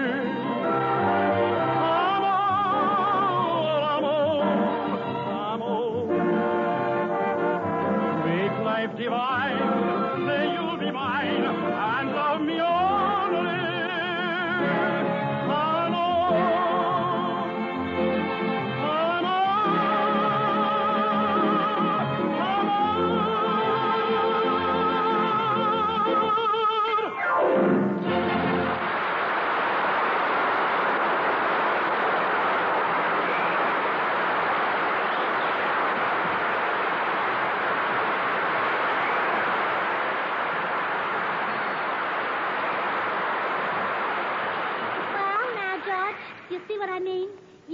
Better than that with one tonsil tied behind you. Well, that's not a bad little voice Jimmy has got. In fact, I was about to invite him to share the concert with me tonight. Well, that's very big of you, dear. Mr. Melton, isn't George big? Well, he's one of the biggest ones I've ever seen.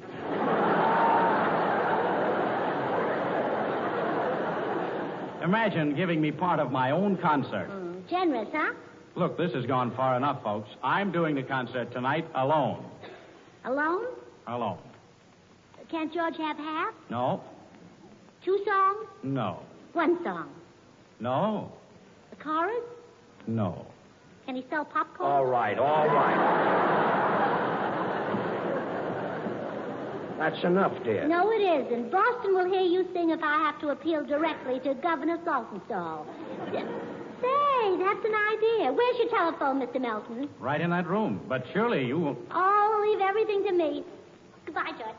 You don't suppose she'll actually call the governor? Come in. Well, Bill Goodwin. Come on in. Well, Jim, I just wanted to get... Hello, George. Hello, Bill. Jimmy, I wanted to ask you for a couple of tickets to your concert tonight. I've got a date with a Boston girl here. Could you spare a couple of balcony seats? Oh, you don't want to sit in the balcony, Bill. Put her up on the front row so she can see how I work. Well, yeah, but in the balcony she can see how I work. How about it?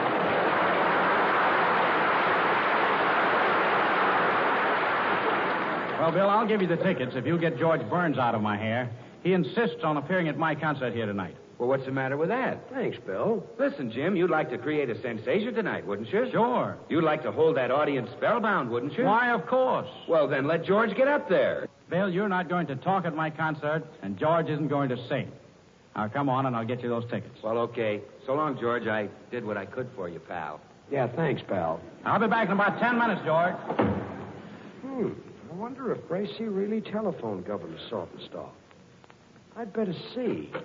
Oh, Governor Saltonstall. Are you just saying that? Oh, Governor. Oh, I'm not. I'm not the prettiest girl in the world. No. Oh, Governor Saltonstall, please. Gracie, you're not talking to the governor. You're holding the hook down. I know, dear. I was just rehearsing what I'd say when I did talk to him. Well, just forget the whole thing. I'm not going to sing tonight or any other time. I'm through. I may as well give up. Give up? Gracie, I'll never sing again as long as I live. But that's so unfair to the public. A George Burns who doesn't sing is like a pin-up picture of Betty Grable that shows only her forehead. I'm going into our room and lie down. Oh, poor George. Oh, Mr. Melton's just got to let him sing tonight, or he'll do something desperate. Why, he's liable to go into our room and close the door and turn on the gas and fix himself a strong cup of coffee. Come in. Is this Mr. Melton's room? Yes. Well, here's his music for tonight's concert. Be sure he gets it. He can't do the concert without this. Oh, he can't. No, he'll be lost without this music. Oh, really? Yes. You'll give it to Mr. Melton, won't you? Oh, yes, yeah, I'll give it to him. But good. See, I'm glad you're still here. Did a man bring my music for tonight's concert? Yes, he did. Good. Where is it? Are you going to let George sing? No. Where's my music? Oh, funny. I've lost my memory. What? Well, it happens to me every time I come here to Chicago. But we're in Boston. Oh, are we, Mr. Sinatra?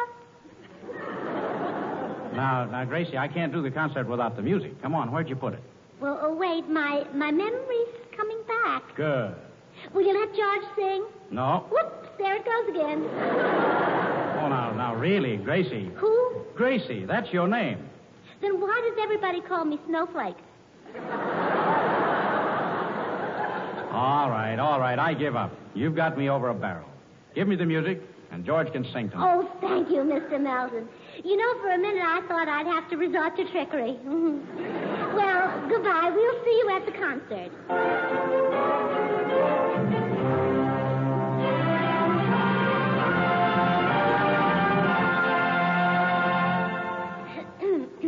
Ladies and gentlemen of Boston, you've been listening to Mr. Melton sing for 2 hours. And now we come to the musical portion of his concert. A song by the California Thrush, Crosby's Curse, Sugar Throat Burns.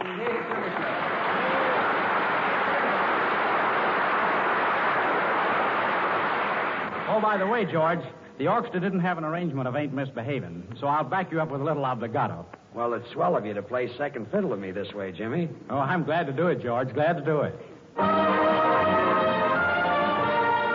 Gonna talk with all by myself. He's by himself. He's all alone. He's not with you. He's not with me. He's all alone. He's by himself. He's by himself. He's all alone. Figaro, Figaro, Figaro, Figaro, Figaro.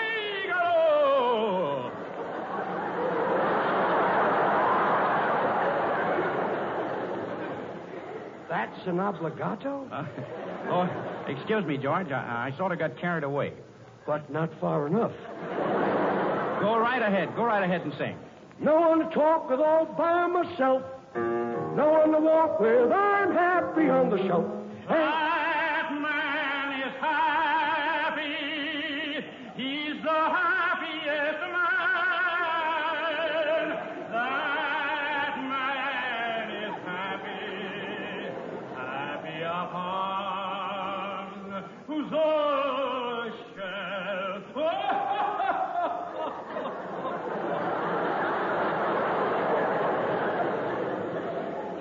Come on, Gracie, let's go home.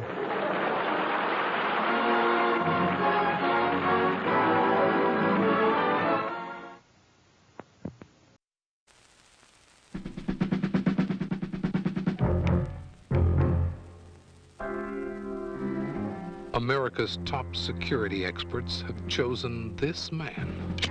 Don't take any chances. This guy's a killer. For a special mission. But first, he's got to pass one little test. Speak English. Does your nightingale sing?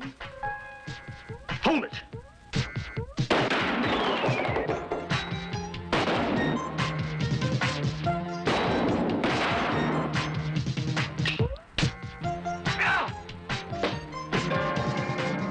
He moves like a baboon with 2 club feet. However, I think I can do something with him. Goodbye, Mr. Crow. Who's he? No more Boy Scouts. Take a look at this. High-altitude reconnaissance probe. Yes, we make that. There is none. Doesn't exist. These men will rob America of her might. He won't be with us for much longer. Unless someone... Relax. ...can stop them. Concentrate. This is no time for prayer. Remo Williams.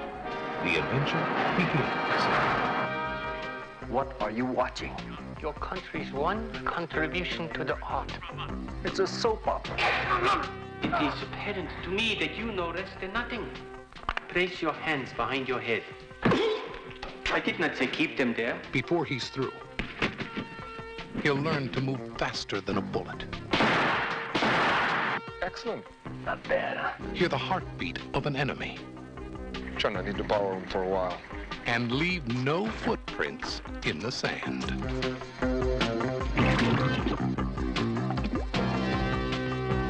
Some joker walks into one of my plants, snoops around, walks right out again, and now you're telling me he doesn't exist. Across town, a man has found his head blown off. Perfect accident. And you tell me he's going to get away with it, huh? And we can't stop him? You can stop him, son. It'll be my pleasure.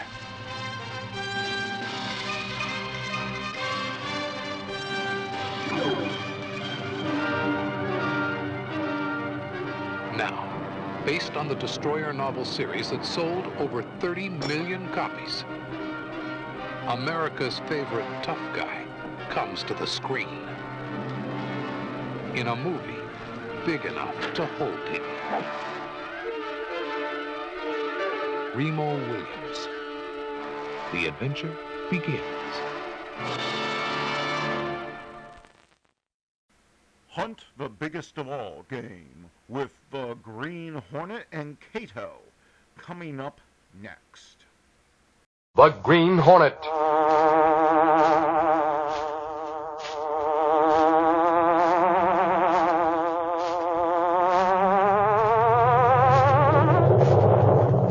He hunts the biggest of all game, public enemies who try to destroy our America.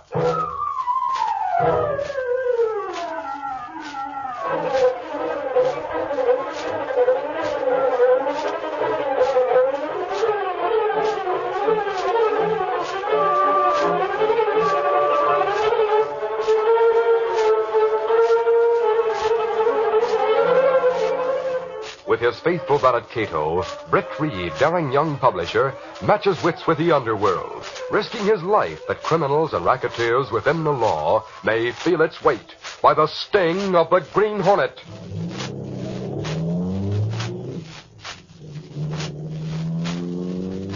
Ride with Britt Reed in the thrilling adventure, The Quiz Program Clue. The Green Hornet strikes again.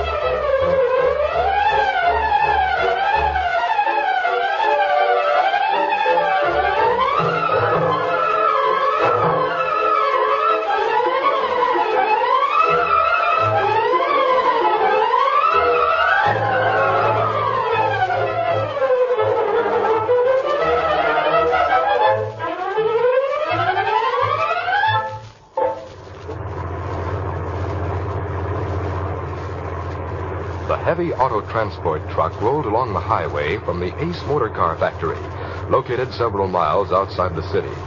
The truck, carrying 4 Ace cars, was headed for the city docks. As they drove through the darkness along a stretch of the highway, the driver spoke to his helper. Someday I'm going to own one of these Aces, Ed. Yeah, they're sure putting out a neat job. With an Ace selling for $2,000, I'll stick to my old jalopy for a while. A lot of people would pay as high as $3,000 to get one of these right now. Oh, you're not kidding. Why, I heard of a guy who... Hey, look. A red lantern hung on a barrier up ahead. The road must be under repair. It was open last night. I guess I better stop.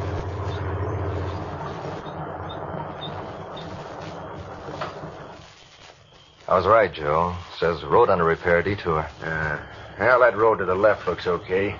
We'll have to try it anyway. Yeah, let's get going.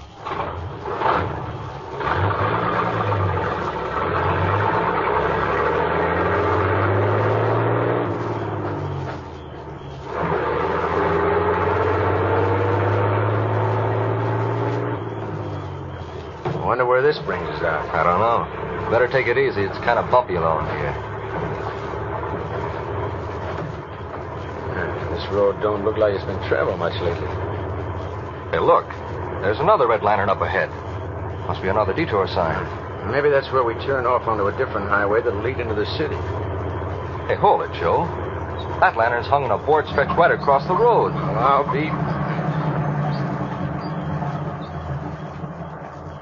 Well, now what do we do? We can't turn around on this narrow road with this long truck. You got me. I don't get this. Let me get out and look around. Don't move, you. What the? Hey, Joe. Shut up, you. I'm covering you from this side. Hey, Joe, it's a holdup. Okay, you guys, climb out and make it fast. Come on, Ed. Do what they say. Okay. Can't let them get away with this. Now maybe you'll tell us just what it... Holy cats. Look, Ed. It's the Green Hornet. Yeah, and you know I mean business. Come here, Squint. What are we going to do with him, Bull? You're not going to do anything, you dirty hijacking crooks. Look out, Joel. Shut up, you. I'll show you. Okay, Bud, you asked for it.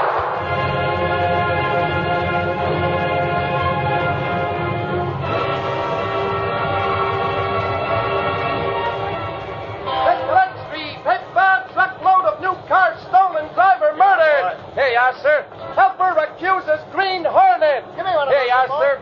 Read all about it. Set the Lex Street.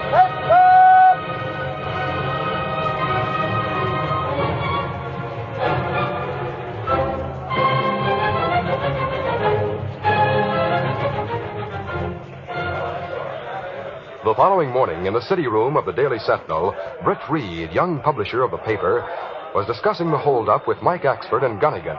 You say the police haven't found any trace of the crooks, Axford? Nope. You ought to know, Reed, how that Hornet always covers up his trail.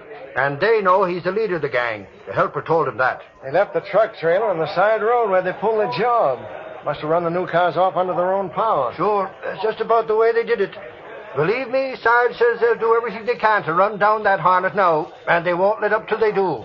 Then he'll hang for murder. It's too bad about that driver. Yeah, that's he. Of course, the load was insured, so neither the trucking company or the Ace Motor Company will lose anything. That's right. I was over to see Mr. Danford at the trucking company this morning. He's all upset about the driver. Who's Mr. Danford, Axford? General manager of the trucking company. Oh, I see. Want to run a box notice on the front page offering the $25,000 reward for the capture of the Green Hornet, Chief? Yes. Yes, of course, Gunnigan. To my way of thinking, 'twould almost be a shame if they did catch the Hornet. 'Twould be a blow to the Sentinel. What do you mean by that? Yeah, how come he made a crack like that? Oh, I mean that Hornet gives us plenty of headlines, that's all. Oh. Oh, you and your bright ideas. You better get down to cops' headquarters and see if you can come up with something worthwhile in that case. Yes, Axford. And if you get any new angles, let me know. Okay, Reed. I'll go right on down and see if the cops have turned up anything new. See you later. So long.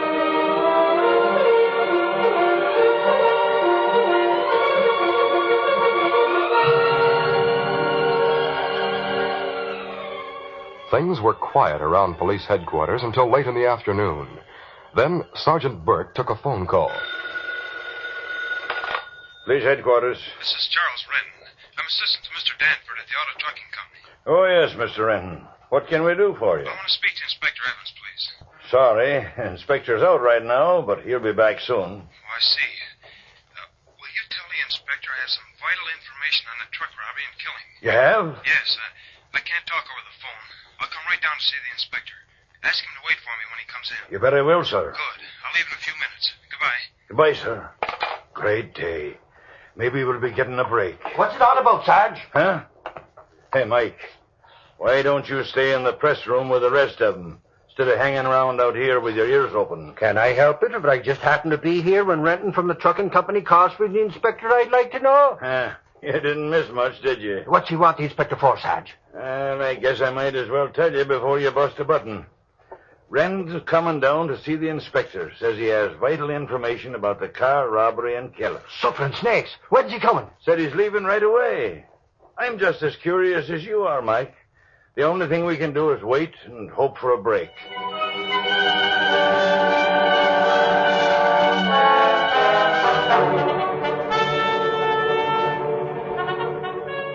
Inspector Evans returned shortly after Renton had called.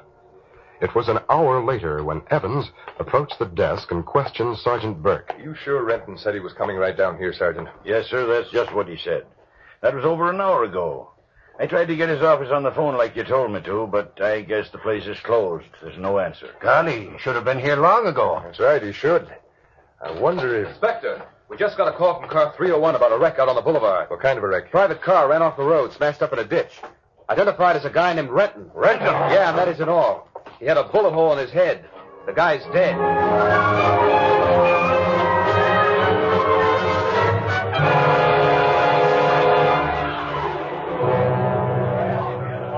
Axford called in and told of the new development, Britt Reed stayed on at the Sentinel. It was after 8 o'clock when Axford came into the city room where Britt was talking to Gunnigan. Hey, Reed. What did you think of Renton's killing? It certainly gave us a scoop on that one, Axford. Have the cops found out anything more, Mike? Well, they got a clue over at Renton's office. I went along when the inspector went over there. They got Danford to meet us there to let us in. What happened? What's the clue? I'll tell you just what happened over there, Reed. We were in Danford's office where the inspector was asking him some questions. You happen to know Mr. Danford just when Mr. Renton left his office? Yes, I do. As you see, his office is next to mine. I usually leave my door standing open. Mm-hmm. About 5 minutes to 5, he came out of his office, said he had to keep an appointment in town. Then he left. I left at 5:30 and drove home. I didn't know what had happened until you phoned me. I see. Do you have any idea why he wanted to see me? No, of course not. I was surprised to learn his appointment was with you, Inspector. Excuse me, Inspector, but we found something in Renton's office. What is it? Sarge says it's a clue, Inspector. Look, I found this memo pad. Looks like Renton wrote a name down and then tore off the sheet. But look here. The impression's there just as plain as daylight. Let me see it. Yes, it's plain, all right. Capital C-O-N-R-A-D. Conrad. Holy crow. All you got to do is find the guy with that name. Sure, that's all. But where? Sir Danford, do you know anyone by that name? No, Inspector. I can truthfully say I do not. Conrad could be either a first or a last name. But in this case, I'd say it's a last name. What are we going to do about it, Inspector? Put a plainclothesman in Renton's office. We'll go through his files, see if there's any correspondence from anyone by that name. Yes, sir. If I can help in any way, please let me know. Thank you, I will. Now we'll get back to headquarters and start a hunt for the mysterious Mr. Conrad. So you see, Reed, the cops did pick up a clue. Now all they got to do is find Conrad, and they'll break the case. Maybe. Maybe is right. Just because that name was found on that pad don't mean that the guy by that name had anything to do with the killing, Mike. Well, the cops are hunting him high and low just the same. I hope they find him. May be able to throw some light in your case, at any rate. It's fortunate you were still at headquarters when the call came in, Axford. You got a scoop out of it. Sure. It's a funny thing, too. When I saw it was 5 o'clock, I started to leave. Then I hung around a few minutes more to gab with Sarge. So I was standing right there when Renton called. I see. I'll grab a bite to eat, then I'll go back and see if the cops have picked up that guy Conrad. A good idea, Axford. Well, I've overstayed my time. I guess I'll run along home. If you get anything, call me at home. Okay, Chief. Good night. So long, Reed. Good night.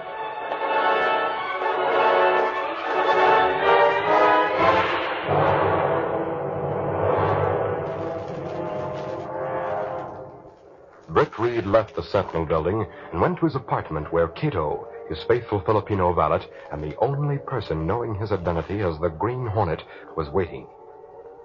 After a hasty dinner, Britt and Cato sat in the living room discussing the hijacking case and Renton's murder. Fortunately, Cato, the people of this city have voted in an efficient city government. The police are doing a good job on the Renton case. But it's not good police think Green Hornet, leader of gang who steal new autos and kill truck driver, Mr. Britt. I know. Well, you think same ones who hold up truck also kill Renton? There's a definite connection. Cato, turn on the radio. It's almost time for the news broadcast. Oh, yes, sir. Somehow they knew Renton found out something and was going to the police. So they followed and killed him. There's a smart man behind it all, whoever he is. And now here's another contestant on our new and exciting program, Scramble for Your Dough. And just to make sure Well, he that's a understands new one. how we play, Yes, I'll sir. explain once more. You have 10 seconds. Contests are all the rage. Oh, people make plenty of money. Blackboard. Then by looking at the large facsimile of a phone dial, convert all the numbers into letters. Then you have 1 minute to make as many words as you can from the 6 letters you get. Sounds for 1 word, easy. you win $2, and for 2 words, $4, and so on. And for a grand prize at the end of the program, the one making the most words from his number will receive $100.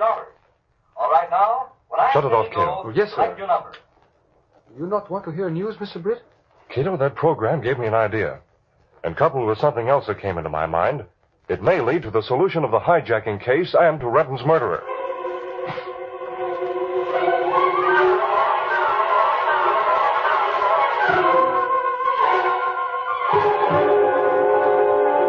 We'll continue our Green Hornet adventure in just a moment.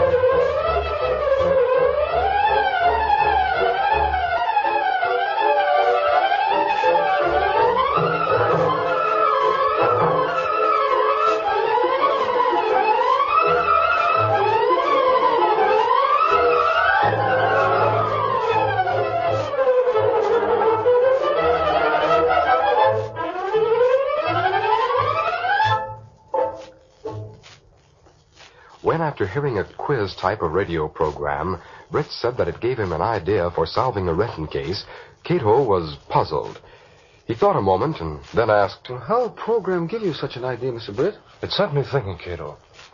The idea of that program was to convert the phone numbers into letters and then to make words. Yes, sir, that's right. Now, the same thing would act in reverse, converting 6 letters into a phone number. I don't understand why The whole police force are hunting a man named Conrad, because that name was found by an impression on Renton's scratch pad. Remember? Yes, sir. It could have been the code for a phone number, and Renton found out. Let's look at the telephone dial. Well, here, phone. Let's see now. The CO would, of course, be the exchange. Then we have N or 6, R or 7, A or 2, and D or 3. Get it? Yes, sir. That'd be CO6723. Exactly. Get the phone book. Oh, yes, sir. Here, phone book. Let's see. There's a list of exchanges in the front. Here they are. What you find? There's only one exchange with the CO letters, the Cornell exchange. That number could be Cornell's 6723. Why you not tell police about idea, Mr. Britt? I'll check on it first. Anyway, as the Green Hornet, I like to close in on the killers and show them and others that nobody will get away with posing as the Hornet. You say a while ago something else came into your mind. You not say what it was. I may be quite wrong, Cato, so I won't commit myself until I've proved my point. And right now, tonight, is the time to try to prove it. We go out in Black Beauty, perhaps? Yes. Come on. Stepping through a secret panel in the rear of a closet in his bedroom, Britt Reed and Cato went along a narrow passageway built within the walls of the apartment itself. This passage led to an adjoining building, which fronted on a dark side street. Though supposedly abandoned, this building served as the hiding place for the sleek, superpowered Black Beauty, streamlined car of the Green Hornet. Britt Reed pressed a button. The great car roared into life. A section of the wall in front raised automatically, then closed as the gleaming Black Beauty sped into the darkness.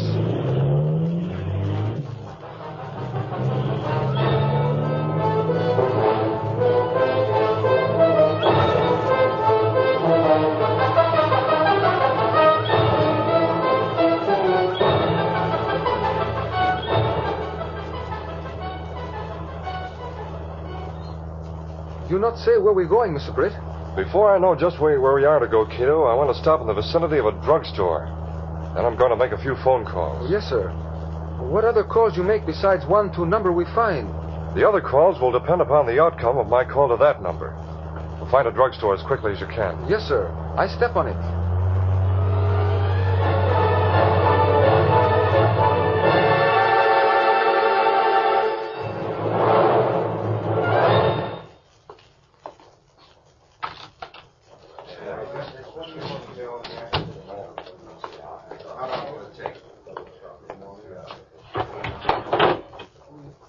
Let's see now. That number we got is CO6723. I'll try it and see what I get. Here goes.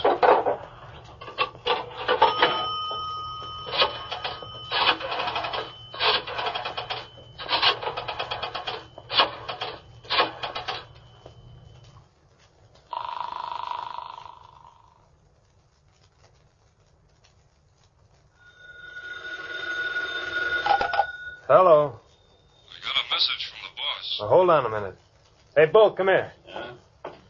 Who is it, Squint? I don't know. Some guy says he has a message from the boss. Seems sort of funny to me. Well, if he's got this number, he must be calling for the boss. Let me have it.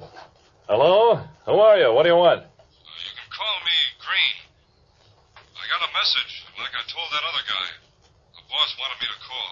Yeah? Now, why didn't he call himself? The cops are working too close to him. Now, listen. He wants you to lay low with those hot cars. Yeah? Be sure not to try to call him. That Renton deal brought out the whole force at Cops headquarters. I told him it was risky. Okay, Green, we'll be careful. Thanks for the tip-off. Right. So long. Bye. Was it on a level, Bull? Well, it seemed like it. He didn't ask no questions or nothing. But just to make sure, I'm going to skim over to the boss's house and check. Keep the boys busy on them cars till I get back.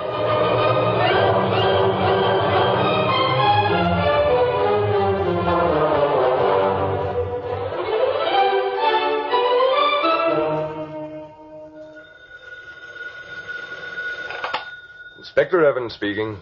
Hello, Inspector. This is Britt Reed. Oh, yes, Mr. Reed. What can I do for you? Axford told me about that name, Conrad, you found on the pad. Oh, yes. We haven't turned up anything yet.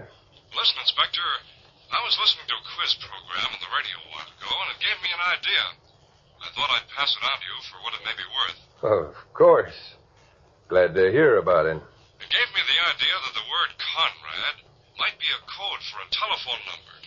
You know, the CO, then the 4 numbers that correspond to the phone dial. The result I found to be CO 6723. You could get the location of that phone from the phone company and check on what you might find there. Yes, we'll do that, Mr. Reed. That's one idea that hadn't occurred to us. I'll have the location of that phone checked right away. Good. I felt I ought to call you about it. It sort of bothered me. It may result in a wild goose chase, but I thought it worth a try. Glad you did call. We'll check. Let's hope we run onto something. Thanks a lot, Mr. Reed. Goodbye. Goodbye. He'll be interested enough when his men find out what is there. Now for one more call.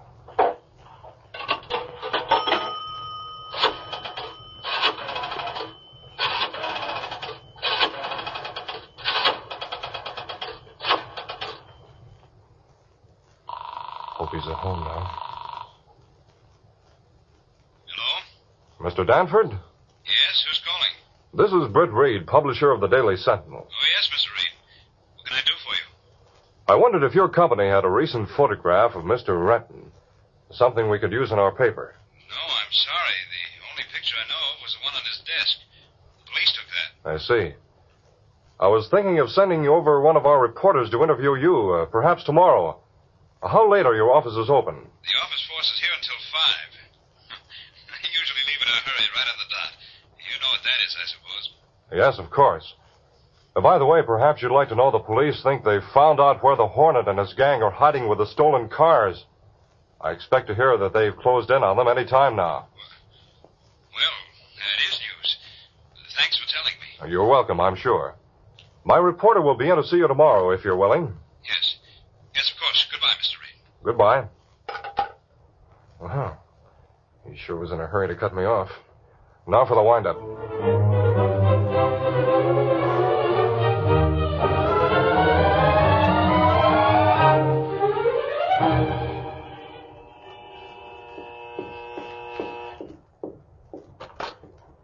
Oh, what are you doing here? Come in. I come to check about that guy you had call us, boss. I didn't have anyone call you. What were you packing your suitcase for? Taking a run-out powder on us? No, of course not. I have a little trip to make, a business trip for just a day or two. But tell me, what was it you said about someone calling the old garage? A guy named Green. Said you told him to call and tell us to lay low. You just said you didn't have anyone call, or did I hear you wrong? I did not have anyone call. Well, you suppose... Yeah, I was just thinking. Somebody's wise to the phone number. That settles it. I've got to get away, and fast. So your work's coming out, huh? I was coming by the garage for you, Bull. Believe me. We can leave together now. I'd better finish packing, then we'll... Bull. Don't come any further into the room. Oh, what's cooking? What are you staring at? That open window in the back bedroom. I noticed it as I walked over to my suitcase. A figure came through it. But he hasn't seen you. Edge over and stand behind the bedroom door. Have your gun handy. Right. You go on backing. There. That's ready. Going someplace, Stanford? Green Hornet. Right. You and your gang can't use my disguise and get away with it. I don't know what you're talking about. Stop edging toward the door. Stand where you are. And you stand where you are, Hornet. What? So you were ready for me, eh? The presence of this mug definitely ties you in with Renton's murder, Danford. Listen to him, shooting off his mouth about riddles. I happen to know the cops are on their way to your hideout right now. Strange. Newspaper publisher by the name of Britt Reed told me the same thing over the phone a while ago. What are you talking about? That sets me thinking, Hornet. And putting two and two together... you got a tip-off from a newspaper guy, huh, Danford? And you were figuring on leaving us to take the rap. Why, you dirty double cross. No, wait, Bull. Let me tell you what I've discovered. The Green Hornet is... That's what dirty double-crossers get, Danford. And now you'll get it, Hornet. You not shoot Hornet. Oh, my shoulder. This gas will ease your pain. Danford dead, Mr. Britt.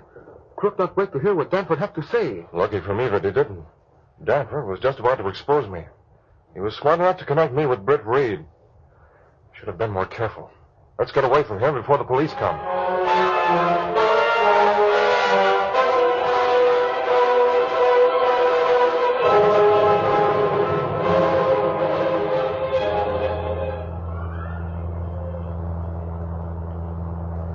You have very narrow escape, Mr. Britt. Something coming over the shortwave radio. Listen. Calling all cars in vicinity of city apartments. All cars in vicinity of city apartments. Proceed there at once. Cover all exits. Pick up Charles Danford and companion. That is all. Very good. You go there first, Mr. Britt. Otherwise, Danford not be there when police arrive. Yes.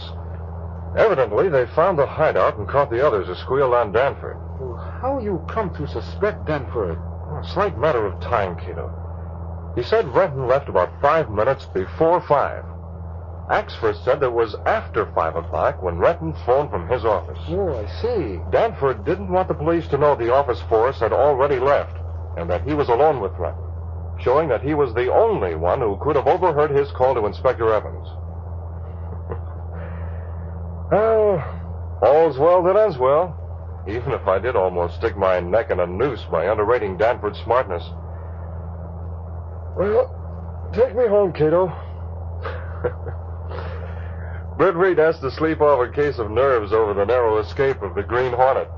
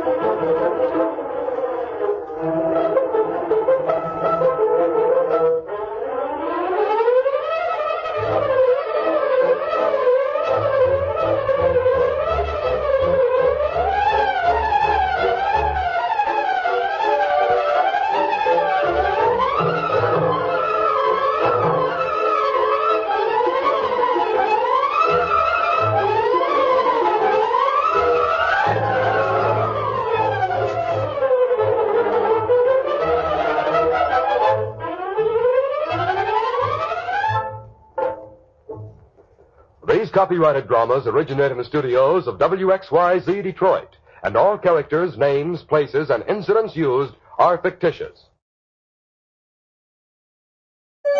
VintageRadioshows.com. VintageRadioshows.com.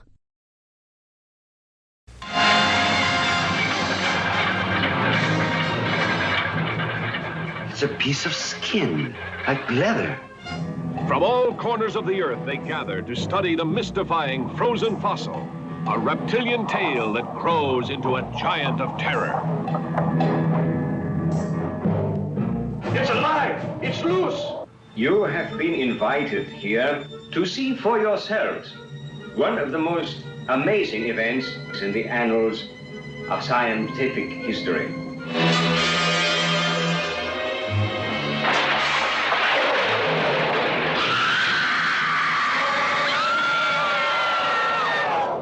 Reptilicus, a monstrous, massive beast whose astounding appearance causes panic. Reptilicus approaching the city. Repeat, Antilicus approaching the city. This is Grayson. All units. Fire at will.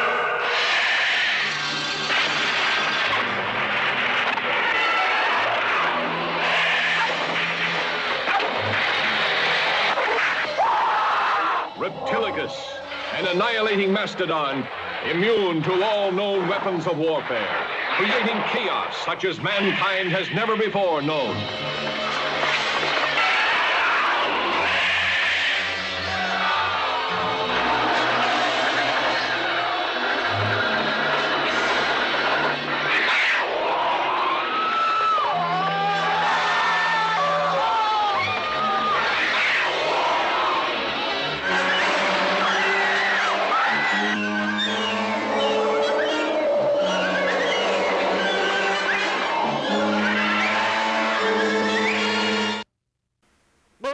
Silver, wait those daring days of yesteryear with the Lone Ranger up next.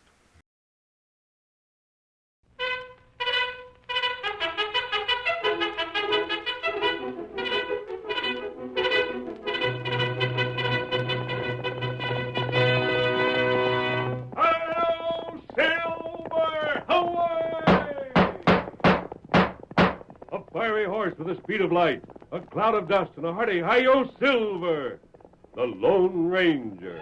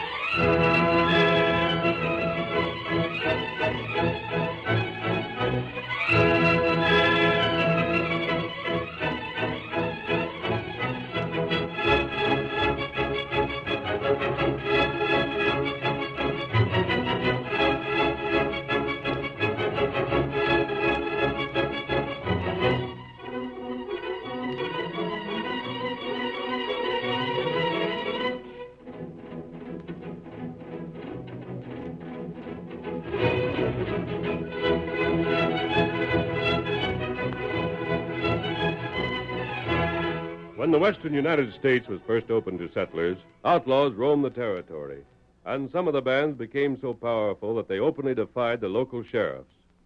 It was during this period that the masked rider of the plains started his fight for law and order. No greater champion of justice can be found in the pages of history, and the memory of his deeds will remain as long as the memory of the early West itself. Return with us now to those thrilling days of yesteryear. From out of the past come the thundering hoofbeats of the great horse Silver. The Lone Ranger rides again.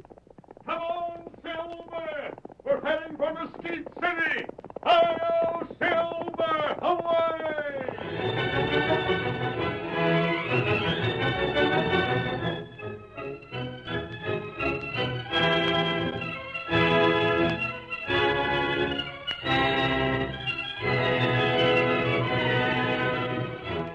Two heavy-set men, one wearing the badge of a sheriff and the other that of a deputy, opened the door of Sheriff Sayers' office at Mesquite City and...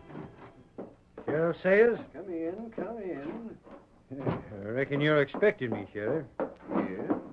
I wrote you from Millsburg 2 weeks ago. Said I'd be along after this fellow Jacobs you're holding. You're Sheriff Wilson from Catawba County. Uh-huh, that's me. This here's Jim, my deputy. Still hanging on to Jacobs? Sure am. Here, sit down and rest yourself. Thanks. Here's my credentials in case you'd like to look them over. If they satisfy you, we'll talk business. Shucks, I can tell more just from looking at you than from all the papers ever was writ. Let's see. They're in order. But like I said, you got the look of a lawman, and that's something can't be faked. I reckon after fighting crooks for a spell, it does something to us. It can't just put it in words, but it marks you somehow. Can't say it ever struck me before, Sheriff, but I guess you're right. Well, when do you want Jacobs? Tomorrow sometime? No. Huh? Oh, we're heading right back. Without even resting up? After riding all the way from Millsburg? Wait over, and we're likely to run into trouble. Trouble? How? Well, that's something I aim to tell you about. There's a chance you can get yourself some reward money. Yeah?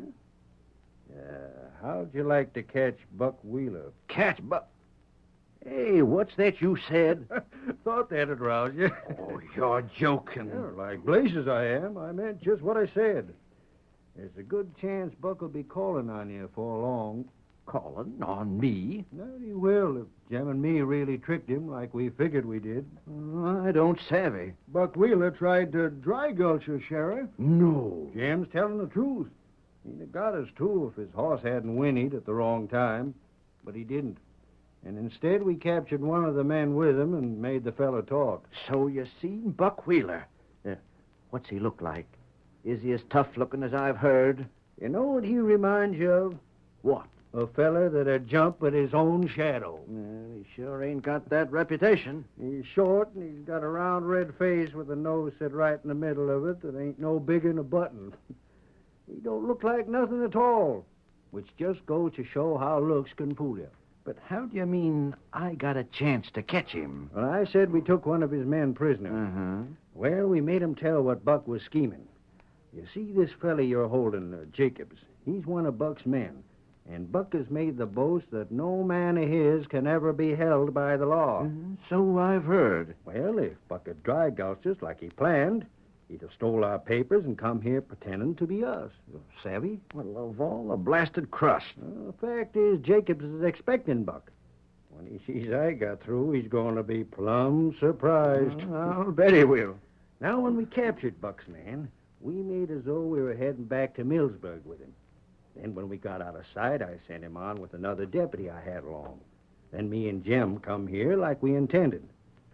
For all Buck knows, we won't be here for another couple of days. So there's just a chance, Sheriff, that Buck will try a scheme even without this identification he aimed to steal. Well, I'm not saying he will, but it'll be just like him. And if he thought I hadn't got here yet, he'd count on you not suspicioning that any feller'd try such a bold-faced bluff. Oh, shucks, even Buck wouldn't have the nerve for a stunt like that. Well, I thought you ought to be warned. Yeah, thanks, but it warn't necessary. He wouldn't fool me. I can tell crooks just as easy as I can tell a lawman. I can name the one or the other right off. That must come in real handy. Sure it does. Well, I'm sorry to sound in a hurry, Sheriff, but I think the sooner we get started back with Jacobs, the less likely we'll run into trouble on the way. So if you'll bring him out... Oh, sure. Just wait right there. I'll fetch him. Hi there, Jacobs. Here's some fellows come to get you. Get that grin off your face, you fool. Try to act like it was a deputy on business, even if he ain't. Honest, I can't hardly keep from laughing, boss. You hear how he said he could tell a crook from a lawman without half trying? Wonder what he'll say when he finds out how he was tricked. It'd be worth hearing. Wouldn't it, though? Shut up. I think they're coming. Keep on going. They're in the office there. That's you, Wilson? I was hoping you... Buck Wheeler. Huh? Sheriff, this ain't Wilson from Millsburg. This fella's Buck Wheeler. What the devil What's that? That is Buck. If he's told you he's Sheriff Wilson, he's lied to you. Well, I'll be switched. Jam, throw the cuffs on him. Right. No, let go of me.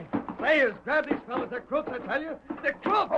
You can't do... Let go, you... Reckon that'll hold. Hey, what's going on here? What, don't you see it, Sheriff?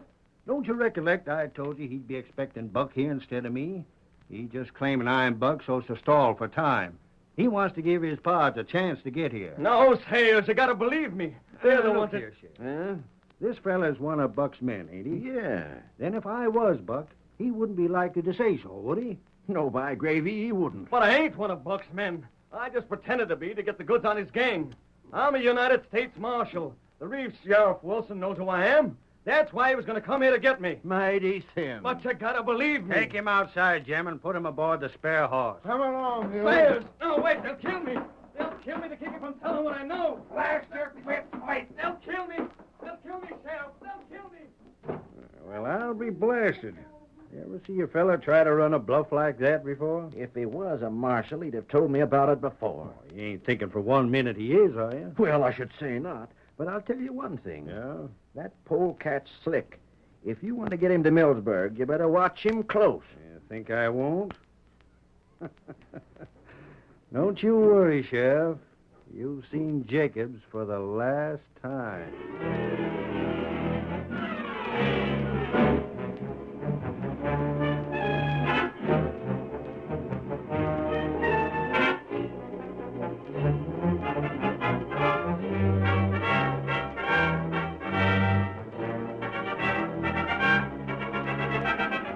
At the same time, 15 miles from Mesquite City and far from the main trails, two men were waving their arms and shouting at the top of their voices. Hi there! Over here! Hey! Help! Help! Over here! Hi there! Blasted, can't they hear us? Hello there! Hello! Wait. Yeah? That done it. Look, they reined in. Help! Help! Hey! Over here! Yeah, they're coming. Golly, who'd have thought we'd find horsemen in this part of the country? I don't know what they're doing here, but blame lucky for us they come along. Come on, Silver. Some horses they got, huh? They could sure use that whiting. That paint ain't to be sneezed at neither. Look at them travel. Get 'em up, Scout. Sheriff, What's the matter? that one fella, he's masked and his pard's a redskin. Well, doggone. You think they're two of Buck's men? It'd just be our luck. Come on, boy. Ain't nothing we can do about it now if they are. Look at us. Stranded here without horses, water, grub, or even guns. If I ever lay my hands on Buck Wheeler again, Hold I'll... it till we see who these hombres are. Oh, Silver. Oh, boy. Oh, boy. Whoa, look out. Whoa. What's the matter here? Who are you fellers? Does it matter, Wilson? Huh? You know me? I've seen you before. This other fellow's your deputy. You're both from Millsburg. You know us all right. Now, what happened to you? What are you doing out here afoot? You're almost a week's travel from home. Look, mister. Well, You're not part of Buck Wheeler's gang, are you? is he in this district? You think we'd be afoot if he wasn't? He stole your horses? Stole our horses, badges, and every bit of identification we had.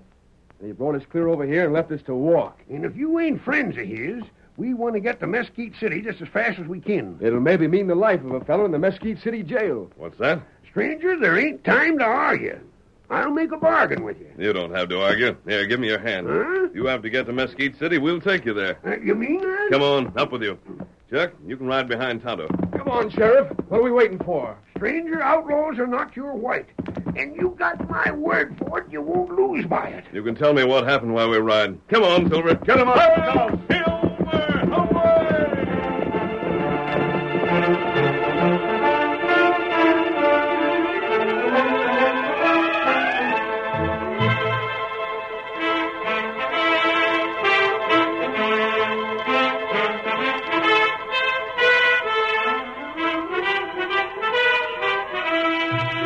Early that evening, Sheriff Sayers was seated behind his desk when the door burst open and two dusty figures entered his office. Then, What the... Sheriff Sayers? That's me, but what I'm the... Sheriff Wilson from Millsburg. Where's Jacobs? He's still here? Anybody show up today claiming to be me? Wait a minute. Not so doggone fast. Where's Jacobs? Who are you? This is my deputy. We If come here you're to get- Wilson, where's your badge? What you got on you to prove who you are? You think I just take the word of anybody that comes along claiming to be lawman? Our badges and papers were stole. Buck Wheeler got 'em. He did, huh? Say, don't you believe me? Oh, I ain't saying it ain't so. I'd just like to have some kind of proof. By heavens, I'll bet Buck was here. Was he? Is Jacobs gone? Now, wait, fellas. I'll tell you what I'll do. You both claim to be lawmen. Well, as such, you know blamed well I can't ask the questions like them unless you can prove you got a right to get answered. We can prove it if you give us time. You'll have your chance in just a minute if you'll wait. Huh? There's a fella down the street says he knows you. Wait till I bring him here. And if he says you're Sheriff Wilson, why, then you can ask all the questions you want to, and I'll be pleased to answer. Then blast it, make it fast. Get a move on. It won't take me but a few seconds. Doggone idiot. Sheriff, this looks mighty suspicious to me. I know what my guess would be. Yeah? I'd guess Buck has been here just as I figured he'd be. And if he has... With our papers and badges. He got Jacobs. He'll try to make Jacobs talk. And if he don't, he'll kill him. Yeah, he'll kill him anyhow. When this fellow the sheriff went for identifies us, we'll get Sayers to make up a posse and we'll try to trail him. Ain't nothing else left to do. Yeah, but just... Up with your hands and Keep him up. What the... Hey, listen. I know you, Buck Wheeler. I can tell a crook every time. Me, Wheeler? Where's that fellow you said notice? There weren't nobody. That's why I was too slick for you. I just went to get the boys. The officer's surrounded. Make a break for it, and you'll get blasted. What in thunder is this? The end of you fellas, and a nice reward for me. Boys, grab 'em. We're locking 'em up. Get him up. Go. Get him up.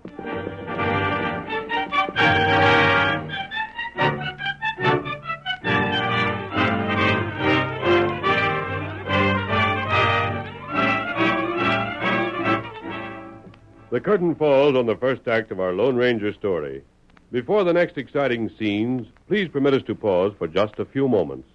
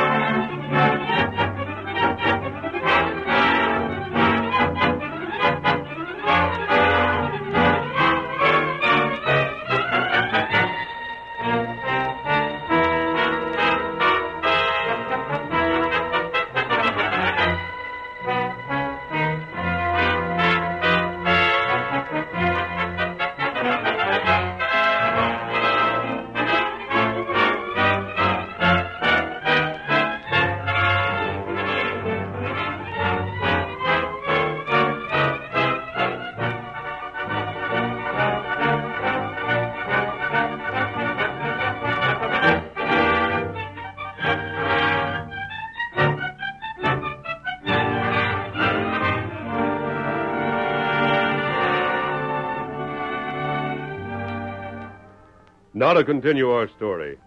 When Tonto, watching from outside the sheriff's office, saw what happened to Wilson and his deputy, he hastened to rejoin the Lone Ranger just outside of town. Whoa, Scout. Whoa. What is it, Tonto? There's trouble. Jail 'em lawman. Sheriff Wilson? Think 'em Buck Wheeler. Then Wilson was right. Buck must have been here. And if he was here, then he's got the marshal. And he can't let Jacobs escape alive. He must have learned too much while he pretended to be a member of Buck's gang. The marshal's mouth will have to be shut. That right. Kimasabi, do you think you could pick up that trail at night? Which way they go? The only way they could have gone is toward the hills. The odds are 10 to 1 they stayed away from the regular trails. To carry out their deception, they'd have had to leave town in the direction of Millsburg. They wouldn't have cut away from the trail until they were out of sight. Now start from here and parallel the Millsburg trail on the side toward the hills. If you find a place where 3 horses left the trail, it's likely to be them. What you doing? I'm afraid of what can happen in town, Tonto. What mean 'em? Buck Wheeler's been wanted for a long time. The men in Mesquite City may not be willing for the law to take its course. They may take the law into their own hands. They know as long as Buck's alive, there's a chance his gang will rescue him. It's happened in other parts of the country. They believe Sheriff Wilson is Buck Wheeler. Maybe lynch him. It's possible. I can't take the chance they won't be lynched. From what I've heard of Sheriff Sayers, I doubt he'd have the courage to oppose a mob. What you do? I'm going to break Wilson and chuck out. Me help him? No. You hunt for Buck's trail, Tonto. And if you find it, keep after them. But mark the trail as you go, so it'll be easy to read. Me do. I've got an idea, Tonto. And if it works, we'll free Wilson and his deputy, save Jacobs, and capture Wheeler. Now get going. Mark the trail well. Get him up, Scout. Get him up. Roll, fellow. We've got work to do. Come on, boy. Come on.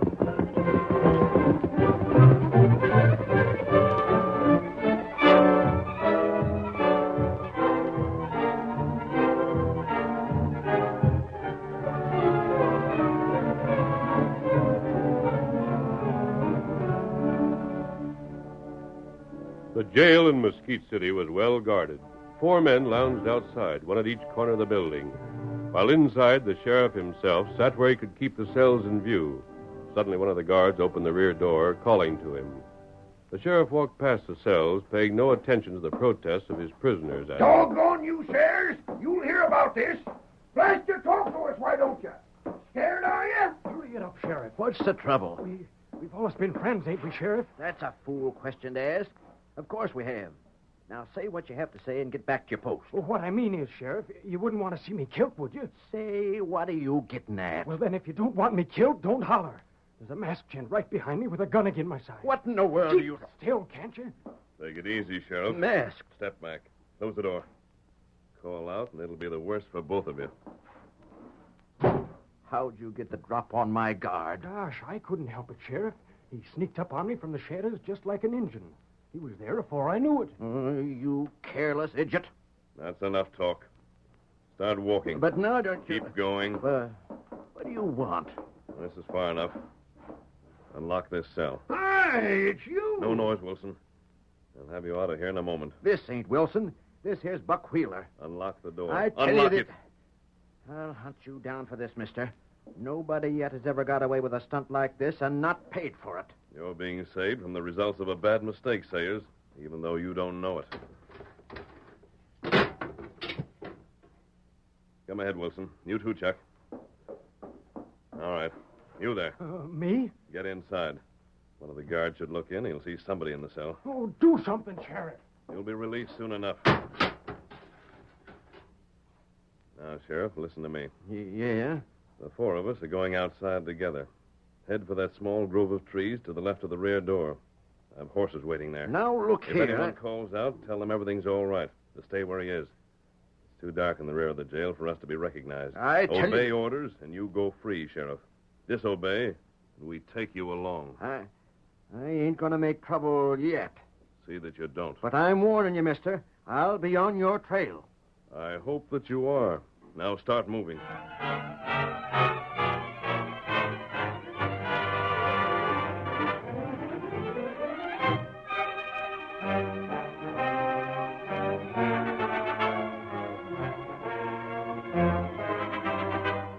Forcing the sheriff to lead the way, the Lone Ranger, Sheriff Wilson, and Chuck reached the grove where the masked man had 2 extra mounts waiting. Not until they were in the saddle did the masked man give Sheriff Sayers permission to leave. On your way, Sayers. You're not needed anymore. You won't shoot me in the back, will you? On your way. Yeah. Mister, we won't forget all you've done for us. Come on. He'll give the alarm in a second. We better hightail. One moment. Hi, men. Buck Wheeler's gone. A masked man broke him out. Get your horses. See your guns. We're following after him. You hear him? What are we waiting for? To give them a chance to saddle up. Huh? You Rocco? We want them to follow close enough to see our trail. But, I'll explain later. They're about ready. Let's go. Come on, Silver. Silver!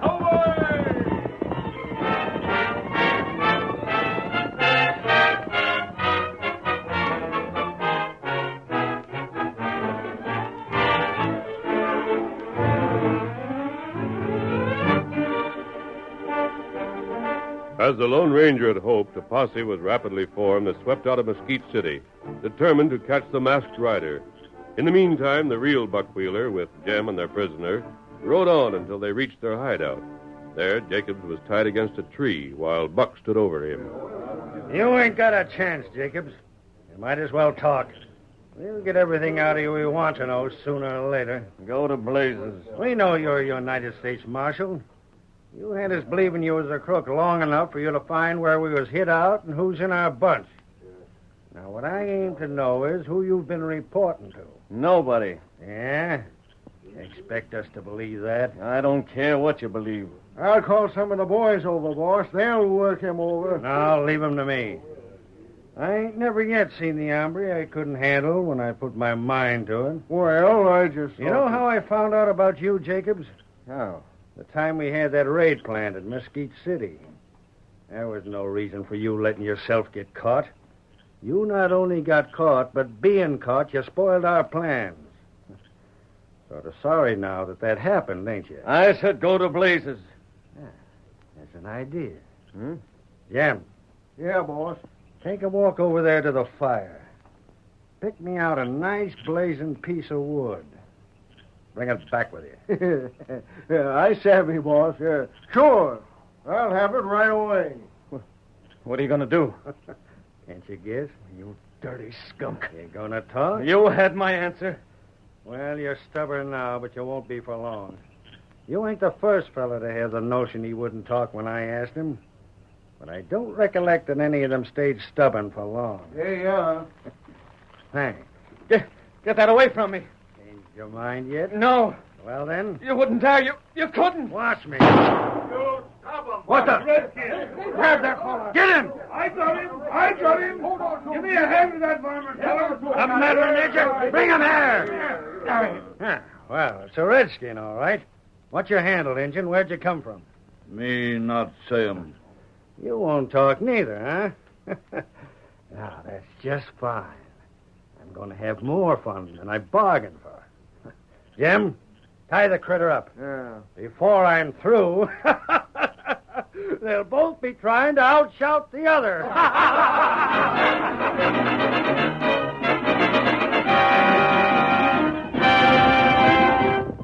The Lone Ranger and his two companions followed the trail the conduit blazed for them. Come on, Silver! Get up there! Get up there! The trail turns to the south. Follow me. We're with you! Just lead the way. The posse's still behind us. You can just see him dropping that last hill. Good. Come on, boy. Come on. Get up there!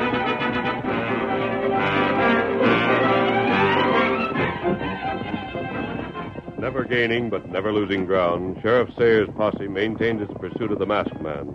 The chase continued for miles. When the posse was forced to walk its horses to rest them, the three men they followed did the same thing. The sheriff's men reached the hills and finally saw the dim glow of a campfire in the distance. There's a fire ahead. See it, fellas? Yeah, sure. That's their hideout, sure as thunder. Think there's enough of us to take them? Sure there is. It's worth a try. They'll be hearing us soon. Whip up your horses, fellas. Don't give that gang a chance to get away. Run them down. Everybody get their guns ready. It's not far to go now, boys. After them. After them. Get up, get up, come on! Get up. In Buck Wheeler's camp, the outlaw and his men were startled by a sudden shout.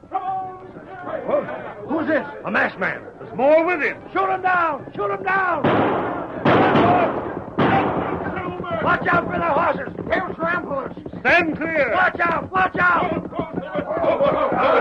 Throw down your guns. Look behind you. A posse's coming. You haven't a chance. We're surrounded. They got us 2-1. What'll we do? I'm giving up. Don't shoot! Don't shoot! Keep the whole gang covered then. Here's the man I want, this masked They'll fella. cover, Sam. Why, you- Tell your men to stand back or I shoot. They'll get you if you try to make a break for us. But I'm not. Look there. Look against that tree. It's Jacob, Sheriff, and a redskin. And here's Buck Wheeler. You believed him to be Sheriff Wilson. He's what he claimed to be. What's he doing here? I tell If you, he you was bet. captured by these fellows. Why isn't he tied like the others? Chuck, release Tonto and Jacobs. Sure. I'll let you and your men follow us here, Sayers. They could have escaped you at any time. I wanted you on hand to round up Wheeler's gang. Maybe he's telling the truth, Sheriff. Didn't you notice him and these others slowed up every time we did? And look at their horses. They ain't hardly fagged at all. I don't know. You'd better, Sayers. If you can't get the truth through your head even now, you're going to be in a mighty tough fix. Here's Jacobs. He'll see to that. He's a marshal, just like I told you. Well, you fellas will have to go back to town with me and stay there till I can make sure. Well, just that's who fair you- enough. Round up the rest of these men and take them with you. You cleaned up the entire outfit, Sayers. I want to know. Stand where you are. You're not hurt. Now hold that fellow. You're all right, Tonto? Me not hurt. You got him here fast. There's Scout. Let's go. Now, hold on. Not so fast. You got a heap of questions to answer yourself, stranger. Come on, Silver. Get him up, Scout. Hey, hold on or we'll shoot. You shoot that fella, Sayers, and you'll be the sorriest fella that ever lived. And that's a promise.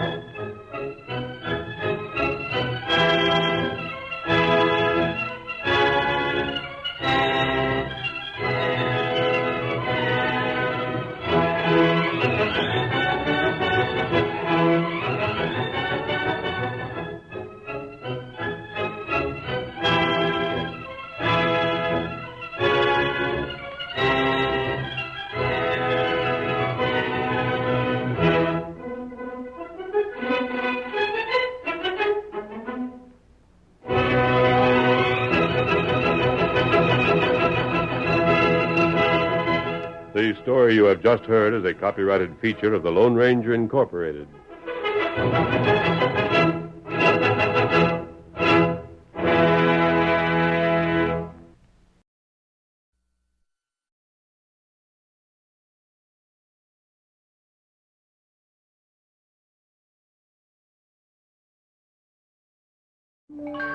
Herbert West is at the top of his class in medical school. How can you teach such drivel? These people are here to learn, and you're closing their minds before they even have a chance. He's brilliant, but a little weird. I've broken the 6 to 12-minute barrier. I've conquered brain death. His experiments have always been unorthodox. It was dead. But lately, they're getting out of hand. And he's just made a discovery that could wake up the dead. Herbert West has effected reanimation in dead animal tissue. What are you thinking? How do you feel?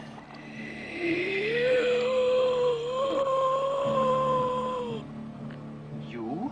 15 cc's of reagent being administered. Once you wake up the dead, you've got a real mess on your hands.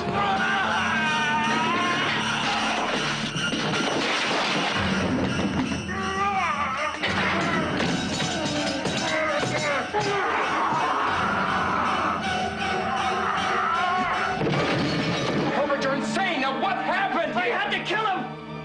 He's dead? Not anymore.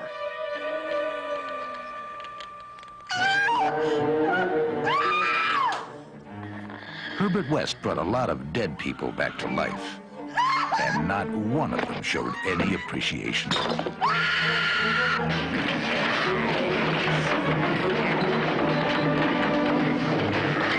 H.P. Lovecraft's classic tale of horror, Reanimator. Mr. West.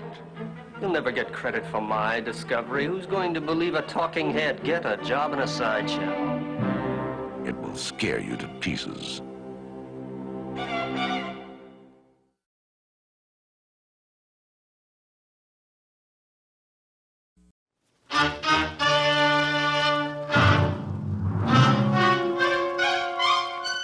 Box 13, with the star of Paramount Pictures, Alan Ladd, as Dan Holliday.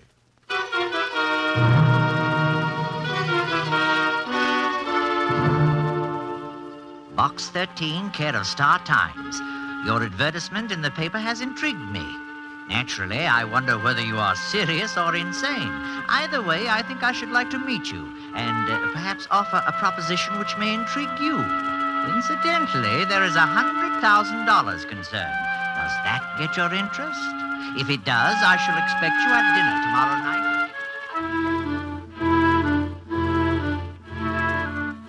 I shall expect you at dinner tomorrow night at 8. It will be informal, so don't bother to dress. Yours for adventure, Charles Winthrop. Does $100,000 interest me, yes? Brother, that much money would put new life in a mummy.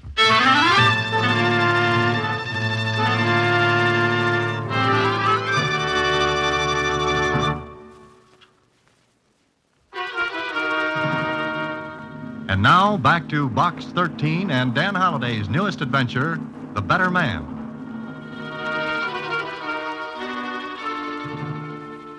Charles Winthrop. Charles Winthrop. You know, Mr. Holliday, that name sounds awfully familiar. Well, it should, Susie. Mr. Winthrop is one of the richest men in the country. Oh, sure, I remember now. He's a regular Crisis. A what? Don't you know, Mr. Holliday? Crisis was a rich king. Oh, don't you know, Susie? Croesus, not Crisis, was a rich king. Oh, someday I'll pronounce something right. You do, and you'll lose your job. Okay, Susie, it's dinner tonight with Charles Winthrop to see what's on that mind of his.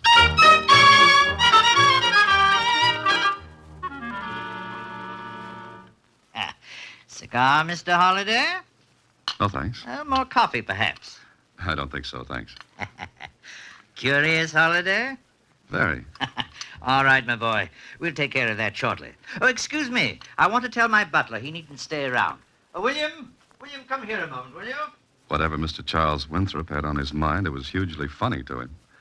All through dinner, he'd stop eating, slap his thigh, and laugh. And I wasn't saying anything funny either. Oh, William. I watched him as he told the butler what he wanted. I believe you have the night I got a kick out of him. Short, thin little man with wisps of gray hair that kept floating over his spectacles. And when he talked, he craned his neck forward like an inquisitive bird, his little eyes twinkling. Oh, he was enjoying a great joke, and I wondered what it was. All right, Holiday. We'll be alone and we can chin a little. Think I'm crazy, huh? Mr. Winthrop, any man who can collect about 20 millions is crazy like a fox. Oh, money isn't everything. No, some people die young. Touché. Now, let's get right to the point. As I understand it, you advertise for adventure to get plots for your fiction, right? Right. So I'd say you'd like my little proposition. Well, that all depends. Surely. Well, someplace in this city, I have hidden a packet containing 100 $1,000 bills. Do you hear me? I'm afraid I did. No one knows where it is but me. But you can find out. I know a lot of people who would like to find 100,000. Oh, I know. That's why I've thought of this wonderful thing. Wonderful, wonderful. What wonderful thing? Ever been to Tibet, Holiday? Not recently. China, India, Japan, Africa, Malaya? What are you getting at? At me. I've been to all those places, Holiday. I went before they stank up the streets with gasoline, commercialized the pyramids, lighted up the tombs with floodlights, and made the world just one long, big bore. And? Well, I'm tired of being bored. I want excitement. So you hid $100,000 where you can find it. What's exciting about that? You're going to hunt for it. I am, huh? So are 3 other persons whom you don't know, whom you've never seen. And these 3 other persons have never seen you. Ooh, we'll be a cozy little crowd. Oh, think so. But never mind that for a minute. Now, I take it you've got a good income, huh? Not like yours. But then I never eat caviar. But you're comfortably fixed, eh? All right, yes. Oh, magnificent. That makes it perfect. I'll have a grand time. Well, drop me a postcard. I'll keep in touch. Now, wait. If you find the money, I will match it with another 100,000 and give it to any charity or cause you name. Cancer Research, Infantile Paralysis Fund, or any of a dozen. Or split the entire amount any way you want. Now, how's that? Sounds good. Now, what's the rest of this? At midnight tonight, after you leave, I will drop 4 letters in the mailbox. Now, these 4 letters will be identical. Each will contain the first clue to the whereabouts of the money. The first clue will lead to the next, and to the next. And so on until the money is found. Is that it? Exactly. Each of the 4 persons concerned will receive one of those letters at the same time. And the hunt will be on. I take it you had one of these cozy little dinners for each of the other 3. Yes, that's right. Each one agreed. Each one agreed to turn the money over to charity? Oh. Maybe I'm bringing back vaudeville. I'm killing you. No. No, this is what makes the plan so perfect. One of the persons is a man who would kill to get that much money. Oh, I chose him well. Oh, no, he'll not turn the money over to charity. I see. And the others in this little game? Well, no, I'm not so sure. But $100,000 is a lot of money. I've watched people grab and cut each other's throats for much less, Holiday. In other words, you'd send 4 people against each other to amuse yourself. No thanks, Winthrop. I'll take my hat and some clean, fresh air. Well, after all, Mr. Halliday, you advertised adventure wanted. That's right. And that's not an entry blank into a cutthroat game to amuse a cynical old man who's down to his last 20 million. So long. Wait. What for? Now, listen. Those other 3 who are going after the money. Now, one is a man to whom the money would mean cheap nightclubs, gambling, and everything else his stupid mind thinks is life and living. The other 2 would keep the money, I'm sure. Unless you keep them from getting it. Oh, but I won't. I'll watch them play my game and let the one who wins take the stakes. But you, Holiday. What makes you think 100,000 wouldn't tempt me? Oh, I got my money by knowing people. So? You've got the chance to get $200,000 for a worthy cause if you play. And if I don't? The money will still go to one of the other 3. And I'm inclined to think the killer will win.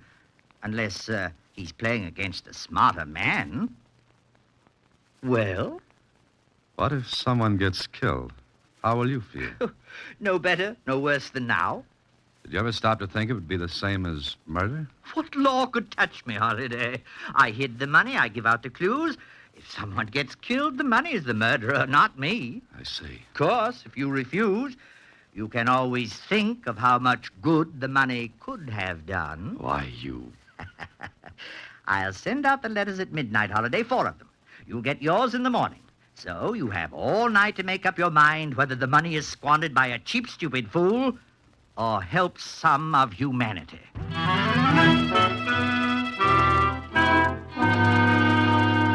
I went home. I went to bed. I didn't sleep much. I had dreams. Dreams that featured the grinning, weazened face of old man Winthrop, $1,000 bills, sick kids in hospitals. They changed places with each other all night. Then in the morning... All right, who is it? Special delivery, Mr. Holliday. Okay, thanks. Shove it under the door. Yes, sir. It was from Winthrop. At first, I wanted to burn it, forget the whole thing. Because the thought of people running around a city fighting over that money made me a little sick. Then, I guess I was mad at Winthrop at his cynical attitude that the killers would always win. I opened the letter and later in my office listened to Susie read it. High swings the hunter, his dog's eye bright. Where science is king, the clue will be right. What's it mean, Mr. Holliday? I don't know. High swings the hunter, his dog's eye bright. Hunter? Hunter? Me? And his dog's eye bright. I never saw a dog with only one eye, or a hunter with a dog's eye. His dog. And why, where science is king? Gee, I never saw a puzzle like this one before. Well, old man Winthrop is certainly having his fun. I worked out a puzzle once about movie stars. The names were all jumbled, see? Susie. And... Susie, say that again. Say what? What kind of a puzzle did you work out? One about movie stars. Why? Stars, stars, stars. Susie, you're wonderful. Am I? Absolutely magnificent. Here. Mr. Holliday, you kissed me. All that and a raise, too. But what did I say? The dog star, Susie, the dog star. What dog star? Hand me that encyclopedia quickly. Gee. Here. Now. Dog star. Here, listen. The dog star, or Sirius, brightest star in the sky, in constellation Canis Major, the great dog. Oh, but what about the hunter? Listen, Sirius may be seen below and to the left of the constellation Orion, the hunter. That's it, Susie. High swings the hunter, his dog's eye bright. But what about the next line? Where science is king, the clue will be right. I don't know, but it's got to have something to do with Orion the hunter. Listen, Susie, I'm going to find out a few things. I'll be at the Star Times for the next half hour. Okay, I'll say one thing for Winthrop. He made the game fun to play. That is, if keeping one step ahead of a killer was any fun. Anyway, at the Star Times, I talked with the science editor. Say, what the devil are you up to, Dan? Hey, look, Lou, give me some help, will you? If I can, sure. What's your problem? Read this. What is all this? Never mind now. I'll explain later. But Orion is the hunter. Oh, I see. Well, what do you want to know? What about Orion? Does it swing high? Sure. It rises roughly in the east, swings upward in an arc, and then sets. When is it at its highest? Oh, I should say around midnight. Midnight. Okay, now what about that where science is king line? Make anything out of that? Well, I should say science is king at an astronomical observatory. At least that would tie in with the rest of this doggerel. Lou, you're wonderful. Oh, by the way, Lou, there's an observatory in town, isn't there? Sure, the Winthrop Observatory. The Winthrop? Mm-hmm. Somebody managed to squeeze a few shekels out of the old boy to build the thing. He insisted it carry his name. So it all fits. Okay, Lou, tonight I'm going to be a stargazer.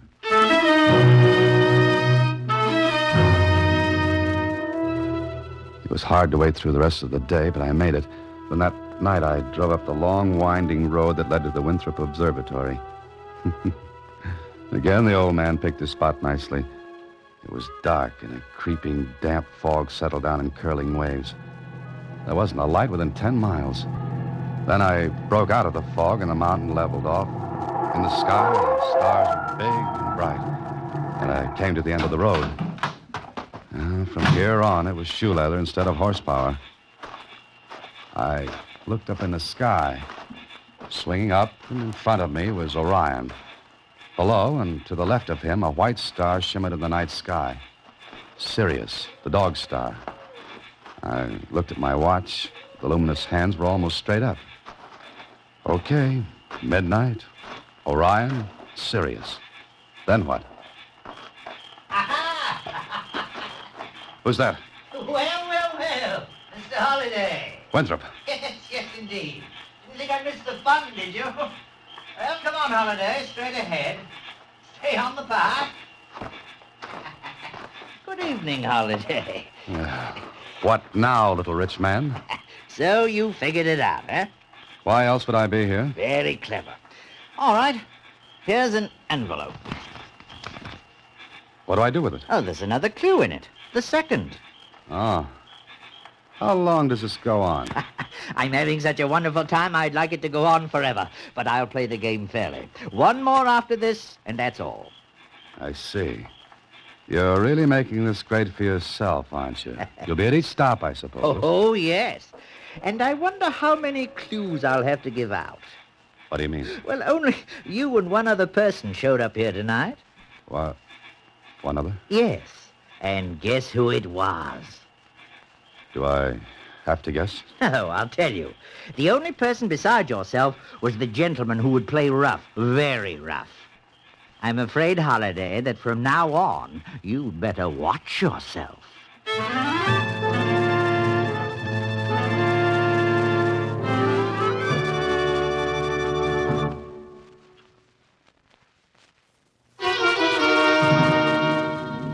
And now back to The Better Man, another Box 13 adventure with Alan Ladd as Dan Holliday.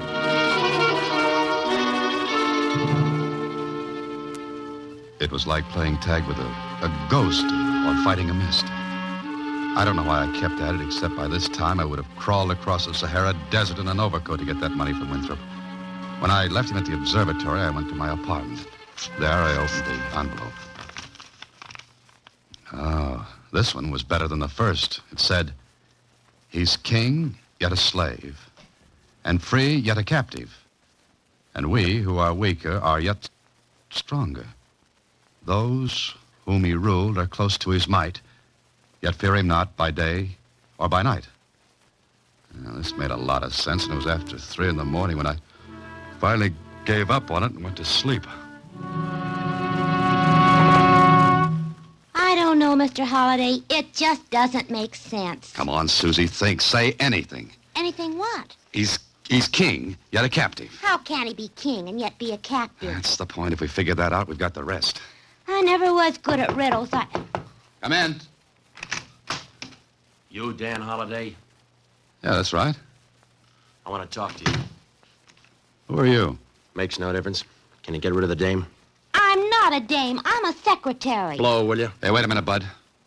Didn't you get in the wrong act? Sit down, Holliday. I'm not tired. Okay, stand then. Get rid of the dame. Susie, run down to the Star-Times and pick up the mail, will you, please? All right, Mr. Holliday. But tell him I'm not a dame. Okay. Maybe you know why I come here, huh? I can make a good guess. Well, that's swell. Now we don't have to beat each other's brains out. I didn't know we were booked for it. You could use 50 grand, couldn't you? Keep talking. All right, look. What's the sense in both of us running around in this rat race? You the rat? Don't talk like that, Holliday. Why don't you get to the point? Okay. You and me got the only clues. We team up. We're each 50 grand to the good. Which means you can't figure out this second clue from Winthrop. Maybe. If you had it figured, you wouldn't be here now. So that makes sense. Mm-hmm, that's right. What do you say? What if I won't make it a duet? What makes you think you'll get to that money? Nothing, right now. I asked a question. What do you say? The answer is no. That final? You can close the books, lover boy. All right. Oh, wait a minute. Yeah? How did you know who I was and where to find me? I didn't know you or where to find you. You figure it, Holliday. You got the brains. But get this. I'll be right on your trail from now on out. If you change your mind about that split, Put an ad in the agony column of the papers. I'll see it. So long.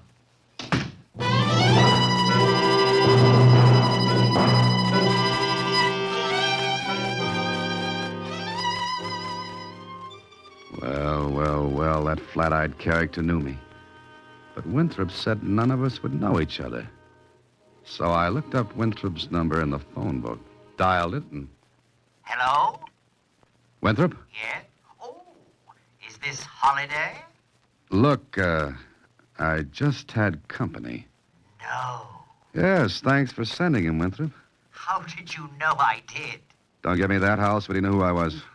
That's right. I had to put a little zip into the game, Holiday. He's such a charming fellow, isn't he? Okay, you've had your belly laugh, but that's it. Oh, you're not quitting. I don't like to be thrown to the lions. What did you say? I said I... Well, go on. He's king, yet a captive. King of the beasts, the lion. Wonderful. Now all you have to do is follow it up. Nothing doing. Oh, you're so close, Holiday, and all you have to do is be careful. I'm beginning to like you less and less. I'm not a likable person. However, whether you go on or not is your affair. But I should be very disappointed in you if you didn't. Hello. Hello. Hello.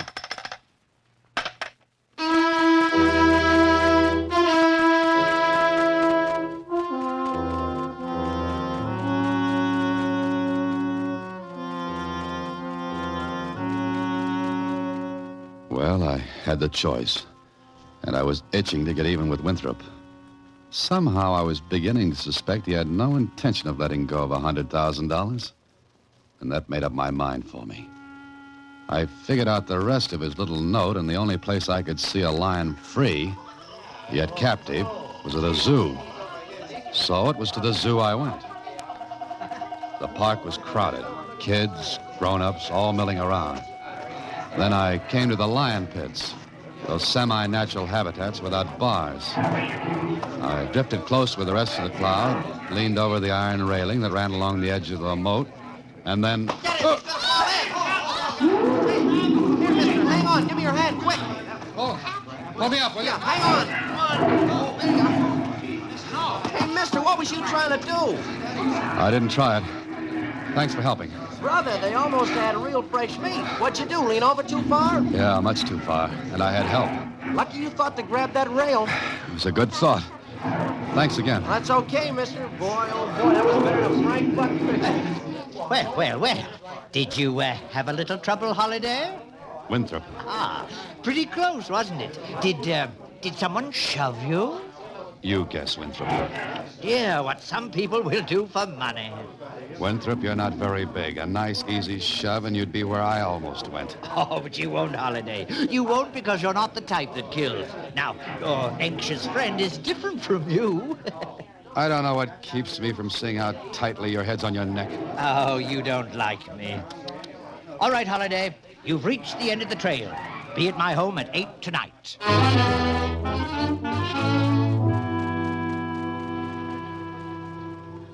It was 8 o'clock when I walked up the steps in front of the Winthrop home. There were little chills chasing each other on bicycles up and down my spine. But I rang the bell. Oh, good evening, Holiday. Come in. What have you got lined up for tonight? Come this way. In here. Sit down, Holiday. Thanks. I suppose you'd call all this quite fantastic, wouldn't you? You're insane. Oh, well, aren't we all? I'm just able to indulge my whims. Most people aren't. Well, I suppose you want the money, huh? You're not kidding anybody, Winthrop. There isn't a penny hidden anywhere. Oh, yes, there is. But the game is not quite over. What do you mean? You may come in now. I believe you two know each other? Yeah, sure. Thanks for almost making me Daniel in the lion's den. Think nothing of it. What is this, Winthrop? Now, patience, Holiday. I have a proposition. The best part of the game. Here is $100,000 in cash. Now, you two can decide what to do about it. You can divide it equally, or may the better man take it all. I looked at Winthrop. He was grinning. I looked at the other man. He wasn't grinning. He was eyeing that package of money. Then he looked at me, and it was easy to see what was on his mind. And Winthrop saw it, too, because he leaned forward. 100,000 is much better than 50, isn't it? Yeah, it is. As you see, I am armed. You two are not. Suppose we decide to split. That decision will have to be unanimous with both of you. I ain't splitting it. Good! I thought I'd chosen well in you.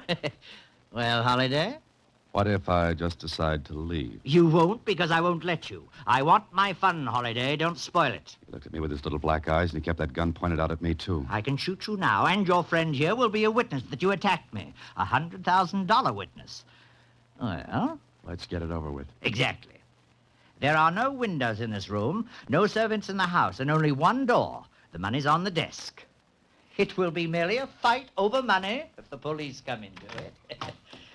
When you've had your little argument, the one who's left can knock on this door, and I'll come and unlock it.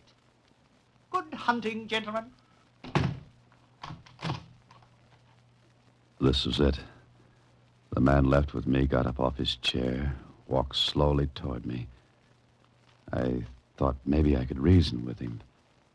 But what argument can you use on a killer? Then...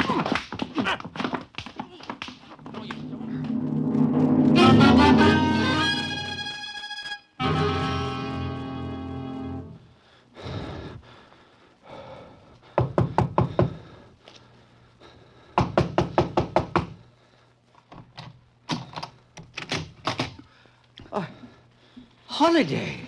Surprised, Winthrop? Right. Congratulations, Holiday.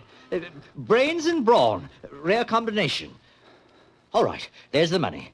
Take it, and I'll match it with another 100,000. You'll match it with $500,000. What? You heard me. Your pal there is out right now, but in a minute he'll come too. And I'll leave him alone with you with that money still on the desk. But you can't. My gun. Winthrop. Listen, Holiday. Now, you're not a killer. You wouldn't leave me alone with him. No. Watch.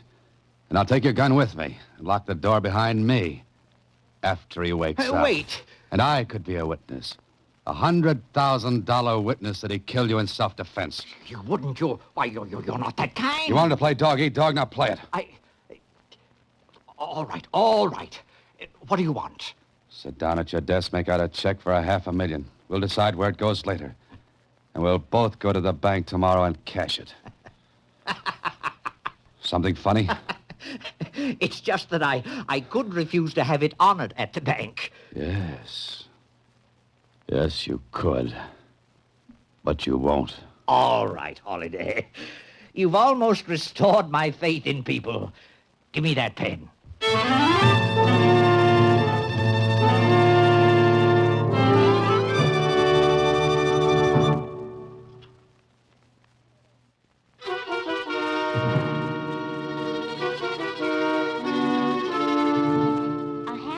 $500,000 to charity and medical research.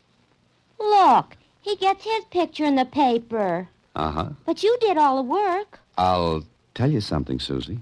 What, Mr. Holliday? I got even with the man who called you a dame. Satisfied now? Well, I don't know. He was kind of cute at that. Oh, no. Good night, Susie.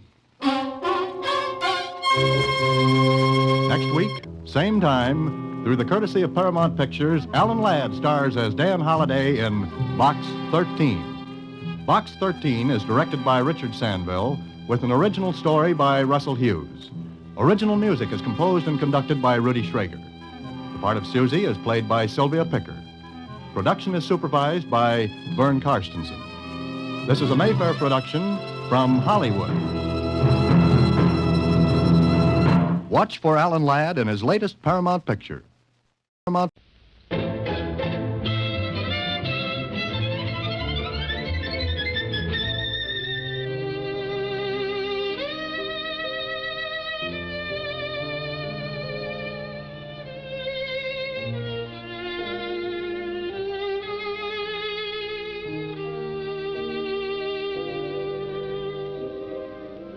I've never been in Paris with someone I loved.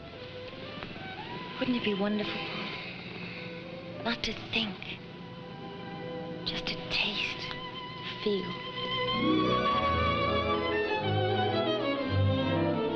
Rhapsody is the story of Lulu and her loves. Elizabeth Taylor gives the performance of her young life as Lulu. Lulu, spoiled by wealth, selfish by nature, always demanding and getting what she wants. And these are the men she wants, each destined for greatness in the world of music, until Lulu comes into their lives. You've met the new Latin sensation, Vittorio Gassman, in the role of Paul Bronte. This is the other man, Jamie, played by John Erickson, the boy who won fame for his great performance in the Broadway play Stalag 17. And this is Louis Calhern as Lulu's indulgent father, the first man to know her, the last man to understand her. Will you understand her? A girl possessed by her desire to own a man, not just love him. What do you want me to do? Tell me. I'll do it. I want you to need me as much as I need you. He loves me. Oh, not the kind of love you require, my dear. You have an almost neurotic need to be needed. I thought you needed me. Yes, but not like an octopus with 1,000 tentacles around me. If you'd love me, you'd see that I have to be free for a while, to work, to find myself.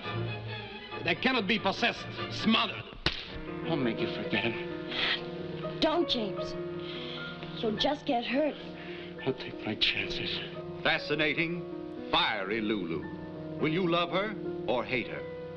You will want to find out for yourself.